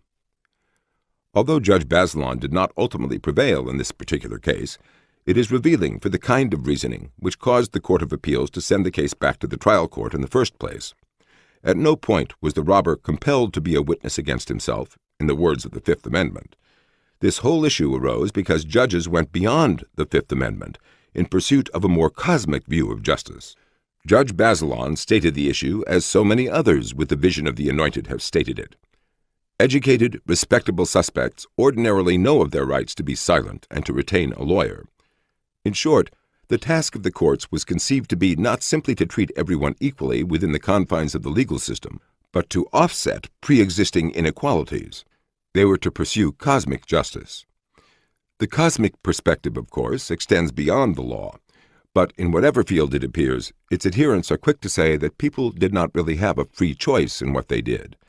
Thus, to Noam Chomsky, freedom is illusion and mockery when conditions for the exercise of free choice do not exist, and those conditions do not exist for the person compelled to sell his labor power to survive, i.e., for anyone who works for a living. Any circumstantial constraints or potential consequences hanging over people's decisions makes their choices not really free. But this conception of a free choice requires an unconstrained universe. Only God could have a free choice, and only on the first day of creation, since he would be confronted on the second day by what he had already done on the first. Constitutional right after constitutional right has been stretched far beyond anything encompassed by those rights when they were written, but only when the rights in question were consonant with the vision of the Anointed. Where a constitutional right goes counter to or inhibits some aspect of that vision, that constitutional right is far more likely to be reduced or ignored. For example, the Fifth Amendment's prohibition against anyone's being twice put in jeopardy for the same offense has been judicially interpreted out of existence in the case of policemen acquitted in state court of criminally mistreating arrested suspects, such as Rodney King, and then retried in federal court for the same acts as civil offenses. Likewise, the Fifth Amendment's protections of property rights have been routinely overridden by other considerations, almost any other consideration, in numerous cases. The selective indignation of the Anointed is reflected in legal theory that is selectively cosmic.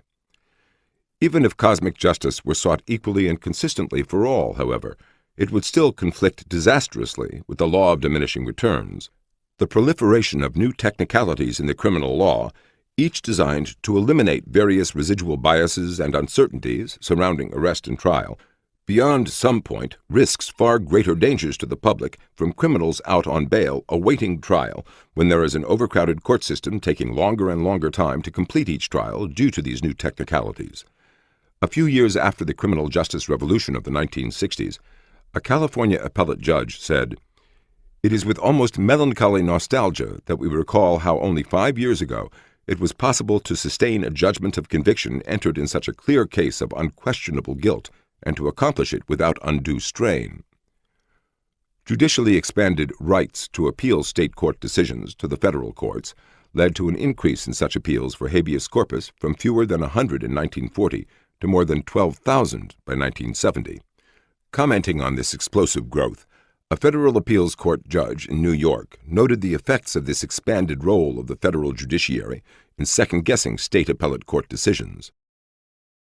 For all our work on thousands of state prisoner cases, I have yet to hear of one where an innocent man had been convicted.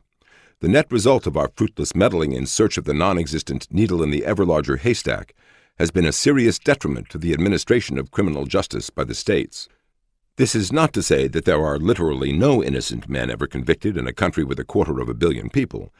It is simply to raise the question whether extended federal second-guessing of state appellate courts will turn up many or any, and at what cost, not only in terms of money, but in terms of the increased number of innocent people sacrificed as victims of violent criminals walking the streets longer and longer, while legal processes grind on slowly and at seemingly interminable length. In short, while saving some innocent individuals from a false conviction is important, the question is whether it is more important than sparing other equally innocent individuals from violence and death at the hands of criminals. Is saving one innocent defendant per decade worth sacrificing 10 innocent murder victims? 100? 1,000? Once we recognize that there are no solutions but only trade-offs, we can no longer pursue cosmic justice, but must make our choices among alternatives actually available. And these alternatives do not include guaranteeing that no harm can possibly befall any innocent individual.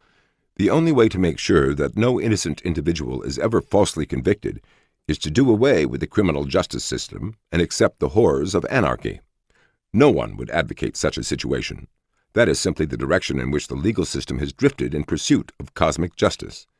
Nowhere is the maxim that the best is the enemy of the good more painfully demonstrated than when violent felonies have to be plea bargained down to misdemeanors because of the prohibitive cost of trying more cases in a system bogged down in proliferating technicalities, growing out of a quixotic quest for cosmic justice.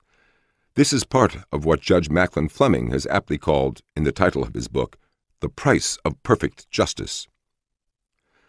Nothing is more of a search for cosmic justice than attempts to redress the wrongs of history, not simply for particular individuals wrongly convicted or victimized in some other way, but for whole categories of people whose ancestors' misfortunes are to be redressed in the present generation. Given the innumerable factors influencing the current well-being or misfortunes of individuals and groups, the presumption of being able to disentangle all these factors and determine how much is due to the injustices of history is truly staggering. We have already seen in Chapter 4 how easy it is to confuse what is and is not a legacy of slavery, but the principle applies far more broadly. What would the people of Spain be like today if they had not been conquered by the Moors and then spent centuries of struggle to get free of Moorish rule? What would Egyptians be like if there were no Nile? Southern Asians if there were no monsoons? It would be difficult enough to reach an assessment that was defensible as intellectual speculation, much less a compelling conclusion by the standards of a court of law. Yet judges pursuing cosmic justice make sweeping assumptions about equally complex historical questions. An ever more lengthy and complex jury selection process likewise proceeds in defiance of the law of diminishing returns. Detailed questionnaires for jurors to answer, including highly personal questions which they are compelled to answer in disregard of privacy rights which count for so much in other contexts, and the use of expensive consultants specializing in the selection of jurors are just some of the costs of this attempt to achieve a closer approximation to cosmic justice. But even aside from the immediate delays and other costs, this complex process opens up the whole trial, verdict, and sentence to further challenges in the appellate courts, even when there is not the slightest doubt about the guilt of the defendant, and when even his own attorneys no longer make any claim of innocence. All this is part of the cost of the quest for cosmic justice. Judicial activism. The general process of stretching and twisting the written law, and especially the Constitution, to reach results desired by judges has been called judicial activism. It is not only an example of the vision of the Anointed in action, it is also a crucial mechanism by which other aspects of that vision, the cosmic justice being sought through affirmative action, for example, has been imposed as the law of the land when elected legislators would be reluctant to go as far as unelected judges. Like most phrases, like all of language in fact, the term judicial activism is itself a subject to varying interpretations and distortions. In the pattern of these interpretations and distortions, there is once more visible the vision of the Anointed, not only in the way some litigants are treated as mascots or as targets, but also in the more general way that the exercise of power is shifted from the benighted to the anointed. Definitions and distortions. Activity, as such, is not the touchstone of judicial activism. There is nothing to prevent a judicial activist from being lazy, or his opposite, the practitioner of judicial restraint, from being a dynamo of energy. Judicial activism cannot be quantified according to how many laws or lower court decisions are overturned, since it is the grounds on which they are overturned that defines judicial activism or judicial restraint. As with so much language, the phrase judicial activism is just an elliptical way of indicating a particular thing, but what that thing is does not depend on what can be extracted from isolated words. It depends on what concrete meaning those words have in the particular context in which they are used. This is nothing unusual. The word shortstop has a very different meaning in a photographic laboratory than it does on a baseball field, and closing means something very different in real estate than it does in horse racing. Because evasion by trivialization has been as common a pattern among the Anointed in discussions of judicial activism and judicial restraint as in other areas, it will be necessary to define these terms carefully before looking at the phenomena they represent. Words like due process, freedom of speech, and other phrases from the Constitution might be interpreted in a sweeping variety of ways if one simply relied on the dictionary meanings of those words and applied them according to one's own sense of what that meant in practice. But these phrases existed and had a long history in the laws of England, even before the Constitution of the United States was written. Therefore, the historical meanings of such terms, in the legal context in which they were used, were much more limited than all the conceivable meanings that one might derive from a dictionary and apply according to one's own vision. Those who wrote the American Constitution were, of course, familiar with such terms as due process, freedom of speech, etc., from English law, and indicated no intention of giving them different meanings from what those terms already had. Those who today advocate judicial restraint define it as judges interpreting laws, including the Constitution, according to the meanings that the words in those laws had when they were written. Judge Robert H. Bork, for example, has said that judges should render decisions according to the historical Constitution. More broadly, Judge Richard Posner has written of the self-disciplined judge as the honest agent of others until the will of the principals can no longer be discerned. Justice Oliver Wendell Holmes saw that his job was to see that the game is played according to the rules, whether I like them or not. According to Holmes, when we know what the source of the law has said that it shall be, our authority is at an end. In one of his Supreme Court decisions, Holmes said, "I am not at liberty to discuss the justice of the act." That was a cosmic question, and he had no commission from the cosmos. Those who argue for this view of the judge's role, for judicial restraint, often say that judges should follow the original intent of laws in general and the Constitution in particular. Yet, ironically, this very phrase itself has been seized upon by opponents and given meanings far removed from that of those who use it. Professor Ronald Dworkin, for example, argues against original intent on grounds that mental events in the minds of legislators or writers of the Constitution are difficult or impossible to discern. But, of course, nobody voted on what was in the back of somebody else's mind. What was enacted into law were the meanings of those words to others. In short, the public meaning of words. As Justice Holmes put it, the relevant question was not what this man meant, but what those words would mean in the mouth of a normal speaker of English, using them in the circumstances in which they were used. Those who have urged judicial restraint have been very explicit that they did not mean to delve into the psyches of lawmakers, but to begin with the public meaning of the words that lawmakers used, as at the time they used them. For Holmes, legal interpretation of what someone said did not mean trying to get into his mind. What was needed was the public meaning of his words, not the subjective intentions or personal psychology of whoever used them. Holmes said, "We do not inquire what the legislature meant. We ask only what the statute meant." In a very similar vein, Judge Bork wrote, "What the ratifiers understood themselves to be enacting must be taken to be what the public of that time would have understood the words to mean. It is important to be clear about this. The search is not for a subjective intention. If someone found a letter from George Washington to Martha, telling her that what he meant by the power to lay taxes was not what other people meant, that would not change our reading of the Constitution in the slightest." Despite these clear and unmistakable statements, from the time of Holmes to the time of Bork, gross distortions of this view have remained the rule rather than the exception among those with the vision of the Anointed. Justice William J. Brennan, for example, said that judges following original intent would have to discern exactly what the framers thought, and of course he found that impossible. Professor Stephen Macedo of Harvard objected to Bork's views on original intent because public statements often do not reflect actual intentions, as if this were either a revelation or relevant. Professor Jack Rakowy of Stanford took a similarly condescending view of Attorney General Edwin Meese's advocacy of judicial restraint by going into the subjective intentions of the writers of the Constitution, the fact that James Madison approached the convention in the grip of a great intellectual passion, that he had fear of certain policies regarding property and religion, and that he privately described constitutional amendments in a certain way. Far more is involved here than a mere misunderstanding. Power is at the heart of the dispute. Although New York Times columnist Anthony Lewis wrote of the Constitution's expansive phrases that would be given contemporary meaning by each generation, generations do not vote on the constitutionality of laws. Judges do. Thus, the current generation's decisions are not replacing those of a previous generation. Judges' decisions are replacing those of the current generation by imposing their own revision of what a past generation has said. The replacement of historical meanings by contemporary meanings is a major transfer of power to judges, not only from other branches of government, but from the people. It is an erosion of self-government and an imposition of the social vision of judges in its place. That the Anointed should favor this is hardly surprising.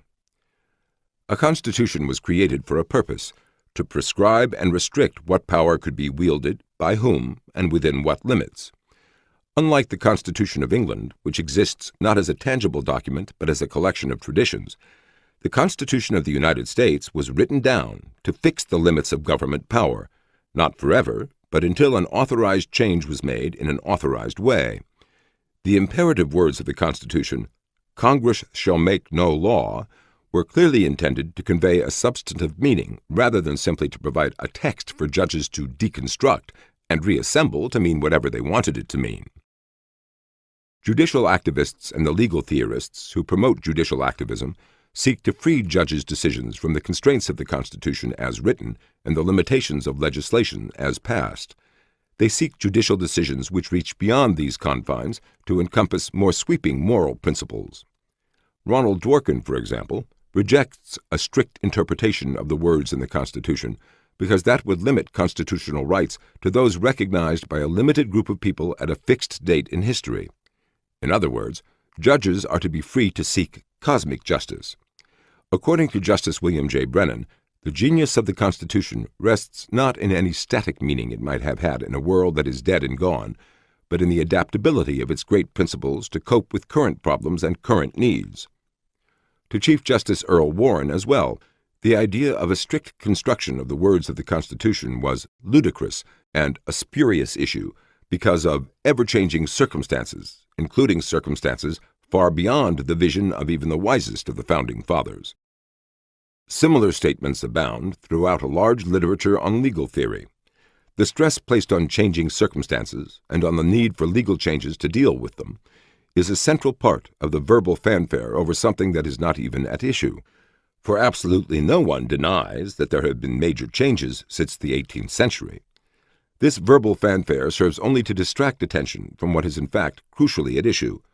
Who is to make those legal changes, and by what authority? Power is the issue, and the usurpation of power.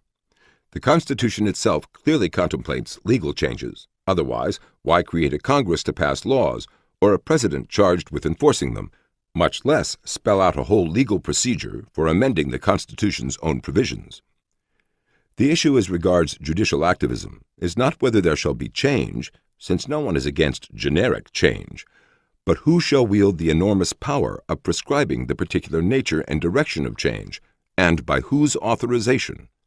More specifically, shall it be done openly by officials assigned this task by the Constitution and responsible to the voters, or shall it be done furtively by unelected judges using verbal sleight of hand to attribute to the Constitution things that the Constitution never said?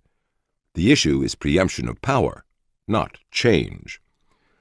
What the rule of law means, among other things, is that certain questions have been settled, at least as far as the law is concerned.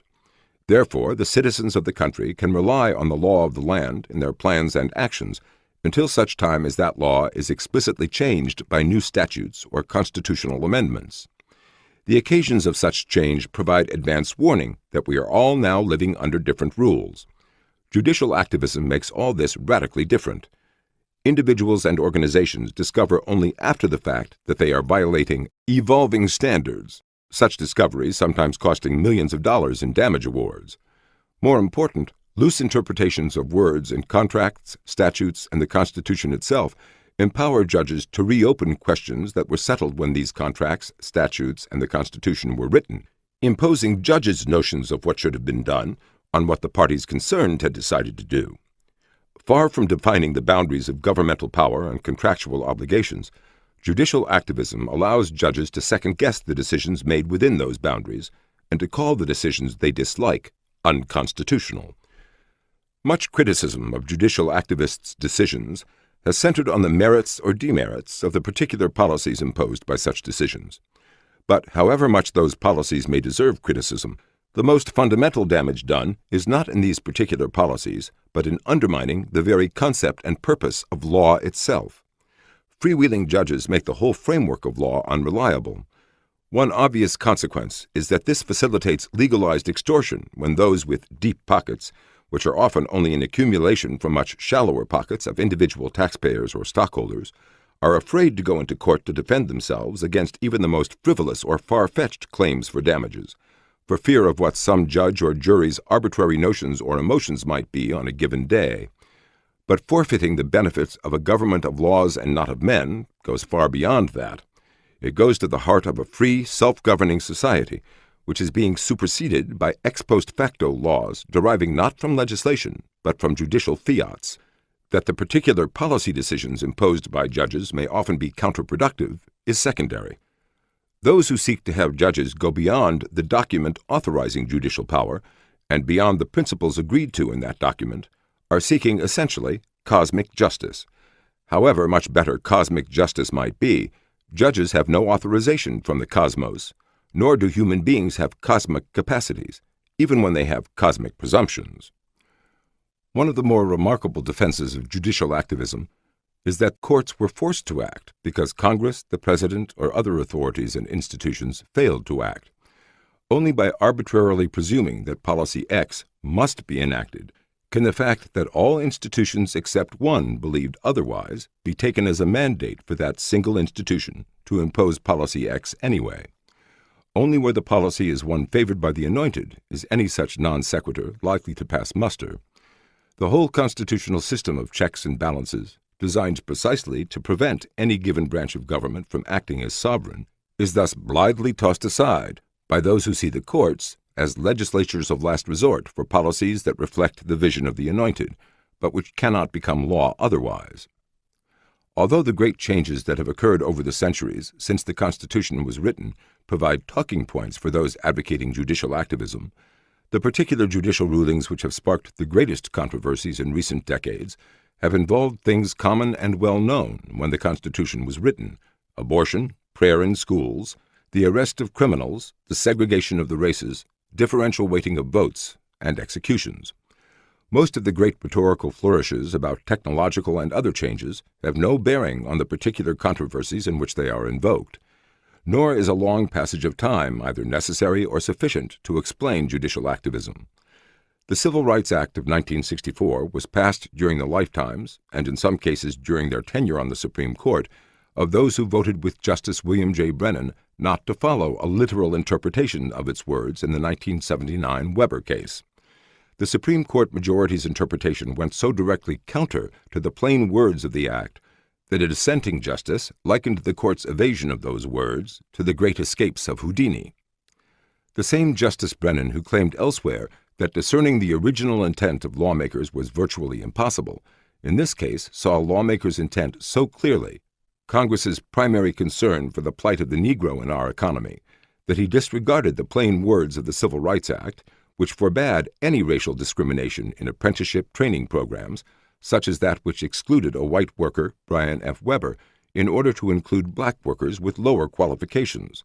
Nor can it be claimed that Congress had not thought of such possibilities, for the legislative history of the Civil Rights Act abounds in discussions of the possibility of reverse discrimination, and abounds in repudiations of any such policies. Among the amazing rationales for compensatory preferences for selected minorities to be imposed by courts is that such preferences merely offset previous preferences for members of the majority population. According to New York Times columnist Tom Wicker, American life never was even-handed, colorblind, non-preferential. But this again raises the question which arises in so many other contexts: is the law to attempt intertemporal cosmic justice, or simply apply the same rules to all in the only temporal realm in which it has jurisdiction, the present and the future? Moreover, is the decision to opt for intertemporal cosmic justice one for which judges have any authorization, either from the Constitution or from statutes passed by elected officials? Such straightforward questions are often evaded by being redefined as simplistic. A federal judge in Texas provided a typical example of this tactic. The plaintiffs have contended that any preferential treatment to a group based on race violates the 14th Amendment and, therefore, is unconstitutional. However, such a simplistic application of the 14th Amendment would ignore the long history of pervasive racial discrimination in our society that the 14th Amendment was adopted to remedy. and the complexities of achieving the societal goal of overcoming the past effects of that discrimination. As in so many other contexts, the word simplistic was not part of an argument, but a substitute for an argument. To interpret the 14th Amendment as meaning what it says, equal treatment for all, does not ignore the history which led to the passage of that amendment. Faced with blatant discrimination against blacks, those who wrote the 14th Amendment could have chosen any number of responses: compensatory treatment for blacks, equal treatment for blacks, equal treatment for all, etc. They made that choice when they wrote the amendment, just as those who wrote the Civil Rights Act of 1964 made the same choice when they wrote that legislation. Nor is there any indication from public opinion polls, or any other source, of a societal goal of compensating for the past, however much that goal may be part of the vision of the Anointed. In short, all this vague and lofty rhetoric reopens a decision that was already made and enacted into law, and never repealed or amended, except by judicial interpretation. A similar reliance on the vision of the Anointed, in lieu of the written constitution or statutes passed by elected officials, occurred in the very different case of Planned Parenthood v. Casey, an abortion case. Once again, evolving standards that mark the progress of a maturing society were cited, this time by Justices Sandra Day O'Connor, David Souter, and William Kennedy, as a basis for the decision reached. The larger significance of the issue of judicial activism versus judicial restraint goes far beyond a question of particular theories of legal interpretation or the merits or demerits of the particular social policies involved in particular cases. Indeed, it goes to the foundations of a free and self-governing society. When those with the vision of the Anointed line up solidly behind judicial activism, as they do, it is not because of a chance coincidence that they all happen to prefer one legal theory to another. Judicial activism is a mechanism through which that vision can be imposed on a public which does not support it, without having to go through elected officials who would not dare to vote for many of the features of that vision, including an expansion of criminals' rights, affirmative action quotas, and other controversial policies on which the public and the Anointed are lined up on opposite sides. Some of the statements in Supreme Court opinions themselves betray the extent to which judicial activism is responsive to the vision of the Anointed, using that vision as a basis for rulings which lack a basis in the words of the Constitution or in any statute passed by legislators. For example, in overturning the death penalty in the case of a murderer who committed his crime at age 15, Justice John Paul Stevens cited evolving standards of decency, which made the Eighth Amendment's cruel and unusual punishment prohibition applicable. Although claiming that such an execution would be abhorrent to the conscience of the community, Justice Stevens' specific references were to views expressed by respected professional organizations, to other nations that share our Anglo-Saxon heritage, and to leading members of the Western European community, in short, to the Anointed. Clearly, there would be no issue before the Supreme Court in the first place, unless the general community in which this murder took place had not prescribed the death penalty, even for murderers 15 years of age. Similarly, in a later case, the Supreme Court referred to how its decision would be seen by the thoughtful part of the nation. Judicial activism, in effect, allows the vision of the Anointed to veto the legally imposed decisions of the community, even when those decisions do not conflict with the written Constitution. Moreover, this veto is exercised in the name of the Constitution, and even in the name of the community, meaning by the latter those who presume to consider themselves the conscience of the community. Selective activity. Courts whose decisions are based on the written law and the historical meanings of the Constitution are practicing judicial restraint, even if that leads them to much activity in issuing court orders or striking down legislation not consistent with the Constitution. Conversely, courts whose decisions allow other considerations to be decisive are practicing judicial activism, even if that leads them to passive acceptance of policies and legislation at variance with constitutional guarantees. In short, activity is not the hallmark of judicial activism. It is the nature and basis of that activity that matter.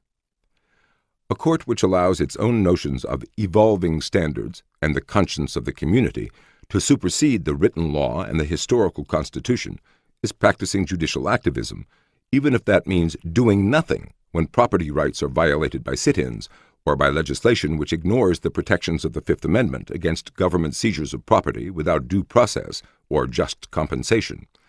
A judge who would enforce the written law in these cases would be following judicial restraint, even though he might be more active in issuing court orders or in declaring offending legislation unconstitutional. Historically, the judicial revolution that began with President Franklin D. Roosevelt's appointees to the Supreme Court initially took the form of a broader permissiveness toward legislation of the sort that had been struck down as unconstitutional by prior courts. Even a classic judicial activist like Justice William O. Douglas could use the language of judicial restraint. We do not sit as a super legislature, for example, in cases involving economic and social programs, the business labor field, or business and industrial conditions. Although in principle judicial activism may be expressed in inactivity, many of the judicial decisions which have attracted public attention and controversy in recent decades have been cases where the courts were active in overturning legislation and prior court decisions. This has confused the issue rather than defined it. The clear line of consistency in judicially activist decisions, whether in expansive permissiveness toward legislation overriding private property rights or the constitutional right to make mutually agreeable contracts on the one hand, or in striking down state abortion laws or prescribing local police procedures when making arrests on the other, is that judges do not bind themselves to enforcing rules made by others, even when the historical meanings of those rules are quite clear, but feel free to evade such rules by interpretations based on broader social philosophies or a sense of cosmic justice. Thus, for example, the fact that the cruel and unusual punishment prohibition of the Eighth Amendment clearly did not include the death penalty, which was permitted and regulated by other constitutional amendments passed at the same time, has not prevented judicial activists from striking down death penalties on grounds having no basis either in the historical Constitution or in subsequent legislation. Moreover, the Supreme Court has even proclaimed as a general principle its emancipation from such historical constraints. For example, neither the Bill of Rights nor the specific practices of states at the time of the adoption of the 14th Amendment marks the outer limits of the substantive sphere of liberty which the 14th Amendment protects. In short, the Supreme Court cut itself loose from historical moorings and historical meanings, relying instead on its own reasoned judgment. How such ad hoc judgment could be law, in the ultimate sense of rules known in advance to others, was left undisclosed. Precedents versus the Constitution. Judicial restraint has traditionally involved not only a reluctance to go beyond the historical Constitution and the duly enacted statutes, where the latter do not violate the Constitution, but also a reluctance to overturn prior court decisions on which the public has relied in making its own decisions and plans. In short, it attempts to leave intact a framework of law known in advance by which citizens may guide their actions. However, a long period of judicial activism makes it difficult, if not impossible, for subsequent courts to adhere simultaneously to both principles of judicial restraint. To uphold the original meanings of the Constitution or of statutory legislation may require overturning precedents which violate those meanings. As federal judges more inclined toward judicial restraint began to be appointed in the 1980s, after several decades in which activist judges had remade the legal landscape, the dilemma which these new judges confronted repeatedly was whether to uphold precedents set by activists or to uphold the historical meanings of the written law. For example, in dissenting from the view that current reasoned judgment was the criterion of constitutional interpretation in an abortion case, Justice William Rehnquist went back to the historical circumstances in which the 14th Amendment was passed. At the time of the adoption of the 14th Amendment, statutory prohibitions or restrictions on abortion were commonplace. In 1868, at least 28 of the then 37 states and 8 territories had statutes banning or limiting abortion. On this record, it can hardly be said that any deeply rooted tradition of relatively unrestricted abortion in our history supported the classification of the right to abortion as fundamental under the Due Process Clause of the 14th Amendment.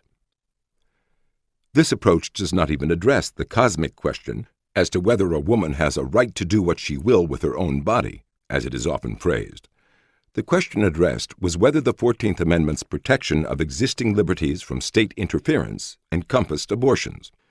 Chief Justice Rehnquist's conclusion was that the court was mistaken in Roe v. Wade when it classified a woman's decision to terminate her pregnancy as a fundamental right under the 14th Amendment.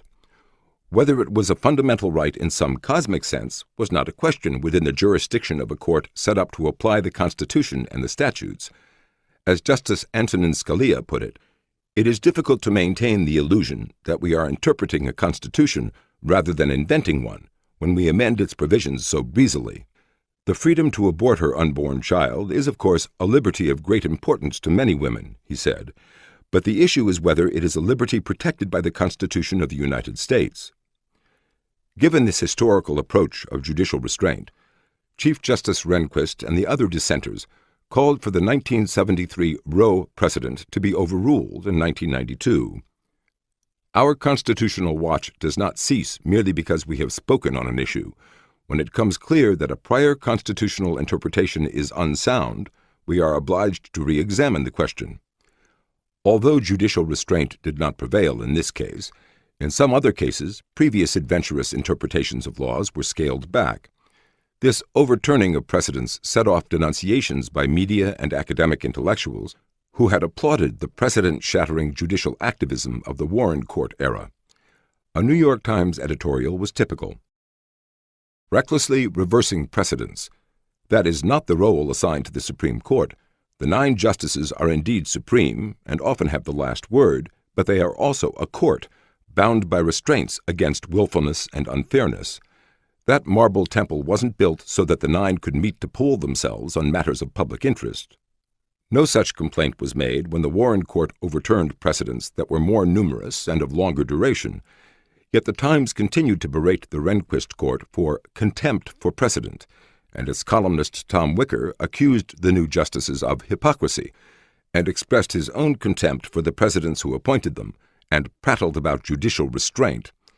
Even on the Supreme Court itself, Justice Thurgood Marshall complained of a far-reaching assault on this court's precedents. Nothing in all of this acknowledged that the new overrulings of precedents were necessitated by previous overrulings of precedents and disregard of the Constitution itself, all of which had been applauded by those now speaking of precedents as sacrosanct. Despite such cries of alarm from the Anointed, the Supreme Court remained divided on the issue of respecting precedents versus overturning precedents that did not accord with the language of statutes or of the Constitution. Justices Antonin Scalia and Clarence Thomas have clearly shown that they are ready to reverse precedents that have no basis in the Constitution or in the text of statutes. In the 1994 case of Holder v. Hall, for example, Justice Thomas rejected the Supreme Court's disastrous misadventure in judicial policymaking in its prior interpretations of the Voting Rights Act. Such judicial practices should not continue, he said. Not for another term, not until the next case, not for another day. However, the much-praised centrists on the court, Justices Sandra Day O'Connor, William Kennedy, and David Souter, often try to find a middle way and judicious compromises. Among these centrists, Sandra Day O'Connor has been perhaps the sharpest in seeing through the flimsy pretenses on which judicial policy-making has been based, and at the same time the most unwilling to overturn precedents. The lofty term jurisprudence has been invoked frequently by Justice O'Connor in a way which seems to boil down to saying, "This may not be in the Constitution or the statutes, but judges have said it, so we've got to stick by it." Precedents are not to be sniffed at. People and institutions can base major decisions on the law as it exists, and constant disruptions could be costly or even disastrous. However, the net effect of Justice O'Connor's approach is to get the worst of both worlds. The recklessly or cynically set precedents of the past become sacrosanct, while denying the citizens the security of known law, for the precedents upheld are typically not clear-cut statements of law, but only a promise of ongoing judicial tinkering, as in the case of Planned Parenthood v. Casey, where state restrictions on abortion were permitted, so long as these restrictions did not place an undue burden on the women concerned. Such a standard is not law. It is a charter of endless judicial second-guessing, with legal results to be known only after the fact. Law had indeed lost its soul and become jungle.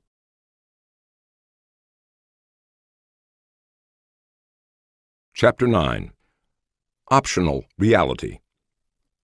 Ideology is an instrument of power, a defense mechanism against information, a pretext for eluding moral constraints in doing or approving evil with a clean conscience, and finally, a way of banning the criterion of experience, that is, of completely eliminating or indefinitely postponing the pragmatic criteria of success and failure. Jean-François Revel.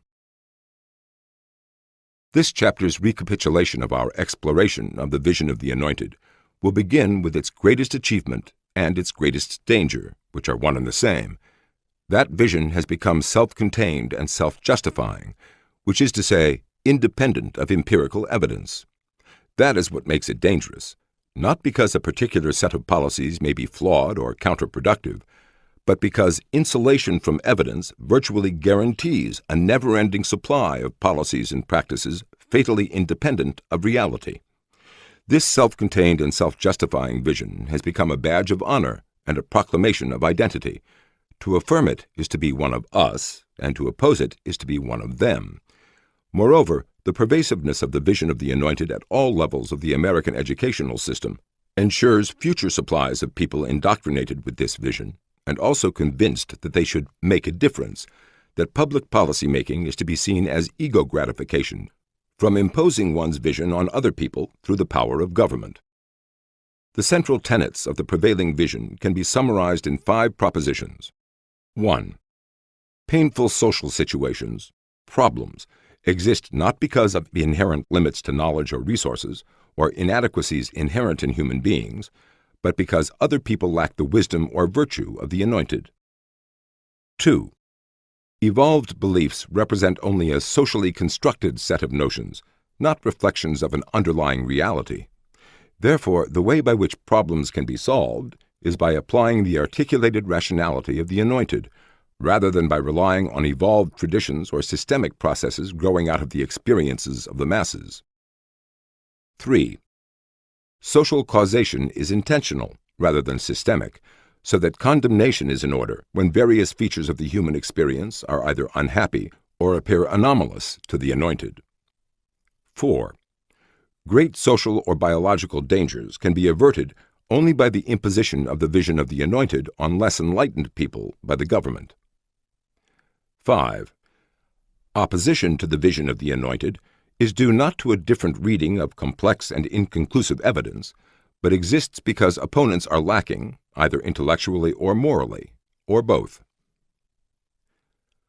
Perhaps even more important than the specific tenets of this vision is that these propositions are not treated as hypotheses to be tested, but as self-evident axioms. Evidence is seldom asked or given, and evidence to the contrary is often either ignored or answered only by a sneer.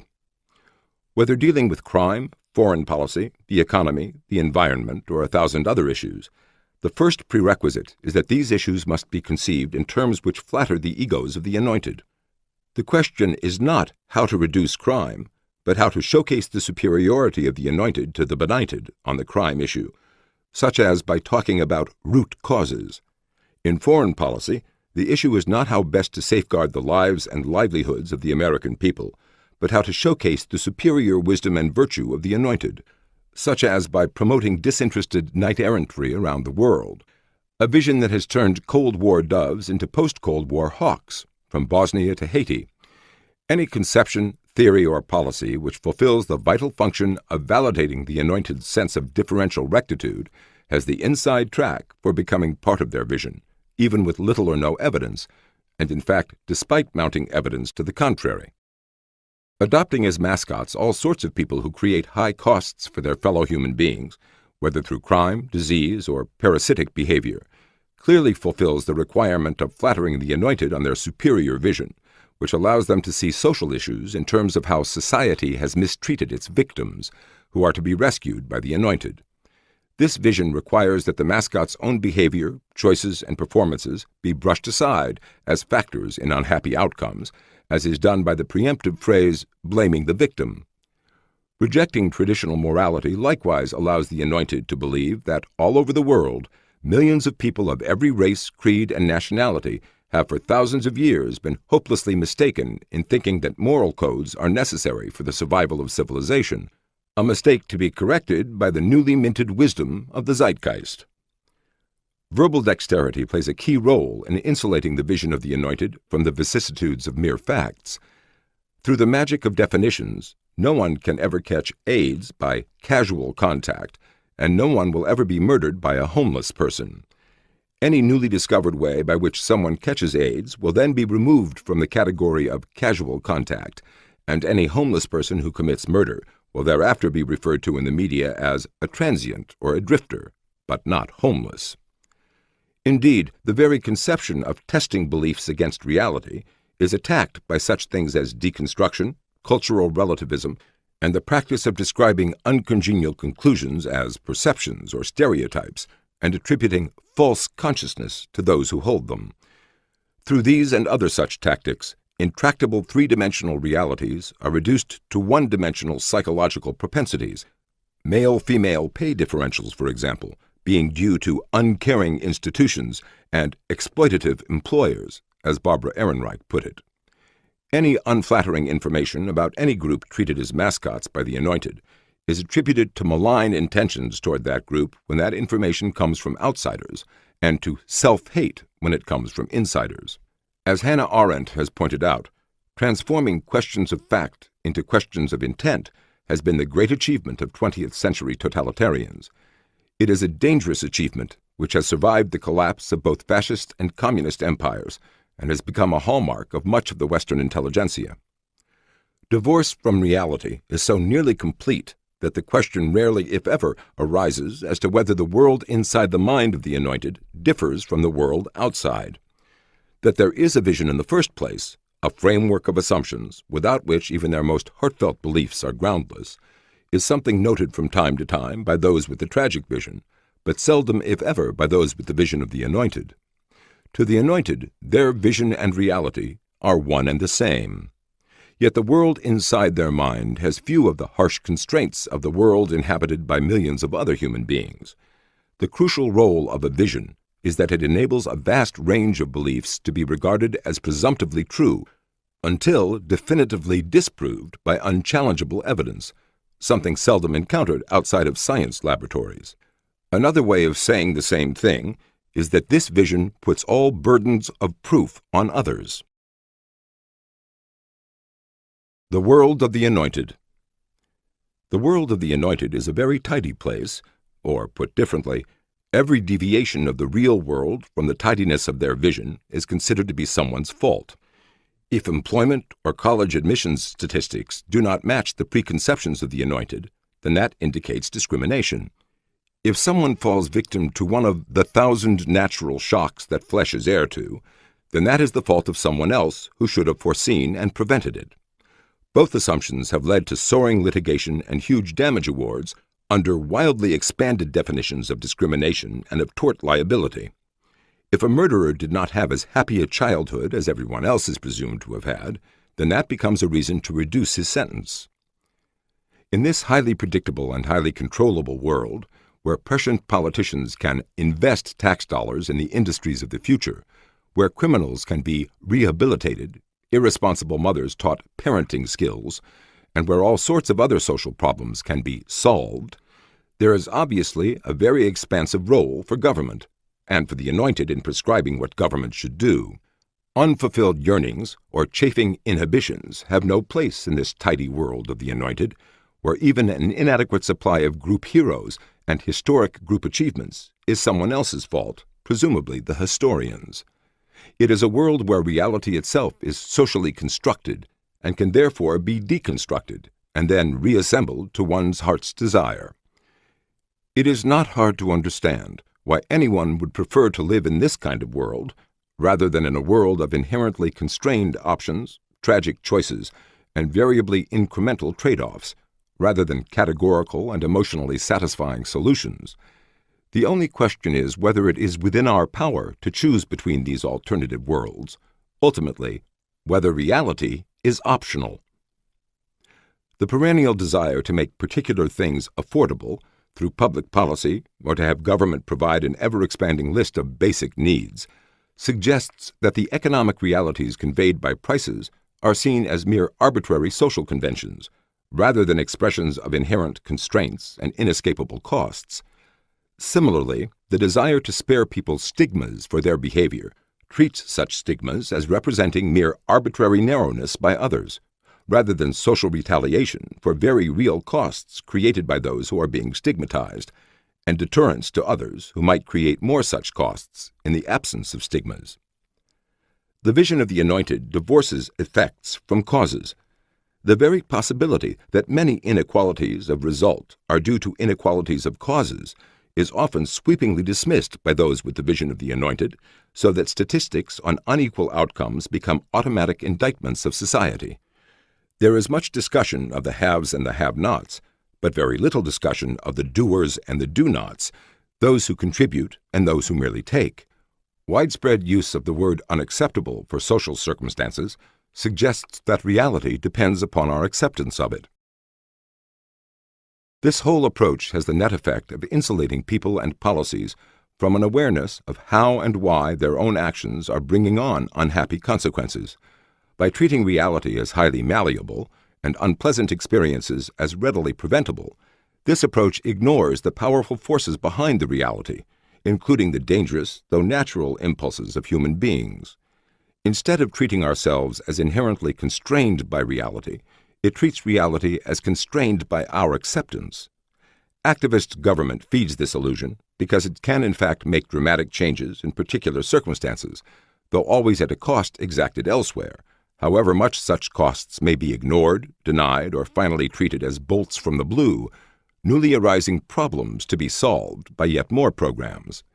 Thus, those who have for decades supported policies whose side effects have included a massive destruction of low-income housing, urban renewal programs, rent control, and increasingly costly building codes and environmental restrictions, for example, are often among those most shocked and outraged by growing homelessness. Those who have most consistently undermined the police and other elements of law enforcement are among those most shocked by the escalation of crime and violence. In the world of the Anointed, human nature is readily changeable. To say that a particular policy requires the changing of other people's dispositions and values may to others suggest a daunting prospect, but to the Anointed, it is a golden opportunity. Making other people aware, raising their consciousness, or helping them grow are all very attractive ideas to those with the vision of the Anointed. Similarly, while polarization is to others something to fear, to those with the vision of the Anointed, it is a confirmation of their own superiority to the benighted. Indeed, the very concept of polarization is usually applied only to the actions of the benighted in resisting the imposition of a new uniformity. Whether it is the mandatory busing of school children for racial balance, or the imposition of new policies on gays in the military, these are not thought of by the Anointed as polarization which they are creating. It is only those who object who are said to be creating polarization. One of the ominous consequences of such attitudes is that there is no logical stopping place in creating polarizations that may tear a society apart, or lead to a backlash that can sweep aside not only such policies, but also the basic institutions of a free society. Fascistic strongmen have historically emerged with public support from those disgusted or alarmed by the breakdown of law and order and of traditional values. There is nothing in the prevailing vision to make the Anointed stop before things reach that point. On the contrary, the warning signs of such an impending catastrophe may be seen by the Anointed as only welcome indications of their own moral superiority to the benighted. This self-flattering and self-centered view of the world is also related to the constant seeking of exciting and new things, and a liberation from the constraints imposed by lesser beings. But once we drop the assumption of a wonderful specialness of the Anointed, which is to say, once we acknowledge a decent respect for the opinion of mankind, as the Declaration of Independence put it, the whole picture changes.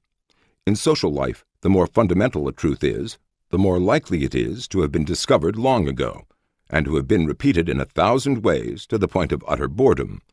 In this context, to make excitement and novelty the touchstones of an idea is to run grave risks of abandoning the truth for ideological trinkets. If the truth is boring, civilization is irksome. The constraints inherent in civilized living are frustrating in innumerable ways. Yet those with the vision of the Anointed often see these constraints as only arbitrary impositions, things from which they, and we all, can be liberated. The social disintegration which has followed in the wake of such liberation has seldom provoked any serious reconsideration of the whole set of assumptions, the vision, which led to such disasters. That vision is too well insulated from feedback. Insulation from feedback. The charge is often made against the intelligentsia and other members of the Anointed that their theories and the policies based on them lack common sense, but the very commonness of common sense makes it unlikely to have any appeal to the Anointed. How can they be wiser and nobler than everyone else while agreeing with everyone else? In everything from avant-garde art, music, and drama to exotic animals and radical chic activities, the stress is on their own differentness, their specialness. A chorus of public outcry against what they are doing or advocating is not a reason to reconsider, but music to their ears. To disdain public clamor, as it is called when court decisions are protested, is a badge of distinction. All this, of course, contributes to the sealing off of the vision from feedback from reality. Consistent with this pattern of seeking differentiation at virtually all cost has been the adoption of a variety of antisocial individuals and groups as special objects of solicitude, which is to say, special examples of the wider and loftier vision of the Anointed. From multiple murderers to smelly vagrants, these antisocial elements have been adopted as mascots, much like exotic animals. The stigmas put on these mascots by the rest of society merely provide yet another occasion for the Anointed to blame society itself for failing to solve these people's problems. Again, having committed themselves to this disdainful view of the benighted masses, the Anointed have cut off their own path of retreat when evidence begins to pile up that their mascots have both richly deserved the stigmas they have received and are unlikely to be magically transformed by any of the innumerable programs and projects that the Anointed have created for their benefit. Another avenue to reality is sealed off. One symptom of divorce from the constraints of reality is the tendency to treat numbers as if they had a life of their own. For example, to make extrapolations from statistics without any serious analysis of the actual processes from which these numbers were generated. This has been common not only in overpopulation projections and exhaustion of resources projections, but even in the claim that it is wrong to criticize the courts for the soaring crime rates that followed the criminal law revolutions of the 1960s, because of the abnormally low base from which the crime of the 1960s and early 70s began. In other words, these numbers were apparently due to go up anyway, not for any specific discernible reason, anchored in reality, but simply because they were abnormally low. One could just as easily have said that the crime rate was abnormally high when the country was expanding, with a lawless frontier still being settled, and when its cities had an unprecedented growth of a crowded, polyglot population of immigrants, and that when these and other adverse influences faded over time, crime rates likewise subsided. But to say this would be to say that the numbers did not have a life of their own, but reflected actual social processes, and that, in turn, would suggest that the soaring crime rates which followed the judicial revolution in the criminal justice system were also a result of actual facts in the real world. But the reluctance to say that people are responsible for the consequences of their action, even in a causal sense, much less in a moral sense, is here extended to judges. Such an approach is part of a more general pattern among those with the vision of the Anointed, a pattern exemplified by the use of the word epidemic to describe chosen behavior, including drug use and such consequences of sexual behavior as pregnancy and AIDS. Without a sense of the tragedy of the human condition and of the painful trade-offs implied by inherent constraints, the Anointed are free to believe that the unhappiness they observe and the anomalies they encounter are due to the public's not being as wise or as virtuous as themselves. Both their conceptions of social issues and the vocabulary in which they discuss them are pervaded by notions of protecting this group and liberating that one, in both cases obviously from the benighted or malign actions of other people. It is a world of victims, villains, and rescuers, with the Anointed cast in the last and most heroic of these roles. Thus, in this vision, the Third World is poor because the more prosperous nations have made them so, and problems within the black community are caused by the white community. Women are less represented in given occupations because men keep them out, and so on and on. Alternative explanations of all these phenomena are neither lacking nor without evidence, but alternatives to the vision of the Anointed are sweepingly and sneeringly dismissed. Those with the vision of the Anointed are especially reluctant to see human nature as a source of the evils they wish to eradicate. Instead, they seek special causes of particular evils. Nothing so exemplifies this approach as the perennial attempt to get at the causes, the root causes, as it is phrased, of crime. There seems to be no awareness that people commit crimes because they are human beings. That is, people's natural impulses are to favor themselves over others and to disregard the harm they create in trying to satisfy their own desires in the easiest way. If most people do not behave this way with complete shamelessness in most things, it is because they have been through a long process of becoming civilized, and because this process is buttressed by law enforcement. Civilization has been aptly called a thin crust over a volcano. The Anointed are constantly picking at that crust. The dangers in a vision come not simply from the answers it gives, but from the very way it frames the questions. The concept of income distribution, for example, causes statistics to be looked at with certain preconceptions, so that the transient positions of individuals are seen as the enduring relationships between classes.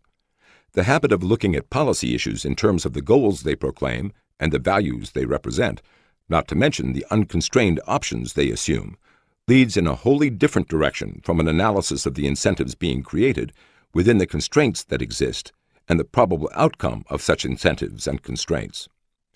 It is the intertwining of the intellect and the ego which is so dangerous in making the vision highly resistant to any facts that threaten the existing framework of beliefs and assumptions. Cultural wars are so desperate because they are not simply about the merits or demerits of particular policies. They are about the Anointed's whole conception of themselves, about whether they are in the heady role of a vanguard or in the pathetic role of pretentious and self-infatuated people. Solutions and preemptions. In the light of an intertwining of the ego and the vision, it is understandable that those with the vision of the Anointed so often seek some imposed solution instead of allowing incremental trade-offs to be made through systemic social processes by those directly involved. A solution represents a claim to superior wisdom or virtue, while mere variable trade-offs reflect nothing more than varying scales of preferences and circumstances among millions of individuals. The language of problems and solutions often not only ignores the reality of trade-offs, but also conceals the imposition of the Anointed's values on others. For example, imagine a society which has a choice between two situations in which we assume that there are three beneficial things whose quantities can differ according to which government policy is followed. In situation 1, there are 10,000 units each of A, B, and C. In situation 2, there are 5,000 units of A, 10,000 units of B, and 15,000 units of C. To those who prefer 5,000 incremental units of C to 5,000 incremental units of A, situation 1 is a problem, and situation 2 is a solution. But, of course, to those whose preferences are the reverse, it is situation 2 which is a problem and situation 1 which is a solution. Only by imposing one group's set of preferences on others can a solution even be defined, much less achieved. But this is no obstacle to those with the vision of the Anointed, for the superiority of their preferences is so taken for granted that its imposition on others is scarcely noticed. Critics and evidence receive even less attention. The struggle to control memory. Desperate evasions of discordant evidence and the denigration and even demonizing of those presenting such evidence are indicative of the high stakes in contemporary cultural wars, which are not about alternative policies, but alternative worlds, and of alternative roles of the Anointed in these worlds. Because differential rectitude is pivotal to the vision of the Anointed, opponents must be shown to be not merely mistaken, but morally lacking. As Jean-François Revel has aptly put it, this approach replaces the intellectual discussion of arguments by the moral extermination of persons. This denigration or demonizing of those opposed to their views not only has the desired effect of discrediting the opposition, but also has the unintended effect of cutting off the path of retreat from positions which become progressively less tenable with the passage of time and the accumulation of discordant evidence. The very thought that those dismissed as simplistic or malign might have been right, even if only on a single issue, is at best galling and potentially devastating. The desperate expedients and heated rhetoric of the Anointed, when confronted with results completely counter to what they expected, are symptomatic of the impossible situation in which they find themselves, or rather, in which they have placed themselves. Their last refuge in this situation are their good intentions. For the Anointed, it is desperately important to win, not simply because they believe that one policy or set of beliefs and values is better for society, but because their whole sense of themselves is at stake. Given the high stakes, it is not hard to understand the all-out attacks of the Anointed on those who differ from them and their attempts to stifle alternative sources of values and beliefs, with campus speech codes and political correctness being prime examples of a spreading pattern of taboos. Here they are not content to squelch contemporary voices. They must also silence history and traditions, the national memory, as well. This, too, is a larger danger than the dangers flowing from particular policies. Memory is what makes us who we are. If we lost all our memory whenever we fell asleep at night, it would be the same as if we died, and a new person woke up in our body the next morning. History is the memory of a nation, and that memory is being erased by historians enthralled by the vision of the Anointed. Open disdain for mere facts has been accompanied by adventurous reinterpretations known as revisionist history, which reads contemporary ideological preoccupations back into the past.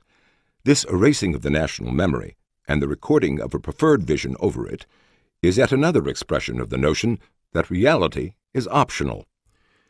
A very similar development in the law treats the Constitution as meaning not what those who wrote it meant, but what one small segment of the public today wants it to mean. This is the living Constitution of evolving standards, reflecting what thinking people believe. Such sweeping dismissals of the past are more than a passing fashion or a personal vanity. They are a dangerous destruction of the hard-earned experience of millions of human beings, living through centuries of struggle with the tragedy of the human condition, and the replacement of this rich legacy with unsubstantiated theories and self-flattering fancies. On the strength of such reasoning, murderers have been turned loose in our midst, and whole industries have been crippled and livelihoods destroyed, so that the Anointed could make a statement about their own superior concern about some obscure subspecies or some other symbolic issue demonstrating their superiority to society. Law itself has been prostituted to the service of ideological crusades, and the ability of society to defend itself against everything from criminals to the AIDS virus has been crippled in the name of special newly created rights for individuals to inflict costs and harm on others with impunity.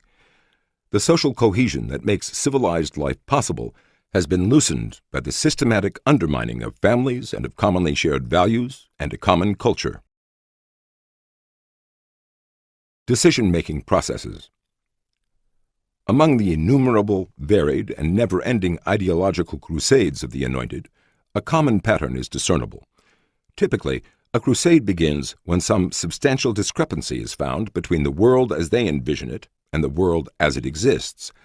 To the Anointed, it seems to follow, as the night follows the day, that reality must be brought into line with their vision. Logically, one might just as readily conclude that it is the theory which needs to be brought into line with reality. But that possibility is seldom given much consideration.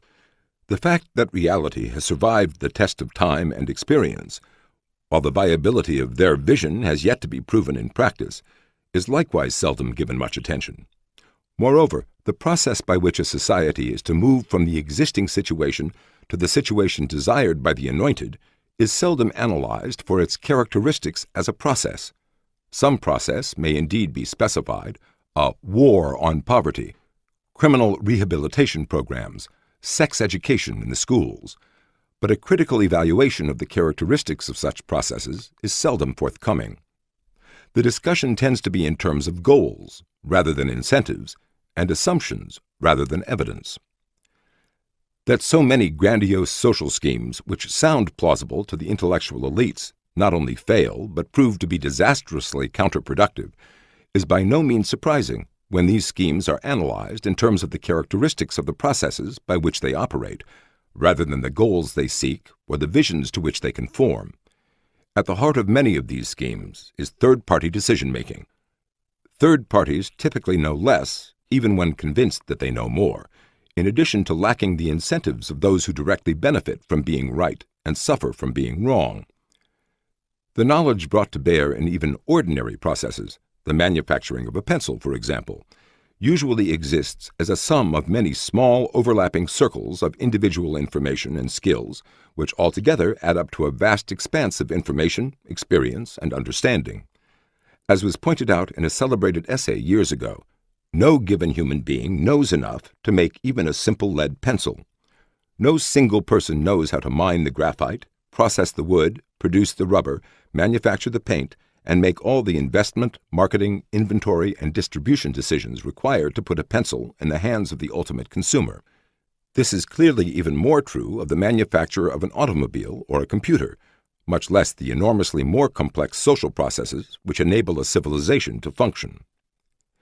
Even if the individual circles of knowledge possessed by members of the Anointed are in fact larger than the average circle of knowledge possessed by those around them, these larger-than-average circles are still likely to be only a tiny fraction of the vast total.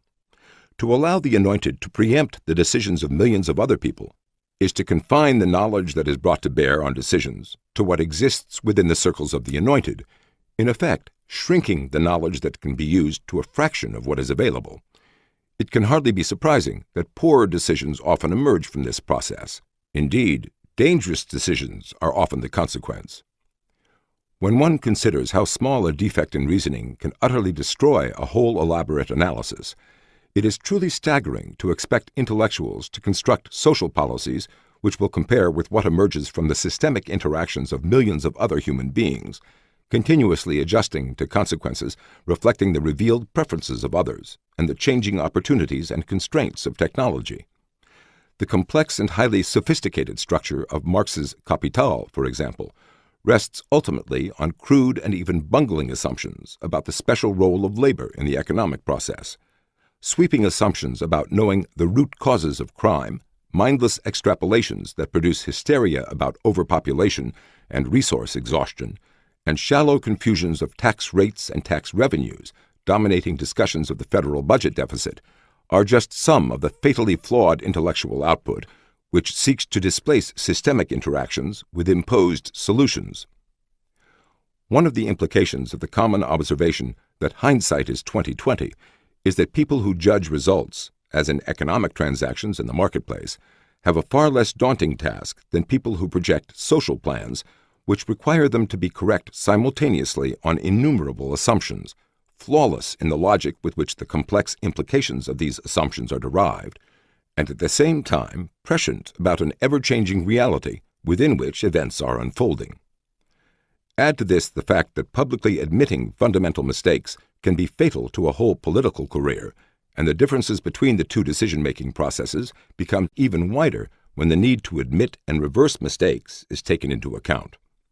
Nothing worse than a momentary private embarrassment, if that, befalls the consumer who changes his or her accustomed patterns of purchases to adjust to changing prices, or a changing availability of new products or services, or to other unexpected events.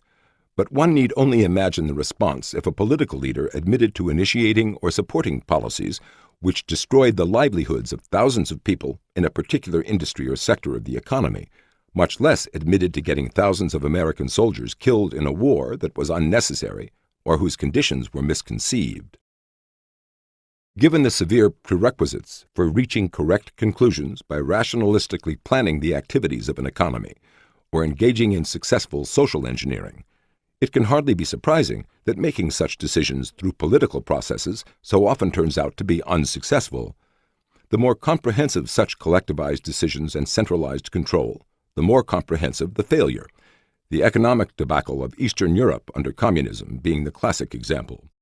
Conversely, merely making a substantial reduction in the amount of political control over the economy has produced dramatic increases in prosperity in a relatively short time in such disparate settings as post-World War II Germany, Sri Lanka in the 1970s, or the United States during the 1980s. One of the reasons why such experience does not become part of the social memory used to guide subsequent political decision-making, is that experience is so often filtered through the media, and the nature of that filtering process itself has built-in biases, quite aside from the biases of those who operate the media. Visions, politics, and the media. Practical politics, of course, has many dimensions besides visions. However, some kinds of visions are more congenial to the political world. The prevailing vision of the Anointed is particularly well adapted to politics, and the tragic vision particularly ill-suited. Anyone can see a problem before one's eyes and wish to solve it, or see an unmet need and wish to supply it. What is more difficult is to understand the implications of systemic causation within constrained options. The easier and more emotionally satisfying vision is clearly the vision of the Anointed. Politicians can more readily reduce it to slogans and images, and the media can more readily dramatize it. This is a bias inherent in the media, irrespective of the personal philosophies of print or broadcast journalists. Over the years, studies have repeatedly shown people in the mass media to be overwhelmingly of the political left, but this kind of media bias may not be as important as a bias inherent in the way both broadcast and print media operate. Radio, television, and motion pictures can readily dramatize an individual situation in a way in which the larger relationships and the implicit assumptions behind that situation cannot be dramatized. For example, the media cannot identify, much less dramatize, all those individuals who would have come down with some deadly disease if it were not for their being vaccinated. But nothing is easier to dramatize than the rare individual who caught the disease from the vaccine itself and is now devastated by illness, physically or mentally crippled, or dying. When the government creates some new program, nothing is easier than to show whatever benefits that program produces. Indeed, those who run the program will be more than cooperative in bringing those benefits to the attention of the media. But it is virtually impossible to trace the taxes that paid for the program back to their sources, and to show the alternative uses of that same money that could have been far more beneficial. In short, the built-in bias of the media is to show what happens right under our noses, with little or no regard to what that has cost elsewhere. A California farmer can always show the television audience the abundant crop he has been able to grow because of federal water projects, but no one can videotape the crops that would have been grown elsewhere at less cost to the economy if there were no federal subsidies to encourage the use of water delivered at great cost into the California desert, instead of water delivered free from the clouds elsewhere. There is likewise no way the television camera can show which unemployed people would have had jobs if the minimum wage laws had not made them too expensive to hire at their current levels of skill and experience, and thereby cut them off from acquiring the additional skills and experience they need. There is no way to identify and interview those people who would be living comfortably in New York City apartment buildings that are currently abandoned and boarded up because rent control laws have made them economically unviable. Regardless of the ideological bias of people in the media, there is no way for the camera to show all the businesses that would exist in the absence of government red tape and mandated costs. Deceptive appearances have been with us long before the rise of the modern mass media, but never before have those appearances been able to reach so many people with so much immediacy and so much seeming reality. What makes the built-in bias of the mass media so dangerous is that it adds leverage to a similar bias in political decision-making toward doing good right under our noses, without regard to wider and longer-run implications. Conversely, visible harm sustained immediately is easier to dramatize than the long-run benefits for which it is endured. Could slavery have been ended by the Civil War if television cameras had shown daily scenes of the horrors of Sherman's march through Georgia, or the appalling sufferings of civilians in besieged Vicksburg? The televised sufferings of the war in Indochina helped bring it to an end, leading to even more suffering and even more deaths after the communists took over that region. But these sufferings, including the killing fields of Kampuchea, were not televised. Not being able to televise the horrors under totalitarian regimes is another built-in bias of the media, which can only show suffering in a free society, thereby making such societies easier to undermine. The media can even build up sympathy for murderers by interviewing their mothers or wives who proclaim their innocence, or fellow criminals who give them an alibi by saying that they were somewhere else when the crime was committed. Just the sight of a forlorn man on death row can be touching. The media cannot show that same man when he was exulting in the savagery of the crime that brought him there, cannot show his sadistic joy when he was raping and torturing a little girl who was tearfully pleading for her life. If they could show that on television, many of those people who gather outside prison to protest his execution might instead be inside, volunteering to pull the switch. The dangerous dramatizing of half-truths is the fatal talent of the television or movie camera. Even with honest and balanced people, that danger would be ever present and would need to be constantly guarded against. With the media being overwhelmingly of one ideological bent, human bias and media bias only reinforce one another. Add to this the philosophy of advocacy journalism, and the result can be what has been called lying for justice, which is to say, preempting other people's decisions by telling them only what leads to the conclusion desired. By sheer repetition of images of ordinary families who have been rendered homeless by unforeseeable misfortunes, the media can create a wholly distorted picture of the homeless population, in which such people are a very small fraction. By sheer repetition of certain kinds of dramatized experiences, such as battered wives, the media can create the impression that one of the least assaulted groups in the society is one of the most assaulted, even when hard data show that a higher proportion of both men and single women are assaulted than are married women. This goes beyond the bias inherent in the media to the deliberate creation of a situation which has been aptly characterized by Paul Weaver. The media are less a window on reality than a stage on which officials and journalists perform self-scripted, self-serving fictions. The ease with which the media can choose what images to contrive and spread across the land feeds the dangerous illusion that reality is optional. Past consequences and future dangers. After the vision of the Anointed was given increasing scope in the education and public policy of the United States and other Western societies during the decades beginning with the 1960s, the social degeneration became palpable, documented beyond issue, and immense across a wide spectrum of social phenomena: declining educational standards, rising crime rates, broken homes, soaring rates of teenage pregnancy, growing drug usage, and unprecedented levels of suicide among adolescents. This social devastation was not due to poverty, for the material standard of living was rising substantially during this time. It was not due to repression, for an unprecedented variety of new rights emerged from the courts and legislatures to liberate people from the constraints of the law, while they were being liberated from social constraints by the spread of non-judgmental attitudes. Neither was this social degeneration due to the disruptions of war or natural catastrophes, for it was an unusually long period of peace, and science conquered many diseases that had plagued the human race for centuries, as well as providing better ways of protecting people from earthquakes and other destructive acts of nature. It was, instead, an era of self-inflicted wounds. The full dangers of the vision of the Anointed cannot reveal themselves immediately. Even the Anointed themselves are currently under at least the residual influence of traditional philosophical, religious, and moral inhibitions. To the extent that their vision prevails and endures, however, successive generations of the Anointed will be less and less under the influence of these eroding traditional constraints, and the pure logic of their vision can operate more fully.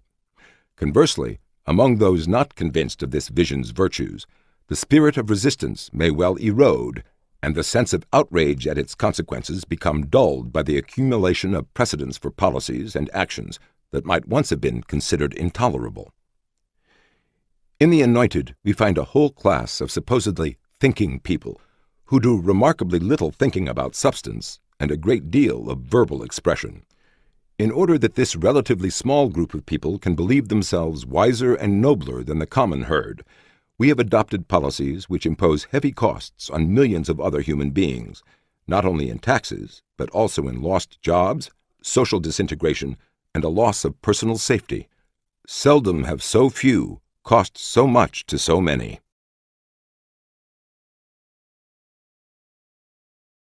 This concludes the reading of The Vision of the Anointed, Self-Congratulation as a Basis for Social Policy by Thomas Sowell, copyright 1995 by Thomas Sowell. This book was read by Tom Weiner. This unabridged recording was published by arrangement with Basic Books, a member of the Perseus Books Group, and was produced in 2010 by Blackstone Audio, Inc., which holds the copyright. Neither this recording nor any portion of it may be reproduced or used for any purpose without prior written authorization from Blackstone Audio, Inc. If you would like to obtain a complete catalog of our titles or our monthly update telling you about new releases, call 1-800-SAY-BOOK, that's 1-800-729-2665, or visit our website at www.blackstoneaudio.com. Thank you.